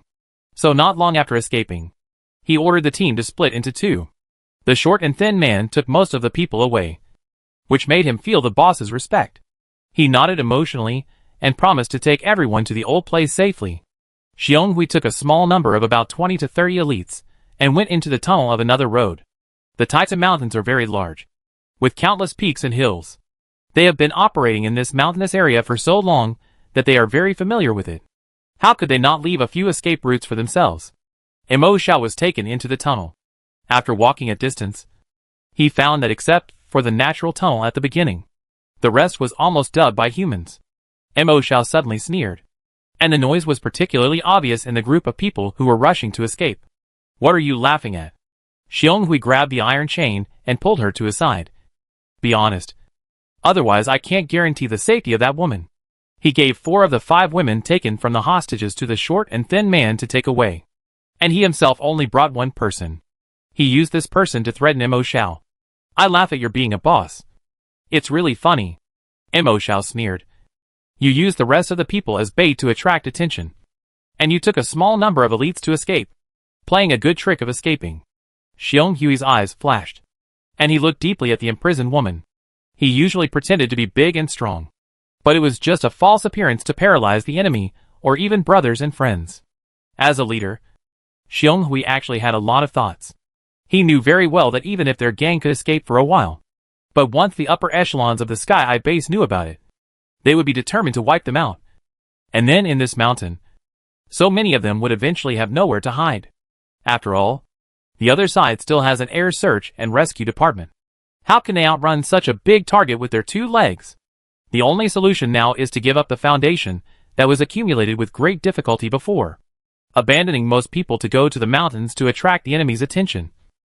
Buy enough time to save himself and a small number of elites to escape. He believed that as long as he was still alive, once he left the Taita Mountains and went somewhere else, he could make a comeback. You have to know that he, Xiong Hui, also developed from a small gangster team to such a large scale now. Xiong Hui didn't expect that his plan was not noticed by even his good brothers, who had been through life and death for a while, but was seen through by this woman, who had just met not long ago. Xiong Hui suddenly laughed. Why? You are a hostage. But you are starting to speak up for them? That's not the case. Mo Xiao suddenly stopped beside him. She raised her head and glanced at Xiong Hui strangely. I'm just curious. If you are in a desperate situation where you are sure to die, will your small group of elite brothers, who are running for their lives, also abandon you? Xiong Hui was stunned. Looking at her eyes again, he felt something was wrong, but he didn't realize it yet. Suddenly, the iron chain in his hand loosened. There was a click. The woman actually broke some bones in her left hand, and her 5 fingers curled up in an incredible way for humans, and instantly broke free from the lock situation. Her left hand fell down weakly, but the iron chain had a length of drooping because of this action. The woman grabbed the iron chain with her right hand, and with a flash, she had already grabbed Xiong Hui, with just one hand and one chain. His neck was red, and he had difficulty breathing and couldn't break free. In the blink of an eye, the situation reversed. Xiong Hui's back was under the pressure of her elbow, and his whole body seemed to be pressed by a small mountain. Even though he bit his teeth and tried his best to resist, he was still forced to kneel down. Brother Xiong, what are you doing? The other people immediately alerted and pulled out their guns. Put down our boss. Be careful or I'll shoot her. One of them grabbed a thin girl with an expressionless face and cut her neck with a knife. Chapter 217 The Creepy Pleasure Prisoner. Mo Xiao's lips curled up into an evil smile, and Xiong Hui struggled in a low voice as he was entangled in her iron chain. I just want this person to report back. While she grabbed the chain with her elbow, she had already used her right hand to get the key from Xiong Hui. The iron cage on her head and the iron chain on her wrist were untied at the same time. After regaining her freedom, she lowered her body slightly and put her arms around Xiong Hui's neck from behind. Her lips were only a few millimeters away from his slightly trembling neck. She raised her eyelids like a beast that would pounce and bite at any time, and looked at the group of men opposite her, who were particularly tense because of her slow motion. You little minions. One more or one less. It doesn't matter to me at all. Mo Xiao smiled softly. If I capture this guy, my record will definitely surpass that of my stupid teammates, and promotion is just around the corner. As she said this, she pulled Xiong Hui in front of her with one hand, and slowly approached him step by step, like a meat shield. This tunnel is narrow to begin with. Being approached by a half-infected person from the wild grass camp, who had taken the red pill, and was in a violent state, the sense of oppression was far beyond that of an ordinary beast. The Adam's apple of the man leading the elite team on the opposite side moved, and a drop of sweat oozed from his forehead. If you don't get out now, it will be hard to say later. Mo Xiao suddenly lowered her head and bit Xiong Hui's neck. Blood splashed down, covering half of her head and half of her face. In the dark tunnel, the thick smell of blood mixed with mottled marks stimulated people's nerves to jump. Xiong Hui whimpered and screamed in his strangled throat, staring at his men in front of him. The group of men was obviously shocked by such a close-up bloody scene. Everyone looked at each other, and no longer struggled between whether to rescue the boss, but chose to retreat rapidly deeper into the tunnel. The echo in the tunnel was really loud. A series of hurried footsteps completely exposed the panic of the fleeing people. Mo Xiao lifted up the head that was bit on Xiong Hui's neck and spat out a mouthful of blood. The force between his hands loosened. Xiong Hui fell to the ground powerlessly. He didn't even have the strength to look back at Mo Xiao. He crawled forward on all fours, like a stranded fish. However, his body was shaking uncontrollably, causing him to struggle on the ground for a long time, but not crawling far. Mo Xiao walked slowly step by step behind him. He stepped on his head and pressed his entire face into the mud, leaving only a pair of ears to hear some sounds outside. How is it? Mo Xiao crouched down and asked in a low voice, like a devil's voice. You are used to watching others struggling to death. How do you feel about struggling yourself? Xiong Hui stretched his 5 fingers upwards, as if trying to grab something. His chest was like a bellows with a hole in it, making a rough gasp. Mo Xiao smiled coldly, and the 5 fingers of his right hand clawed through his eyeballs and grabbed his eye sockets. He pressed hard with his feet and lifted his right hand back. The whole head made a click and rolled around in the tunnel. There was no other living person nearby except herself. Mo Xiao leaned against the wall and closed his eyes slightly. According to the above instructions, the stimulating effect of the red pill is most effective within an hour, and will gradually weaken after an hour, until it disappears completely after 2 or 3 hours. But maybe she had fasted for too long. It had been almost an hour, and Mo Xiao felt a restlessness in her heart, as if a fireball was sweeping through her body and crashing around. She took a deep breath in this bloody environment, feeling unprecedented pleasure and comfort. This was the most instinctive response from the brain. She killed Xiong Hui in the most cruel way. The violent behavior that had made her feel disgusted and repulsive in the past did not make her hesitate this time, but instead filled her with joyful expectations.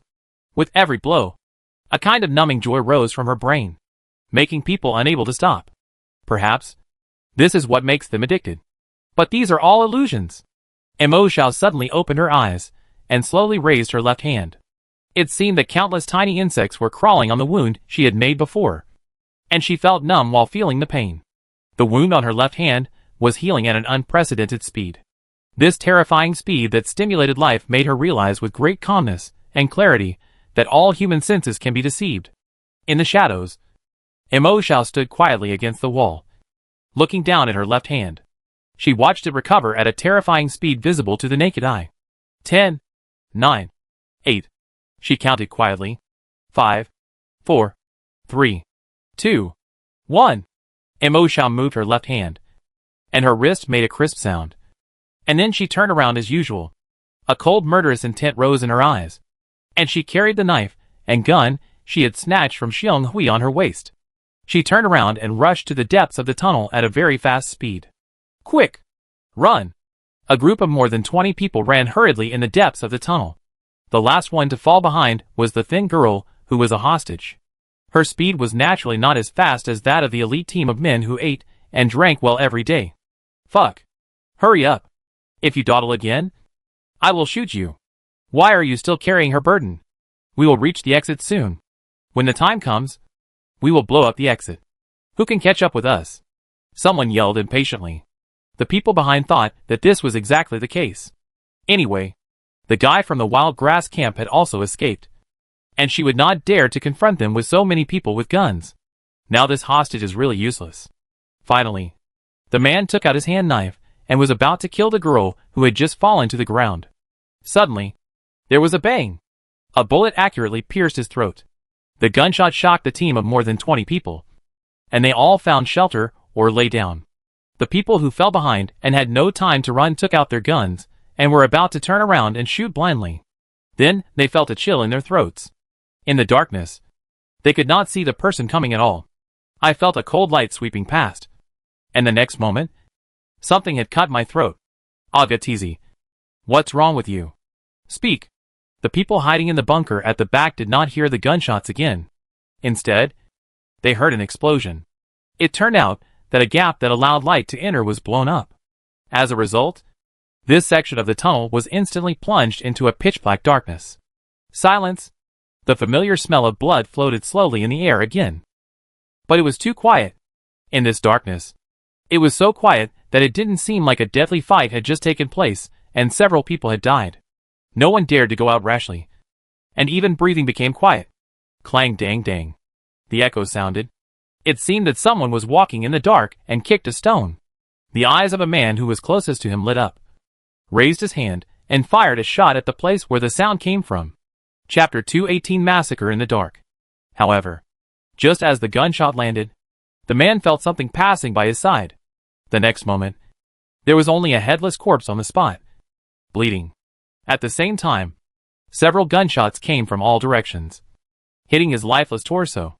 I hit it. This time the soldier must be dead. Someone whispered. Me too. What is this? Before someone could be happy, he suddenly received a wet spherical object in his hand. He moved his fingertips slightly and swept the outline of a nose and eyes. His hands were wet and sticky, and he couldn't help screaming in fear. The spherical object was thrown randomly by him in panic. It kept rolling around in the tunnel. The people in the dark were startled by the sound of gunfire, and they all screamed, I hit you and don't hit me. Not long after, Silence returned again. I don't know if it's an illusion. The longer the silence, the less breathing sounds I always feel. Heavy, cramped, desperate, depressed, suffocating. It's like a cat that enjoys teasing mice, lurking and shuttling in the shadows. At any time, it will appear behind you, and its hot breath will gently spit on the back of your neck. Is this the monster in the wild grass camp that is known as the strongest single-soldier combat?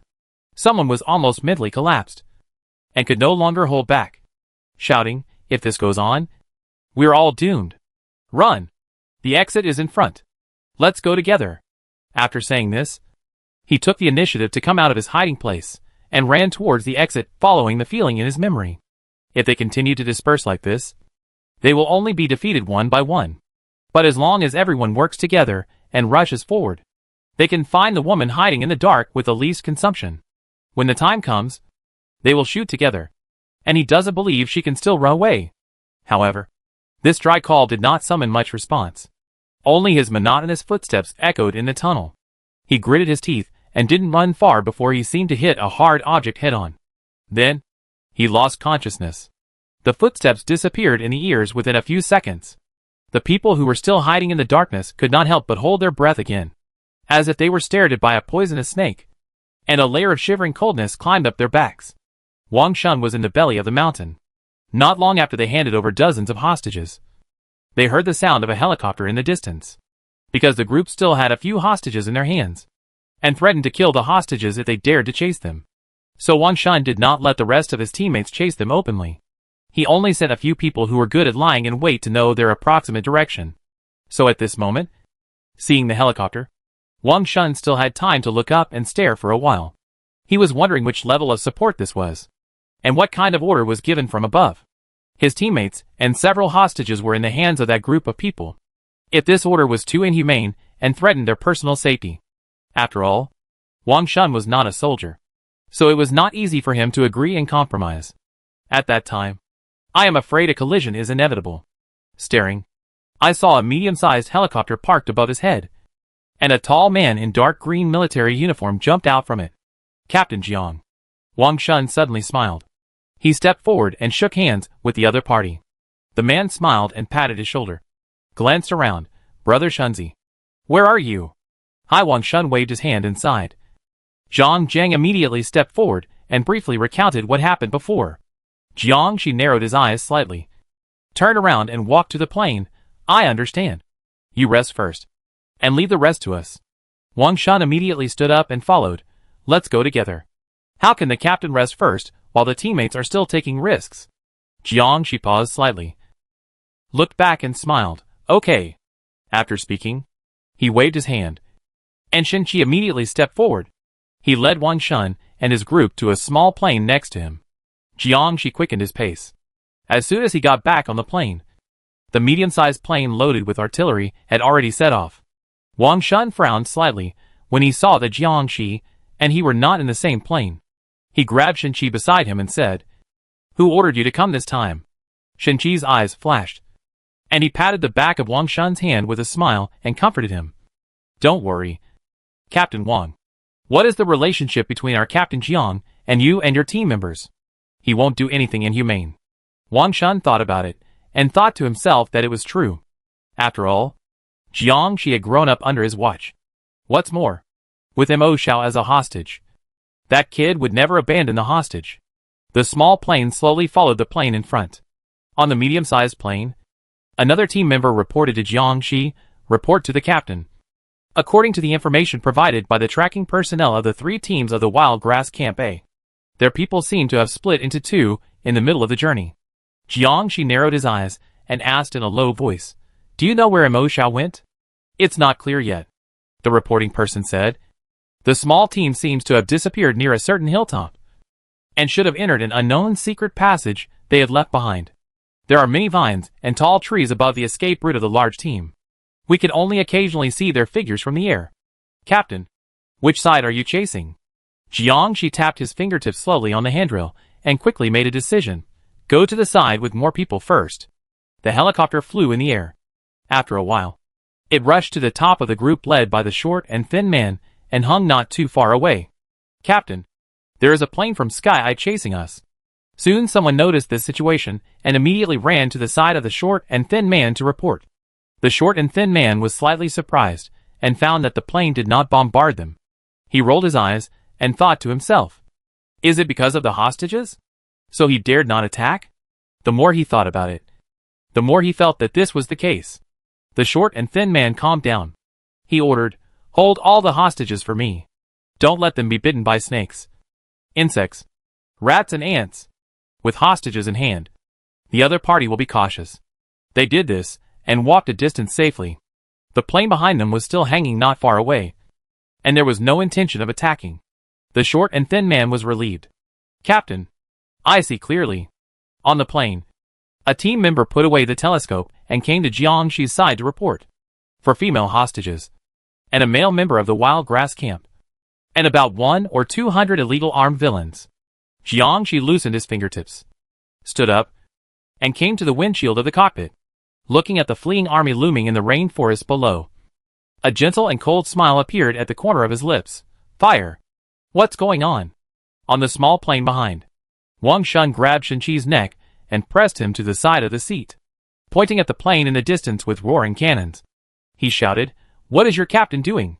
My team members and hostages are still down there." Chapter 219 Reporting Coordinates. Ahem. Ahem. Ahem. Shenqi's face and neck turned red, and he rolled his eyes after a while. Wang Shun was shocked.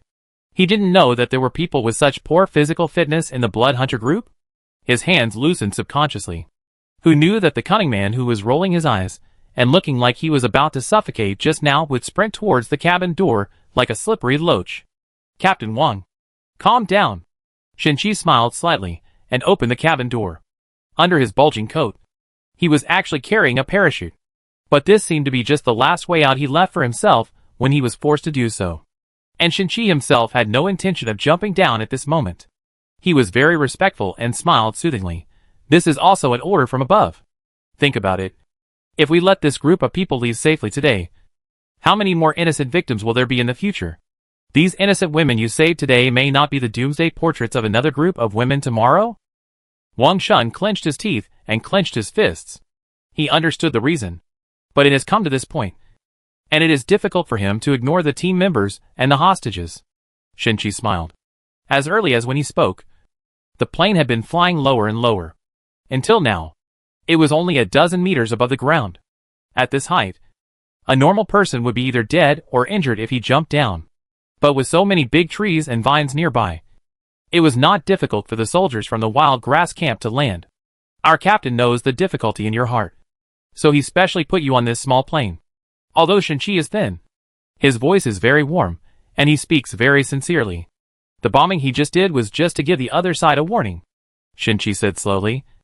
"We will pretend to be restrained and stop fighting for 5 minutes.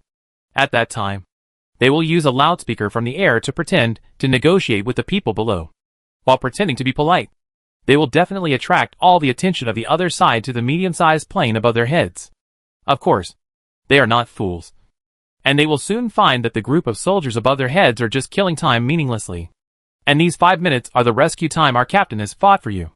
Shenqi sighed in a tone that our Captain Jiang had taken on tremendous pressure to balance the orders from above and the favors on your side, and struggled to find a glimmer of hope. "It's hard to have both in the world." He looked down and sighed. "We've arrived. Next, it depends on your decision." "Captain Wang." Shenqi looked at him helplessly. "Do you choose to lead the team members to face the risk of nearly 200 people's guns and ammunition in the 5 minutes to wait for an opportunity to rescue people? Or give up this rare opportunity that Jiangxi has fought for, and let those hostages disappear under the gunfire?" Although Shenqi's eyes were filled with sincere doubts, and he seemed to be waiting for Wang Shun's reply, but he knew clearly what the other party would choose. And Shenqi lowered his head slightly, wondering what actions his side would take after they made their choice. The captain had already instructed him in the headset. 2 minutes later, Shenqi sat in the small plane, looking at the soldiers of the wild grass camp going away below, and sighed again. There are many naive people in the world, but this cruel world will not treat you gently just because of your naivety and sincerity. When he joined the army before, he actually didn't figure out what he wanted, and he was always going with the flow, until he met the current captain, Jiangxi. Shinchi felt that a certain fire that had been dormant in his chest for a long time was suddenly ignited. He was sincerely convinced by him, and was willing to serve him. Captain, they have gone down. At their speed. They are expected to arrive in 1 minute. On another plane? Jiangshi made a light gesture. The stormy attack just now suddenly stopped. In the rainforest below, the gangsters were hit by this club and thought they were going to be wiped out by the other side. But the other side suddenly stopped. They looked at each other. Then, they heard the order and negotiation words from the plane that they surrendered and laid down their weapons without being killed. The short and thin man in the lead put away his gun. He was so angry just now that he was about to shoot those useless hostages while hiding. At this moment, his eyes rolled, listening to the speech from above. He hurriedly called a person with good eloquence and loud voice from the team, and started talking with a loudspeaker. On the plane, a special person answered intermittently, but Jiangshi didn't even look down. Beside him, there was a 1:50,000 military map. Several soldiers were obviously drawing something on the map with pens, because the crowd below was basically in a state of negotiation. They drew the lines in their hands without hesitation. Jiangshi raised the corners of his lips and tapped his fingertips on the table. Report the coordinates. One of them picked up the communicator without raising his head and said to someone on the other end of the communicator, 30. 99. The person on the other end of the communicator seemed to ask again. The man holding the communicator beside Jiangshi looked up at Jiangshi, as if waiting for his instructions. Jiangshi did not reply, but tapped his fingertips one by one, like the footsteps of the god of death slowly approaching. Captain, Wang Shun and his men are already lurking nearby. It looks like they are about to rescue people from danger. A soldier who had been observing the situation below suddenly reported to Jiangshi. Jiangshi still did not move, until a commotion suddenly broke out below. The soldiers continued to report the situation below. Wang Shun went in. Someone was injured. Guo Weiman was successfully transferred. Only 3 female hostages were rescued. 2 female hostages fell to the ground, suspected to have been shot dead. There is another one trapped in the middle. The soldier's voice did not stop. Jiangshi suddenly stopped tapping his fingers and opened his eyes. You have time. Don't blame me if you can't save them all. After that, he glanced at the soldier who had just held the communicator and said, precise coordinates. The soldier nodded silently and said to the other end of the communicator, 01. 250. 02. 500. Retreat. After instructing the soldier to transmit the precise coordinates, the plane under Jiangshi suddenly flew diagonally to the opposite side for a distance, as if to avoid something. This unexpected operation has not yet made people figure out anything. Suddenly, a shell came from nowhere in the distance and landed. This power was much stronger than the attack on Jiangshi's plane just now. Moreover, the target was obviously very accurate. I don't know how they did it from such a distance. When the shell fell, there were nearly 200 people below, and almost no one was still standing. Smoke, fire, and the dark sky that was about to overwhelm the sky merged into one. Jiangshi on the plane looked coldly at the scorched earth below and ordered, send half of the people to deal with the aftermath. And don't leave any fish that slipped through the net. Others, follow me to see where the other team disappeared. Captain, Shinchi's slightly puzzled voice came from the headset. Wouldn't it be better for our 11th team to take the credit for destroying this gangster gang? Why do we have to contact the online team through the 12th team? Chapter 220 Don't think for whom the death knell tolls. The message was relayed through the ears and mouths of Team 12. The order to disregard the hostages was given by the superiors. Jiangshi smiled slightly. What does it have to do with our Team 11? After this incident, with Wang Shun's character, Team 3 of the Wild Grass Camp will definitely make a fuss. Who dares to underestimate the power of the Wild Grass Camp in the army? He's sold a favor. He can safely withdraw from the entanglement between the 2 legions. He can also occupy the main merit in this suppression of banditry battle by personally going to dangerous places and contributing manpower. Shinchi was originally smart, and he figured out the key points with just a little guidance. No wonder he had to be discovered by Team 12 at that time, when Team 12 wanted to forcefully intervene. The captain agreed immediately. If the 2 military systems quarreled over this matter, the residents in the base would probably have something to talk about.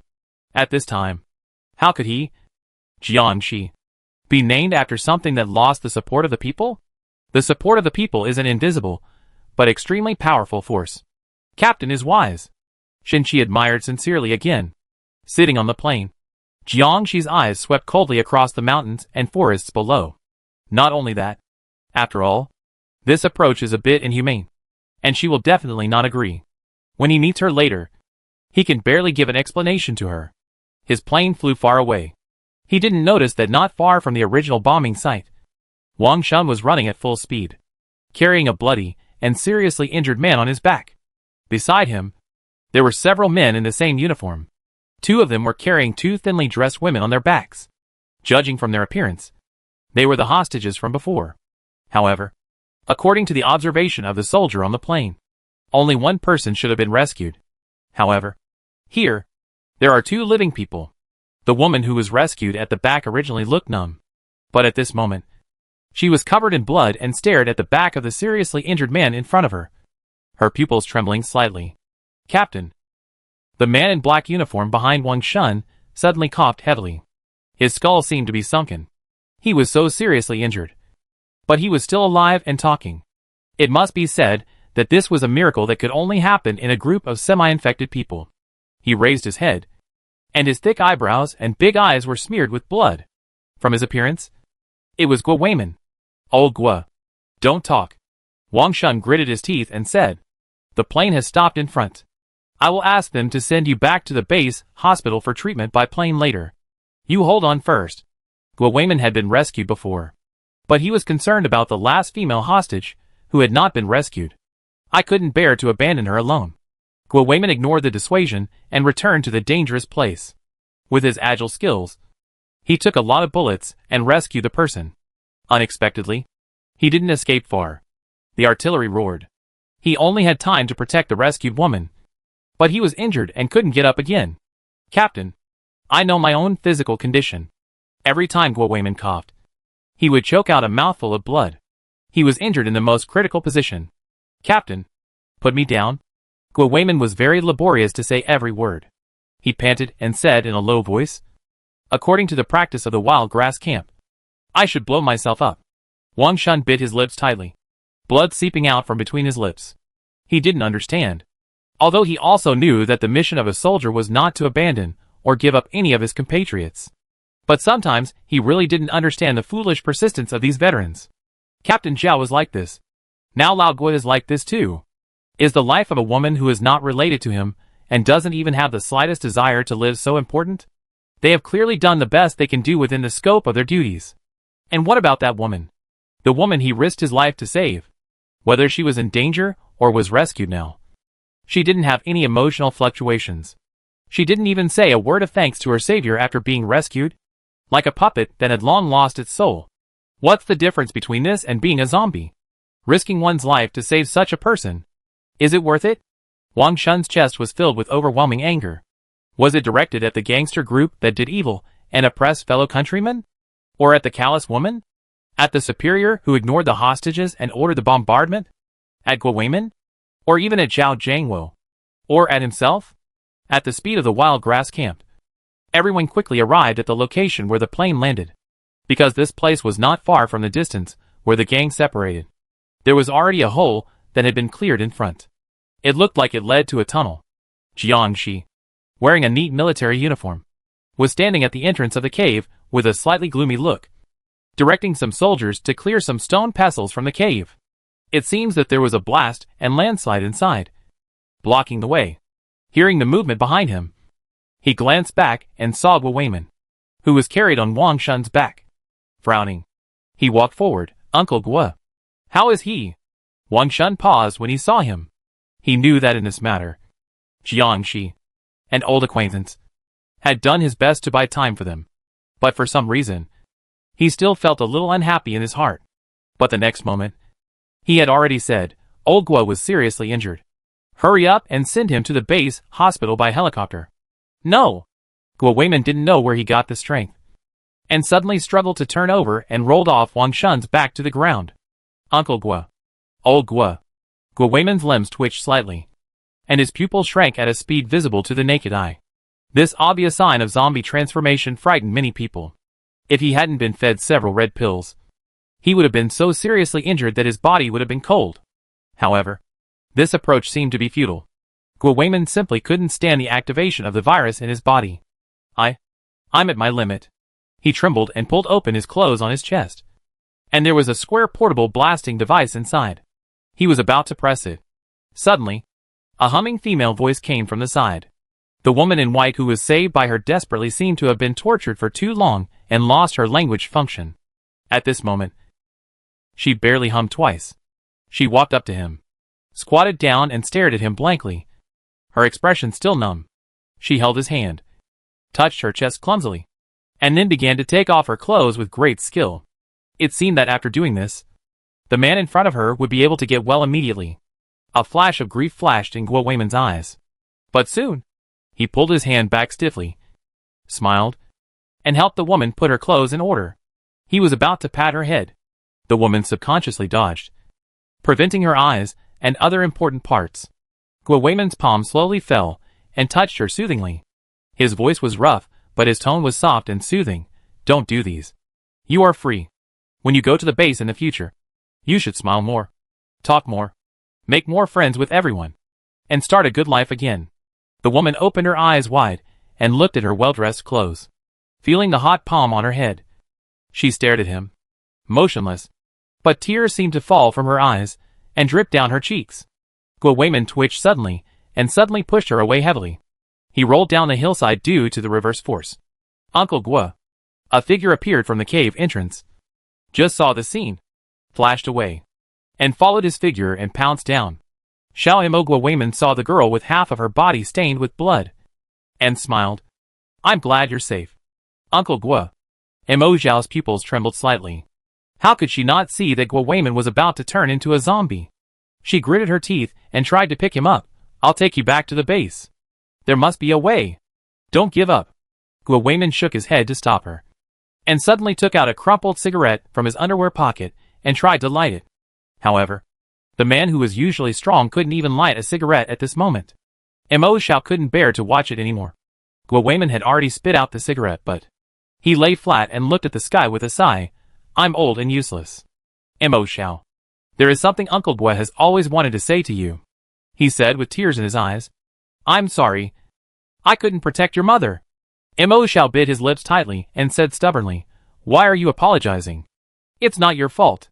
If you really think you have done something wrong, come back with me for treatment. However, Guo Weiman shook his head and smiled, and instead used up his last bit of strength to push her away. Mo Xiao looked at the yellowed book page that he had just stuffed into her hand, and she hadn't reacted yet. There was a bang in the distance. Broken limbs and blood fell from the air. Mo Xiao looked down in shock and saw the yellowed paper splashed with drops of blood. Someone had written a sentence on it with a red pen, accompanied by immature handwriting. All people are actually a whole, and other people's misfortune is your misfortune. Don't think that the death knell tolls for someone. It tolls for you. Damn scholars are good at talking. From today on, I have already raised the crown and had an epiphany. I have an epiphany. I have decided. From tomorrow on, I will join the army. No one can persuade me. In the lower right corner of this passage, there is a picture of a little man lying on a bench with his buttocks facing the sky. And there is a line of scribbled small words next to it. Ouch! He was beaten by his parents again. Why don't they understand? Your son was born to be a hero who protects the weak. The blood red mist stained the word hero, and it was no longer clear. Mo Xiao finally couldn't help crying while holding this old piece of paper. Chapter 221. There is no such thing as a long night without dawn. The sound of beep, beep sounded in her ears. When Mo Xiao woke up, she found herself lying on a clean medical bed. The faint smell of disinfectant in the air and the style of white bedding made her recognize where this place was at first glance. The hospital. She returned to the Sky Eye base. Mo Xiao sat up, and this action made her feel a huge sense of emptiness in her stomach. She recalled what happened before she fainted. Uncle Guo died. Uncle Guo's death was like a basin of cold water poured on her heart, which gradually faded the pleasure she had felt after taking the red pill and killing people. After Uncle Guo died, other soldiers at the scene began to finish up. Of the 5 female hostages taken away by the gangsters, 3 were still alive. As time passed, the side effects of Mo Zhao's first excessive indulgence in taking the red pill came. In the tunnel, she was not completely unscathed when she slaughtered the guys with the help of the dark terrain.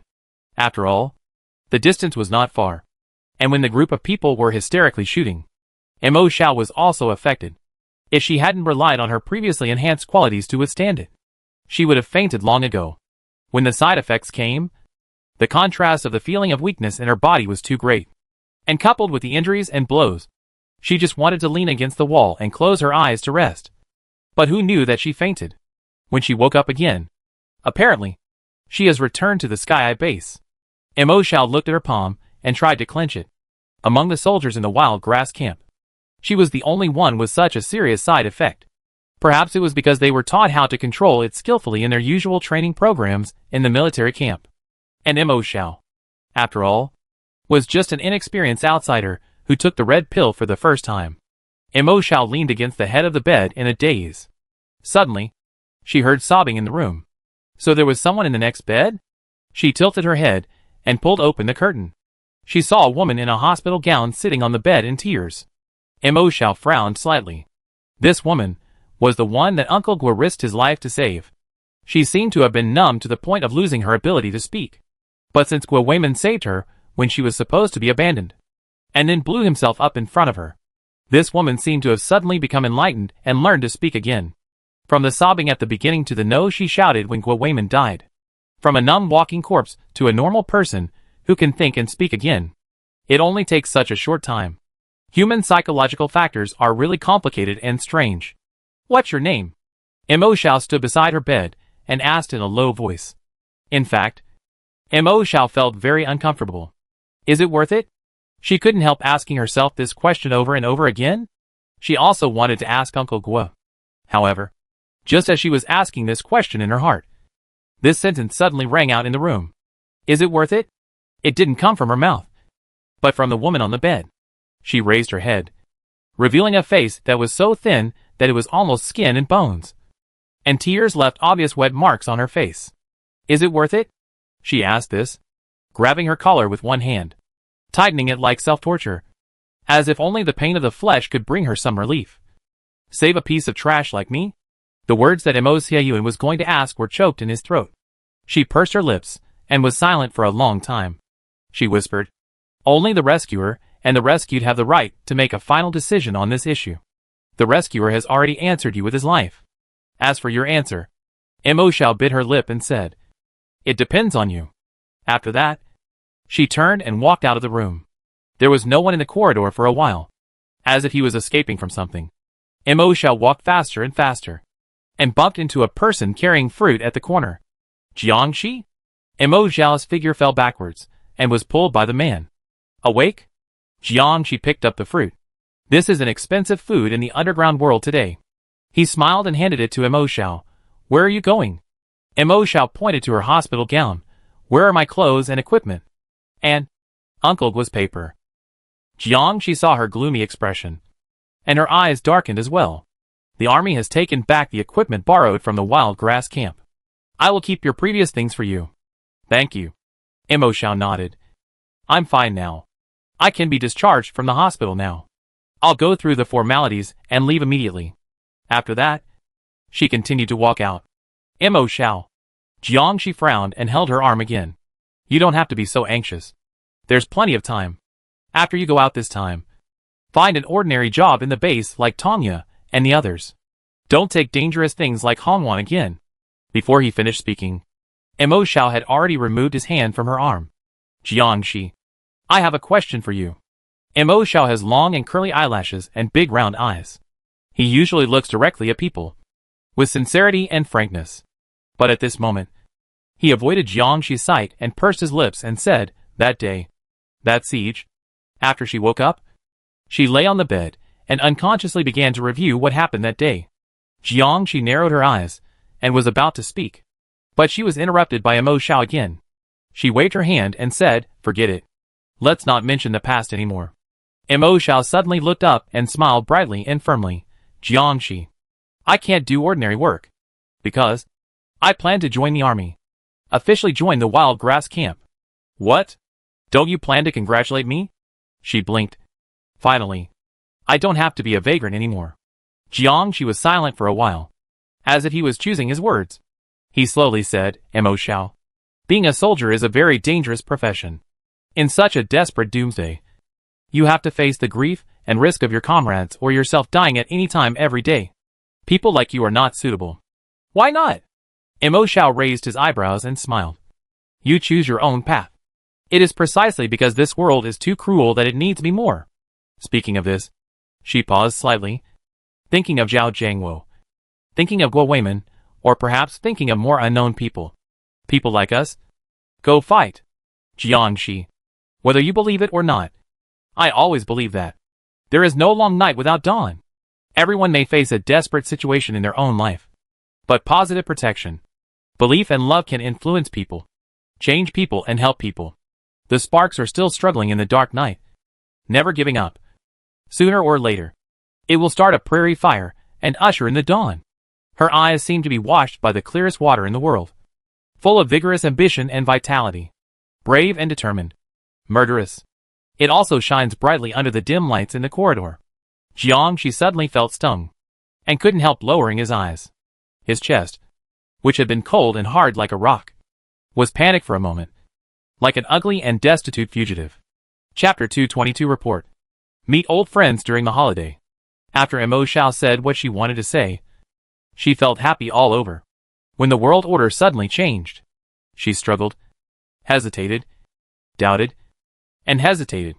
Until this moment, she returned to her original intention and felt a real pleasure. Maybe people should not force themselves. Do what you believe in. I am responsible for myself, for my beliefs, for every word I say, and for every choice I make. No matter what. I will never stop until I die. It's just a lifetime. Mo Xiao turned around and waved, saying goodbye to Jiangxi. I'm going to report. Under the dim corridor lights, Jiangxi looked at Mo Xiao's back running away from him, and just took 2 steps forward in a daze. Suddenly, the voice of his subordinate Shinchi came from behind. Captain, the commander wants you to go see him. Jiangxi stopped. Xiang Ming, the commander of the blood hunting group, had a high rank before the end of the world. He had made great achievements in the war, and had a high prestige and status in the army. As Jiangxi gradually stood out among the ordinary soldiers, he and Jiangxi gradually became closer and treated him as his student. This time, he called him, and I think it should be about the suppression of bandits. After all, after returning from this incident, Jiangxi followed the clues and found out that some of the spies and the scouts had taken kickbacks. And this time the distance was too close, and the scale of the enemy annihilated was large. So everyone took it very seriously, because it involved the problem of the soldiers in the wild grass camp. So they have been in a meeting since last night. Got it. Jiangxi's expression returned to calm, and the corners of his lips curled up into a smile as usual. And there was no sign of any emotion just now. He took out the leather gloves of his uniform from his pocket and put them on, and walked quickly towards the privileged passage in the opposite direction. Shinchi bowed and sent him away. Standing in place, looking at the end where Mo Xiao left, his eyes flashed. If I saw it right just now, the captain's steps were a little staggering. This is not a good sign. This woman. His eyebrows sank. He must not tolerate those who disturb the captain's heart. Mo Xiao returned to Qin Zhao's office. However, this time, she was not forced out of the prison, but she took the initiative to walk back from the free world outside. Have you thought about it? Qin Zhao looked at the application she submitted on the table, and his narrow eyes narrowed with a smile. This look and temperament are completely different from the first time Mo Xiao saw him in Tianyin. At first glance, he thought he was a cold and hard soldier. At this moment, he felt like a cunning fox. I've thought about it.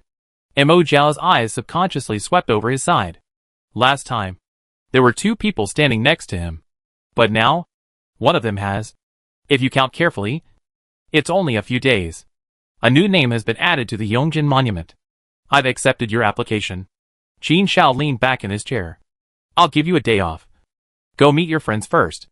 I'm afraid you won't have so much time to reminisce when you're busy in the future. Mo Xiao was about to say that it was unnecessary. There would be plenty of opportunities in the future. Qin Zhao had already made a gesture to send him away, and said with finality, "Come and report tomorrow morning." This man is really tough when he gets tough, and he doesn't change his words. Although Mo Xiao didn't have much contact with him, he could sense that it was useless to say more. So he left. He met Sister Ye, Ping Ping and others one after another, but because they were all at work, they didn't chat much. Chushan seemed very busy, and it was not easy to get in. Mo Xiao was just an unemployed vagrant now, and he hadn't even seen him. Before leaving the welfare home where Guichuchu worked, Sun Quan chased her and told her about the honey. If you want to hit me, hit me. Sun Quan closed his eyes tightly and said with his neck stiff, a real man never shirks responsibility. God knows how long he struggled in his heart before he mustered up the courage to say this. Although the words were true, but he didn't expect that the big sister in front of him really punched him on the head without hesitation or even blinking. Sun Quan subconsciously cried out, and his instinctive reaction was to fall down on the spot. This was all the body reflexes he had developed during his escape from the apocalypse. All done in one go. Fortunately, he only fell halfway, and instantly realized that the situation was different from that time. So he stopped abruptly. He stood firm again, his facial features squeezed together, with an expression that said, I won't say a word even if you kill me. Xiao Mo. Guichuchu stood behind and watched worriedly. Behind her, there were a bunch of children watching the fun. Mo Xiao looked at the crowd behind her, who had already been discovered by her, but still tried to pretend to be observing in secret. He couldn't help but sigh. A slap in the face. Just when Sun Quan was thinking, fuck, I deliberately released the news to attract so many people to watch. But this elder sister didn't care at all. And she still came? She gently touched his head, half squatted down, smiled slightly, and said softly, things have passed. We all have to look forward. Since my mother has recognized you, then you are my brother. Sister will work in the wild grass camp in the future. If you have any difficulties, come to me. After that, she turned around and left neatly, with an especially free and easy posture. The teachers and children watching were convinced and moved to tears. Sun Quan was stunned. After all, he was still a half-grown child. Although he had many thoughts, the death of Aunt Zhang had always been a thorn in his heart. Seeing Mo Xiao's attitude at this moment, he was relieved in his heart, and his nose was slightly sour. He couldn't help but go around the corner and chase a few steps. Sister, who would have thought that just after turning the corner and calling out the word sister with emotion, he was picked up by the person who had been waiting there and beaten up. Soon, Mo Xiao's anxious scream came from the other side of the blind corner. Xiao Quan! Xiao Quan! What's wrong with you? Why did you fall? Why are you running so fast? Another thing on his mind was solved. Mo Xiao came out of the welfare home in a good mood. There was only one person left to see. Chuing. Thinking of this classmate, Mo Xiao couldn't help but borrow some water from Sun Yangyang, the richest man now. She didn't forget her promise to wash Chu Ying's hair. Although every store can dispense water, it is a card swiping and payment method. Based on what Mo Xiao knew about Chu Ying, this girl probably didn't have a high income. I heard that she lived in some eastern marginal area. Mo Xiao carried some water and took the bus she saw that day. It took a long time before they arrived at the terminal. The honeycomb-like cramped structure stunned her. She walked through the alleys according to where Sun Yangyang said. Suddenly, a boy shouted from an alley nearby, "Stop!" Then came a few tough words from adult men who were tough but weak. Boy, you are meddling in other people's business again? Humph. I've already reported the fact that you picked blind spots in surveillance cameras to bully people. The boy shouted coldly. Get out of here. Then, there was a sound of fighting. One against many. Obviously at a disadvantage. Mo Xiao was about to go over to help. Although she had not yet officially joined the camp, she now considered herself a soldier. Seeing injustice, it is natural to draw a sword to help. Unexpectedly, the boy's skills seemed to be better than she thought. After a few rounds, he beat the group of people on the opposite side and made them flee in disgrace. Old man, are you okay? I'll help you up.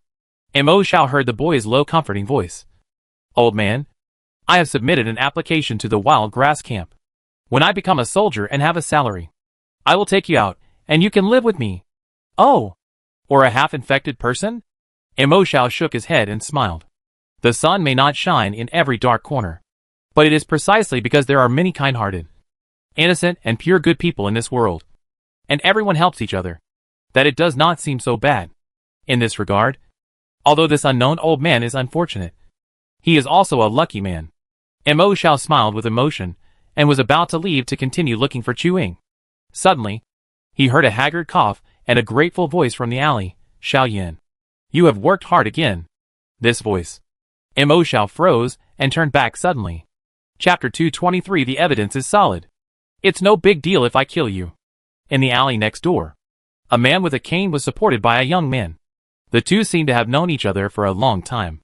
The man patted the back of the young man's hand and said, "Xiao Yin, you just said you want to join the wild grass camp?" He worriedly said, "I heard that new names are engraved on the Yongjin monument every day.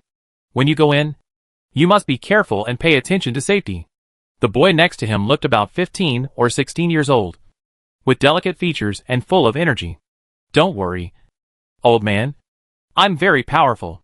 Since the two met, the man with a broken leg has always treated Yin Haoda like his son or nephew. Yin Haoda thought he would say something about his joining the army. "I didn't expect him to be so open-minded." Yin Haoda smiled and said, "There is a family compound for soldiers in the wild grass camp. I will take you there and tell you that you are my father." People who have fallen to the eastern marginal area are basically a group of miserable people. Everyone will be kind enough not to ask about each other's family and relatives. The two of them took only 2 steps when they heard a series of footsteps behind them. It turned out that the gangster who had just been beaten away had returned. This time, it seemed that he had called a few helpers, and at the same time, he was holding weapons in his hands. "Brothers, this time we must make that kid suffer a little. He always meddles in our business."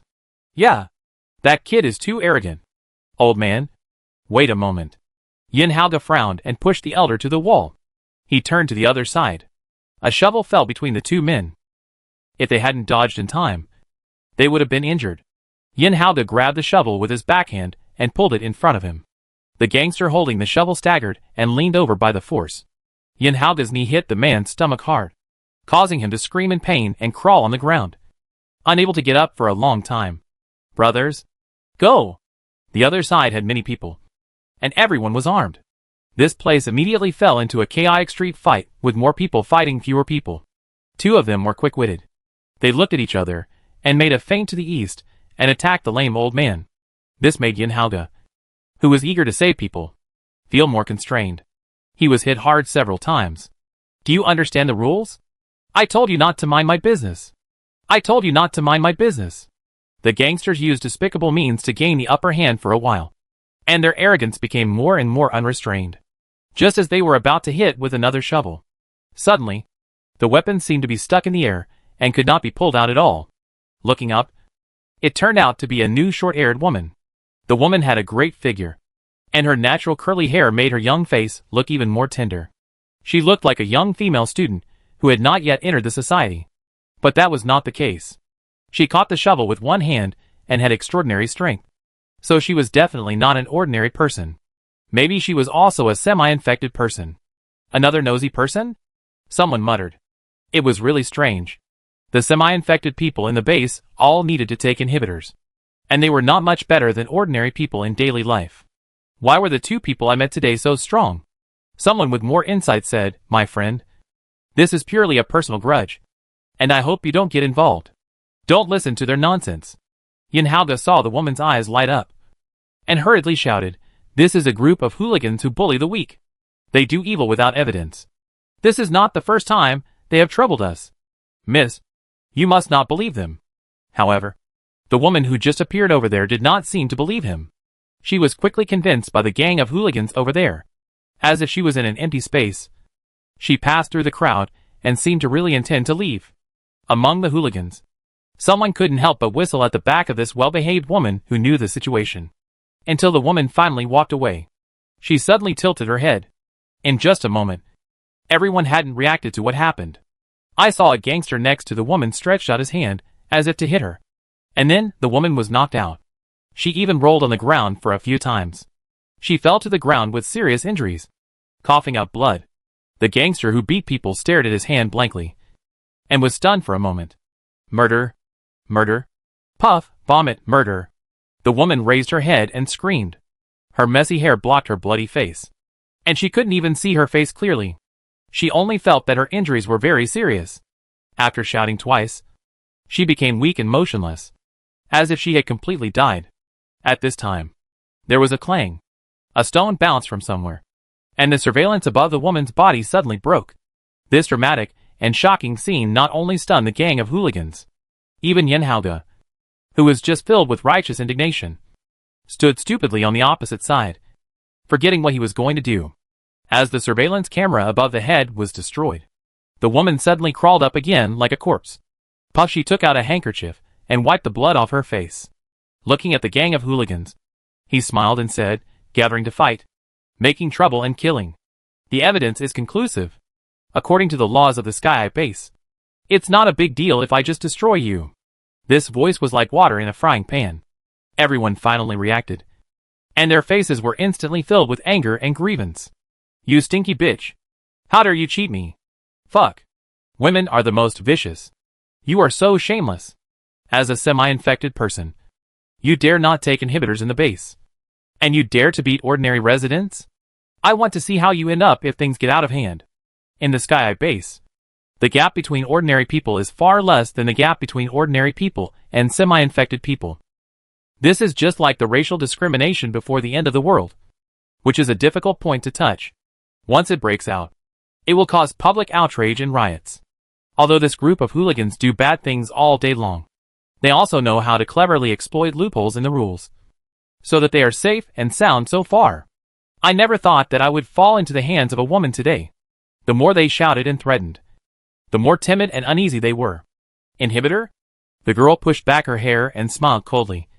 We don't have such rules in the wild grass camp. Wild grass camp. You are from the wild grass camp? The group of people panicked, although they didn't believe it. Some people couldn't help but turn around and wanted to break through from Yin Haoda's side and escape. Yin Haoda saw someone running towards him. He was rubbing his hands and eager to try. Suddenly the wind stopped and a figure flashed by at a very fast speed. The man was already seriously injured and fell to the ground, spitting blood and twitching. The woman in front of him nodded and smiled at him, pulled out her bloody finger, and turned around to deal with others. In less than 2 minutes, the alley was already covered in blood. The rest of the people all fell to the ground, and it was unknown whether they were dead or injured. Mo Xiao stood in the bloody smell, with her head down, her back to the old man who was leaning against the wall and walking step by step with a cane. She took out a thin towel and carefully wiped the blood on her face and hands. Since she woke up from taking the red pill, her physical fitness in her daily state was much stronger than before. Mo Xiao knew that the zombie gears in her body had begun to turn slowly. Chapter 224. Dad. Was I super handsome just now? Xiao. Is it you? A voice that was much older than the one in her memory sounded cautiously behind her. It seemed to be unbelievable, pleasantly surprised, sad, uneasy, and a humble fear of waking up from a dream. The sound of walking was limping, struggling, and trembling. Dad is old. Mo Xiao bit her lip, and she had never realized this as clearly as now. When she was a child, he was an omnipotent giant in her heart. His broad arms could throw her up and catch her, and let her ride on his shoulders to look at the clouds as the sun set. She always climbed up and down with wild imaginations. But she never worried about falling and getting hurt, because there was always a father below who carefully opened his arms to catch her. It was hard for Mo Xiao to imagine that the father who was as tall, strong and reliable as a mountain in his memory would become what he is today. Half of his body was disabled, and his temples were white. Mo Yuanping saw that the girl in front of him did not move for a long time, and his heart was empty. So he lowered his head. This girl. I'm sorry.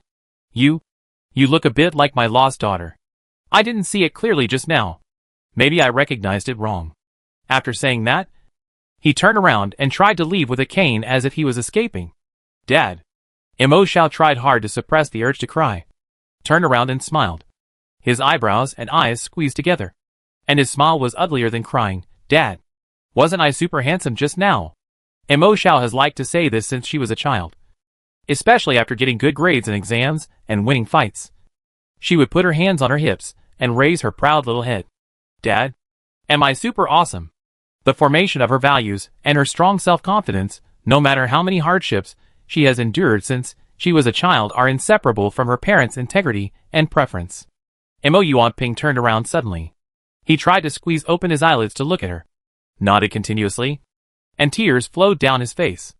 Our Xiao Xiao has grown up. In the bloody alley, father and daughter recognized each other. Yin Haoda was the one who cried the most loudly. At the end of the crying, it was Mo Yuanping and Mo Xiao, who had to stop reminiscing and turn their heads to comfort him. Mo Xiao asked them to go back first. He ran to the outpost and called the police, asking them to deal with the gangsters in the alley.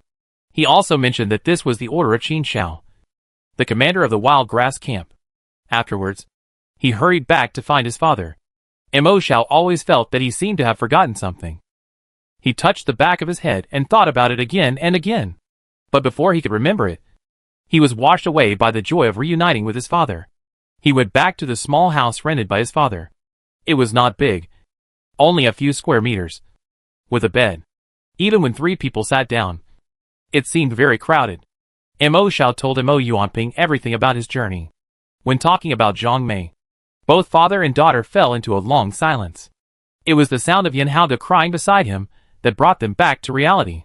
When Mo Xiao knew that Mo Yuanping was the one who got off the 2 planes he rescued, he couldn't help but sigh. If they had really been determined not to save the refugees that day, maybe there would be no day for them to meet again. Not long after they talked, someone from the police station came. Because Mo Xiao mentioned Qin Xiao, the head of the -10th floor police station, Dai Mao, came in person. Mo Yuanping stood aside and watched his daughter chatting and laughing with the police chief from a distance. He was both emotional and distressed. But after a while, Mo Xiao seemed to have cooperated with the police to deal with the matter over there. Come and help Mo Yuanping pack his luggage. Dad, I joined the wild grass camp, and I'm a soldier now. You should move to the family compound. The living environment there is much better. Tell me if you need anything. She thought of Sun Yangyang and couldn't help but chuckled and said, I have a rich friend who is kind and generous. Kind and generous? Rich friend. Mo Yuanping's eyes lit up. Could it be Xiao Jiang? Mo Xiao was startled and said with a complicated expression, It's not him. Seeing that Mo Yuanping seemed to have something else to ask, Mo Xiao waved his hand and interrupted, Okay. Let's go out. Just as he opened the door, someone seemed to have just arrived at a door diagonally opposite and took out the key to open the door. Mo Xiao looked at the long black hair. A flash of light flashed through her mind, and she instantly remembered what she had forgotten. Chewing. The man's hand trembled as he opened the door, and he pretended to be calm and glanced back at her, and said slowly, Oh, it's Xiao Mo. You're back. Mo Xiao rushed over with a smile and put his arm around her shoulders. Chewing. Long time no see. So you know each other? Mo Yuanping smiled when he saw this scene. Dad?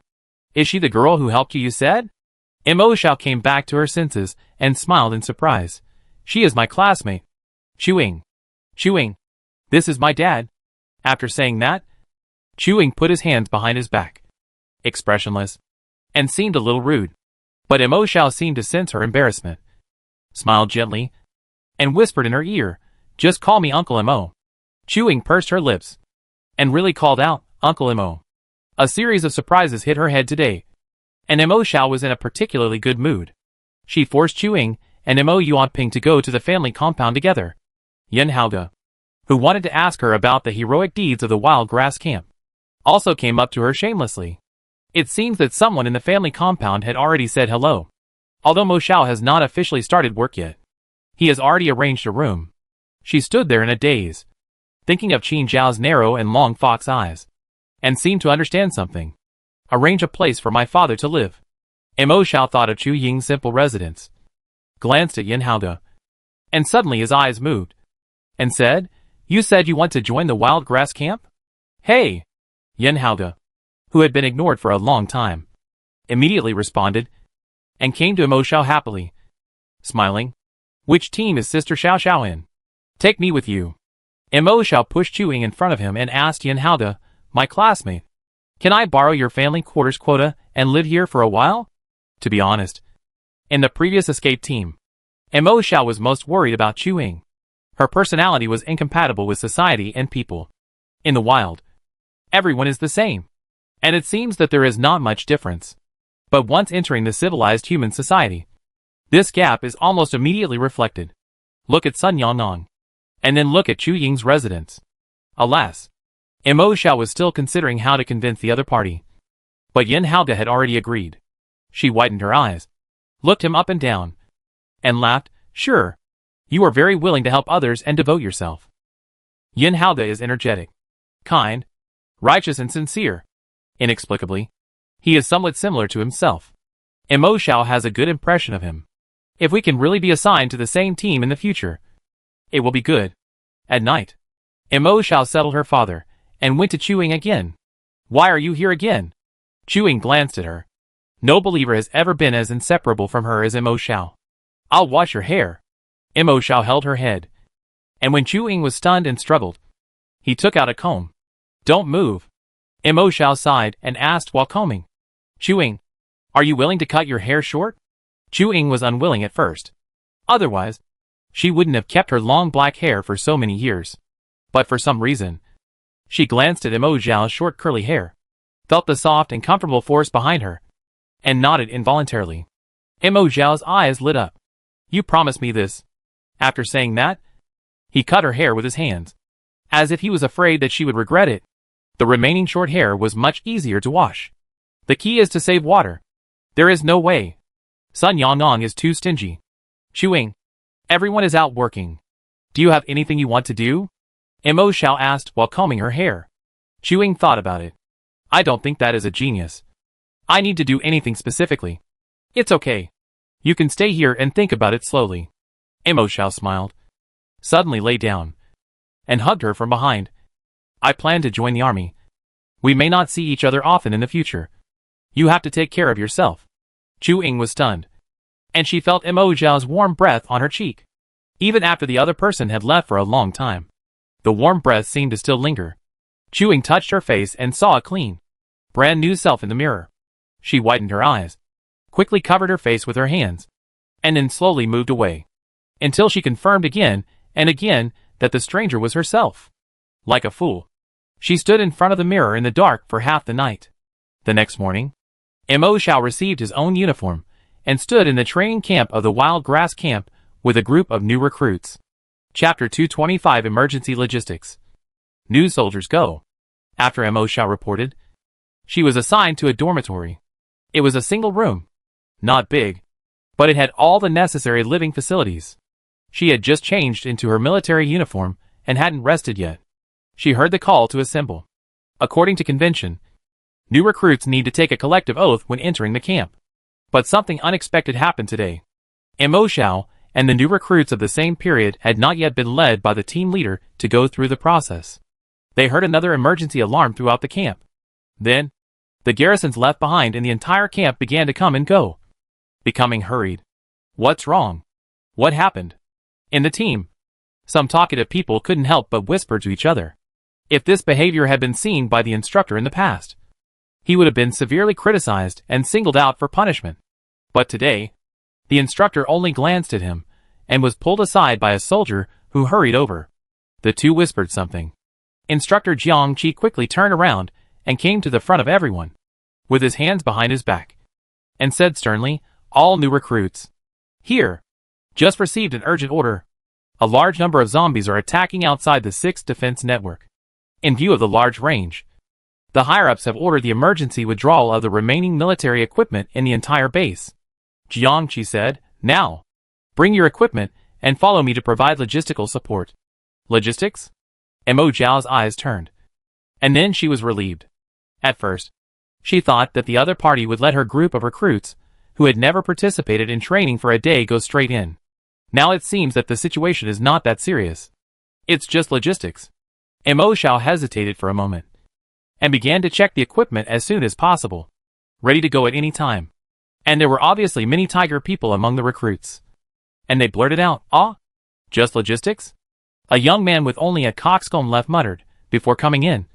They promoted the Wild Grass Camp so majestically, and let the powerful semi-infected do the logistics work.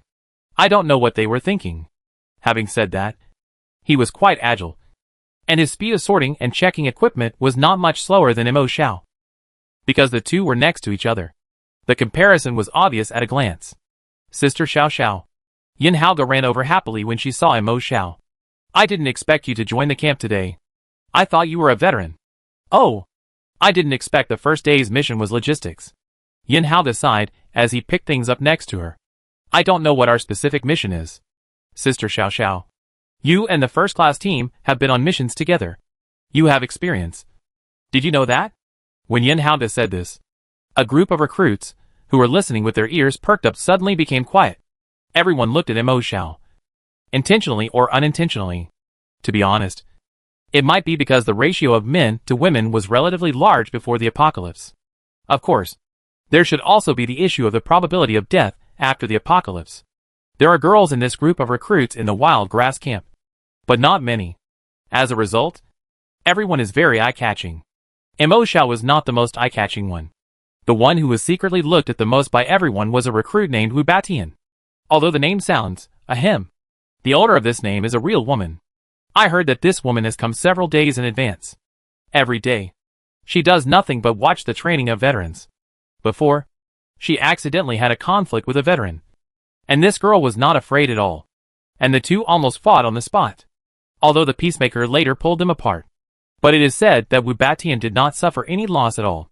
It was spread out that she was a role model for new recruits. Her hair was shorter than Mo Xiao's. And she was 1.78 meters tall. Taller than many boys.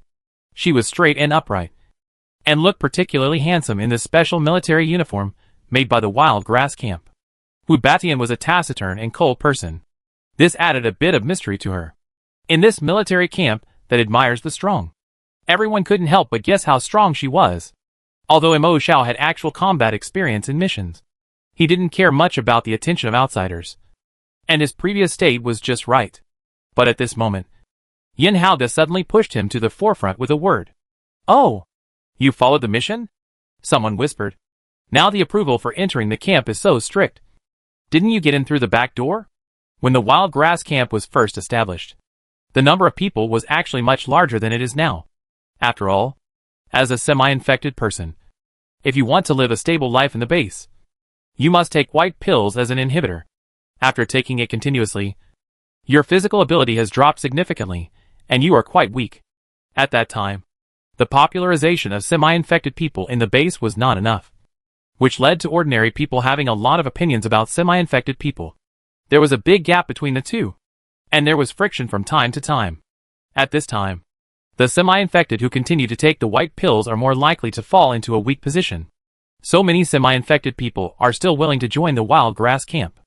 In addition to high salaries and free housing, they can also have social status, enjoy various benefits, and provide security for their families. But later, a balanced value review system was introduced.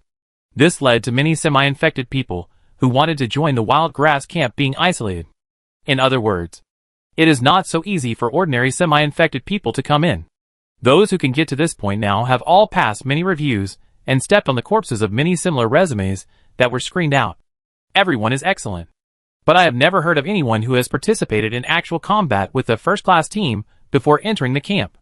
Mo Xiao turned a deaf ear to these trivial doubts and speculations, and lowered his head to organize his equipment. But Yin Haoge couldn't listen anymore, and shouted to the other side, "Who said that you took the back door? How can you talk like that? With our sister Shishi's strength, I only need one hand to beat you."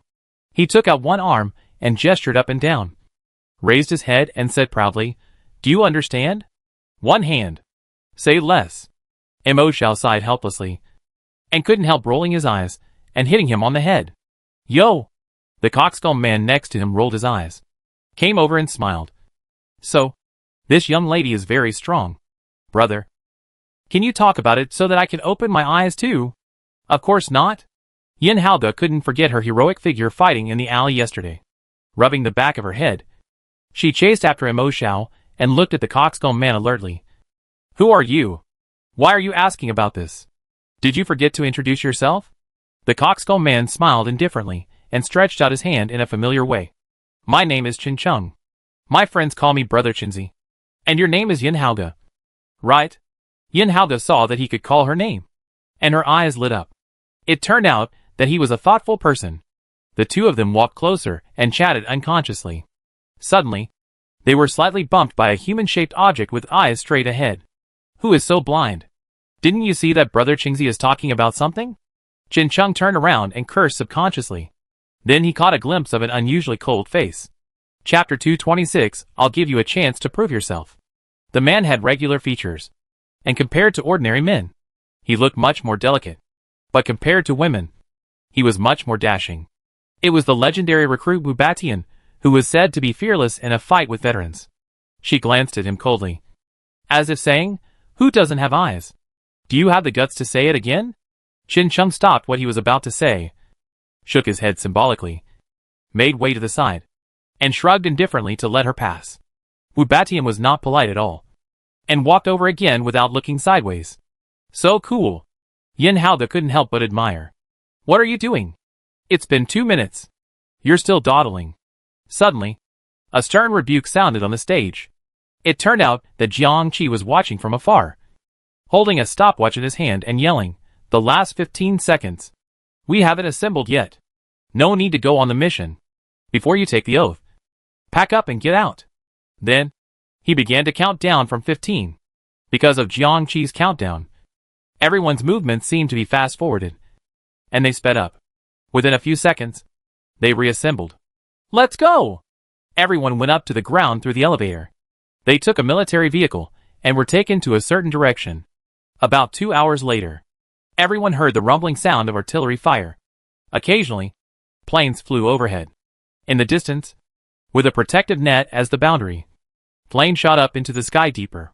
The place where this group of new soldiers was taken to was the Yuanshan Station stronghold. Relying on the railway station platform, as a stronghold would obviously be safer, because they looked from the corridor bridge on the top of the platform. They could see countless dense zombies, like locusts rushing in from the borderline farther away. This sixth line of defense has not been fully built, and various reinforcement measures have not been perfected. As a result, the defense nets in some places were pushed by the zombie tide and undulated like waves. The scene was very shocking. Mo Xiao and his team even saw that there were many cars in the back carrying a group of ordinary people without military uniforms, doing logistics material transportation work, which should be young and strong residents drawn from various floors. This time, whether it is the Air and Land Search and Rescue Department, the Border Guards, or the Wild Grass Camp, no matter if it is an ordinary person or a semi-infected person, the Sky Eye base gathered all the living forces that could be gathered, just to protect this sixth line of defense. "Oh my god!" someone exclaimed. "So many zombies. Can they be killed? How many are there? Thousands? Tens of thousands? Hundreds of thousands?" He is not good at math, and this terrifying doomsday scene makes his eyes numb, not to mention his brain. One shell after another fell. The thermal weapons that were originally effective seemed to be a little insufficient in the face of such a huge number. It was like a drop of water falling into a frying pan, which could stir up a little splash. But it was obviously far from enough. How did it become like this? Mo Xiao couldn't help but mutter. Mo Xiao. Jiang Qi called her name and asked her to come closer. Instructor Jiang. Jiang Qi was the instructor who specially led the recruits of the Wild Grass Camp, and everyone called him that. Mo Xiao nodded politely and walked to his side through the crowd. From the beginning, the task assigned to the recruits of the Wild Grass Camp was to transport supplies, with Yuanshan Station as a small base. Any section of the surrounding defense line that was dangerous and needed supplies would be transported there. It was a relatively safe job, but it was very short of manpower. You lead a few people to provide support at point number 3 of the defense line. It is already in danger. Yes. Mo Xiao nodded. He called Yin Haoda when he returned, and Yin Haoda brought Chin Chung and other friends he had just met. Even Wu Batian, seeing that they suddenly received a mission and had to leave, also moved his eyes and followed the car without authorization. The car was carrying some lead plates, steel and weapons and ammunition. The first two were the materials originally intended to be used when building the 6th protection network. The nuclear pollution outside is already quite serious. Even in this zombie tide, you can occasionally catch a glimpse of a few highly corrupted zombies mixed in. So, radiation protection is a problem that the base has been considering. One of the reasons why the 6th protection network must be defended is that there is a lead mine that can be mined between the 6th and 5th protection networks. Moreover, it only takes more than an hour to reach the 5th protection net by car from the headquarters of the Tianjin base at a speed of more than 100 kilometers per hour. But it takes more than 2 hours or even 3 hours to reach the 6th protection net.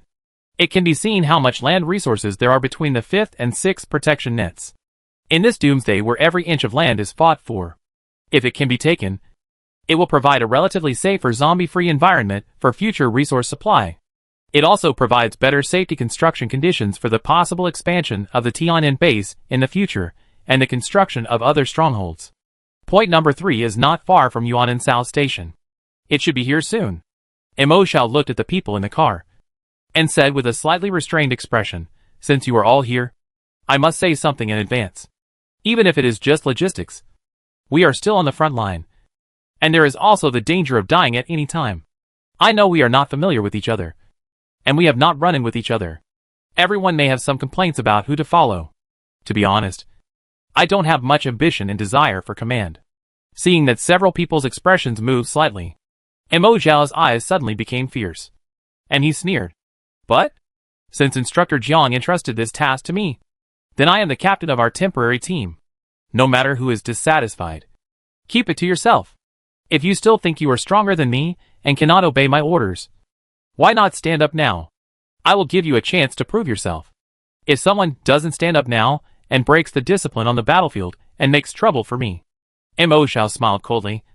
"According to the military discipline of the wild grass camp, it is not too much for me to kill you." She said this bluntly. Sure enough, several people's faces immediately became quite ugly. The same words, spoken from different people, actually have very different effects. If Qin Xiao said the same words today, I believe no one would dare to say a word. Although both are women, Mo Xiao's appearance and style are very different from Wu Beixian's. Even if Wu Batian said this, it would not cause such a strong reaction. At least those people would never show their disdain so obviously. Mo Xiao raised her eyebrows without any surprise, pointed at a person, and curled the corners of her lips coldly. "It seems that you have a lot of opinions. So why not take this opportunity to prove yourself?" The man's face was already ugly, provoked by her. He immediately couldn't wait to stand up. But before he could stand up completely, he was slapped down by Wu Batian beside him. The man struggled to resist, but it was difficult to break free from Wu Beixian's steady slap.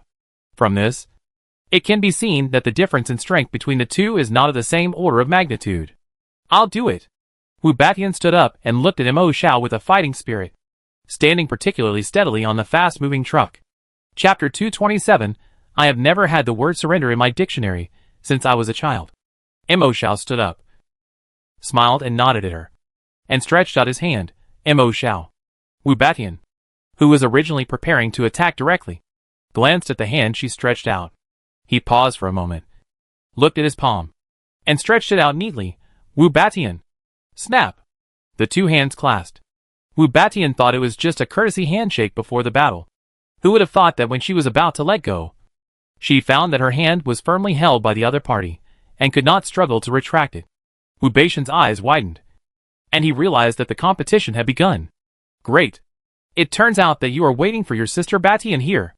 This temporary chief captain looked honest, but unexpectedly he was quite cunning. She grabbed the other person's hand with her backhand and exerted her strength. In the fast-moving carriage, the others stared dumbfoundedly at the two women's hands that were so close that they seemed to be stuck together. Besides the sound of tires scraping against the ground, there was only the sound of bones clicking. It hurts your eyes. But it's hard to tell who will win. Mo Xiao still had a faint smile on his face, while Wu Beixian's eyes looked like they were about to burst into flames, staring straight at the palms of the two people. If eyes could kill, her gaze would have turned into a cold sword, poking and poking at the woman's hand opposite her, making 17 or 18 big holes. "Are you still not giving up?" Mo Xiao whispered in her ear, thinking it was almost time. "If I put a little more force, your arm will be broken." If she really used all her strength in this half-infected level arm wrestling, she would have broken the opponent's arm long ago. There is no doubt that Wu Batian is very strong, but since she woke up from taking the red pill last time, Mo Xiao could feel that even if the effect of the drug faded, her physical condition was better than ever before. It seemed as if she had endless energy at all times. The virus in her body was particularly active, and her body temperature was always high. So, compared to herself, her strength seemed not so impressive. Wu Batian is also a tough girl. She is the type who will never admit defeat until the last moment. And she seems to be very good at arm wrestling, and has very clever force-releasing techniques.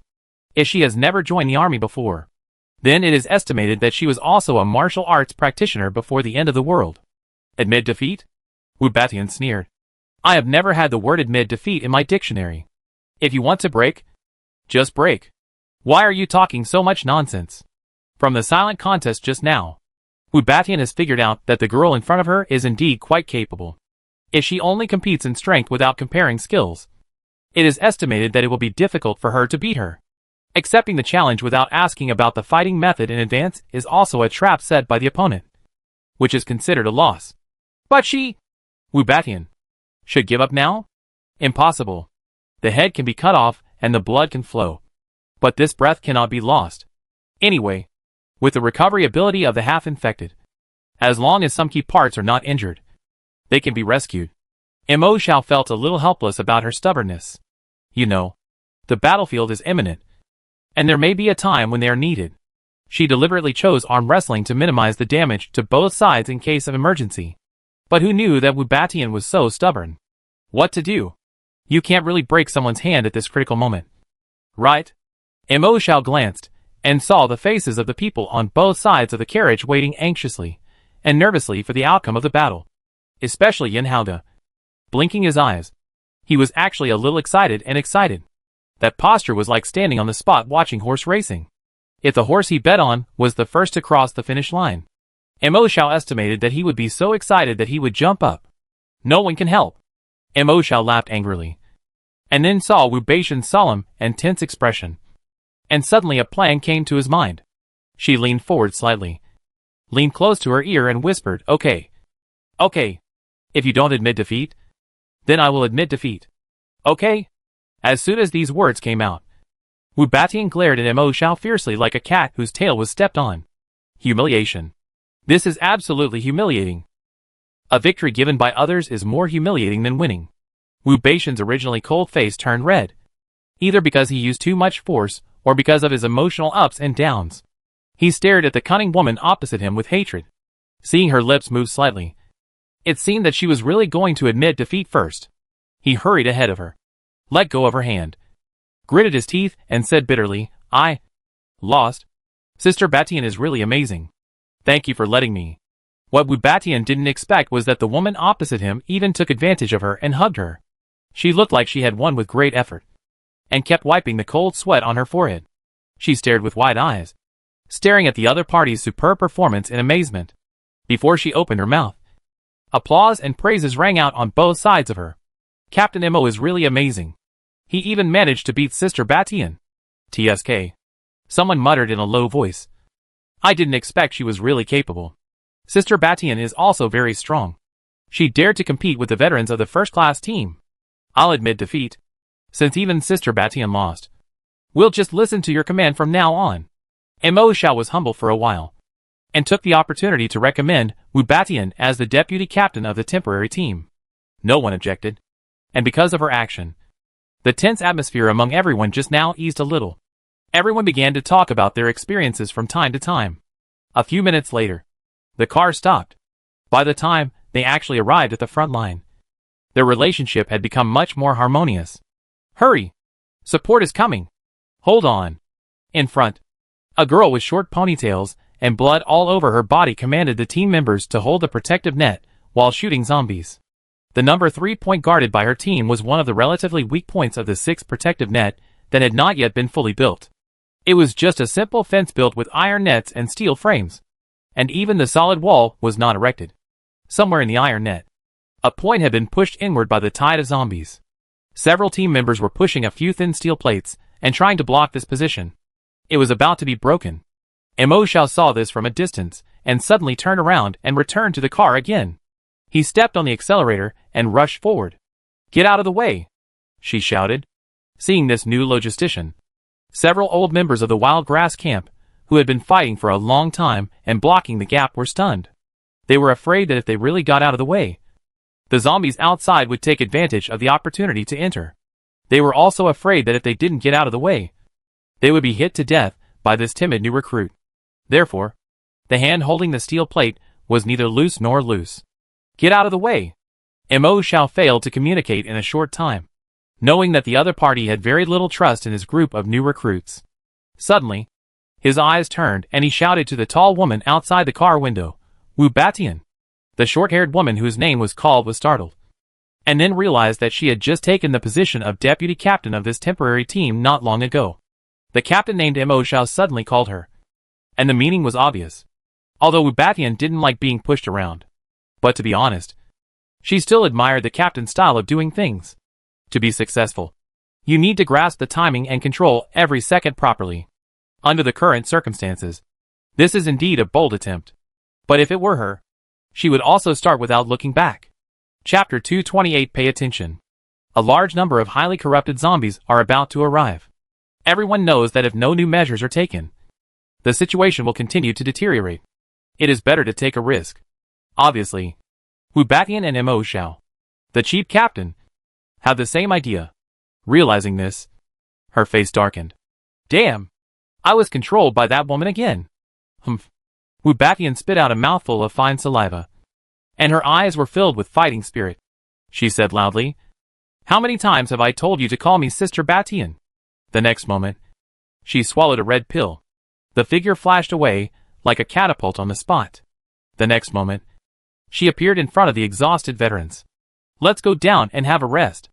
She took advantage of her height, and picked up a shorter man with one hand, threw him to the back, and held the steel plate herself. Several veterans beside her were shocked. The moment this tall woman came up to share the burden, they all felt that the pressure under their hands was much lighter. It can be seen how much strength this woman has gained after taking the red pill. "Where are the others?" Wu Batian shouted to the back. This loud voice was very different from her usual cold and silent temperament. It seemed that the whole person was excited. Unexpectedly, this woman was a cold person when she didn't speak, but a wild person when she spoke. "What are you still standing there for? Did I ask you to come and stand there and watch the show?"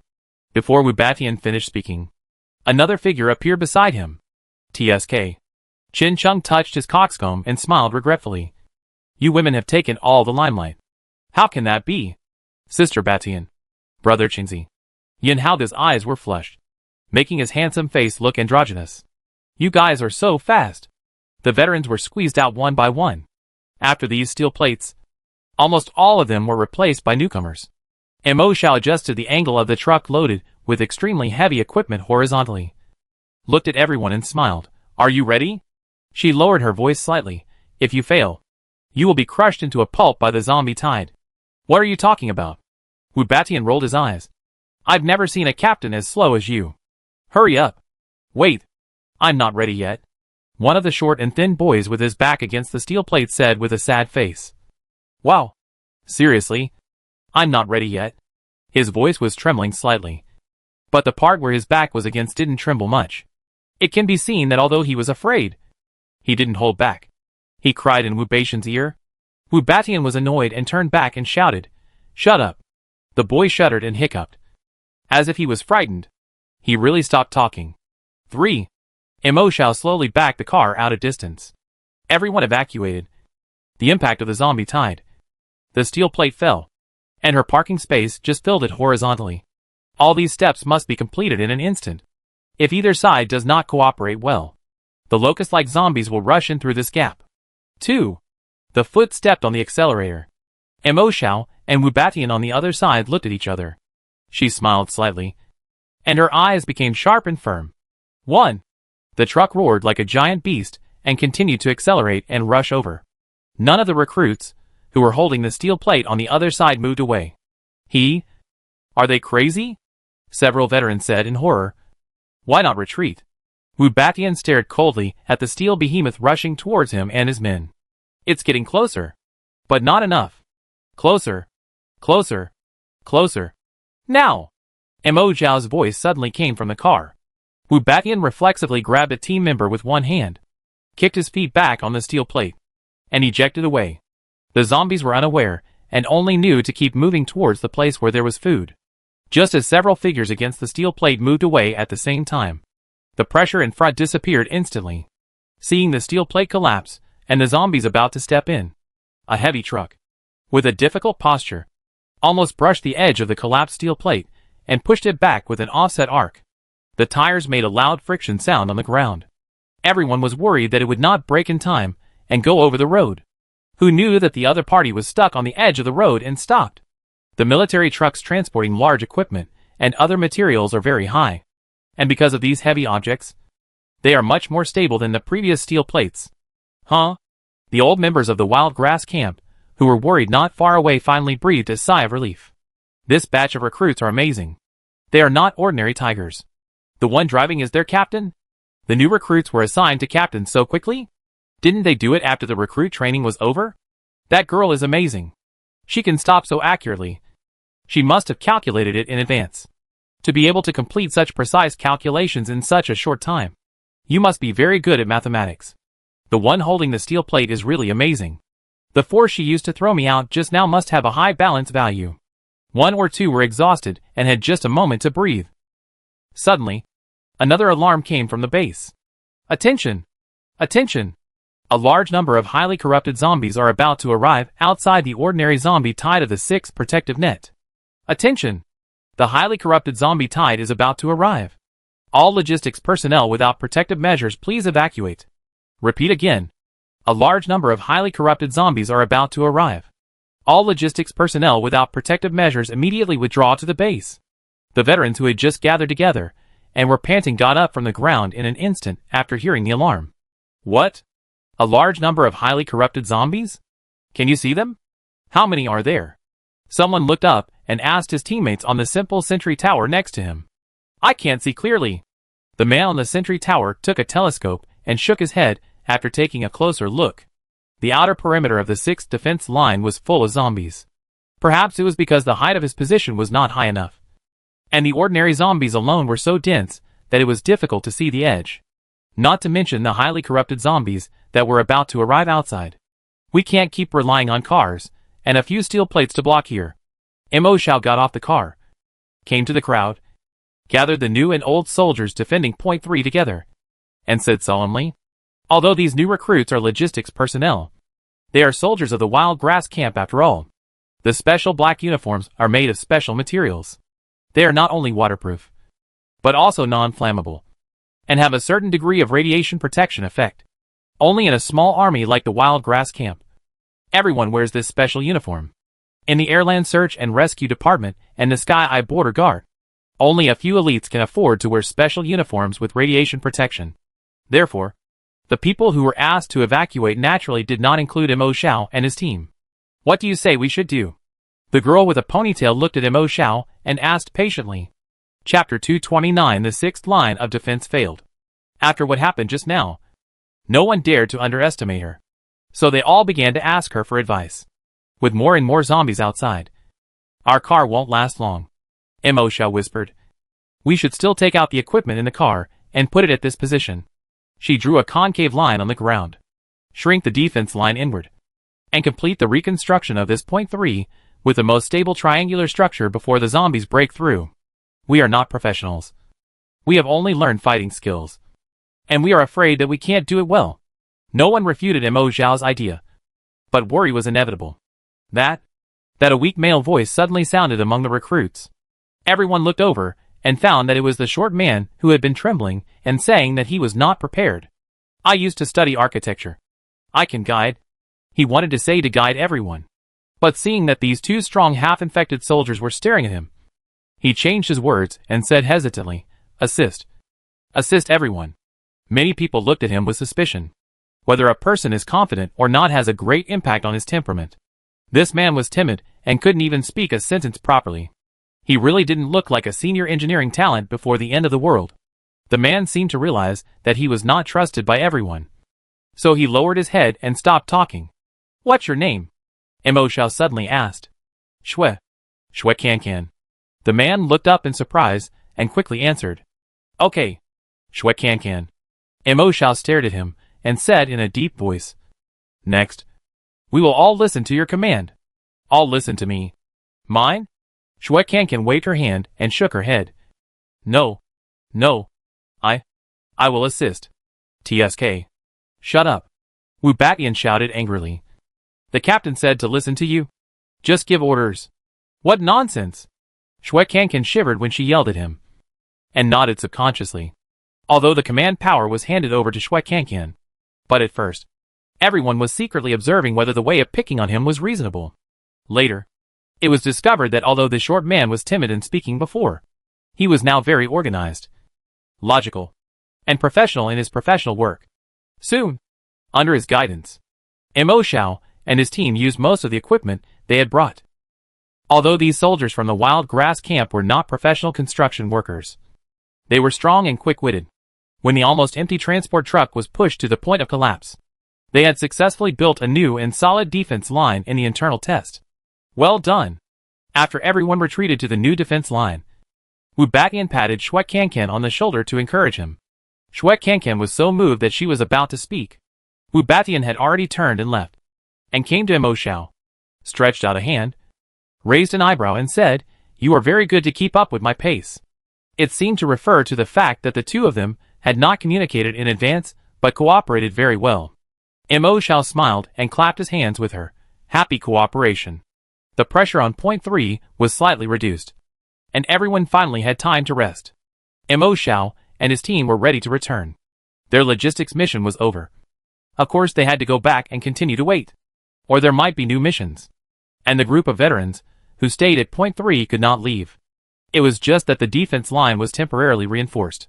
They stayed, and after a short rest, they had to continue to kill zombies with this as a resting place. That's good now. Someone couldn't sit still after just a few minutes of rest. Patted his butt and stood up. I've killed 68 zombies. Let's see if I can break 100 next. Only 68? Old Zhang. You can't do it. Someone also stood up with a smile. I've killed 70. The girl with short ponytail saw the team members were full of energy, smiled and shook her head, looking at Mo Xiao and others who were ready to leave.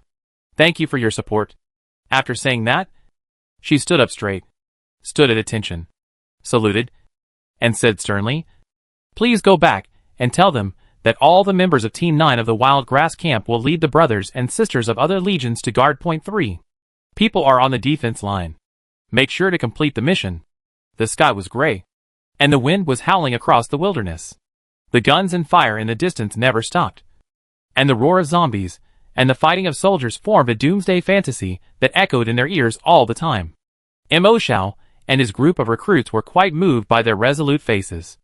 They also returned the military salute solemnly, because they had a car when they came. They arrived quite quickly.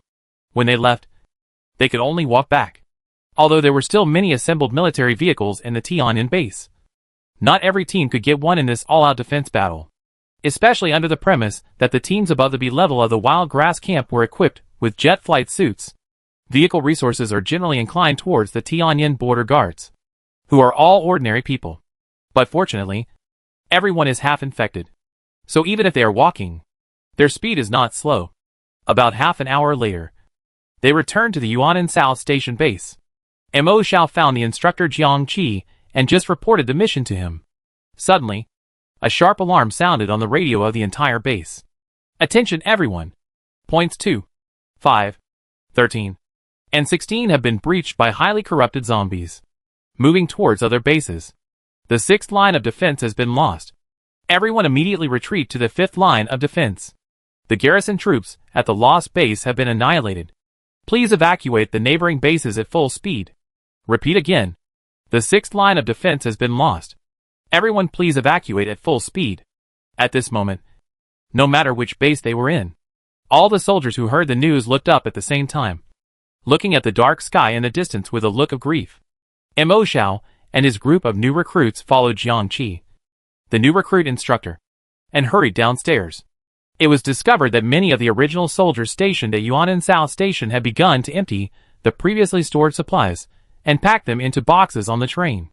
The fall of the 6th line of defense meant that this platform would soon be lost in the pincer attack. They needed to take all the supplies back. Luckily, there were many vehicles in this base. There were even several helicopters from the Air Search and Rescue Department parked there. Mo Xiao and his group of recruits from the Wild Grass Camp were also assigned a separate car. A large number of vehicles of various types drove away from Yuanan South Station like a long dragon, heading towards the 5th line of defense. At the same time, at a certain command post in the Sky base, a sturdy bald man couldn't hold back his anger, slammed his hat on the table, and cursed, "Fuck! I told you to launch all the missiles in several warehouses. You just didn't pass. You hesitated and hesitated. Now the 6th line of defense has been lost. Are you satisfied? This man is the commander of the Sky Eye Border Defense Army. Lu Dawei. Chapter 230 Sky Eye Structure. The Peak of Power. In a sense, this conference room is now filled with almost all the top leaders who have the right to speak on the side of the Sky Eye base military. If it were normal, it would be easy for Lu Dawei to order the launch of 2 missiles, and he would only need to approve it, even depending on the type of missile. Some do not need to be conveyed to him. It only needs to be approved by Xiang Ming, the leader of the Blood Hunter group, who is 1 level below him. But during this critical period of the full staff defense war, everyone is at the command center to obey the unified dispatch. Any major decision, especially such a major decision as launching an air magazine missile, his opinion alone seemed a little insignificant. In addition to Lu Dawei, the Blood Hunter group leader Xiang Ming was also present because of the special nature of his group in the Sky Eye Border Guard. His voice was usually 1 level lower than Lu Dawei, but today at this meeting, he had the same voting weight.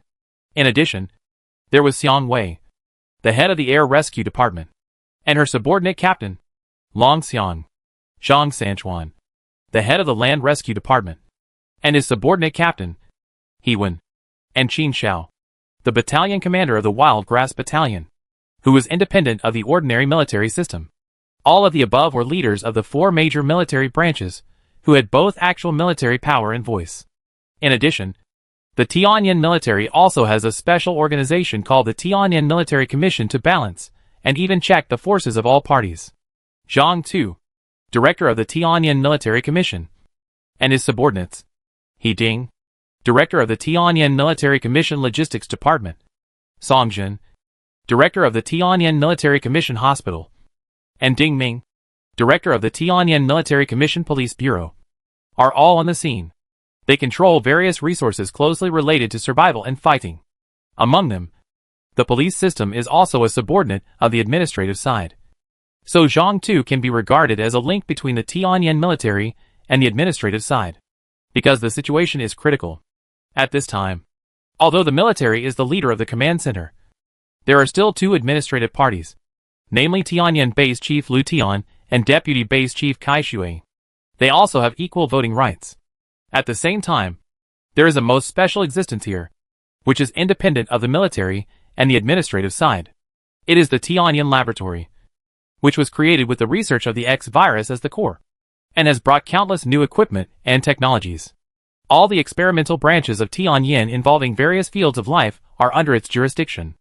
At present, its director Li Changming and deputy director Zhu Ying have come here to care about the war situation and have equal voting rights. It can be said that every decision made by the people in this room now affects the fate of everyone in Tianyan. Dawei, calm down first. Zhang Tu, director of the Tianyan Military Committee, smiled and his voice was warm. Although he is only over 50 years old, his hair is already gray, and he has long eyebrows and fine eyes, which makes him very friendly. Just now, Lu Dawei wanted to empty the magazine to attack the zombies outside the 6th line of defense. But most people disagreed. The people on the battlefield, facing the zombies in front of them, will feel suffocated by the enemy's army. But this group of people in the command center, sitting in the center of the Sky Eye, will have a more intuitive and clearer understanding of how big the zombie tide is through the projected images fed back from various bases. After all, the Sky Eye is just a base, which is not comparable to the military resources of the Dragon Kingdom before the end of the world. Even if there are still some missiles, not all of them can be used. First of all, the group headed by the nuclear force cannot be activated. After all, who would drop a nuclear bomb at their doorstep? Most of the remaining ones will cause certain interference to the nearby magnetic field.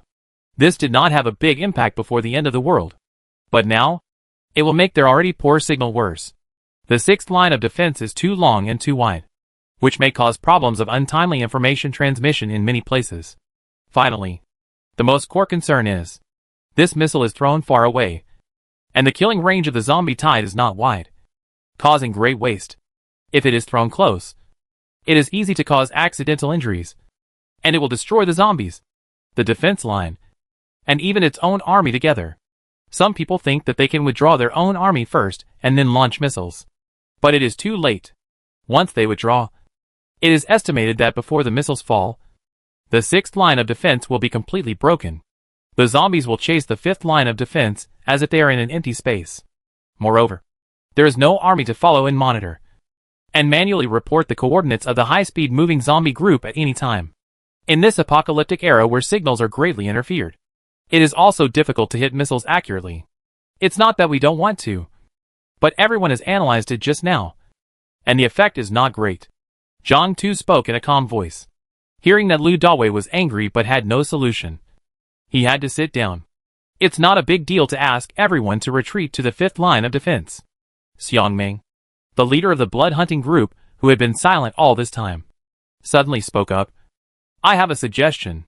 His complexion was bronze, and his voice was as hard as his face. Everyone was a little surprised when they heard him speak. Xiang Ming was always an old-school soldier who strictly followed military orders and rarely spoke, compared to making decision proposals and other things.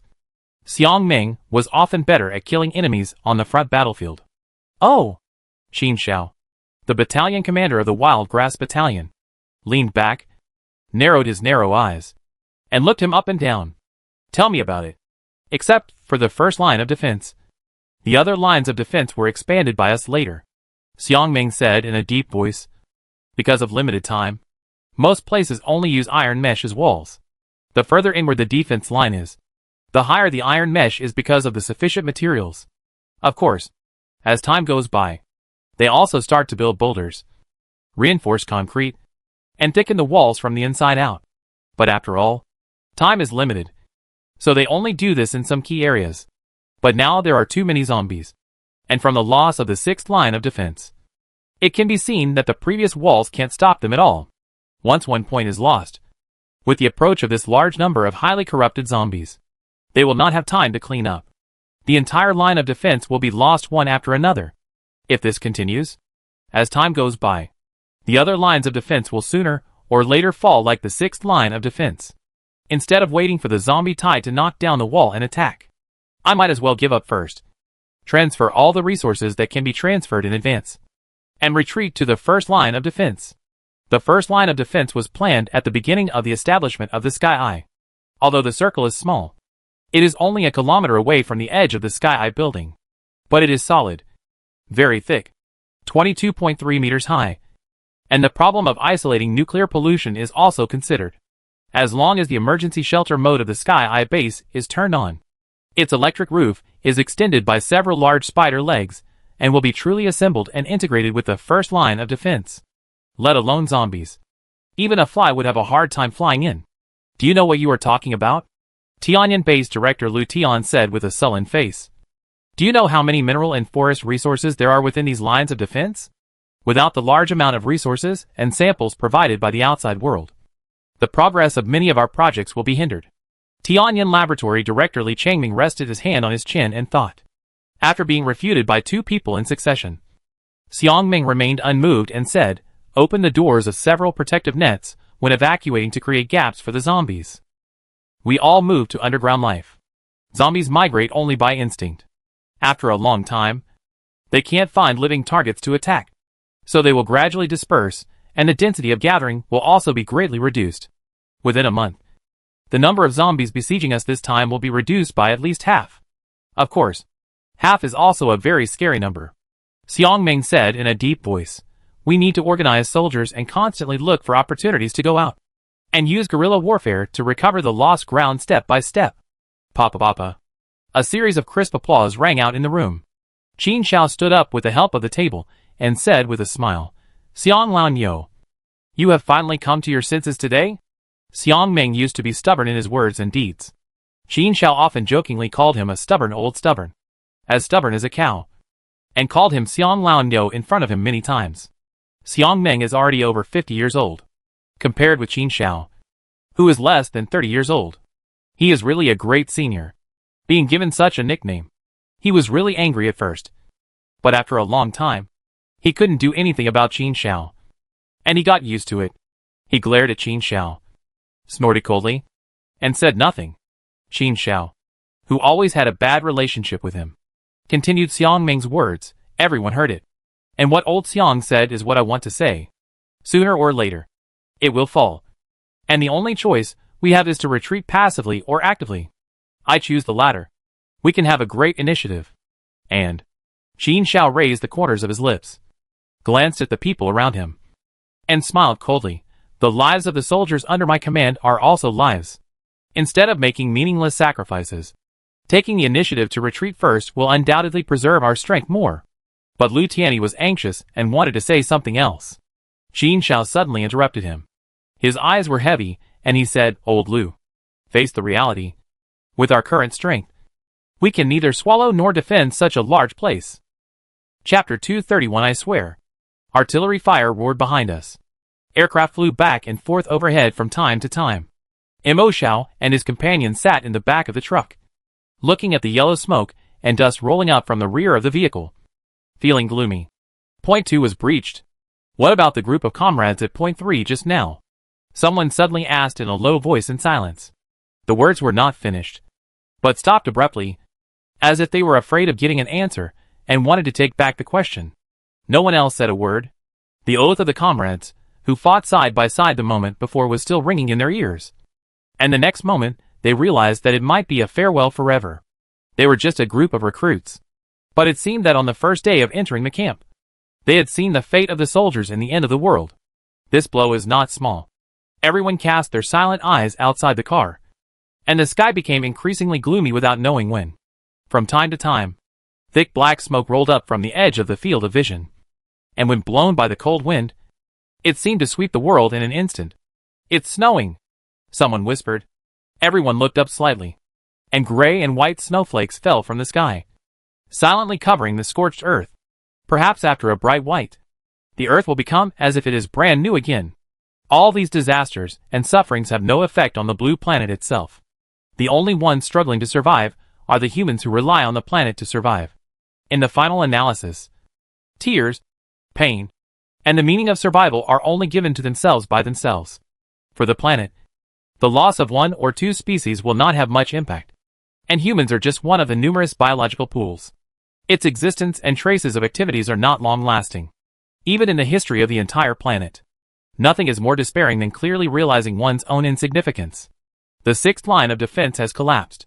Can we really hold the fifth line of defense? Someone asked in a tone full of confusion and self-doubt. We just received an order from the top to withdraw directly to the first line of defense. Jiang Qi's voice suddenly came from the communicator. Everyone was stunned. What happened next was beyond their expectations. The whole army retreats. They surrendered all the defense lines they had built with great difficulty. For the first time, everyone saw the true form of this official shelter built by Dragon Country, with manpower and financial resources, before the end of the world. The eggshell on its surface fits perfectly with the first line of defense, burying everyone underground. When Mo Shao and his companions returned to the -10th floor, they just got out of the elevator. They saw a lot of people standing on the street outside. Some of them also had smoke and blood on their bodies, and they should have just been withdrawn as logistics not long ago. There were also some elderly people, women and children, and I don't know whose relatives they were.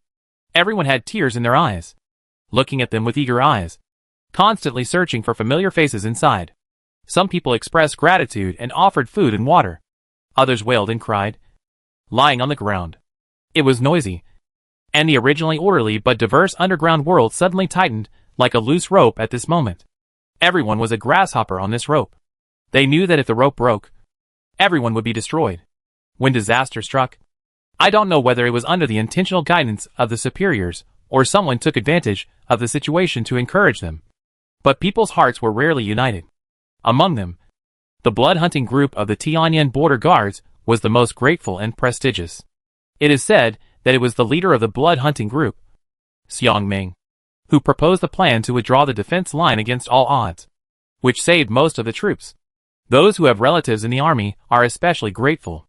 Later, I heard that this Captain Xiang Ming also took the advice of his 11th team Captain Jiang Shi to come up with this plan. Moreover, the proposal of the young captain was strongly supported by the battalion commander of the Wild Grass Battalion, Qin Shao. Although Qin Shao is not very old, the name of this special battalion commander of the Wild Grass Battalion is still very famous in the entire Sky Eye base. This young captain named Jiang Shi has such courage and foresight at a young age, and it is said that in the self-defense battle, the performance of the 11th team of the blood-hunting group led by him was also very heroic. And the mission was completed with high efficiency. At such a young age, he has such outstanding talent, although his rank was not high. After this round of turmoil, he became famous throughout the base, not just limited to the original negative 10th floor. Of course, this is all later, after Mo Xiao and his group of new recruits were brought back to the wild grass camp. They participated in some auxiliary work under the command of Jiang Qi. It was not until more than 40 hours later that all people and materials were basically withdrawn underground. Everyone got a little breathing space. They collapsed in the training camp of the wild grass camp. Everyone's face was dirty and exhausted. It seemed that they were going to fall asleep on the spot before returning to the room to wash. Dang, a sound of metal sticks knocking suddenly rang in my ears. Everyone shuddered and got up reflexively. They found Jiang Qi standing on the high platform, holding a stick and knocking the flagpole of the wild grass camp next to them. The flag of the wild grass camp was the same as the pattern on the back of their uniforms, with a black background and a wild grass that seemed to be burning in the fire and still unyielding. All new recruits, assemble! Jiang Qi shouted with full energy on the stage. Everyone thought there was a new task.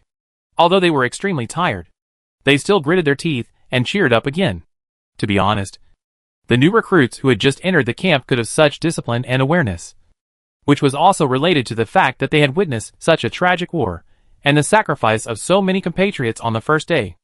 Others shed blood and tears to protect this place, and only then did they get a moment of peace here.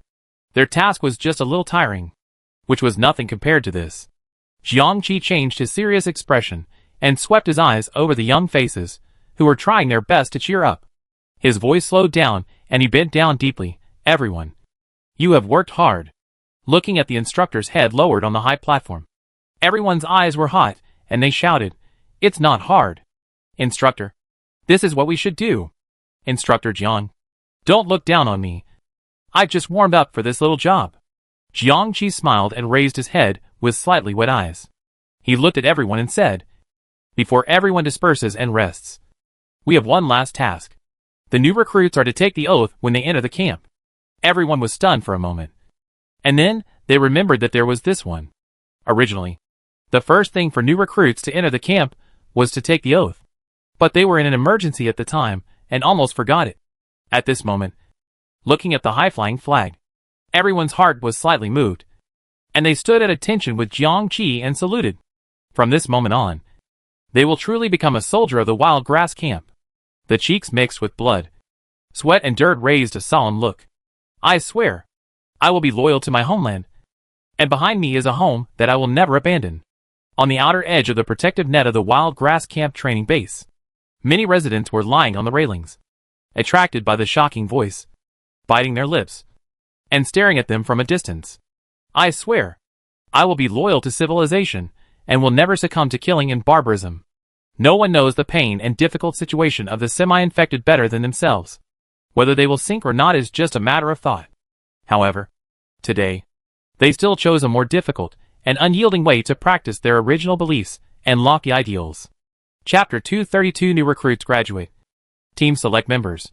There are many ordinary residents among the onlookers. Most of them rarely come to the Wild Grass Camp training camp. It was also the first time I knew that the new recruits in the Wild Grass Camp had to take an oath. Half-infected, ordinary people. Is the gap between them really that big? We are from the same roots. Why are there so many difficulties? Discrimination and prejudice? Looking at this scene, some people looked dazed and began to ask themselves in their hearts for the first time. "I swear." Mo Xiao looked at the wild grass on the flag that seemed to be reborn from the ashes, and said solemnly, "I will be loyal to hope. There is the deepest darkness before dawn.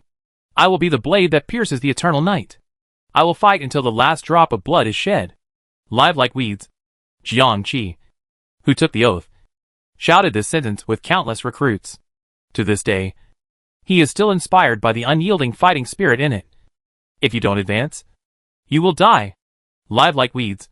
If you don't advance, you will die. Live like weeds. If you don't advance, you will die." The collective voice echoed in the air. The weeds behind the uniforms, like their lives, were ignited by an eternal spiritual flame. Indoors, it was pitch black. Only a faint light came in from the railings beside the narrow window. During the day and night, the brightness of the light bulb can be distinguished. Living underground. It is particularly important to accurately control time. Mo Xiao opened his eyes from the bed in an instant, and dressed and washed in one go. It has been more than a month since the whole nation moved to live underground. In this month, even the military has never been to the outside world. Their only sources of information on the ground are the occasional pictures and images sent from the surveillance, as they are cut off from the world above ground. Because of the problem of nuclear pollution, their resources have also begun to shrink sharply. The cost of underground water extraction is even greater, and because of external climate reasons, the utilization rate of solar energy has reached a historical low, and the wind energy intake chain has also been cut off due to the loss of territory. To replenish energy, the Tianjin base began to transform its industrial structure. After more than a month of hard work, the power source that supports and maintains the operation of the entire base has become geothermal energy. The residents' lives are relatively more difficult, but there is no shortage of food. As for Mo Xiao and his group of soldiers, because they no longer need to go out for adventures. Every day when they open their eyes, they study, train and patrol. The security inside Tianjin has become better than ever before. After the morning exercises today, Mo Xiao and his group, who were supposed to be disbanded, were suddenly left behind. While everyone was waiting in confusion, Jiangqi led a few people to stand on the stage, looked at everyone and said, "Today, I want to tell everyone, congratulations. You have graduated from the recruit camp." "So fast?" someone whispered. "How fast?"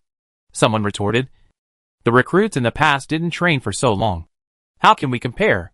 They often went to the ground at that time, and they had much more experience than us. For example, this jet flight suit.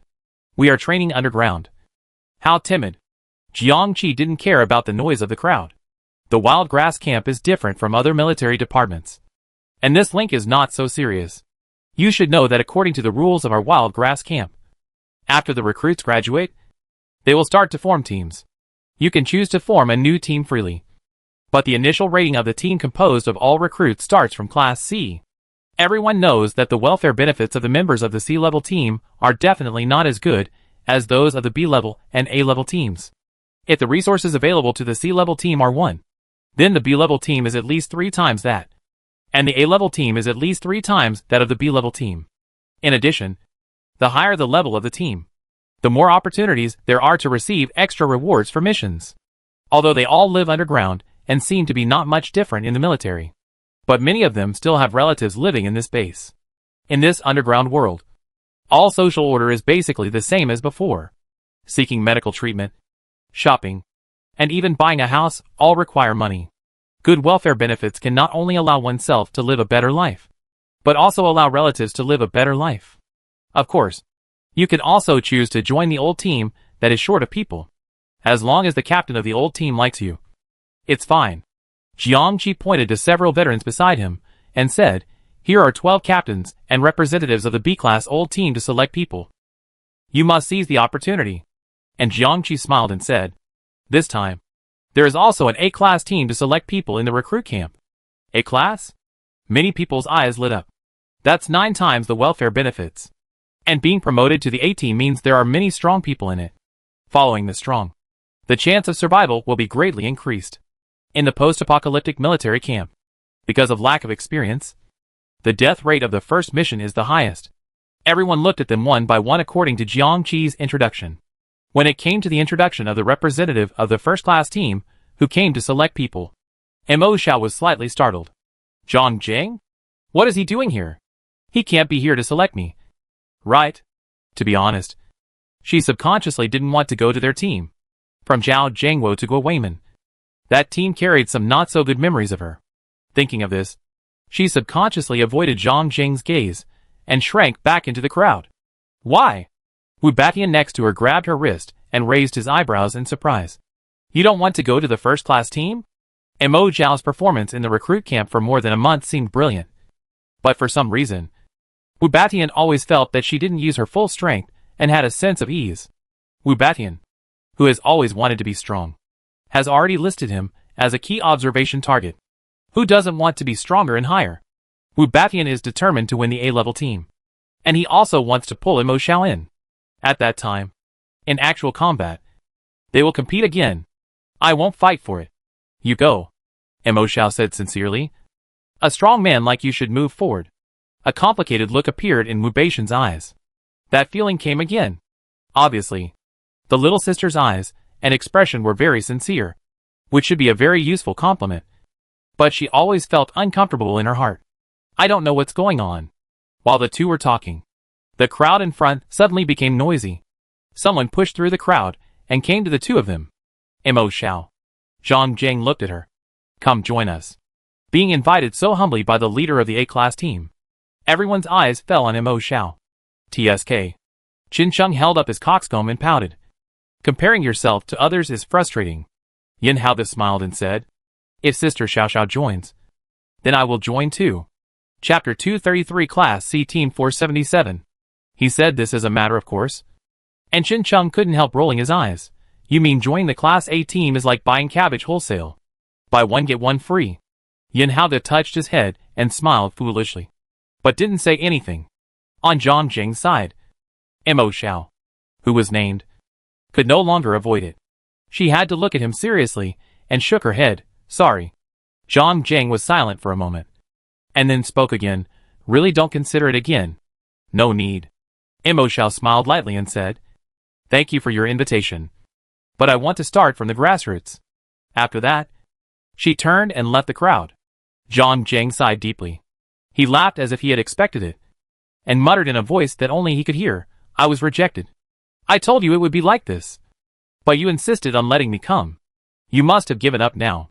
After that, he looked at Wu Batian next to him and smiled gently. I heard that you want to join the A-class team. Wu Batian looked at Mo Xiao's back as she left, frowning tightly. She was so distracted when Zhang Jing was talking to her. Comrade, are you interested in joining? No. Wu Batian hesitated for only a second, then waved his hand and refused. Since Mo Xiao was not going, she planned to start from the C class. In fairness, she should also start from the C class, so that the competition would be meaningful. Right? She is Wu Batian, and she never takes advantage of her competitors. Zhang Jing was dumbfounded. In the past, when the first-class team went to the recruit camp to recruit people, there was always a group of recruits scrambling to join the first-class team. This was the first time that he was rejected by 2 recruits in a row. Zhang Jing's face was stiff, and he cursed Wang Shun in his heart for not coming in person. Deputy Captain Zhang, if they don't go, you look at me? Yes. There are still many talents in our recruit camp this year. The 2 of them, especially Mo Xiao, usually have training results that are just above average. I have a higher score in one subject than her. Mo Xiao didn't pay attention to Zhang Jing, who was drowned in the crowd, sitting on the railing of the simulated sand field next to him, looking at a person in a daze below. Shui Cancan said, Hey, Brother Cancan, I plan to form a new team. Are you interested in joining my team? Me. You? Are you talking about me? Shui Cancan stood up flattered and looked at Mo Xiao uncomfortably. Yes. Mo Xiao smiled. It's you. Do you want to join my team? Me. Finally someone invited him. Shui Cancan was so excited that he couldn't speak and nodded repeatedly. To be honest, his physical fitness scores were not that bad. The reason why everyone disliked him so much was mainly related to his timid personality. Too weak. I can't imagine such a person would join the army. Mo Xiao also hesitated because of this, but she later observed and found out. This Shui Cancan looked at Wei Newell, but in fact, he was a person with his own ideas. He was good at observation and thinking, and his academic performance was not low, especially in using terrain advantages to fight. He was a very talented person. He didn't care about personal gains and losses, was good at devoting himself, and cooperated with teammates to score and complete tasks. Then it's settled. Mo Xiao jumped down from the railing and clapped his hands with him. Mo Xiao, you actually accepted such a weak person into the team? Wu Batian just arrived and glanced at Shui Cancan with disdain. Seeing this, he lowered his head in embarrassment. What? Mo Xiao raised her eyebrows and smiled. You didn't even go to the first-class team, but you came after me? She touched her chin with one hand and joked. You don't want to join my team, do you? Humph. Wu Batian raised his head and smiled. I'll give you a chance to be my team member. No. Mo Xiao spread her hands. I already have a team. Seeing that she was about to leave, Wu Batian hurriedly took 2 steps to catch up. Okay. Deputy Captain. I'll let you be the Deputy Captain. It's definitely not a disadvantage to let your sister Batian be the Deputy Captain. Mo Xiao smiled and glanced at her. If I let you be the captain, I guess you would kick Brother Cancan out the first time. After saying that, she waved her hand and said, You should find other teammates. Wu Batian saw her leading Shui Cancan without looking back. He gritted his teeth and chased after her. Okay.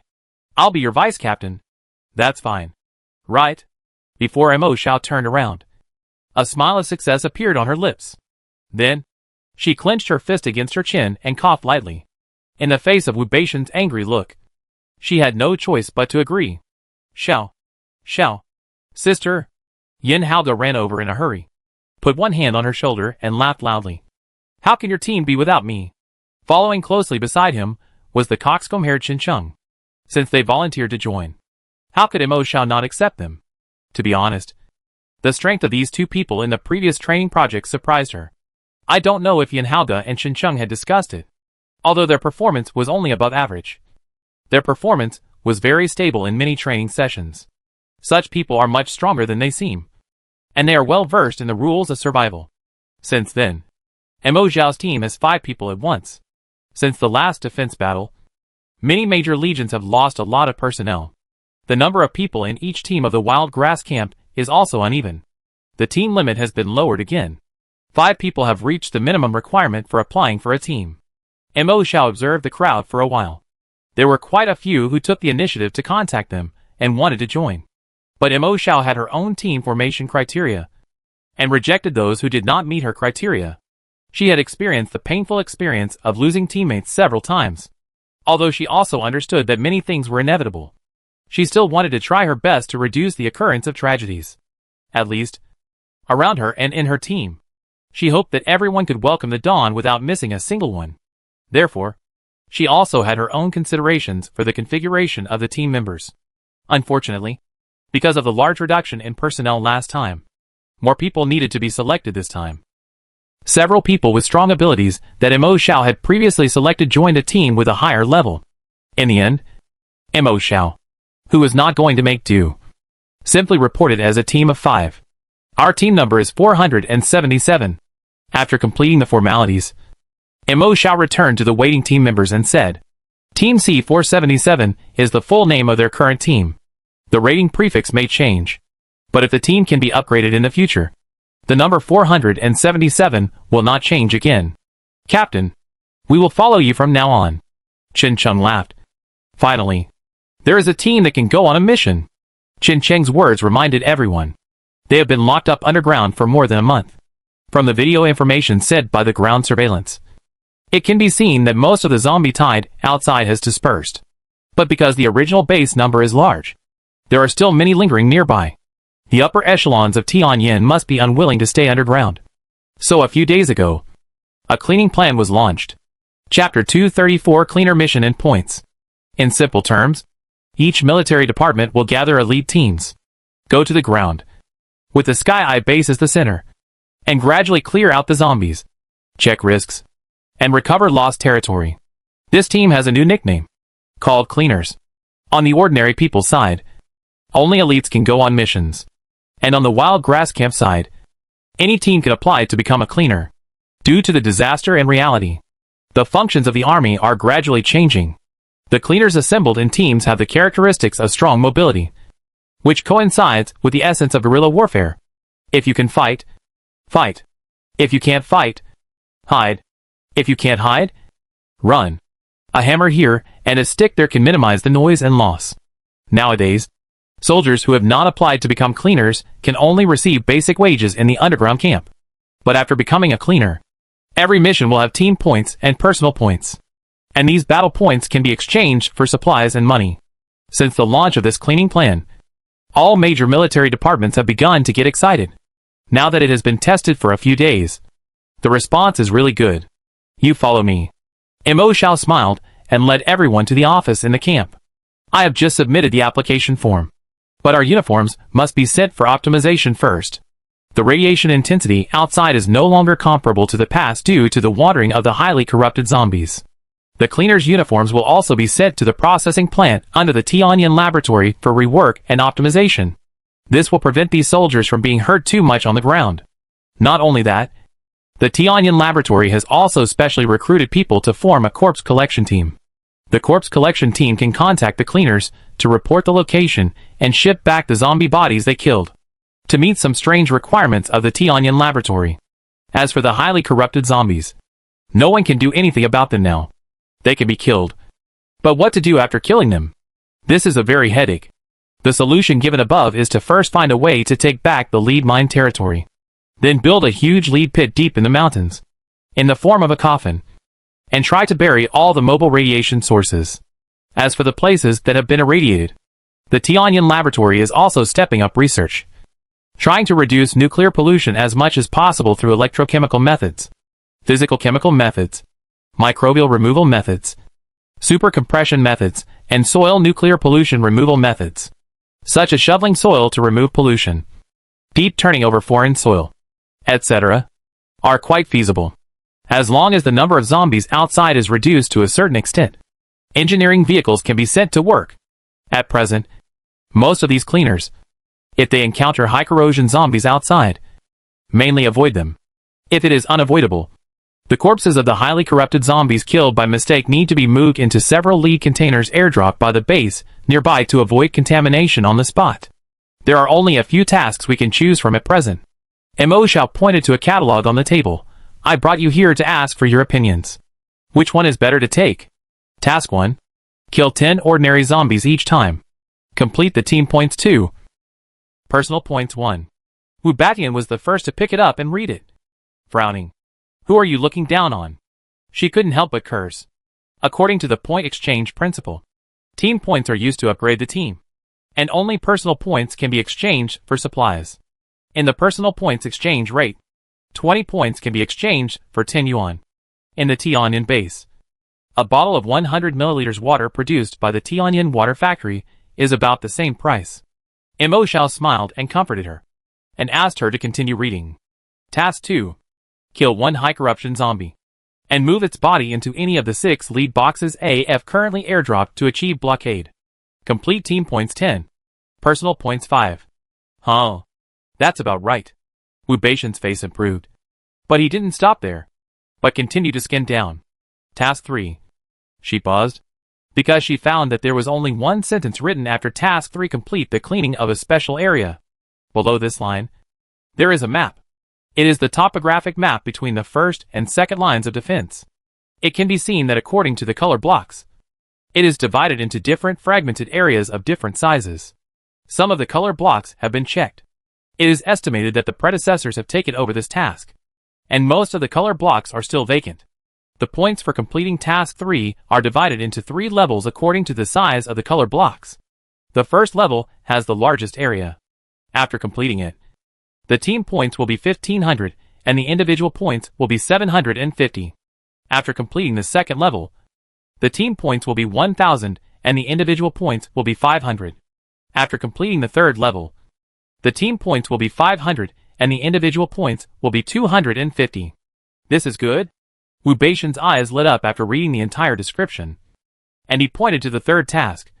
We only need to complete a second level task to instantly upgrade the team level to Class B.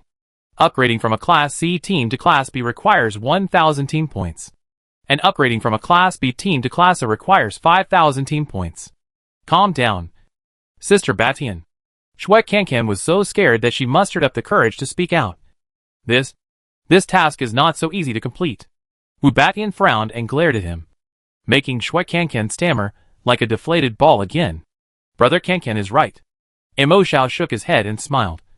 Even the lowest level 3 area means that we need to kill hundreds or even thousands of zombie groups, as well as dozens of highly corrupted zombies. These points are not so easy to get, and their team was not big to begin with. It was not appropriate for them to take on such a big task that might be attacked by everyone without even going through the regular tasks. It would be boring if it was easy. Aren't challenging tasks interesting? Qin Cheng laughed at this task 3. In fact, there are more than these 3 tasks. There are other tasks such as exploring environmental changes or mining at the lead mine. But these are either too easy or too difficult. In Qin Cheng's eyes, They are not as interesting as clearing an area. Captain. The captain is right. Seeing that Mo Xiao supported his opinion, Shui Kankan mustered up the courage to speak again. I think we should take the second task first. Familiarize ourselves with the process of killing high-corruption zombies and transporting them to the nearest lead box. And then consider the third task, so as to avoid being in a hurry. Besides, our team has not yet been run-in, so it is better to adapt first. This is also responsible for the life and safety of each team member. Although Shui Kankan is timid, he speaks clearly. Even Wu Batian, who is a little dissatisfied, has to admit that he makes sense. Mo Xiao nodded with satisfaction and looked at Yin Haoge, who had been fishing in troubled waters. Xiao Yin. What do you think? Ah. Yin Haoge shook his head and waved his hands. I have no opinion. I listened to Sister Xiao Xiao. Then it's settled. Mo Xiao decided. Take the second task first. 2 days later. Team 477 of the Wild Grass Camp, finally fully armed again, returned to the messy ground. Chapter 235 Above the Ground. What happened over there? Wu Batian suddenly asked. Mo Xiao and the others were waiting in line at exit 1, when they suddenly saw a black tower-like sturdy man carrying another person hurriedly running in the emergency passage next to them. The big man shouted as he ran, Doctor! Doctor! Help me save him! At the same time as the man shouted, a group of Tianyan Hospital staff, wearing medical radiation protection suits and pushing nuclear decontamination beds appeared. In Tianyan, talents from all walks of life gathered. In particular, the top professionals in many industries were the first to receive key assistance at the beginning of the dangerous outbreak. Mo Xiao and the others noticed. Judging from the uniform, the sturdy man should also be from the Wild Grass Camp. However, the man he carried on his back was seriously injured, and his uniform seemed to be quite damaged. Tianyan has an emergency medical point at the entrance and exit. After a while, the seriously injured man was pushed into a room. Maybe he came into contact with highly corrupted zombies when his protective suit was damaged and he was seriously injured. Mo Xiao thought for a moment and speculated. Then Wu Batian frowned. Is there any hope? There is a nuclear decontamination bed at our entrance and exit. Mo Xiao explained again. It is a full-body cleaning device designed for seriously injured nuclear-contaminated people. If it is an ordinary person, it is very likely that he will not survive. But semi-infected people still have a glimmer of hope. As the team leader, she naturally found out everything before setting off. Wu Batian heard for the first time that nuclear-contaminated casualties could be treated, and he raised his eyebrows in curiosity. More than that, Mo Xiao patted a can at his feet. This kind of radionuclide contamination decontamination spray can is also prepared for highly polluted environments. I hope it won't be used. Due to limited resources, it is impossible for everyone to be equipped with this thing. Each team can only purchase it by spending points. In order to ensure that this first operation is foolproof, Mo Xiao and her team used the only initial points she had to buy this thing. Mo Xiao and his team were queuing here. And not long after, Yin Haoge and Shen Cheng came back from somewhere, sighing, alas, no one is left. I heard it was a B-class team that received a second-tier mission, but they were unlucky and were surrounded by a group of highly corrupted zombies, and also encountered 2 or 3 zombies transformed from half-infected people. Then, what about the others? Shen Cheng and Yin Haoge asked in a low voice, talking back and forth, making Shui Kankan tremble. The others? The whole army was wiped out. I heard that only the big guy just now survived. What's his name? Feng Sandy. The man who carried his companion in just now was still sitting alone in the lounge. Everyone had a deep impression of him. To be fair, everyone had seen many strong people in the military camp. But people of Feng Sandy's size are still rare. He is at least 2 meters tall. And not only tall, but also strong. Like a small iron tower. All annihilated?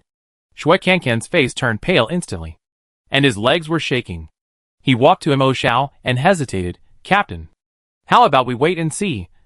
And start from Mission 1? Their mission is to clean up an area, and we only need to kill a highly corrupted zombie.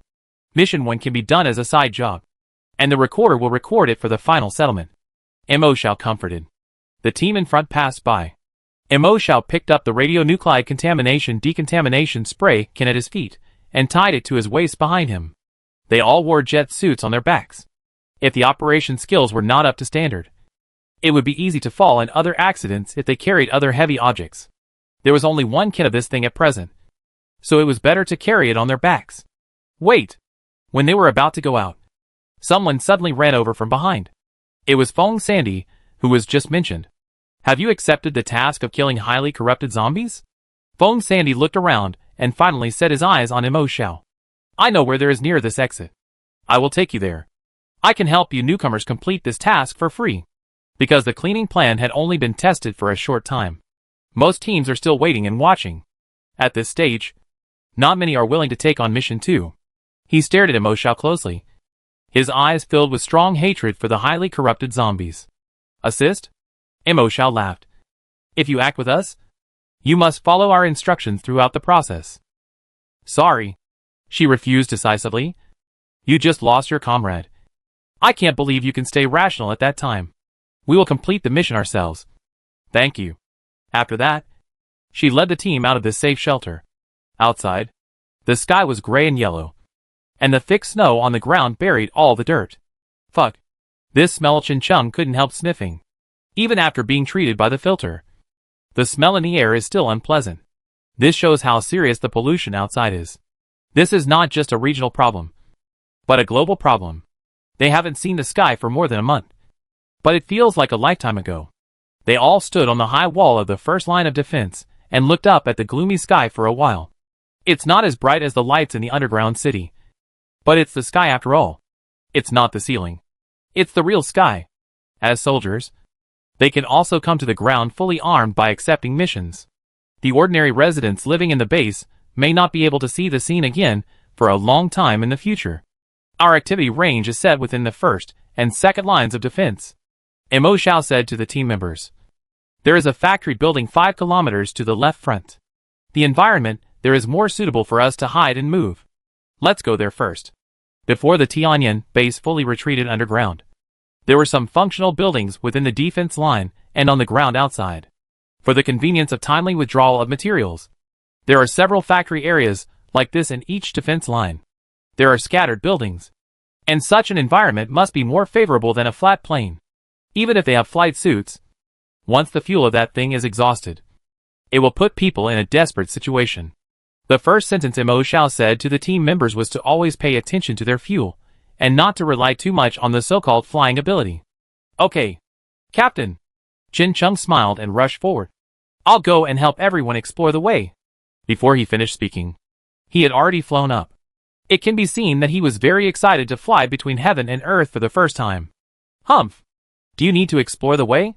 Wu Batian chased after him unwillingly. Mo Xiao frowned slightly when he saw this. Yen Haoge, who was about to catch up with her, glanced at her, coughed lightly and stopped, and asked tentatively, Sister Xiao Xiao, you first? At the same time, just when Mo Xiao and his team were on their first mission, in the depths of the Taita Mountains, far beyond the original 6th line of defense, in the belly of a cave in a mountain, someone used a handmade mechanical human elevator to reach the top of the cave through the hollow stone cave. Outside the top of the cave, they had already reached the top of the mountain. There was a platform on the top of the mountain, with a highly camouflaged sentry post built. Chapter 236, An Old Acquaintance. In this outpost, someone was looking far away with a telescope. He had an ordinary appearance, many scars on his face, and one eye was blind. It was obvious that he had encountered many dangers. Xiao Zhang, how is it? What's the situation outside? Someone came out of the elevator and came behind the man and asked. Brother Jia. The man took a step back with a little respect, obviously taking the other party as the leader. He handed the telescope to the visitor and shook his head. The situation in the forest is not bad. Not too many zombies rushed in, but it's still very bad on the plains. The visitor seemed to have expected this situation. He was not discouraged. They escaped from Donghu University and experienced many hardships and obstacles on the way, but they passed them one by one. He didn't believe that he would be defeated here this time. Yes, if Mo Xiao was here, she would definitely recognize that the two people in front of her were her old acquaintances. One was Qiu Jia, a senior who had a dispute in the small gymnasium. The other was Zhang Yuming, who was with Zhang Jia in the farm, but was not taken into the car by her. Nearly a year has passed. Many people in Mo Xiao's original team also died, But these two people are still alive tenaciously. This wave of zombies is caused by weather changes, earthquake disasters, and the terrain of the Sky Eye base. Chiojia analyzed. The Eye of Heaven is like a sunken bowl, although the bottom of the bowl is flat. But the surrounding terrain is high, which makes it difficult for many of the mindless zombies that have fallen and act only on instinct to disperse. Over time, more and more people gathered and swarmed in. More than a month ago, Chiojia and his team escaped to this area after going through numerous hardships. It was to seek the protection of the Eye of Heaven shelter. As a dragon countryman, everyone knows the name of the Eye of Heaven. Chiojia also joined several gangster gangs and bases along the way. But in the end, without exception, they were destroyed. The Eye of Heaven is his biggest bet. But who could have expected that he would run into a wave of zombies as soon as he arrived in this area? In desperation, they had to hide in the deep mountains. It's not so easy to survive in this jungle. Chiojia's team of more than 50 people had not lost any members for a long time. But now, because of this injury, they lost more than 10 people before they found a place to stay. In desperation, they ran into another group of survivors who had hurriedly hidden in. About 100 or 200 people. They were a group of guys who called themselves half-communicants. They were all composed of half-infected people, and even carried some humans. Chiojia glanced, and knew what these guys relied on to survive. Interestingly, he also found an old acquaintance, Siabushian. Inside, the other party obviously intended to imprison all of them. Fortunately, there was a guy with many tricks in Chiojia's team, named Lu Hingsheng. He used to be a staff officer under Gui Deshang of the East Bay Protection Corps, but later defected to Wang Minhuai of the New Hope Farm, but was not valued. When the New Hope Farm was destroyed, this guy was very clever. He hid at the door first and stopped Chiojia's escape car. Since then, he joined Chiojia's team. Chiojia didn't care that he changed his master twice and had impure thoughts. Chiojia was a very confident man. Whether before or after the end of the world, he only cared whether his men had the ability. Moreover, he always believed that only incompetent superiors could not control the disloyalty of their subordinates. So he boldly reused Lu Hingsheng. And he really helped him a lot since he fled. Especially this time when facing the half-infected people. Lu Hingsheng rolled his eyes and took the lead in breaking the prejudice. And took the initiative to propose to support those guys in the form of cooperation. In a disadvantageous situation, it would be best if they could cooperate on an equal footing. Otherwise, with Chiojia's character, he would rather die than be supported by the half-infected people. And they also have a lot of hot weapons. Once they choose to die together, it is hard to say whether the half-infected people will get anything out of it. The rations they had finally found were going to go down the drain. Under the current situation of the zombie siege, it would not be so easy for them to find new rations. Don't look at the current prosperity of this group of semi-infected people. As time goes by, it will only become more and more difficult for them to survive. For sustainable development, cooperation is a win-win situation no matter how you look at it. Lu Hingsheng is very eloquent. He analyzes the interests in detail during the negotiation, which is quite inspiring. There are obviously leaders with brains on the side of the Semi-Donghui. Not long after, the two sides reached an alliance, with a cooperative relationship. Chiojia took the initiative to donate blood regularly and quantitatively to maintain the basic survival of the Semi-Donghui. But the Bantonghui also needs to exercise restraint and not harm the people in Chiojia's team. As for those who they had already imprisoned, Chiojia could turn a blind eye. Under this consensus, both parties also have a common goal, which is to occupy the Sky Eye. Seeing the Sky Eye fall one round after another under the siege of the zombie tide, they are also unsure of the situation inside. Maybe it is full of zombies, or maybe there are still a few people left to fight? In any case, several lines of defense have not been held, and the losses must be extremely heavy. According to conventional thinking, even if people are not dead, they will be trapped inside, and sooner or later they will run out of ammunition and food. Right? It's been more than a month. They are waiting. When all the people inside die and the zombies decrease, they can take over the Sky Eye. This group of people looked at the Sky Eye with the shelters and bases they had seen before, and they didn't know what it looked like inside, how big it was, and what kind of system it relied on to survive and operate. They couldn't get close to investigate the situation for the time being. After all, there were so many zombies wandering on the plains. Among them were many highly corrupted zombies. Only a fool would rush over. So, They found a natural stone cave in the deep mountains and lived in seclusion. The people of the semi-congregation would tentatively patrol the surrounding area from time to time. A few days ago, the vice president of the Bantongwi, Sia Bumian, seemed to have discovered a half-developed, suspected lead mine from a distance with a telescope while he was out. This good news excited everyone. In such a high radiation environment, the significance of radiation-proof lead for survival is self-evident. So, after they finished the meeting, the current top priority became to take over the lead mine. However, the lead mine is located between the 5th and 6th lines of defense of the original Tian'an base. The territory in between is very vast and full of zombies. To get to the lead mine, you must first overcome these obstacles. Therefore, they became more concerned about monitoring the zombie situation. Brother Jia? The elevator behind him made another noise. It turned out that Lu Hingshan came up. He glanced at the silent Zhang Yuming and cast his eyes on Qiu Jia. Vice President Xie is back. The Bantongwi asked you to go to a meeting. Chapter 237 Meeting with Different Thoughts. Qiu Jia went down into the cave. Many people greeted him along the way and called him Brother Jia, although he was cooperating with Bantonghui. But given the wild ways of Bantonghui, some people with poor self-control would occasionally emerge. So Qiu Jia and his people and Bantonghui actually had their own territories in this cave. Generally speaking, they kept to themselves. As soon as Qiu Jia walked out of his territory, he saw the Bantonghui people coming to pick him up and took him to a room dug out in the stone wall. The person who opened the door was a sturdy man with a short haircut and a square face, with a tough guy temperament. Qiu Jia was quite impressed by him. This man was called Zhupani, who was very capable and not rigid. He was a popular person around the president and vice president of Bantonghui. Zhupani turned aside to let Qiu Jia in. There was a stone table inside, with only 2 people sitting. They were the president of Bantonghui, Jinzi, and the vice president, Xia Bumian. Jinzi was a young woman with short hair, thin body, and poor sitting posture. She looked careless. Come on! She smiled as soon as she saw Qiu Jia, and patted the table. Come on! Come on! Taste the game that my men just hunted. Qiu Jia smiled slightly, not as presumptuous as her, and greeted her politely and decently.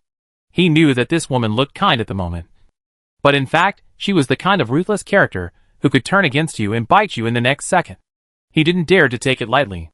I asked you to come here to tell me about our new discovery. Vice President Xia Bumian suddenly spoke indifferently.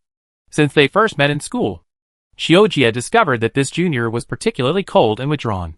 But he was often sharp and never dragged his feet. So Qiu Jia didn't mind his attitude. Putting down the chopsticks that Jinzi forced over, he asked with a smile, "What's the situation?" When our people were using telescopes to scout on a certain mountain, they found traces of airplanes hanging containers in the distant sky. Plane? Qiu Jia immediately reacted. From the sky eye? It seems that they've retained more strength than we expected. It's only been more than a month, and they dare to take action. Qiu Jia pondered. Hey. Jinzi picked up a piece of meat with a chopstick, and said in a fuzzy voice with his cheeks bulging, "The key is what are they doing with those containers? Maybe they want to gradually recover the lost ground." Lu Hingshan, who was standing behind Qiu Jia, said softly, "There are so many high-corruption zombies outside, and they must be cleared out step by step. It's like crossing a river. You have to build stones one by one. Those containers are probably similar to these stones." "Okay. You, old Lu." Jinzi laughed and subconsciously wanted to pick up the kettle to drink some blood. But Xia Bumian next to him glanced coldly, and he curled his lips and took back his hand. "It's not like before. The blood supply is in a critical situation. Don't you have to drink less? I'm really upset." Jinzi turned his chopsticks around, picked up a dish made with animal blood as if to vent his anger, and continued to praise, "Xiao Xia, and I think so too. The key lies in how strong they are, and how fast they are." Lu Hengxing frowned and said, "Now the living environment is so bad. I think their main goal must be the lead mine. This conflicts with their original plan. Moreover, if their remaining strength is stronger than expected, then our original plan to occupy the sky may be." "What's that?" Jinzi laughed out loud like a fart. "It's the end of the world. Everyone is like rootless duckweed, floating wherever they go. For us semi-infected people, if we can beat them, we fight. If we can't, we run." Xiaojia's eyes flashed. And he said tentatively, when I was doing business with a gangster gang before, I heard them talk about some situations of Tianyin. I heard that there is a military camp built specifically for semi-infected people. And the treatment is good. Xiaojia raised his eyebrows and asked, if the opponent is really strong. Have you ever thought about joining? TSK Jinzi curled his lips in disdain and waved his hand. You don't understand. Semi-infected people and humans can't coexist peacefully. Xiaojia glanced at Lu Hingshan. The other party immediately understood. Showing a gentle and flattering smile, who said that? Don't we get along well? Jinzi laughed again. As if she heard something funny. She laughed especially loudly, clapping the table, until Xiaojia and Lu Hingshan both looked a little embarrassed. She wiped her eyes and smiled. You dare to say that you didn't get sweat on your hands when you ate at the same table with me? Among the guys under you, who didn't keep an eye on all directions, and wished to disappear from each other's sight every minute when they saw me. Even the place you live in is locked up so tightly. She talked a lot. She didn't leave Xiaojia any face. Xiaojia was not angry. But Lu Hingshan under his command nodded and smiled to explain. That's enough. Xiebu Mian suddenly spoke, interrupting Jinzi's state. He looked at Xiaojia and said, we must empty the lead mine before the Sky Eye. Xiaojia agreed with this. He was different from the Ban Tonghui. Just a group of ordinary people, facing a small amount of radiation. The semi-infected can withstand it. For example, some daily drinking water has much less taboos than ordinary people. And what about Xiaojia and his companions? Every day, they don't know how deep the wells they dug to take out the drinking water before they dare to use it. They are even more particular about food. They dare not touch the animals in the outer hills near the plains at all, for fear that they have come into contact with the highly corrupted zombies. Even so, even if they are far away, Xiaojia and his subordinates and companions have more or less begun to lose their hair. If it weren't for the Geiger counter in his hand telling him that this place is relatively safe at the moment, and Xiaojia still has some thoughts about the Sky Eye, he would have escaped long ago. It seems that they are cooperating with the Semi-Tonghui to claim to take down the Sky Eye. But in fact, Xiaojia and Lu Hingshan, a group of ordinary people, have their own little calculations. As long as they can survive and get in touch with the soldiers of the Sky Eye, they can naturally live in as survivors. Cooperating with this group of semi-infected people who kill and drink blood without blinking an eye is just a stopgap measure. Alas, Xiaojia sighed. The geographical location of the lead mine is too noisy with so many of us. So it's not easy to get in. If we want to mine, we must go together. Moreover, even if they get in, it will be difficult to bring out so much ore. We have figured out a way. Jinzi smiled. Xiaoxia, explain it to them. We will send a few skilled people there first. Xiebu Mian took out a stone and drew a line on the stone table. We will use the height difference between the hill over there and the nearest hill to build a cableway. Use the cableway to transport ore. They thought of it. Xiaojia narrowed his eyes and sneered in his heart. He had guessed that they wanted to come to the meeting by themselves. Then Xiebu Mian raised his eyes and glanced at him. To complete this project, we need to borrow your team. Chapter 238 Disagreement.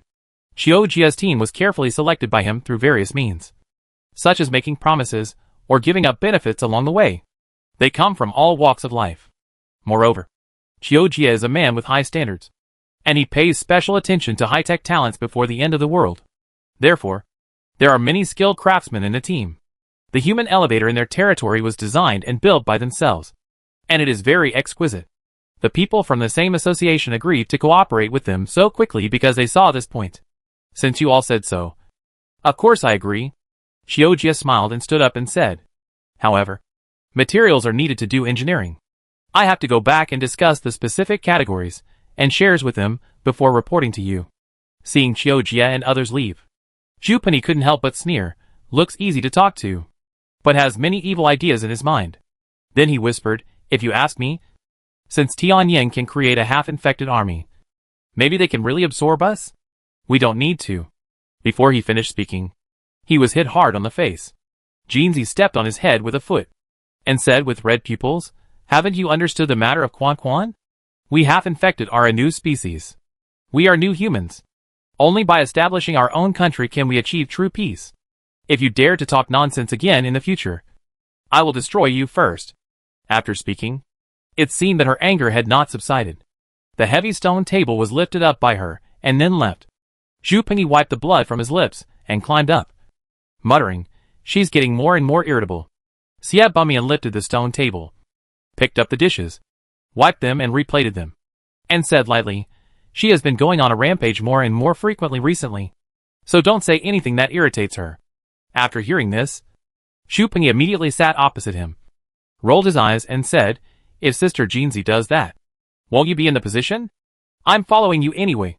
To be honest, we can really consider joining Tianyin. I advise you to give up."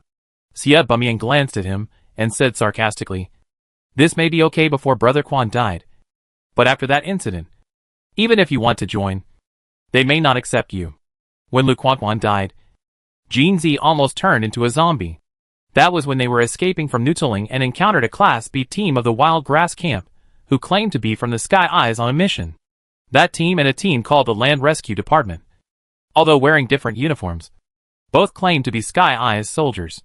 However, the former were all semi-infected, and the latter were all ordinary people. This quickly reminded the people in the group of half of the group that they encountered outside Nutuling last time. This time they learned their lesson, and did not clash with the other party immediately. The other party also brought a large team of ordinary people, saying that they were going to rescue the survivors back to the Sky Eyes.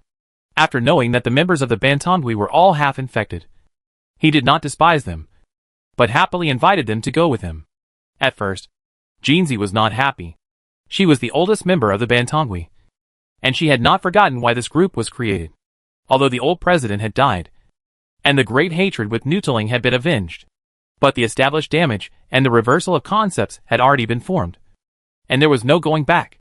In the entire cadre group, only Lu Quan did not think so. After getting along with them for a while, he suddenly figured it out somehow, and felt that Tianyin was a good place for tolerance. Their joining might be a new opportunity, and they might get a completely different ending from that of Nutuling. Lu Quan had a very good relationship with Jinzi, and after a lot of persuasion, he finally persuaded Jinzi. He agreed to lead all the members of the Bantongui to join. This made the people from Tianyin very happy. It was just a pity that one day, on the way, someone in the Bantongui got addicted to blood and accidentally injured a survivor who was rescued. This bloodbath caused the wild semi-infected people in the Bantongui, who had never restrained their blood addiction, to feel hungry one after another. Soon, it turned from an accidental injury of one person to a group injury. Lu Quan originally wanted to stop it, but he stayed in that environment for a long time. He himself couldn't control himself in the end and accidentally injured someone. The group of people who had originally set out on the road in harmony turned against each other in an instant. In the end, this horror farce ended with the killing of the group of half-infected people who were maliciously hurting people by the Sky Eye. The remaining members of the Halftonghui also fled in panic. If it weren't for Xia Bumian holding Jinzi, she would probably have turned into a zombie that day. However, Xia Bumian, who was still deciding and thinking about his own position, completely strengthened his position through this incident. He had never realized so clearly and deeply that he and humans were two species after all, and it was impossible to coexist peacefully. The soldiers who ran into last time must have returned to the Sky Eye long ago, and they had already reported their Halftonghui affairs. Not only did they injure many civilians, but they also killed many soldiers. If I guessed correctly, they must be on the other party's blacklist now. Zhu Pingyi also thought of this with Xia Bumian's reminder and sighed deeply. The world is so big. Is there no place for them to stay? Sister Jinzi wants to fight with Tianyin and avenge Brother Quan. I don't think so. Xia Bumian swept away the food on the table, looked at the empty plate and said gloomily, as long as we get this lead mine and have the talents of Qiujie, we can build our own small base. In the past, they were chased by highly corrupted zombies and fled everywhere, because there was no radiation-proof building to live in. Now there is such a big mine. Everything can be accumulated slowly from the beginning, and they can build their own base. Therefore, Xia Bumian wanted to avoid Sky Eye as much as possible, not to have a direct confrontation, and achieve the goal at the lowest cost. He believed that with the character of this senior Qiujie, occupying Sky Eye was probably just talk. In the final analysis, among these two groups, the only ones who wanted to counterattack Sky Eye from the beginning to the end did not really think that this thing had a chance of success. Only Jinzi, who was blinded by hatred, And some of her arrogant and ignorant people were the only ones.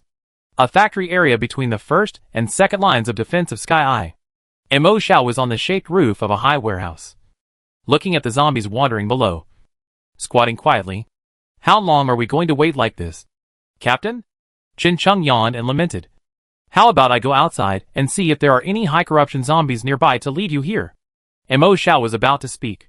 Wu Batian, who had long been impatient on the other side, immediately responded, Okay, Orange, you go over there. I'll go over here. It can be seen that the two people who are very confident in their own abilities are very excited about their first mission. As soon as they finished speaking, the two of them quickly ran from the rooftops on the left and right, jumped high and landed gently on another rooftop. This movement attracted many zombies below to chase, but they were both good at fighting, and they quickly disappeared on the continuous rooftops. The second time, Shui Cancan on the side pursed his lips tremblingly, not daring to speak. If possible, he wanted to stay like this for the rest of his life, and naturally would not act on his own. But he also noticed that someone in the team seemed to have acted on his own without listening to the captain's arrangements twice. Brother Yin Hao next to him didn't seem to notice anything wrong. On the contrary, he asked Mo Xiao with great interest, Sister Xiao Xiao, they have chosen the left and right first. How about I cut in from the back? Shui Cancan listened to this and added fuel to the fire, secretly thinking it was not good. Quickly glanced at the captain. I found that there was no emotion on her face, and her low voice seemed very calm. Stay. Wait for them for half an hour. Oh. Yin Hao was a little disappointed and continued to wait on the spot. Half an hour later, a figure who was fleeing in a panic suddenly appeared on a roof on the right. Chapter 239. What exactly are you good at that makes you so arrogant? Captain! Captain! As the distance got closer, a voice began to appear in the headset of the communicator. It was Chen Cheng's voice. It was nervous and urgent, and there was a hint of excitement. Captain, I have attracted the monster. Let's prepare to catch it all in one fell swoop. Yin Hao was excited and was about to get up to the right to meet Chen Cheng. Suddenly, another female voice came from the headset. At the same time, there was a rather noisy movement at the end of the left field of vision. Captain, I'm back. I'm back with a lot of money. This time we can do something big and exceed the task. The eagerness and pride in his tone could hardly be concealed. How is it? Is it your sister Batian who has a solution? Shui Cancan, who was lying down and pretending to be dead, shuddered and complained in his heart. He noticed two key words. Catch them all in excess. This means that both sides have brought more than one. Yes. It seems that the momentum of both sides is not small.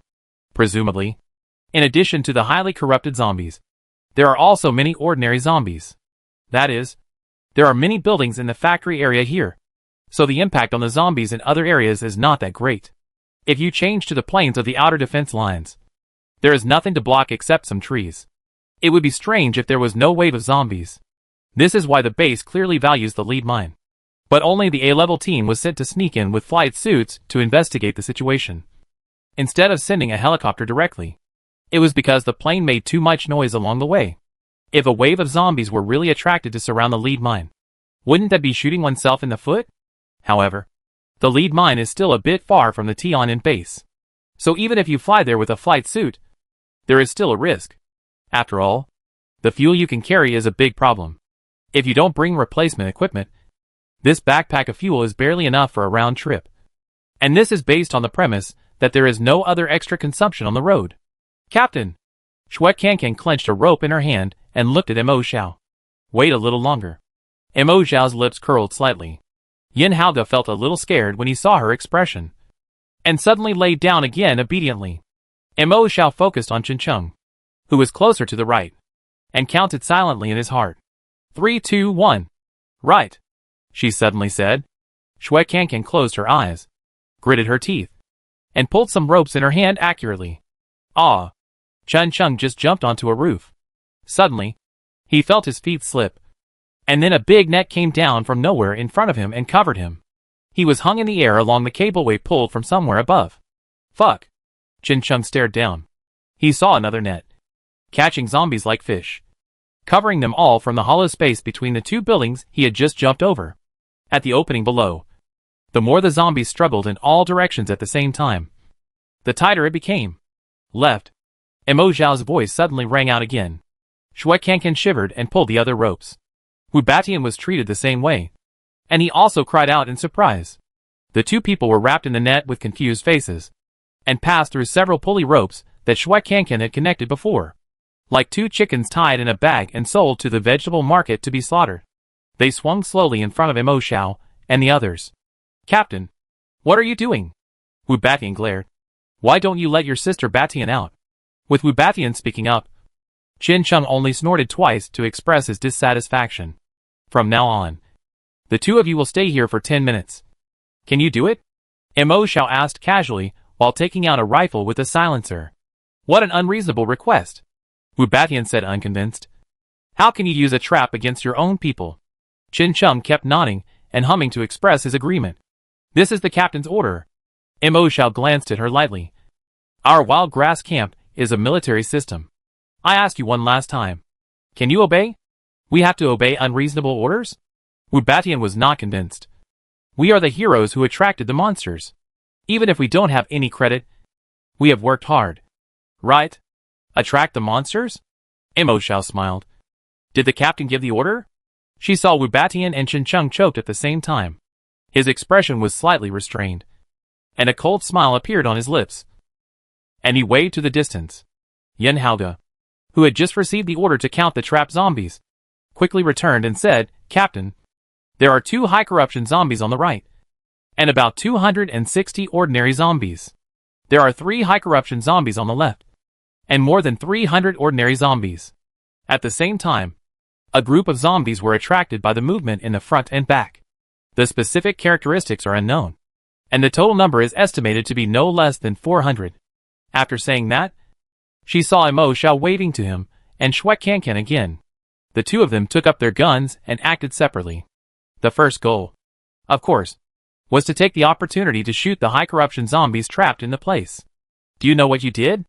Mo Xiao, who stayed in the place, looked at the two people trapped in the net and said coldly, if Shui Kankan hadn't set up the trap in advance, just because of your 2 unauthorized actions without listening to the discussion, our 5-man team on the first mission would be trapped in the encirclement of at least 5 high corruption zombies, and no less than 1,000 ordinary zombies at the same time. And if there are zombies transformed from half-infected people among this group of zombies, the only roof we can stand on will also become a dangerous place. Qin Cheng tooted his tongue. Although he didn't say anything, his face showed some disapproval. Wu Batian reflected on it for a moment, but it seemed that he didn't take it seriously.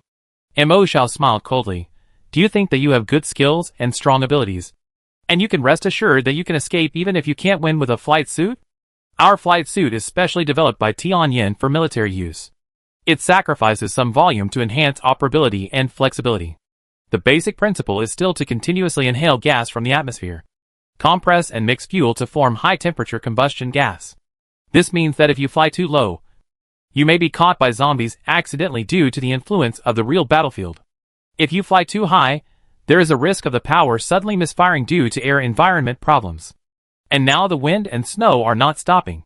In such a harsh environment, it is another big test for controlling the flight suit. This is not training in the greenhouse environment of the underground camp, but actual combat. And all kinds of accidents may happen. It is very dangerous to completely lose the landing environment and rely only on the flight suit. This is also the most important thing that Mo Xiaojiang said to his teammates before he came out. But it is obvious that the two of them are conceited and don't take it to heart. Don't you think so? Mo Xiao sneered. I have seen with my own eyes the scene of soldiers from the first-class team being caught by zombies and not even having time to self-destruct. Seeing that Qin Cheng and Wu Batian were stunned at the same time, their expressions became complicated. Mo Xiao pulled a rope, and the two automatically fell from the net to the roof. Ask yourself, compared with those experienced veterans, where are you so strong that you are so arrogant? Chapter 240. Damn. It's a... Mo Xiao said a few words. He ignored them. Instead, he made a retreat gesture to Shui Kankan and Yen Haoge, who had completed their mission in the distance. At present, there are indeed many zombies. If you carry a rocket launcher, you can kill a wave and get points. But their main task this time is the high corruption zombies. There are 5 high corruption zombies in this group of zombies that need to be dealt with. It's not like killing ordinary zombies. You can just pat your butt and leave. The high-corruption zombies need to be put into special bags, and then transported into the 6 lead boxes. This wave of operations will take a certain amount of time. So you have to wait until the zombie tide is gone. And then find an opportunity to deal with them slowly. Kill them first. And they will find a place to hide. Remove the trap. As long as the zombies can't find them, they will disperse on their own. Then they will wait for an opportunity to deal with the aftermath. Although it's a bit of a pity to lose points. It's better to complete the current task first than to burn or bombard the zombies caught in the net in batches, and attract more zombies' attention and escape flawlessly. Their portable resources don't allow them to stay outside for a long time. Mo Xiao was about to leave, and saw Wu Batian and the other two were still sitting there stupidly. He couldn't help but raise his eyebrows. Are you not leaving yet? Ah. Wu Batian blushed and said, didn't the captain order us to stay for 10 minutes? The time is not up yet. Qin Chung also coughed lightly, and touched his head awkwardly. Mo Xiao looked at them and said, it's okay. Now follow me to retreat. Oh. Wu Batian responded, not quite used to it, and quickly got up and followed Qin Chung. Sister Xiao Xiao. Sister Xiao Xiao. This way. Yin Haoge and Shui Cancan were already waiting there. It was a huge chimney with a strong smell, which could not be seen from outside or below. It was enough for the 5 of them to hide in the chimney without exposing their tracks. This was the retreat route that Shui Cancan had already surveyed. The 5 people hung on the inner wall of the chimney with ropes and hooks, and only occasionally looked out to check the retreat of the zombie tide. Captain.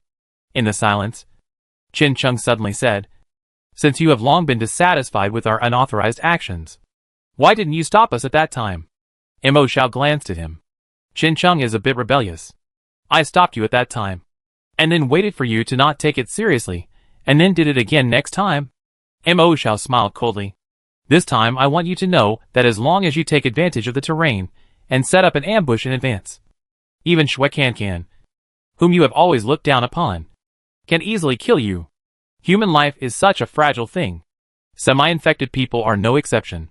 Wu Batian moved his lips, but finally couldn't speak. In fact, that kind of net, when she reacted, she could easily cut it with a portable knife.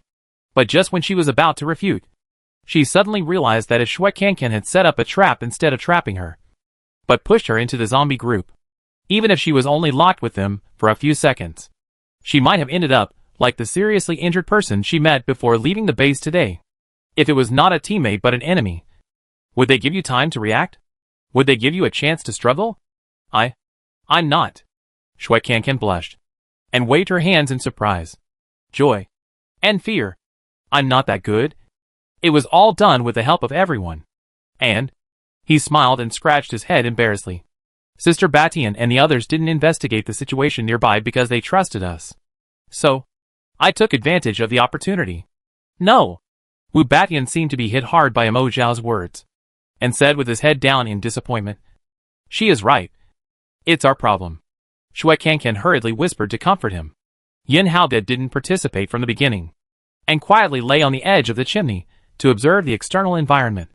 After an unknown amount of time, he suddenly wondered, what's going on over there?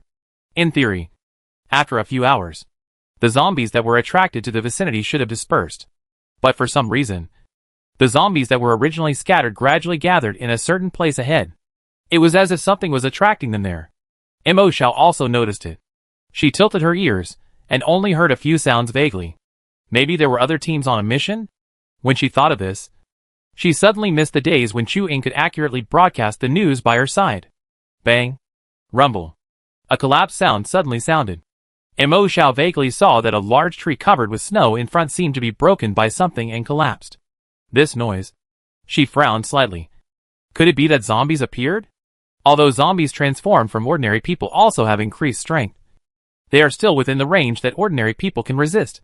But zombies, perhaps because their bodies had been infected and transformed by viruses in an active living environment before.